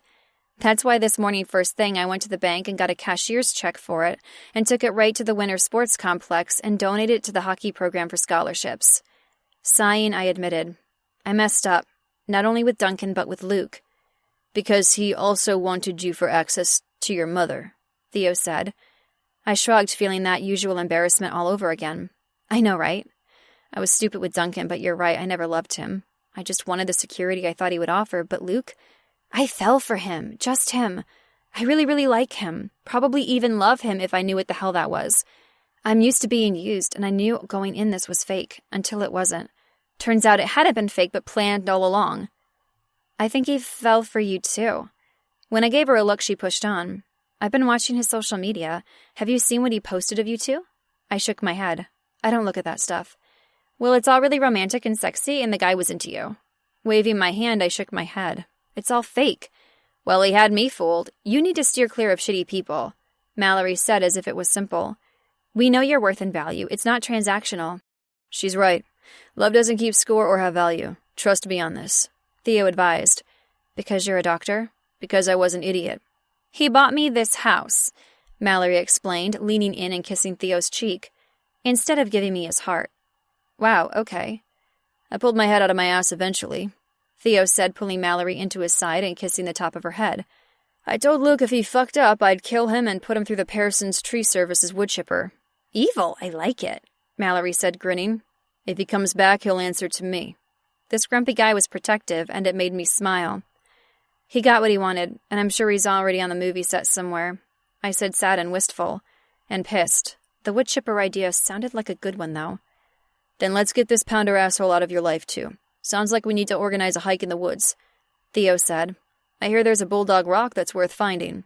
Mallory's cell rang and she grabbed it off the coffee table. It's Georgia. Theo and I listened as Mallory replied to whatever Georgia was saying. Oh no, really? Tomorrow? Is she okay? Theo asked her, and I remembered she was pregnant. Mallory pulled the phone from her ear. The Cowboy Goes to Court and live show is tomorrow night, and the Bachelorette has appendicitis and is having emergency surgery right now. Georgia's new in town and doesn't know people like I do. She needs my help to find a single woman to take her place. Theo and Mallory stared at each other for a second, then turned to look at me. I blinked. What, me? No way. Chapter 45, Aspen. Mallory put the call on speaker. Aspen's here with us. She's single. No way, I said aloud, shaking my head at what she was suggesting. What happened with Dr. Dark and Dangerous? Georgia asked through the phone. It's over. I wasn't going through it all again. Ever. And Sierra comes back tomorrow. I'm sure she'll be thrilled to watch the show on set. Georgia said, which was probably true. I had a night of movies and popcorn planned downstairs with Mrs. Waddle, which couldn't compete. I'm sorry to hear about you and Derek Dashwood, but if you want to get back on the horse, so to speak, you can have 3 hot bachelors vying for you tomorrow night on live TV. She offered as if the opportunity was tantalizing. It sounded awful. Just what I need, more fake boyfriends, I muttered. I saw the commercial. Mallory replied, her eyes alight with eagerness. The guys are cute. They're cowboys, like real ones. And the saying is, spare a horse, ride a cowboy. I was not amused. It's a TV show. It's not real, I reminded. You'll be given the questions to ask the men, but they don't know them in advance. Their responses will be genuine. At the end, you pick your favorite. You get a free trip to Hawaii with the guy. Hawaii? The last thing I want to do is go to Hawaii with the strange man. Take Sierra, Georgia tossed in. I'll make the production company pay. I'm really desperate, and Mac will have a stroke if I start wandering around town to find someone in my condition. The way she said the last, I imagined her using her fingers to make little air quotes. Mallory raised an eyebrow. A Hawaiian vacation with Sierra? Since when have you two gone anywhere on vacation besides that hot springs down by Yellowstone? I'd say that's not bad for a night's work. With a strange cowboy, I reminded. I think I've learned my lesson about going places with strange men. You'd have a 9-year-old chaperone, Mallory reminded. I glanced at Theo, who hadn't said a word. He only shrugged, and that wasn't much help. It pays $75,000, Georgia said, sweetening the pot. Holy shit, Mallory whispered. That would... I know, I groaned. Fuck. I closed my eyes, took a cleansing breath. I needed that money to pay off Duncan for the ring. While Theo was being amazing and organizing a group to go on the search for it, I didn't have much hope we'd find it. This show, the money was a guarantee. I could do it, right? Maybe. Ugh. Fine, I groaned. Fine, I'll do it. Now I was going to be the one who was acting. What the hell happened to my life? Chapter 46, Luke. I wasn't sure if coming to Theo James at work was my smartest move. Okay, it was really fucking stupid. I made a lot of dumb ones lately, so what was one more? I felt like an idiot sitting on the exam table waiting for him. I gave a fake name to the receptionist, but she recognized me. Gave me a wink when she left me in here to wait. The paper under my ass crinkled as I turned when the exam room door opened. Fucking finally. Yeah, based on the look on his face, this might not go well. What the fuck are you doing here? He asked, glaring. He had on khakis, button-up shirt, and his white doctor coat. A stethoscope hung around his neck. It was pretty much what I wore on set, but he was the real deal. I was a fucking fraud. Just because we did yoga together doesn't make us best friends, he said. This was the only way I could think of seeing you, I admitted. By being my patient? Is there anything wrong with you besides being an asshole? Aspen's blocked my calls. Mrs. Waddle gave me a glare when I went up the front walk and shooed me away with a broom. I'll give you a lollipop and you can leave here too. She won't respond to me. I need to know if she's okay. I figured Mallory would have heard from her. He nodded. I sighed in relief, imagining her in a fucking ditch somewhere. Thank fuck. Look, I need you to help Aspen, I told him. Because of your mess. Because if she gives him the money I gave her to her ex, she'll be arrested for collusion or being an accomplice to money laundering and a few other federal offenses. He blinked. What the fuck are you talking about? The money you paid her to be your fake girlfriend? I nodded. The money I gave her to pay off her ex. She wouldn't take it as a gift, so I had to think of some way for her to accept it. He grunted and circled his finger in the air for me to continue. Her mother and Aspen's ex have been laundering campaign funds, or using them for something shady. Other stuff I don't understand or really don't give a shit about, but the ex came after the ring because he needs cash. If Aspen gives it to him and he uses it for shady shit with her mother, it'll lead back to Aspen. The FBI will make it a family affair. She hates her mother. I know. Look, she can't give him that money. If she won't listen to me, then I need you to help her.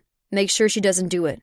He moved, leaning up against the counter where there was a sink and pamphlets about birth control, STDs, and the shingles vaccine. You knew about this and let her get sucked in? Hell no! I hopped off the table and began to pace, trying to steer clear of Theo as much as possible, which was hard in the small room. I found out about it the other night. I need to make sure she's safe, protected from her mother, from being put in jail. I held out a scrap of paper with Mark's name and number on it. Theo took it, stared at it. Who's this? The guy at the FBI who's running the case on Senator Bergstrom. Have her call him. He sighed, rubbed a hand over his face. Why don't you start at the beginning? So I did. I told him about Mark, how he'd showed up on my vacation, asked me to be his wingman at the bar to approach Aspen, that I saw her and wanted her as my own, and everything that followed, that I fell in love with her. You love her? Theo asked, surprised. Yes, crazy, I know. I stared at him as he crossed his arms over his chest. Did you know Aspen is actually a famous ballerina? He asked. Infamous, actually. A soloist at 19, a prodigy, she was called. The best of her generation. Then she mysteriously walked away and disappeared. It's because she got pregnant with Sierra. Her parents cut her off entirely and she moved on, legally changed her last name to Lane. Why are you telling me this? I know her parents are assholes. I've met them and saw how they treat her firsthand. I don't give a shit about them, he snapped.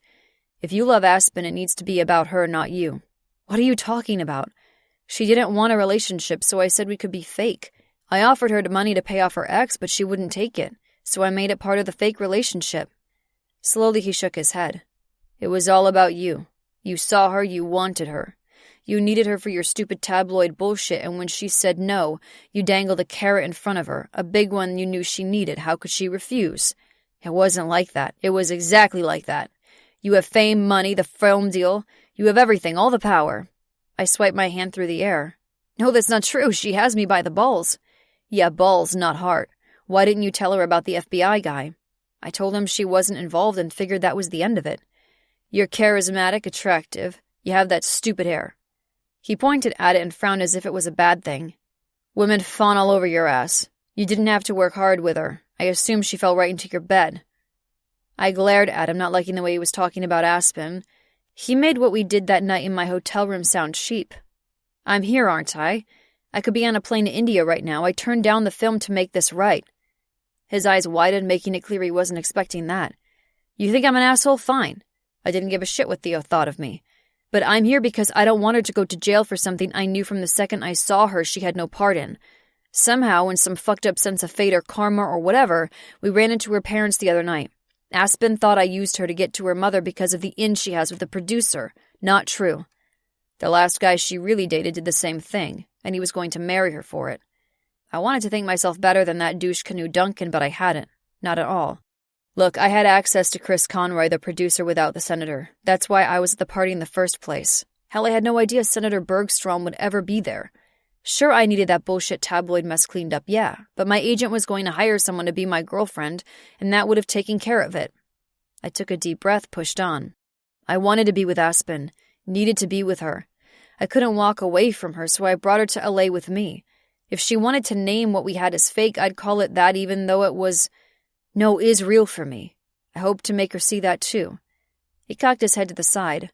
Why do you think she's so upset? Because I fucked up and thinks I'm just like every other person who's used her for her mother. He shook his head. No, like every other person who was supposed to care for her and used love as a tool for their own gain. I swallowed hard. Fuck. I ran a hand over my face. He was right. You've only known each other for a short time, days. I can see how you won't know everything about the woman. She didn't tell me she danced. I saw her one morning on my deck and it was incredible, but I can see now why she keeps her past on lockdown. The only thing she told me about her parents was that they were estranged and that her mother was powerful. You have to see why she's so wary, so jaded. When she found out the whole thing was planned, you were just like the others. It wasn't planned, especially my instant reaction to her. But I never, not once, used her for access to her mother. I didn't even know who she was. I wanted to kill Mark for making this all fucked up, but I guess I owe him a favor because I never would have met her otherwise. I think Aspen would rather kill him and you. Don't say shit about a wood chipper, I muttered. She's upset because she's in love with you too. My eyes widened and hope filled the spot in my chest where my heart was ripped out. She said that? Didn't have to. You hurt her, and I have a feeling she doesn't let herself get hurt very often anymore.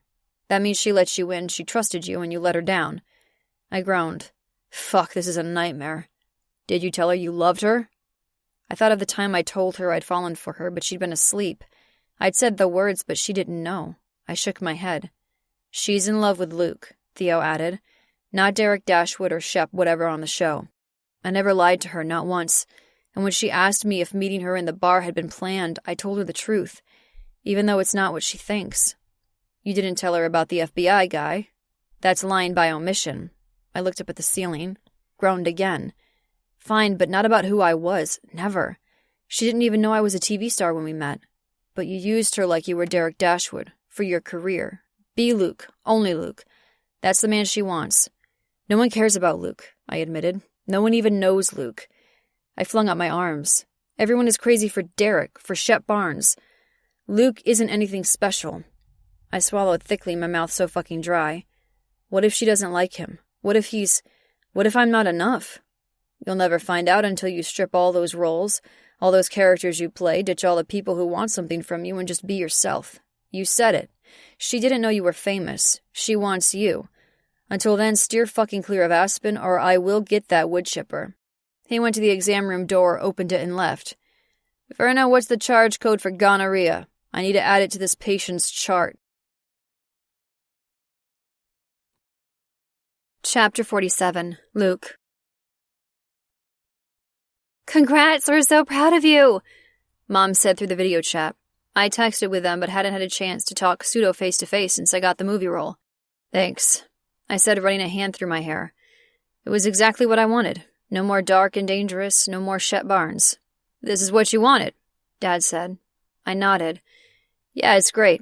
Except I turned it down. You can celebrate with Aspen. Yeah, about that. We broke up. I wasn't telling them about our arrangement, or that I'd hurt her and she'd run off into the night by herself. They'd kick my ass through the video call from Nebraska if they knew about the FBI's investigation and my part in it. I was pissed enough at myself. I'm sorry to hear that. I really liked her, Mom said. Yeah, me too. Then go fix whatever you did wrong, son. Go get that girl. I huffed. What makes you think I did something wrong? Because you're a man and men are idiots, Mom said. Son, listen to your mother. Dad added, using a serious tone, and look. You're a man, you did something wrong. I thought about that, about how right they were, about what Theo had said, that Aspen might be in love with me. Me, Luke. But that scared the shit out of me because I barely knew who I was any longer. So many people recognized me and adored me as Shep Barnes. Others chased after me for photos thinking I was Derek Dashwood. Hell, there were even social media groups about my stupid hair, but none about Luke Graham. The only fan group I had were my parents, my siblings. Then I think I need your help. If I needed Aspen to know the real me, then she would. Oh? Mom asked. I need you to come to Hunter Valley. Mom's eyes widened. What about the movie? I have something more important to do. In Hunter Valley? Dad asked. I nodded. Yeah, and when you come, bring my baby book. Chapter 48. Aspen. With 3 seconds left, the goalie didn't even see it.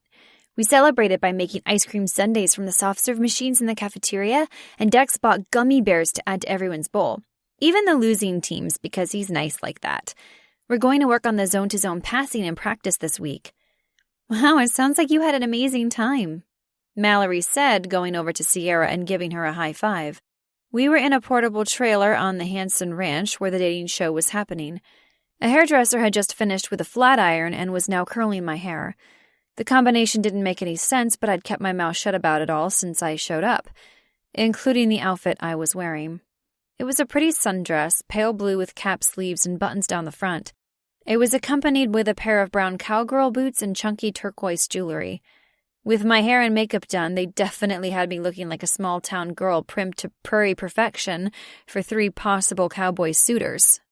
"Think you can do me a favor?" Mallory asked her. Sierra nodded.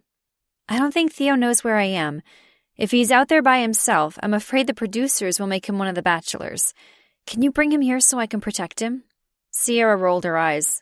"On it. But you need to marry that man. Like I wanted Mom to marry Luke because he was cool." She stormed out of the trailer and I sighed. Mallory laughed. "She's right, you need to marry Theo," I told her. "Yeah, I do." Her eyes dropped to her cell and we were quiet for a minute. I was doing my nose breathing to stay calm, but it wasn't working very well. I was going on live TV. I had to flirt and be excited about the possibility of love with one of the 3 cowboy bachelors. Then go to Hawaii with him. And Sierra. Mallory looked up. "I've been thinking about what you said." I frowned. "About what?" The hairdresser spritzed me with hairspray. "Luke and everything being fake," she added.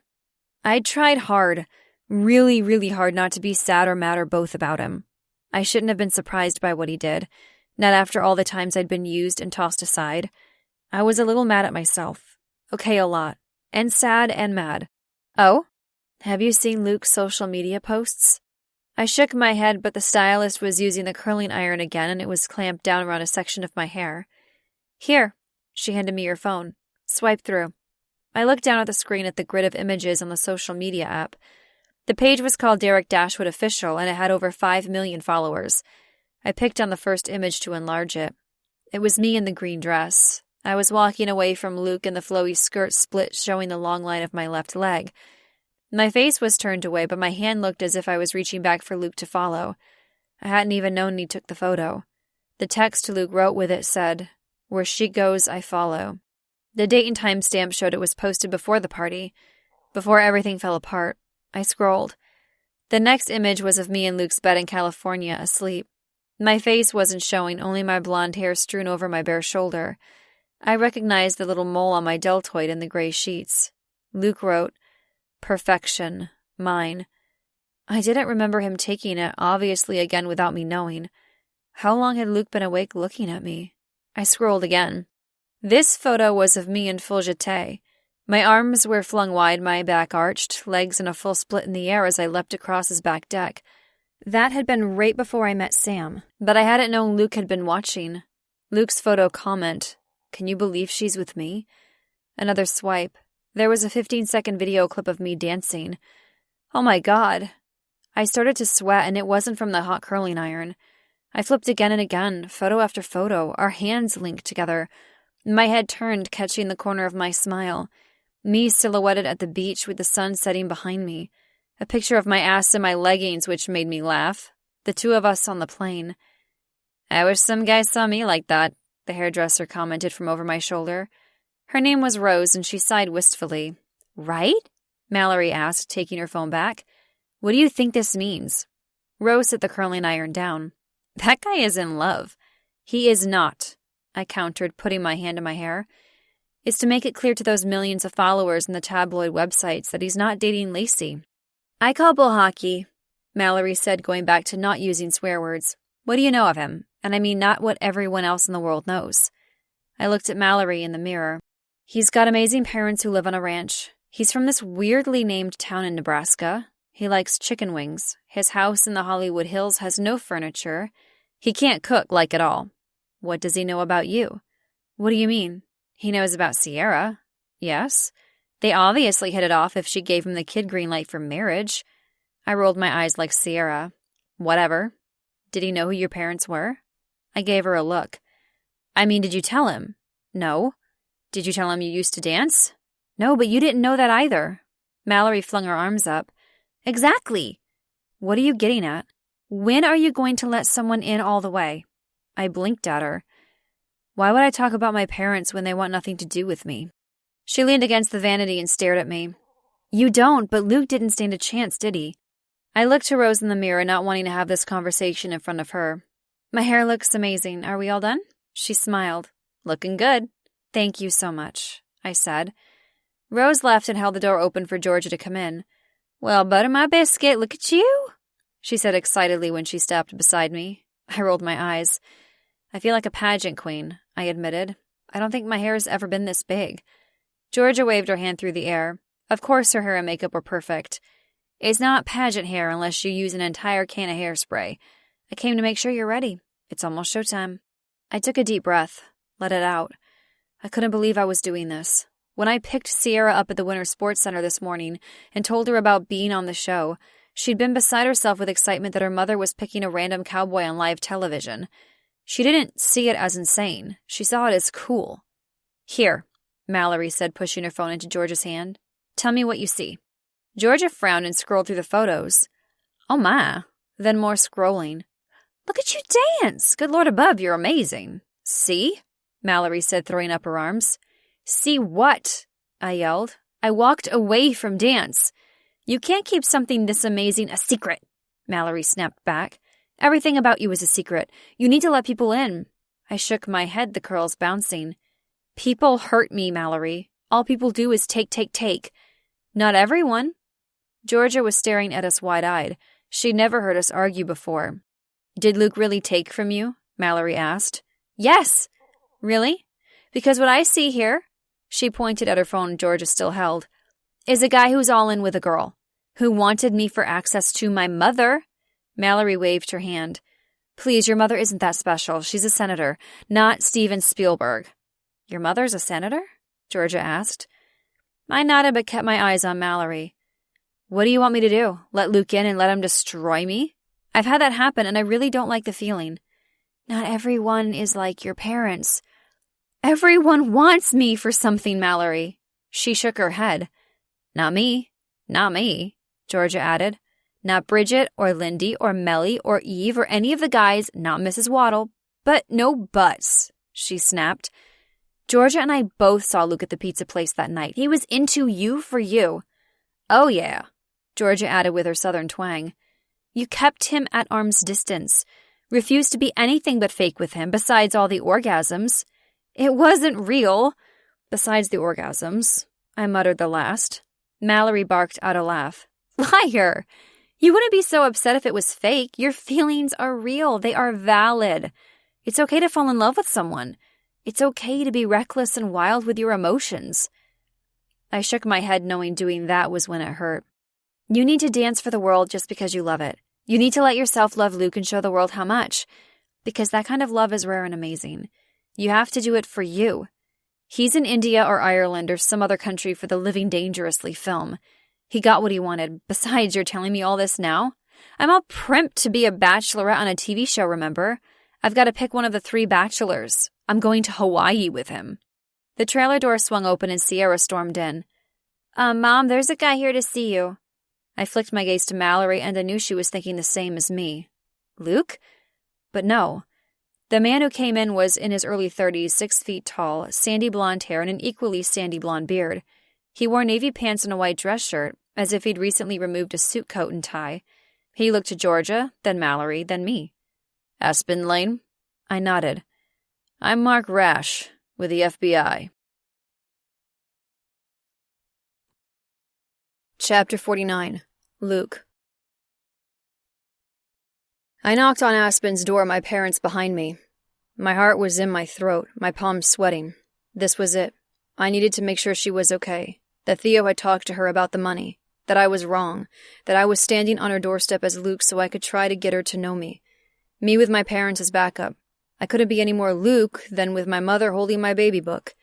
Hello there. Mrs. Waddle stuck her head around the corner from the front porch. Oh boy. I hoped she wouldn't send me packing a second time. I needed Aspen. Hi, Mrs. Waddle, I called. These are my parents. She disappeared. I looked at my parents who stared at me in amusement. Then Mrs. Waddle came around the corner of the house to greet us. No broom, thank fuck. Welcome to Hunter Valley. You must be very proud of your son, she said. I frowned, not sure why she was being so nice. Besides the broom, the last time she almost whacked me in the nose with her front door when she shut it in my face. "I'm Janet, and this is my husband, Tom," Mama said. Dad took Mrs. Waddle's hands. "Beautiful home you have here." "Thank you. You're here to see Aspen," Mrs. Waddle replied. "Yes," I said, sighing, finally. She narrowed her eyes at me. "Did you tell your parents what you did, young man?" My parents eyed me like I'd burn the carpet again. I wanted to kick the dirt and tuck my head, but I didn't. "Yes, ma'am, I did. Not every detail, of course, but that I had fucked up and I wanted to make things right. That's why they're here. I want Aspen to get to know me, and my family's an important part of my life." She eyed my parents skeptically. "Are these your real parents, or are they on the show?" Pops laughed. "Real parents. I don't know where Luke got his acting skills from." Mrs. Waddle eyed us some more. "You all do look alike. I was impressed they'd find actors who looked so similar." "Is Aspen here?" I asked, anxious. She shook her head. "No, you're too late." "Oh shit, what the hell did that mean?" "Too late?" I asked, a little afraid of the answer. "She's gone on TV to find herself a new man. It's happening right now." Chapter 50. Aspen. Mark Raish pulled a wallet from his back pocket and flipped it open like it was done on TV. Yeah, I didn't have a TV, but that didn't mean I hadn't seen some shows. Sierra came over and I wrapped an arm around her. "I'm here to talk with you about your involvement with Senator Bergstrom and Duncan Pounder." I frowned. Sierra looked to me. "This is my daughter," I said, not only as an introduction, but to remind him that there was a child present, and he shouldn't say things not meant for little ears. "Sierra, right?" She nodded to the man. She may have noticed my hesitancy and felt it herself. I didn't like that he knew her name because that meant he'd been studying up. "These are my friends, Mallory Mornier and Georgia Gantry Mackenzie," I added. He nodded at them but didn't give them much attention. It was clear he was only interested in talking to me. So I told him what he wanted to know. "I have no involvement with Senator Bergstrom or Duncan Pounder." "You saw the senator the other night in California, and Mr. Pounder is after you for a ring? Or money, correct?" Why was he asking me this, and how did he know these details? "Yes, I saw the senator the other night for the first time in 10 years. "No birthday calls or holiday cards?" He asked me, but eyed Sierra. "No." "And Mr. Pounder?" The trailer door opened again and Theo entered.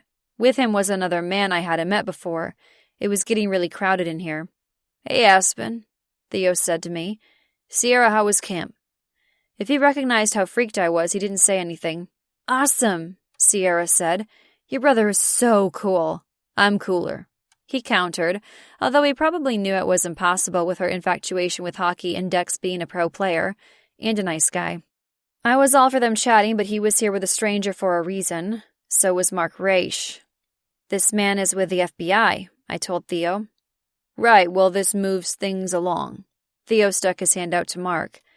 "I'm Theo James, and this is Nathan Banks, James Corp's leading attorney, and Miss Elaine's attorney." "My what?" I looked to the man, my attorney I didn't know I had or needed. I figured he was a mid-50s golfer with the outfit he had on. I wondered if Theo had pulled him off the back nine to come here. "Mom, what's going on?" Sierra asked. I had a feeling everyone here knew but us. By the looks on Mallory's and George's faces, they were in the dark too. "I think we're about to find out," I said, a little bewildered. I gave her a squeeze. "I was just asking Miss Lane about her involvement with her mother and Duncan Pounder," Mark said. "What about them?" the lawyer asked. "The senator and Mr. Pounder were arrested this morning for money laundering, campaign finance tampering, and other federal crimes," Mark said. "Oh, wow." "Wow." "I have a grandmother who is a senator?" Sierra asked, looking up at me. I smiled at her while freaking out inside. I was stunned that my mother had done something illegal. Evil, definitely, but breaking the law? She made them. "Yes, she's not a nice woman." "Obviously," Sierra commented, rolling her eyes. "If she was arrested, then she's definitely not nice." "I was just telling him that I haven't seen or spoken to my mother for 10 years until the other night," I said, updating my new attorney. "Are you investigating my client?" Nathan Banks asked. He didn't even look my way. "We are investigating 2 people who are close to her," Mark replied. "I'm not close to either of them," I offered. "One is your mother and the other is your ex-fiancé," Mark said as if I needed the reminder. "I'm not aware that being related is a crime in and of itself, and she did state the man was her ex," the lawyer added. Why was he here and why did Theo bring him? Did he know the FBI would show up to question me? Was I in trouble? Did you give Duncan Pounder $50,000? Mark asked. I blinked. Mallory gasped. No, I said. Do you have a record of the transaction? Nathan Banks prodded. No, Mark told him. What is going on? Sierra asked. I stared at Mark pointedly, hoping he could answer that. I had to agree with her, and Theo bit his lip, trying not to smile. What do their crimes have to do with my client? My new-to-me lawyer asked. We have records of Duncan Pounder contacting Miss Lane recently. Since they were close in the past, we had to ensure our investigation was thorough and she wasn't involved. He wanted his engagement ring back. You think I'm working with them because Duncan contacted me about the stupid ring? If you still have it, why not give it back to him? Mark wondered. Because I lost it. The lawyer cut in. What Miss Lane does or doesn't have that belongs to Mr. Pounder is irrelevant. True. And an unreturned engagement ring is the least of his worries. Mark looked to me. Derek, Luke said you weren't involved, but I had to follow up. I frowned. What does Luke have to do with this? I was supposed to chat with you at the bar last week about all this, but Luke saw you and pretty much claimed you. My mouth fell open. I looked to Theo, then the lawyer, then up at the ceiling, hoping to get my thoughts organized. My mother was a criminal and probably not a senator for much longer, and she didn't want me to be in the family because I had a kid and had family values. She was such a bitch. Besides that, she was in cahoots, or whatever other word the Scooby-Doo gang would use, with Duncan? Why try to marry me if he got to her on his own? Then there was Luke. Mark knew him? You know Luke? Mark nodded. We've been friends for a few years. Worked on set together a few times. At the party, Luke admitted our bar connection had been planned. I thought he meant he'd orchestrated it so I could ultimately connect him with my mother, not because he was friends with an investigating FBI agent wanting to talk with me. You put together the meeting at the bar? He nodded. Why? I had to know if you were an accomplice with the others. But Luke saw me and... I flushed, remembering what we did in his hotel room after trivia was over. Wanted you for himself. Mark continued. I never thought love at first sight existed, but I was wrong. What about at the party in L.A. and my mother? Was that part of it? I don't know anything about what happened at the party, and I never told Luke who your mother was. Sharing her name with him would have compromised the case. He didn't... What? That meant Luke didn't know my mother was my mother. Do you have any further questions for my client? The lawyer asked, crossing his arms over his chest. There are no connections that the FBI can find between Miss Lane and her parents in the past decade, Mark said. As for Mr. Pounder, the communications have all been one way. Since she never gave any money to him, there is no collusion. I donated Luke's money to the Hunter Valley hockey program. Oh God, what would have happened if I hadn't? What if I'd given it to Duncan as I originally planned? Mark grinned. I can see why Luke fell for you. The lawyer cleared his throat, prompting Mark to continue. Unless new information comes to light, we have no further need for Miss Lane's time. Nathan the lawyer nodded, Theo nodded, Sierra nodded, Mallory and Georgia nodded. The trailer door swung open. Someone stuck her head in. There you are, time to go, we're live in 5 minutes. Mark gave a weird salute and left, having to squeeze around the others to get out the door. When the door was shut behind him, I looked to Theo. What the hell is going on? Swear jar! Sierra called. What's going on is that you need to be on the set right now, Georgia said. I just got questioned by the FBI, found out Luke didn't do what I thought, and you want me to go on the show to meet 3 bachelor cowboys? Now? My head's about to explode. Georgia nodded her head.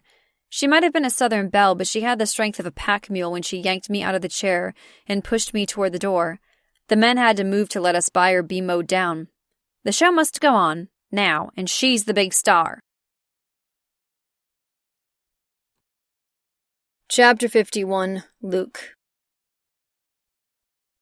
For once it was great to be famous. I wasn't turned away at the ranch entrance by someone hired to keep people, just like me and my parents, out. All it took was a big smile and an autograph on a napkin my mother found in her purse, and we were in. I parked my rental car on an unplowed field with all the others. The set had been built on an open field, so the property's barn, an old cottonwood tree, and a pond behind it was the backdrop. While it was an all-out in the open, the weather gods were working with the show today. The raised platform where the Bachelorette and the Bachelors were placed was in the shade. Someone obviously planned it so the contestants weren't sweating in the hot sun on live TV. I ensured my parents had a seat before I went backstage, using my famous face and hair to get me through. I needed to talk to Aspen, and I needed to do it now. Mrs. Waddle had filled me in. She didn't want to be left behind on the show as we drove to the ranch. No way was Aspen picking one of the 3 men who were chatting backstage. Shit, the producers had chosen well. If I were a woman, I'd be thrilled with the bachelor options. All were fit, muscular, and attractive. I wasn't sure if they usually sported jeans, big belt buckles, snap shirts, and cowboy hats in their everyday wardrobes or not, but they matched the show's title perfectly. "Hey, guys," I said, offering them a big smile. Their eyes widened and they smiled back. "Wow, hey, nice to meet you," one said. I shook their hands and they introduced themselves. "They didn't tell us you were part of the program," another added. "Yeah," I said, scratching my neck. I totally wasn't. "You guys seen Aspen?" "Who?" the dark-haired one asked. Who? "The Bachelorette," I said, trying not to grit my teeth. "Nah, man," the third commented. "Haven't seen her yet. They're keeping her away from us. Heard she's beautiful. Can't wait to get her to Hawaii." I wanted to rip his head off for complimenting her, but that would be stupid. "If she picks you, she's gonna pick me first," the first one said. "Nah, me." The second guy patted his chest. "Not any of them if I had my way." "Know which trailer's hers?" I asked. A small man with a headset on came over and pointed to the large gap in the set which would take them to their seats in front of the cameras and the audience. "Places, guys," he whispered. I could hear the host talking, meaning we were already live. I had no idea what he was saying until he said, "Aspen!" and the audience began to clap and cheer. Shit, I'd missed her. She was on TV now. Ready to pick one of these 3 cowboys to be hers. Not fucking happening. I didn't care if it was a game show, if it was fake or silly or whatever. No way in hell was she going with any of them to Hawaii. They turned as one to make their way on stage. Fuck! I ran a hand through my hair in frustration. No way could I let this happen. I reached out, grabbed one guy's arm. "Wait." He turned, giving me an easy smile. "Yeah?" "Sorry, dude, but Aspen's my girl." "What?" he asked, frowning. I didn't answer, but ran onto the stage behind the other 2 bachelors. 1 down, 2 to go. Chapter 52. Aspen. "Tell everyone, Aspen, what you're looking for in a man." Jax Johnson, the game show's host, held the microphone in front of my face, smiling at me bigger than a used car salesman after being told a customer had no budget. I was perched on a stool, the only thing on this side of the stage. A big stack of hay bales divided me from where the bachelors were, so I couldn't see them. I blinked, suddenly nervous. Okay, I'd already been nervous, but my mind went blank. He was skilled enough to catch on and laughed. "Pretty nerve-wracking being on live TV, isn't it?" he asked, trying to be reassuring, as if reminding me this was broadcasting around the dang world made me calmer. I nodded dumbly. "Like 'em tall?" I cleared my throat. "Yes." "Dark?" A ripple of amusement ran through the audience, catching on. "Yes, and handsome, too," I said, pasting on a big smile. In the front row, I saw Sierra, who waved. Beside her was Georgia and Mac, who had Andy in his lap. Then there was Mallory, Bridget, Lindy, and baby Jillian, Eve, and the 4 James brothers. Plus Nathan, the lawyer who'd been with Theo on the very end. I didn't see the FBI guy, but I knew he was out there. This reminded me of being on stage for a ballet performance. The audience expected something from me, and I had to deliver. But I wasn't in a tutu, and I had 3 men vying for me. I wouldn't have expected this. Not in a million years. Why had I agreed to do this? Right, Georgia was desperate, Mallory was an insane friend, and they were paying me a lot of money. "You're in for a treat, then," Jax added. "I've seen the bachelors, and all 3 are a catch." He didn't ask a question, so I wasn't sure what to say. So I said nothing. "But first, let's tell the viewers about you." He pulled a little card from the inside pocket of his jacket. "Aspen is 30, a single mom, yoga instructor, and, well, this is impressive." He glanced at me. "It says here you were a ballet prodigy, the youngest dancer to be promoted to soloist at the..." He glanced back at the card and named the Spanish company. "Ever." How did he know that? I peeked at Georgia, who put her finger under her chin and pretended to lift up, then gave me a huge pageant smile. Right, smile. I did. Then I glanced at Mallory, who had to have been the one to spill the beans about my background, and Georgia to add it to the host's card. They were proud of me for what I'd accomplished. They wanted it out there for everyone to hear about, not keeping it a secret that I did it in hiding in my studio. Yes, that's right, I said. In fact, here's a clip of one of her performances. He looked to me and whispered, Very impressive. We have 15 seconds. Take a deep breath. Good, one more. Smile and have fun with the guys. You don't have to marry any of them. I met his gaze and I nodded. He must have gotten some kind of signal because his smile was back and he looked at one of the cameras again. Incredible, right? This beautiful small town has amazing talent. The audience clapped and Sierra let out a super loud whoop whoop, and that's my mom, which had me laughing and relaxing. Here's how this game works, everyone. Aspen, our lovely bachelorette, has a series of questions she will pose to each bachelor to get to know them. Then she will make her choice, hopefully a cowboy who might be the one. He looked over his shoulder at me. Ready to hear about the bachelor cowboys? Sure am, I said with so much more enthusiasm than I felt.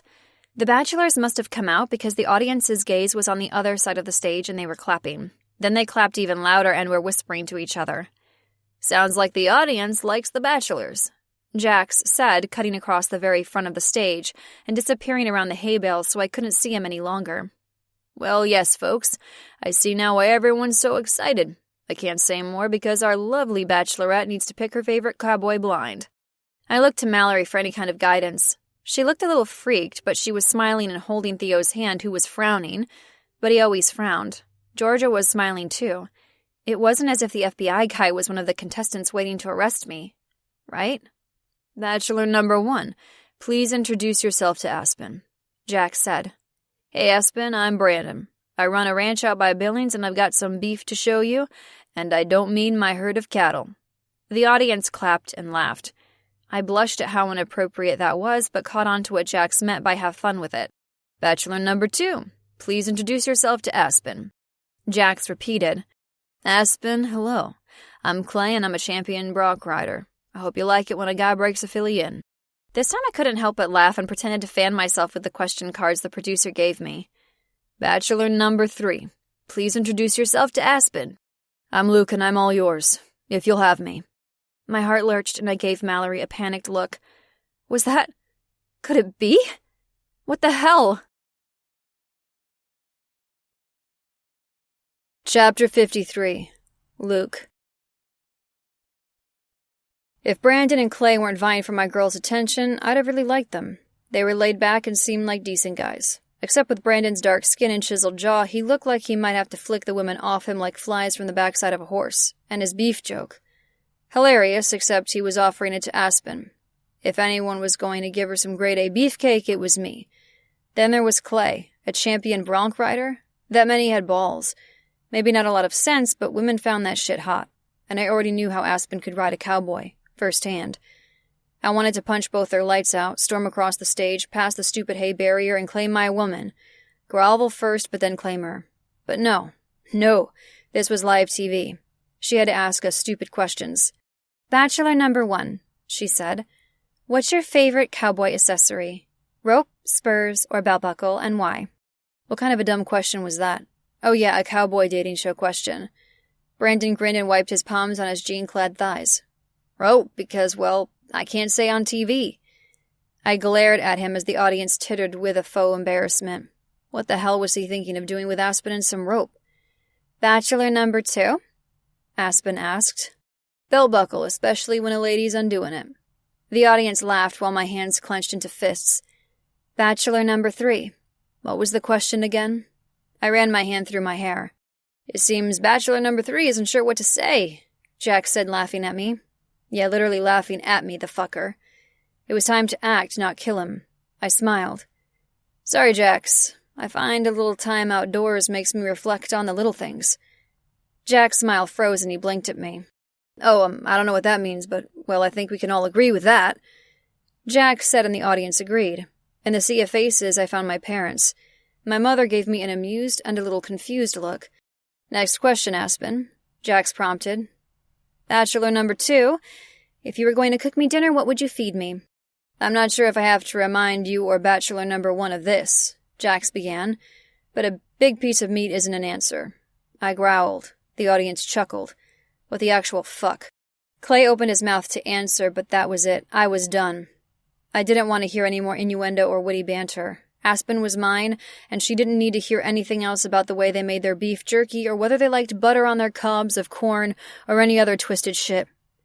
Do not answer that if you want to keep breathing, I said to Clay as I hopped from my stool. I strode across the stage. Bachelor number 3, what are you— I had no idea what else Jack said after that because I was around the hay bales and in front of Aspen. Fucking finally, I muttered, tossing her over my shoulder. Chapter 54. Aspen.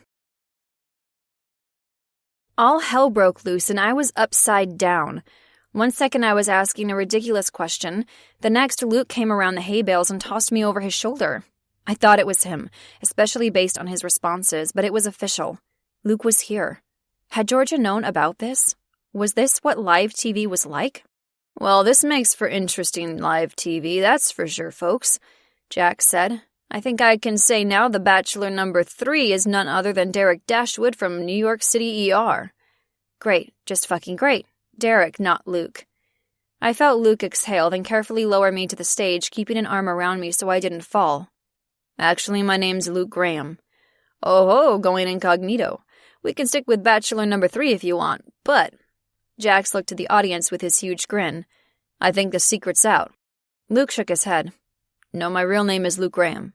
Luke, I'm not sure if you know how this game is played, but Aspen picks the cowboy. As long as it's me, he said. His gaze roved over my face as if memorizing it. It'd been 2 days and I missed him. I hated him. What? Why should our lovely bachelorette pick you? Jax asked, doing a pretty good job of winging it since Luke had fucked up the show and there was plenty of airtime left. Because I love her. The whole audience erupted. I freaked. I stared at Georgia, who looked horrified, and Mallory, who had her hands over her mouth, clearly stunned. Jax turned toward the camera. Ladies and gentlemen, it seems this show has taken an interesting twist. Derek— Luke, Jax corrected, is in love with our bachelorette. Tell me, how do you know Aspen? Luke looked to me, ignored Jax, the audience, everything. We met last week while I was here on vacation. Fell in love with her the second I saw her. What?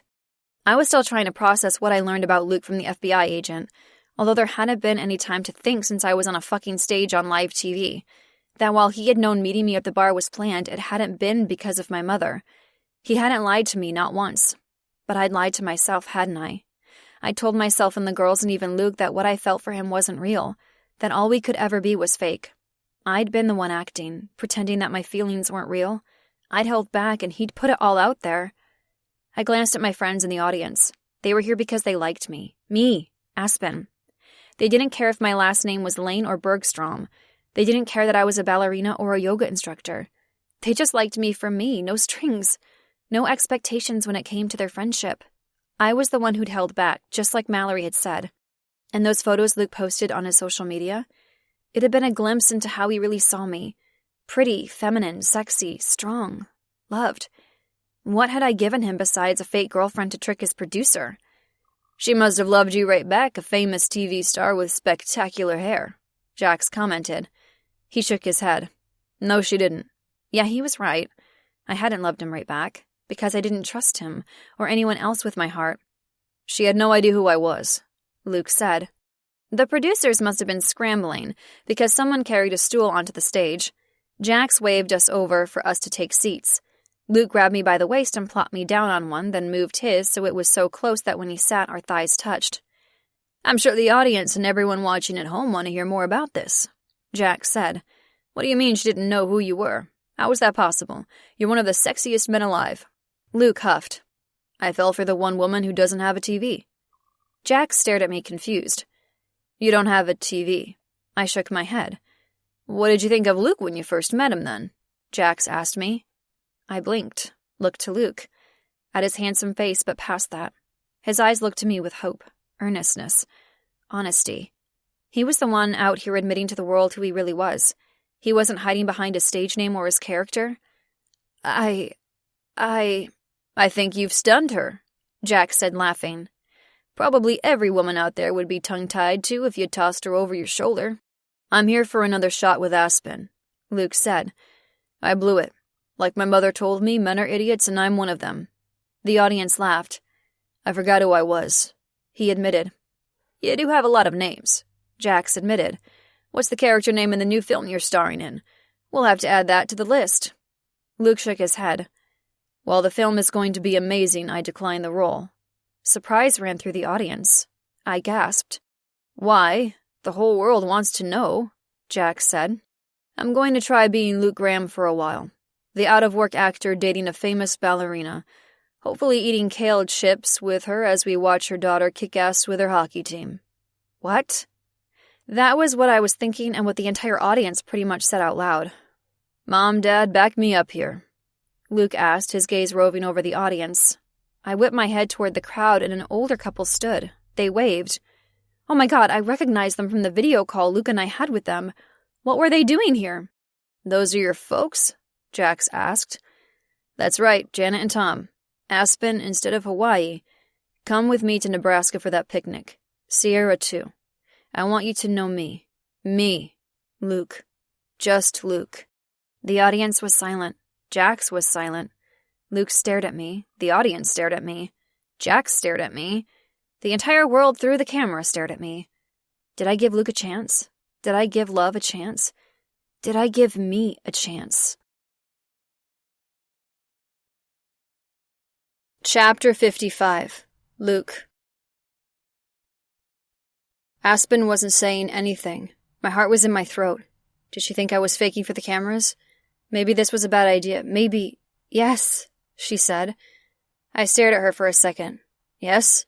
I repeated. Did that mean? She said yes! Jack shouted, seeming more thrilled than me. The audience cheered. Yes? I repeated, staring into Aspen's blue eyes. She nodded. I hopped from my stool and cupped the back of her neck. Jax was saying something, but I wasn't paying him or anyone else any attention. Say it, Tiger. I need to hear the words. I murmured. Yes, I will come with you to Nebraska. I love you too. I didn't let her finish because my mouth was on hers. Sweet, soft, mine. Thank fuck. Chapter 56. Luke. Well, folks, it seems our bachelor has chosen bachelor number 3. It didn't go quite as planned, but this is the Wild Wild West after all.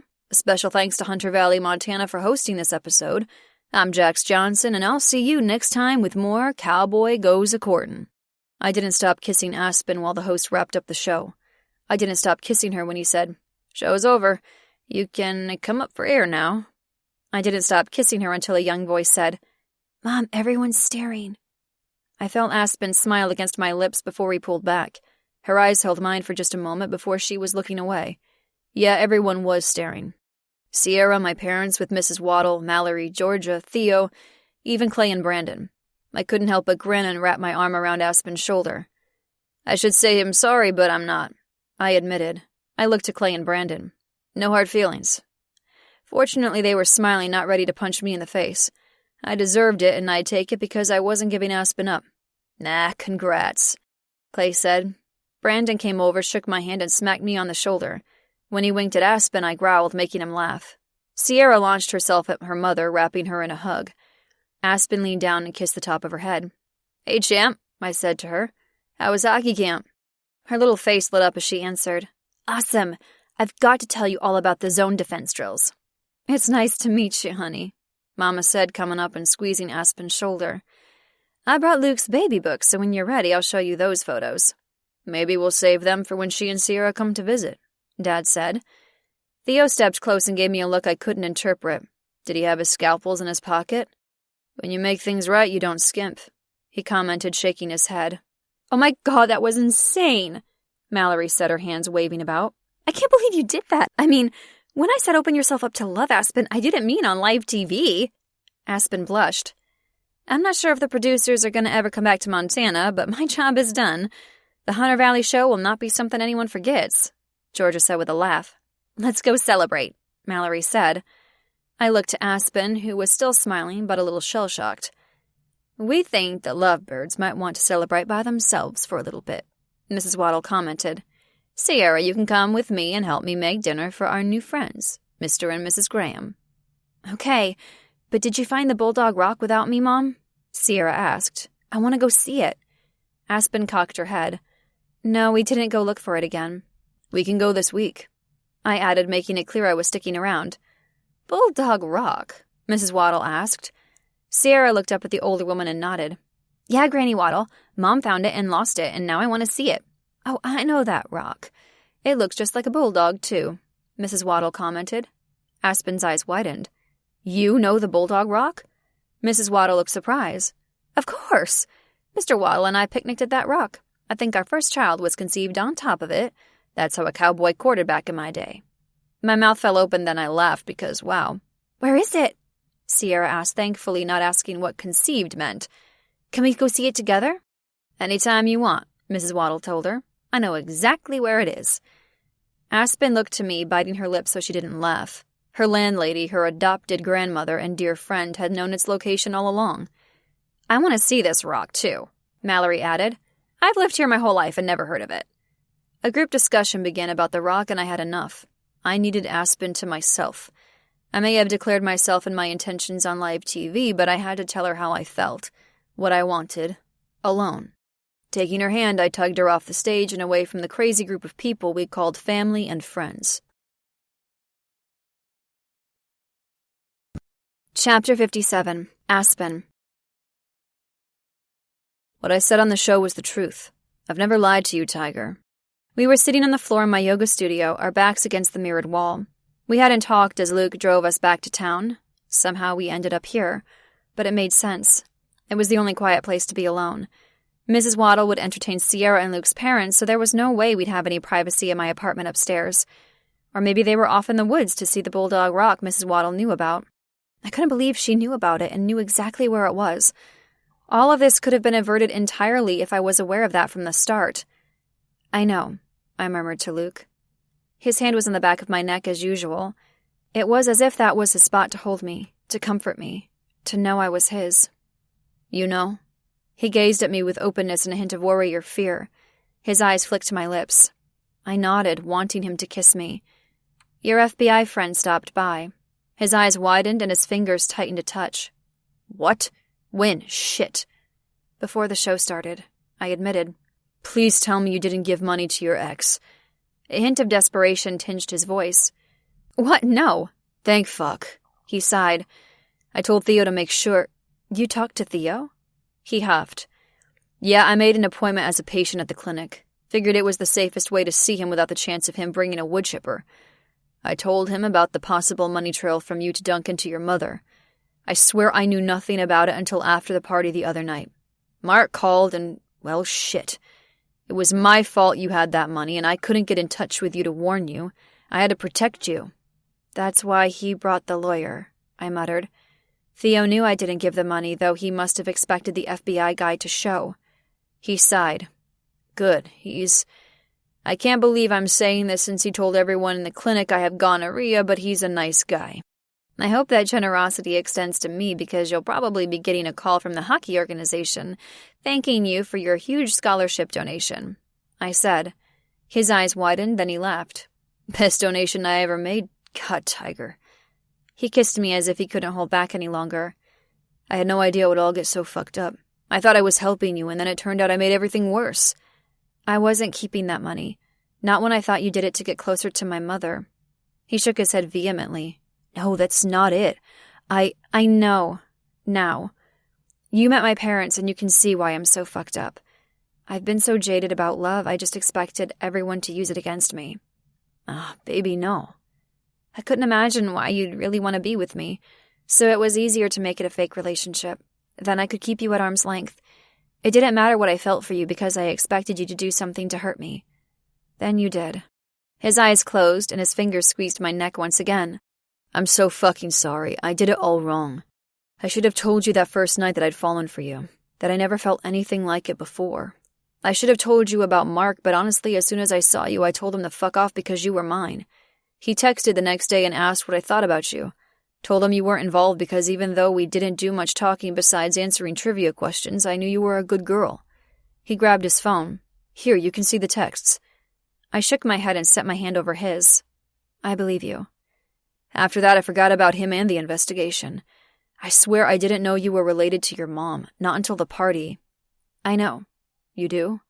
I nodded. Mark told me, but I shouldn't have doubted you. I kept my life a secret, not just from you, but from my friends. Mallory didn't know about my mother being a senator or my dancing either. She got pretty mad at me. I've fallen for you, Aspen Lane. Hard. I love you, I do, but I think we need a redo. A redo? I wondered. Was he telling me this was over? That... He nodded. Yeah. He held out his hand and I stared at it, confused. I'm Luke Graham.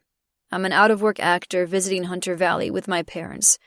I think you're the prettiest fucking thing I've ever seen, and I want to get to know you better. Tell me some things. Tears filled my eyes and I swallowed hard and shook his hand. Then he turned it over and brought it to his lips so he could kiss my inner wrist.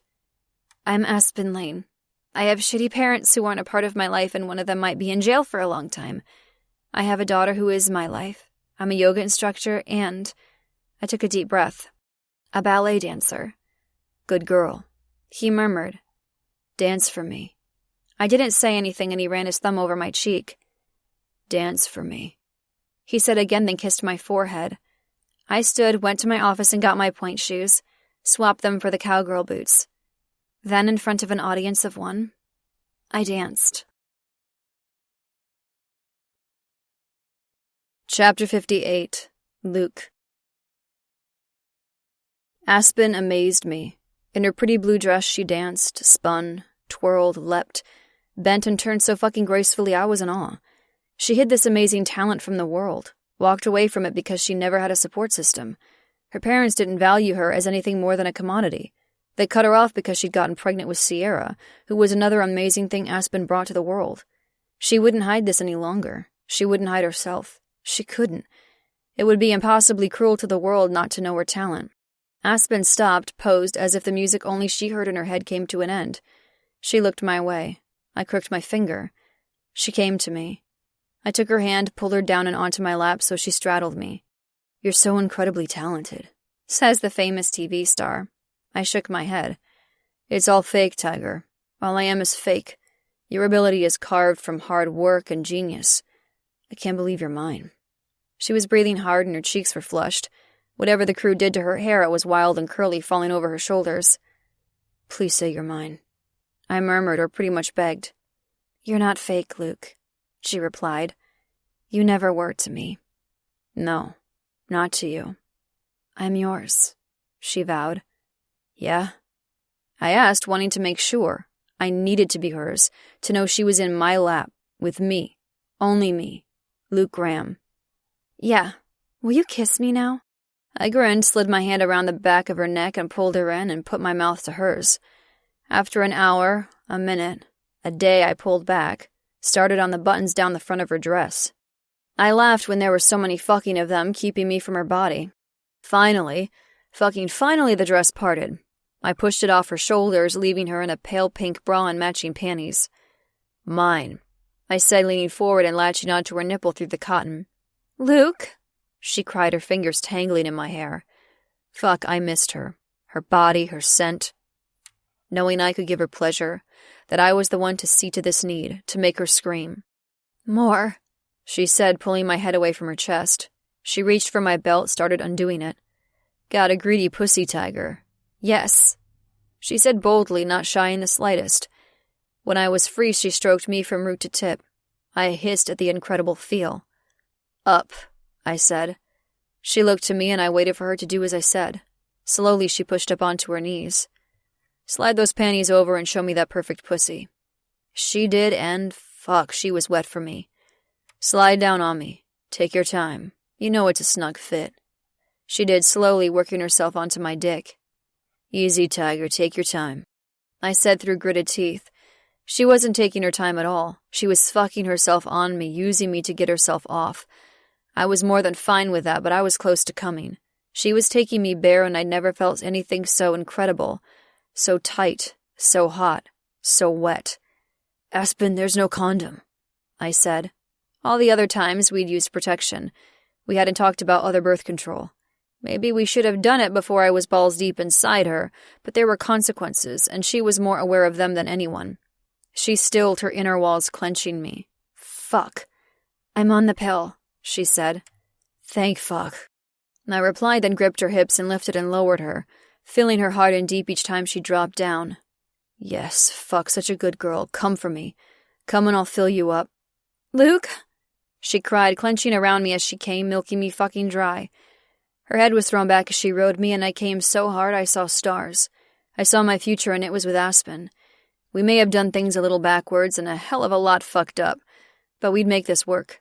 If we could fake it so good, then we could make it for real. Chapter 59. Aspen. I worked the tea tin from the hole I dug 2 years ago. As I held it aloft, everyone cheered. When I put the ring in the ground, I'd been alone with the bottle of wine. Now I was with friends and family. God, I couldn't believe it. I turned my head and smiled at everyone. Mrs. Waddle was in a folding camp chair beside the bulldog rock she led us to. Sierra, Jackson, and Johnny stood on top of it. Mallory and Theo sat on the ground next to Mrs. Waddle. Janet and Tom were a few feet away, staring out at the view of Hunter Valley through the trees. From what they said, there weren't many pines or hills in Pecker's Cutoff where Sierra and I were headed the next day, with Luke, to spend a week and have a picnic with his siblings and nieces and nephews. For Sierra to herd cattle and become a cowgirl and play in a sprinkler, where Luke and I could just be. First, I had to get this ring. Luke knelt beside me, watched as I opened the tin and pulled out the ring box. Cracking it open, I showed him the diamond ring. I don't blame you for burying it. It's pretty ugly. He deadpanned, then cracked a smile. I swatted him and laughed. I know just the ring I'm going to give you. My smile fell. What? When I ask you to marry me. Don't give me that look. It's not happening today. He leaned in and kissed me. Mama, you got Nana's ring ready? He called. Whenever you are, she called back. See, whenever we're ready, he murmured. Later. Kissing gross, Jackson said. Later, I agreed. I wanted to marry him, but someday I needed to get used to loving, to being loved, to allowing it into my life, accepting that I deserved it, that there were people around me who deserved it from me in return. I did a lot more than kissing on that rock, young man, Granny Waddle said. I put the ring away, closed the lid on the tea tin, and stood. I'll give it to Nathan to pass on to your ex's lawyer, Theo said, holding his hand out. I passed it to him gratefully. Not that he'll need the ring anytime soon. I doubt he's marrying anyone from behind bars. Too bad he and your mother won't be housed together. From what I was told, since I didn't have a TV and refused to watch one to hear about my mother, she'd resigned from the Senate. She and Duncan were in jail and would most likely take plea deals that involved jail time. What did that have to do with me? Nothing. Absolutely nothing. I'd been done with my parents years ago, but seeing them again, knowing Luke met them and knew my past, brought closure to that part of my life. Finding the ring, I was now officially done with Duncan, too. I came full circle in front of the bulldog rock. It really does look like a bulldog, Luke said, pulling me into his arms and staring at the boulder. Let's get a picture of everyone in front of it. You're putting it on your social media? Mallory asked. Everyone will want to find it. Then we'll have to keep the location a secret, Luke countered. Sierra, can you keep this place a secret? Johnny, Jackson? What bulldog rock? Sierra asked, grinning. That's my girl, Luke said, putting his arm up so she could lean down from atop the boulder and give him a fist bump. My cell rang and I pulled it from my shorts pocket. It's Georgia, I told everyone. I know you're going to some penis-named place in Nebraska tomorrow, she said. I think you're going to want to hold off. What? Why? Because I just got a call from your ballet company in Spain. They saw Luke's social media clip of you dancing and recognized you. Then I guess they saw the show and figured out you have a new name. Anyway, they want you to come dance with them. A special performance. Luke must have seen the surprise on my face. What's the matter? I shook my head. Nothing. My old ballet company wants me to do a special performance, Georgia said. Mallory hopped up from the ground, came over, and threw her arms around me. That's amazing! You're doing it. I looked at Luke over Mallory's shoulder. You're doing it, Tiger. I nodded. I was doing it. I thanked Georgia and ended the call, promising to get details later. Life, friends, love, I had it all. Let's get a picture with the superstar, Tom said, taking Luke's phone from him. That's right, Luke, get in the middle, I said. Not Luke, Tom corrected. Yeah, Mom, Sierra said. You. You're the superstar, honey, Mrs. Waddle said, patting my arm. Luke kissed me, not caring that Johnny and Jackson were making fake gagging sounds. They're right. You are the superstar. And yours? I asked. And mine. Chapter 60. Luke.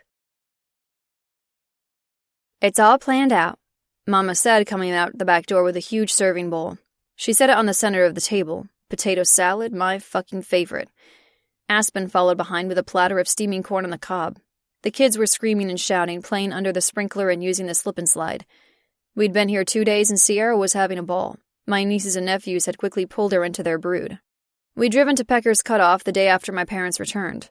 Aspen had been able to delay our trip to Spain by a week so we could come here first. Yeah, our trip to Spain. As if I'd miss out on watching her practice and perform with her old ballet company. Sierra was coming with us. I couldn't wait. I was at the picnic table with Pops and my brother and sisters plus their spouses. The sun was setting. The scent of barbecue and summer grass filled the air.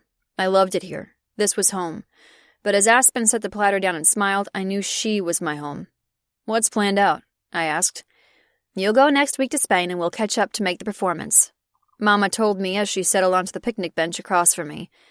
I flicked my gaze to Aspen, who picked up her glass of iced tea and took a sip. She didn't seem bothered that my mother was doing some master planning.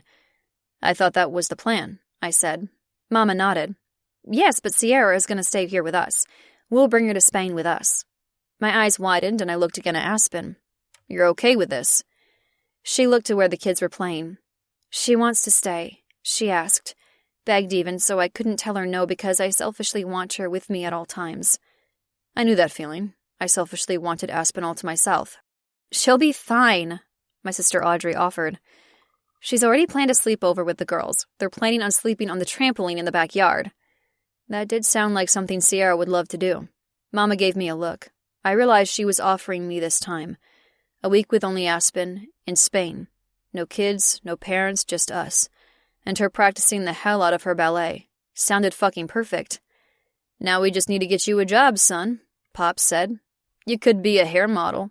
Matt, my brother, piped in as he stood to reach and grab a corn. You're just jealous, I tossed out.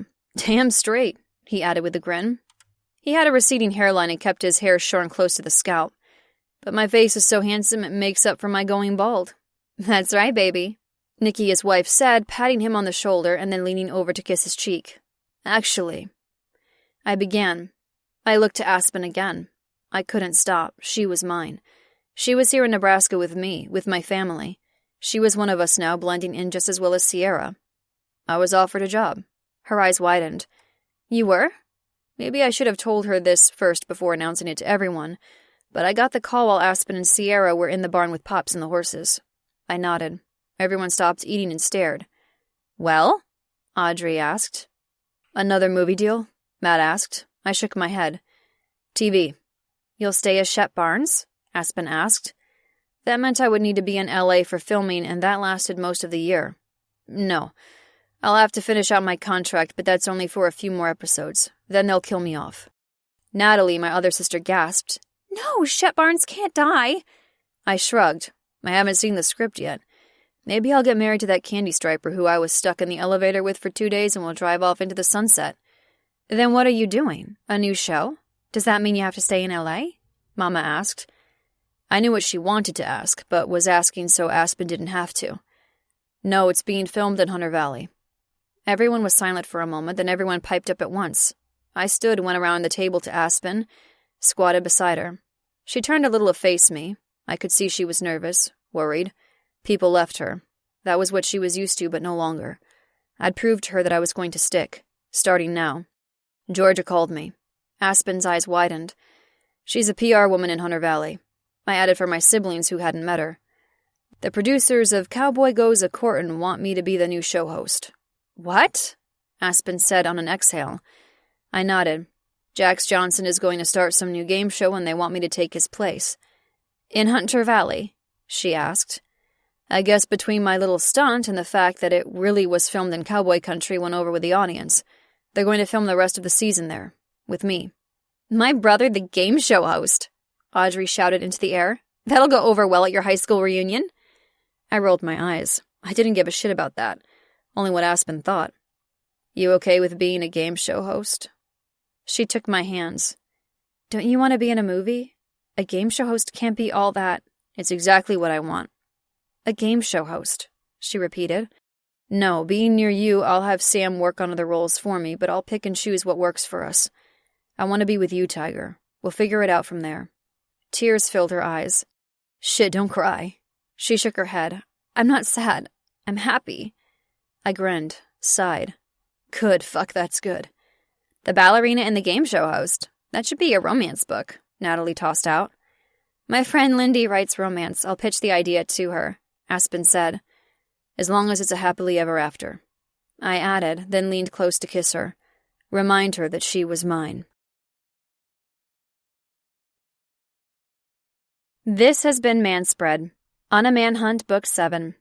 Written by Vanessa Vale. Narrated by Kylie Stewart. Copyright 2024 by Vanessa Vale. Production copyright 2025 by Vanessa Vale. This has been the On a Manhunt series, Books 5, 6, and 7. Written by Vanessa Vale. Narrated by Kylie Stewart. Copyright 2000.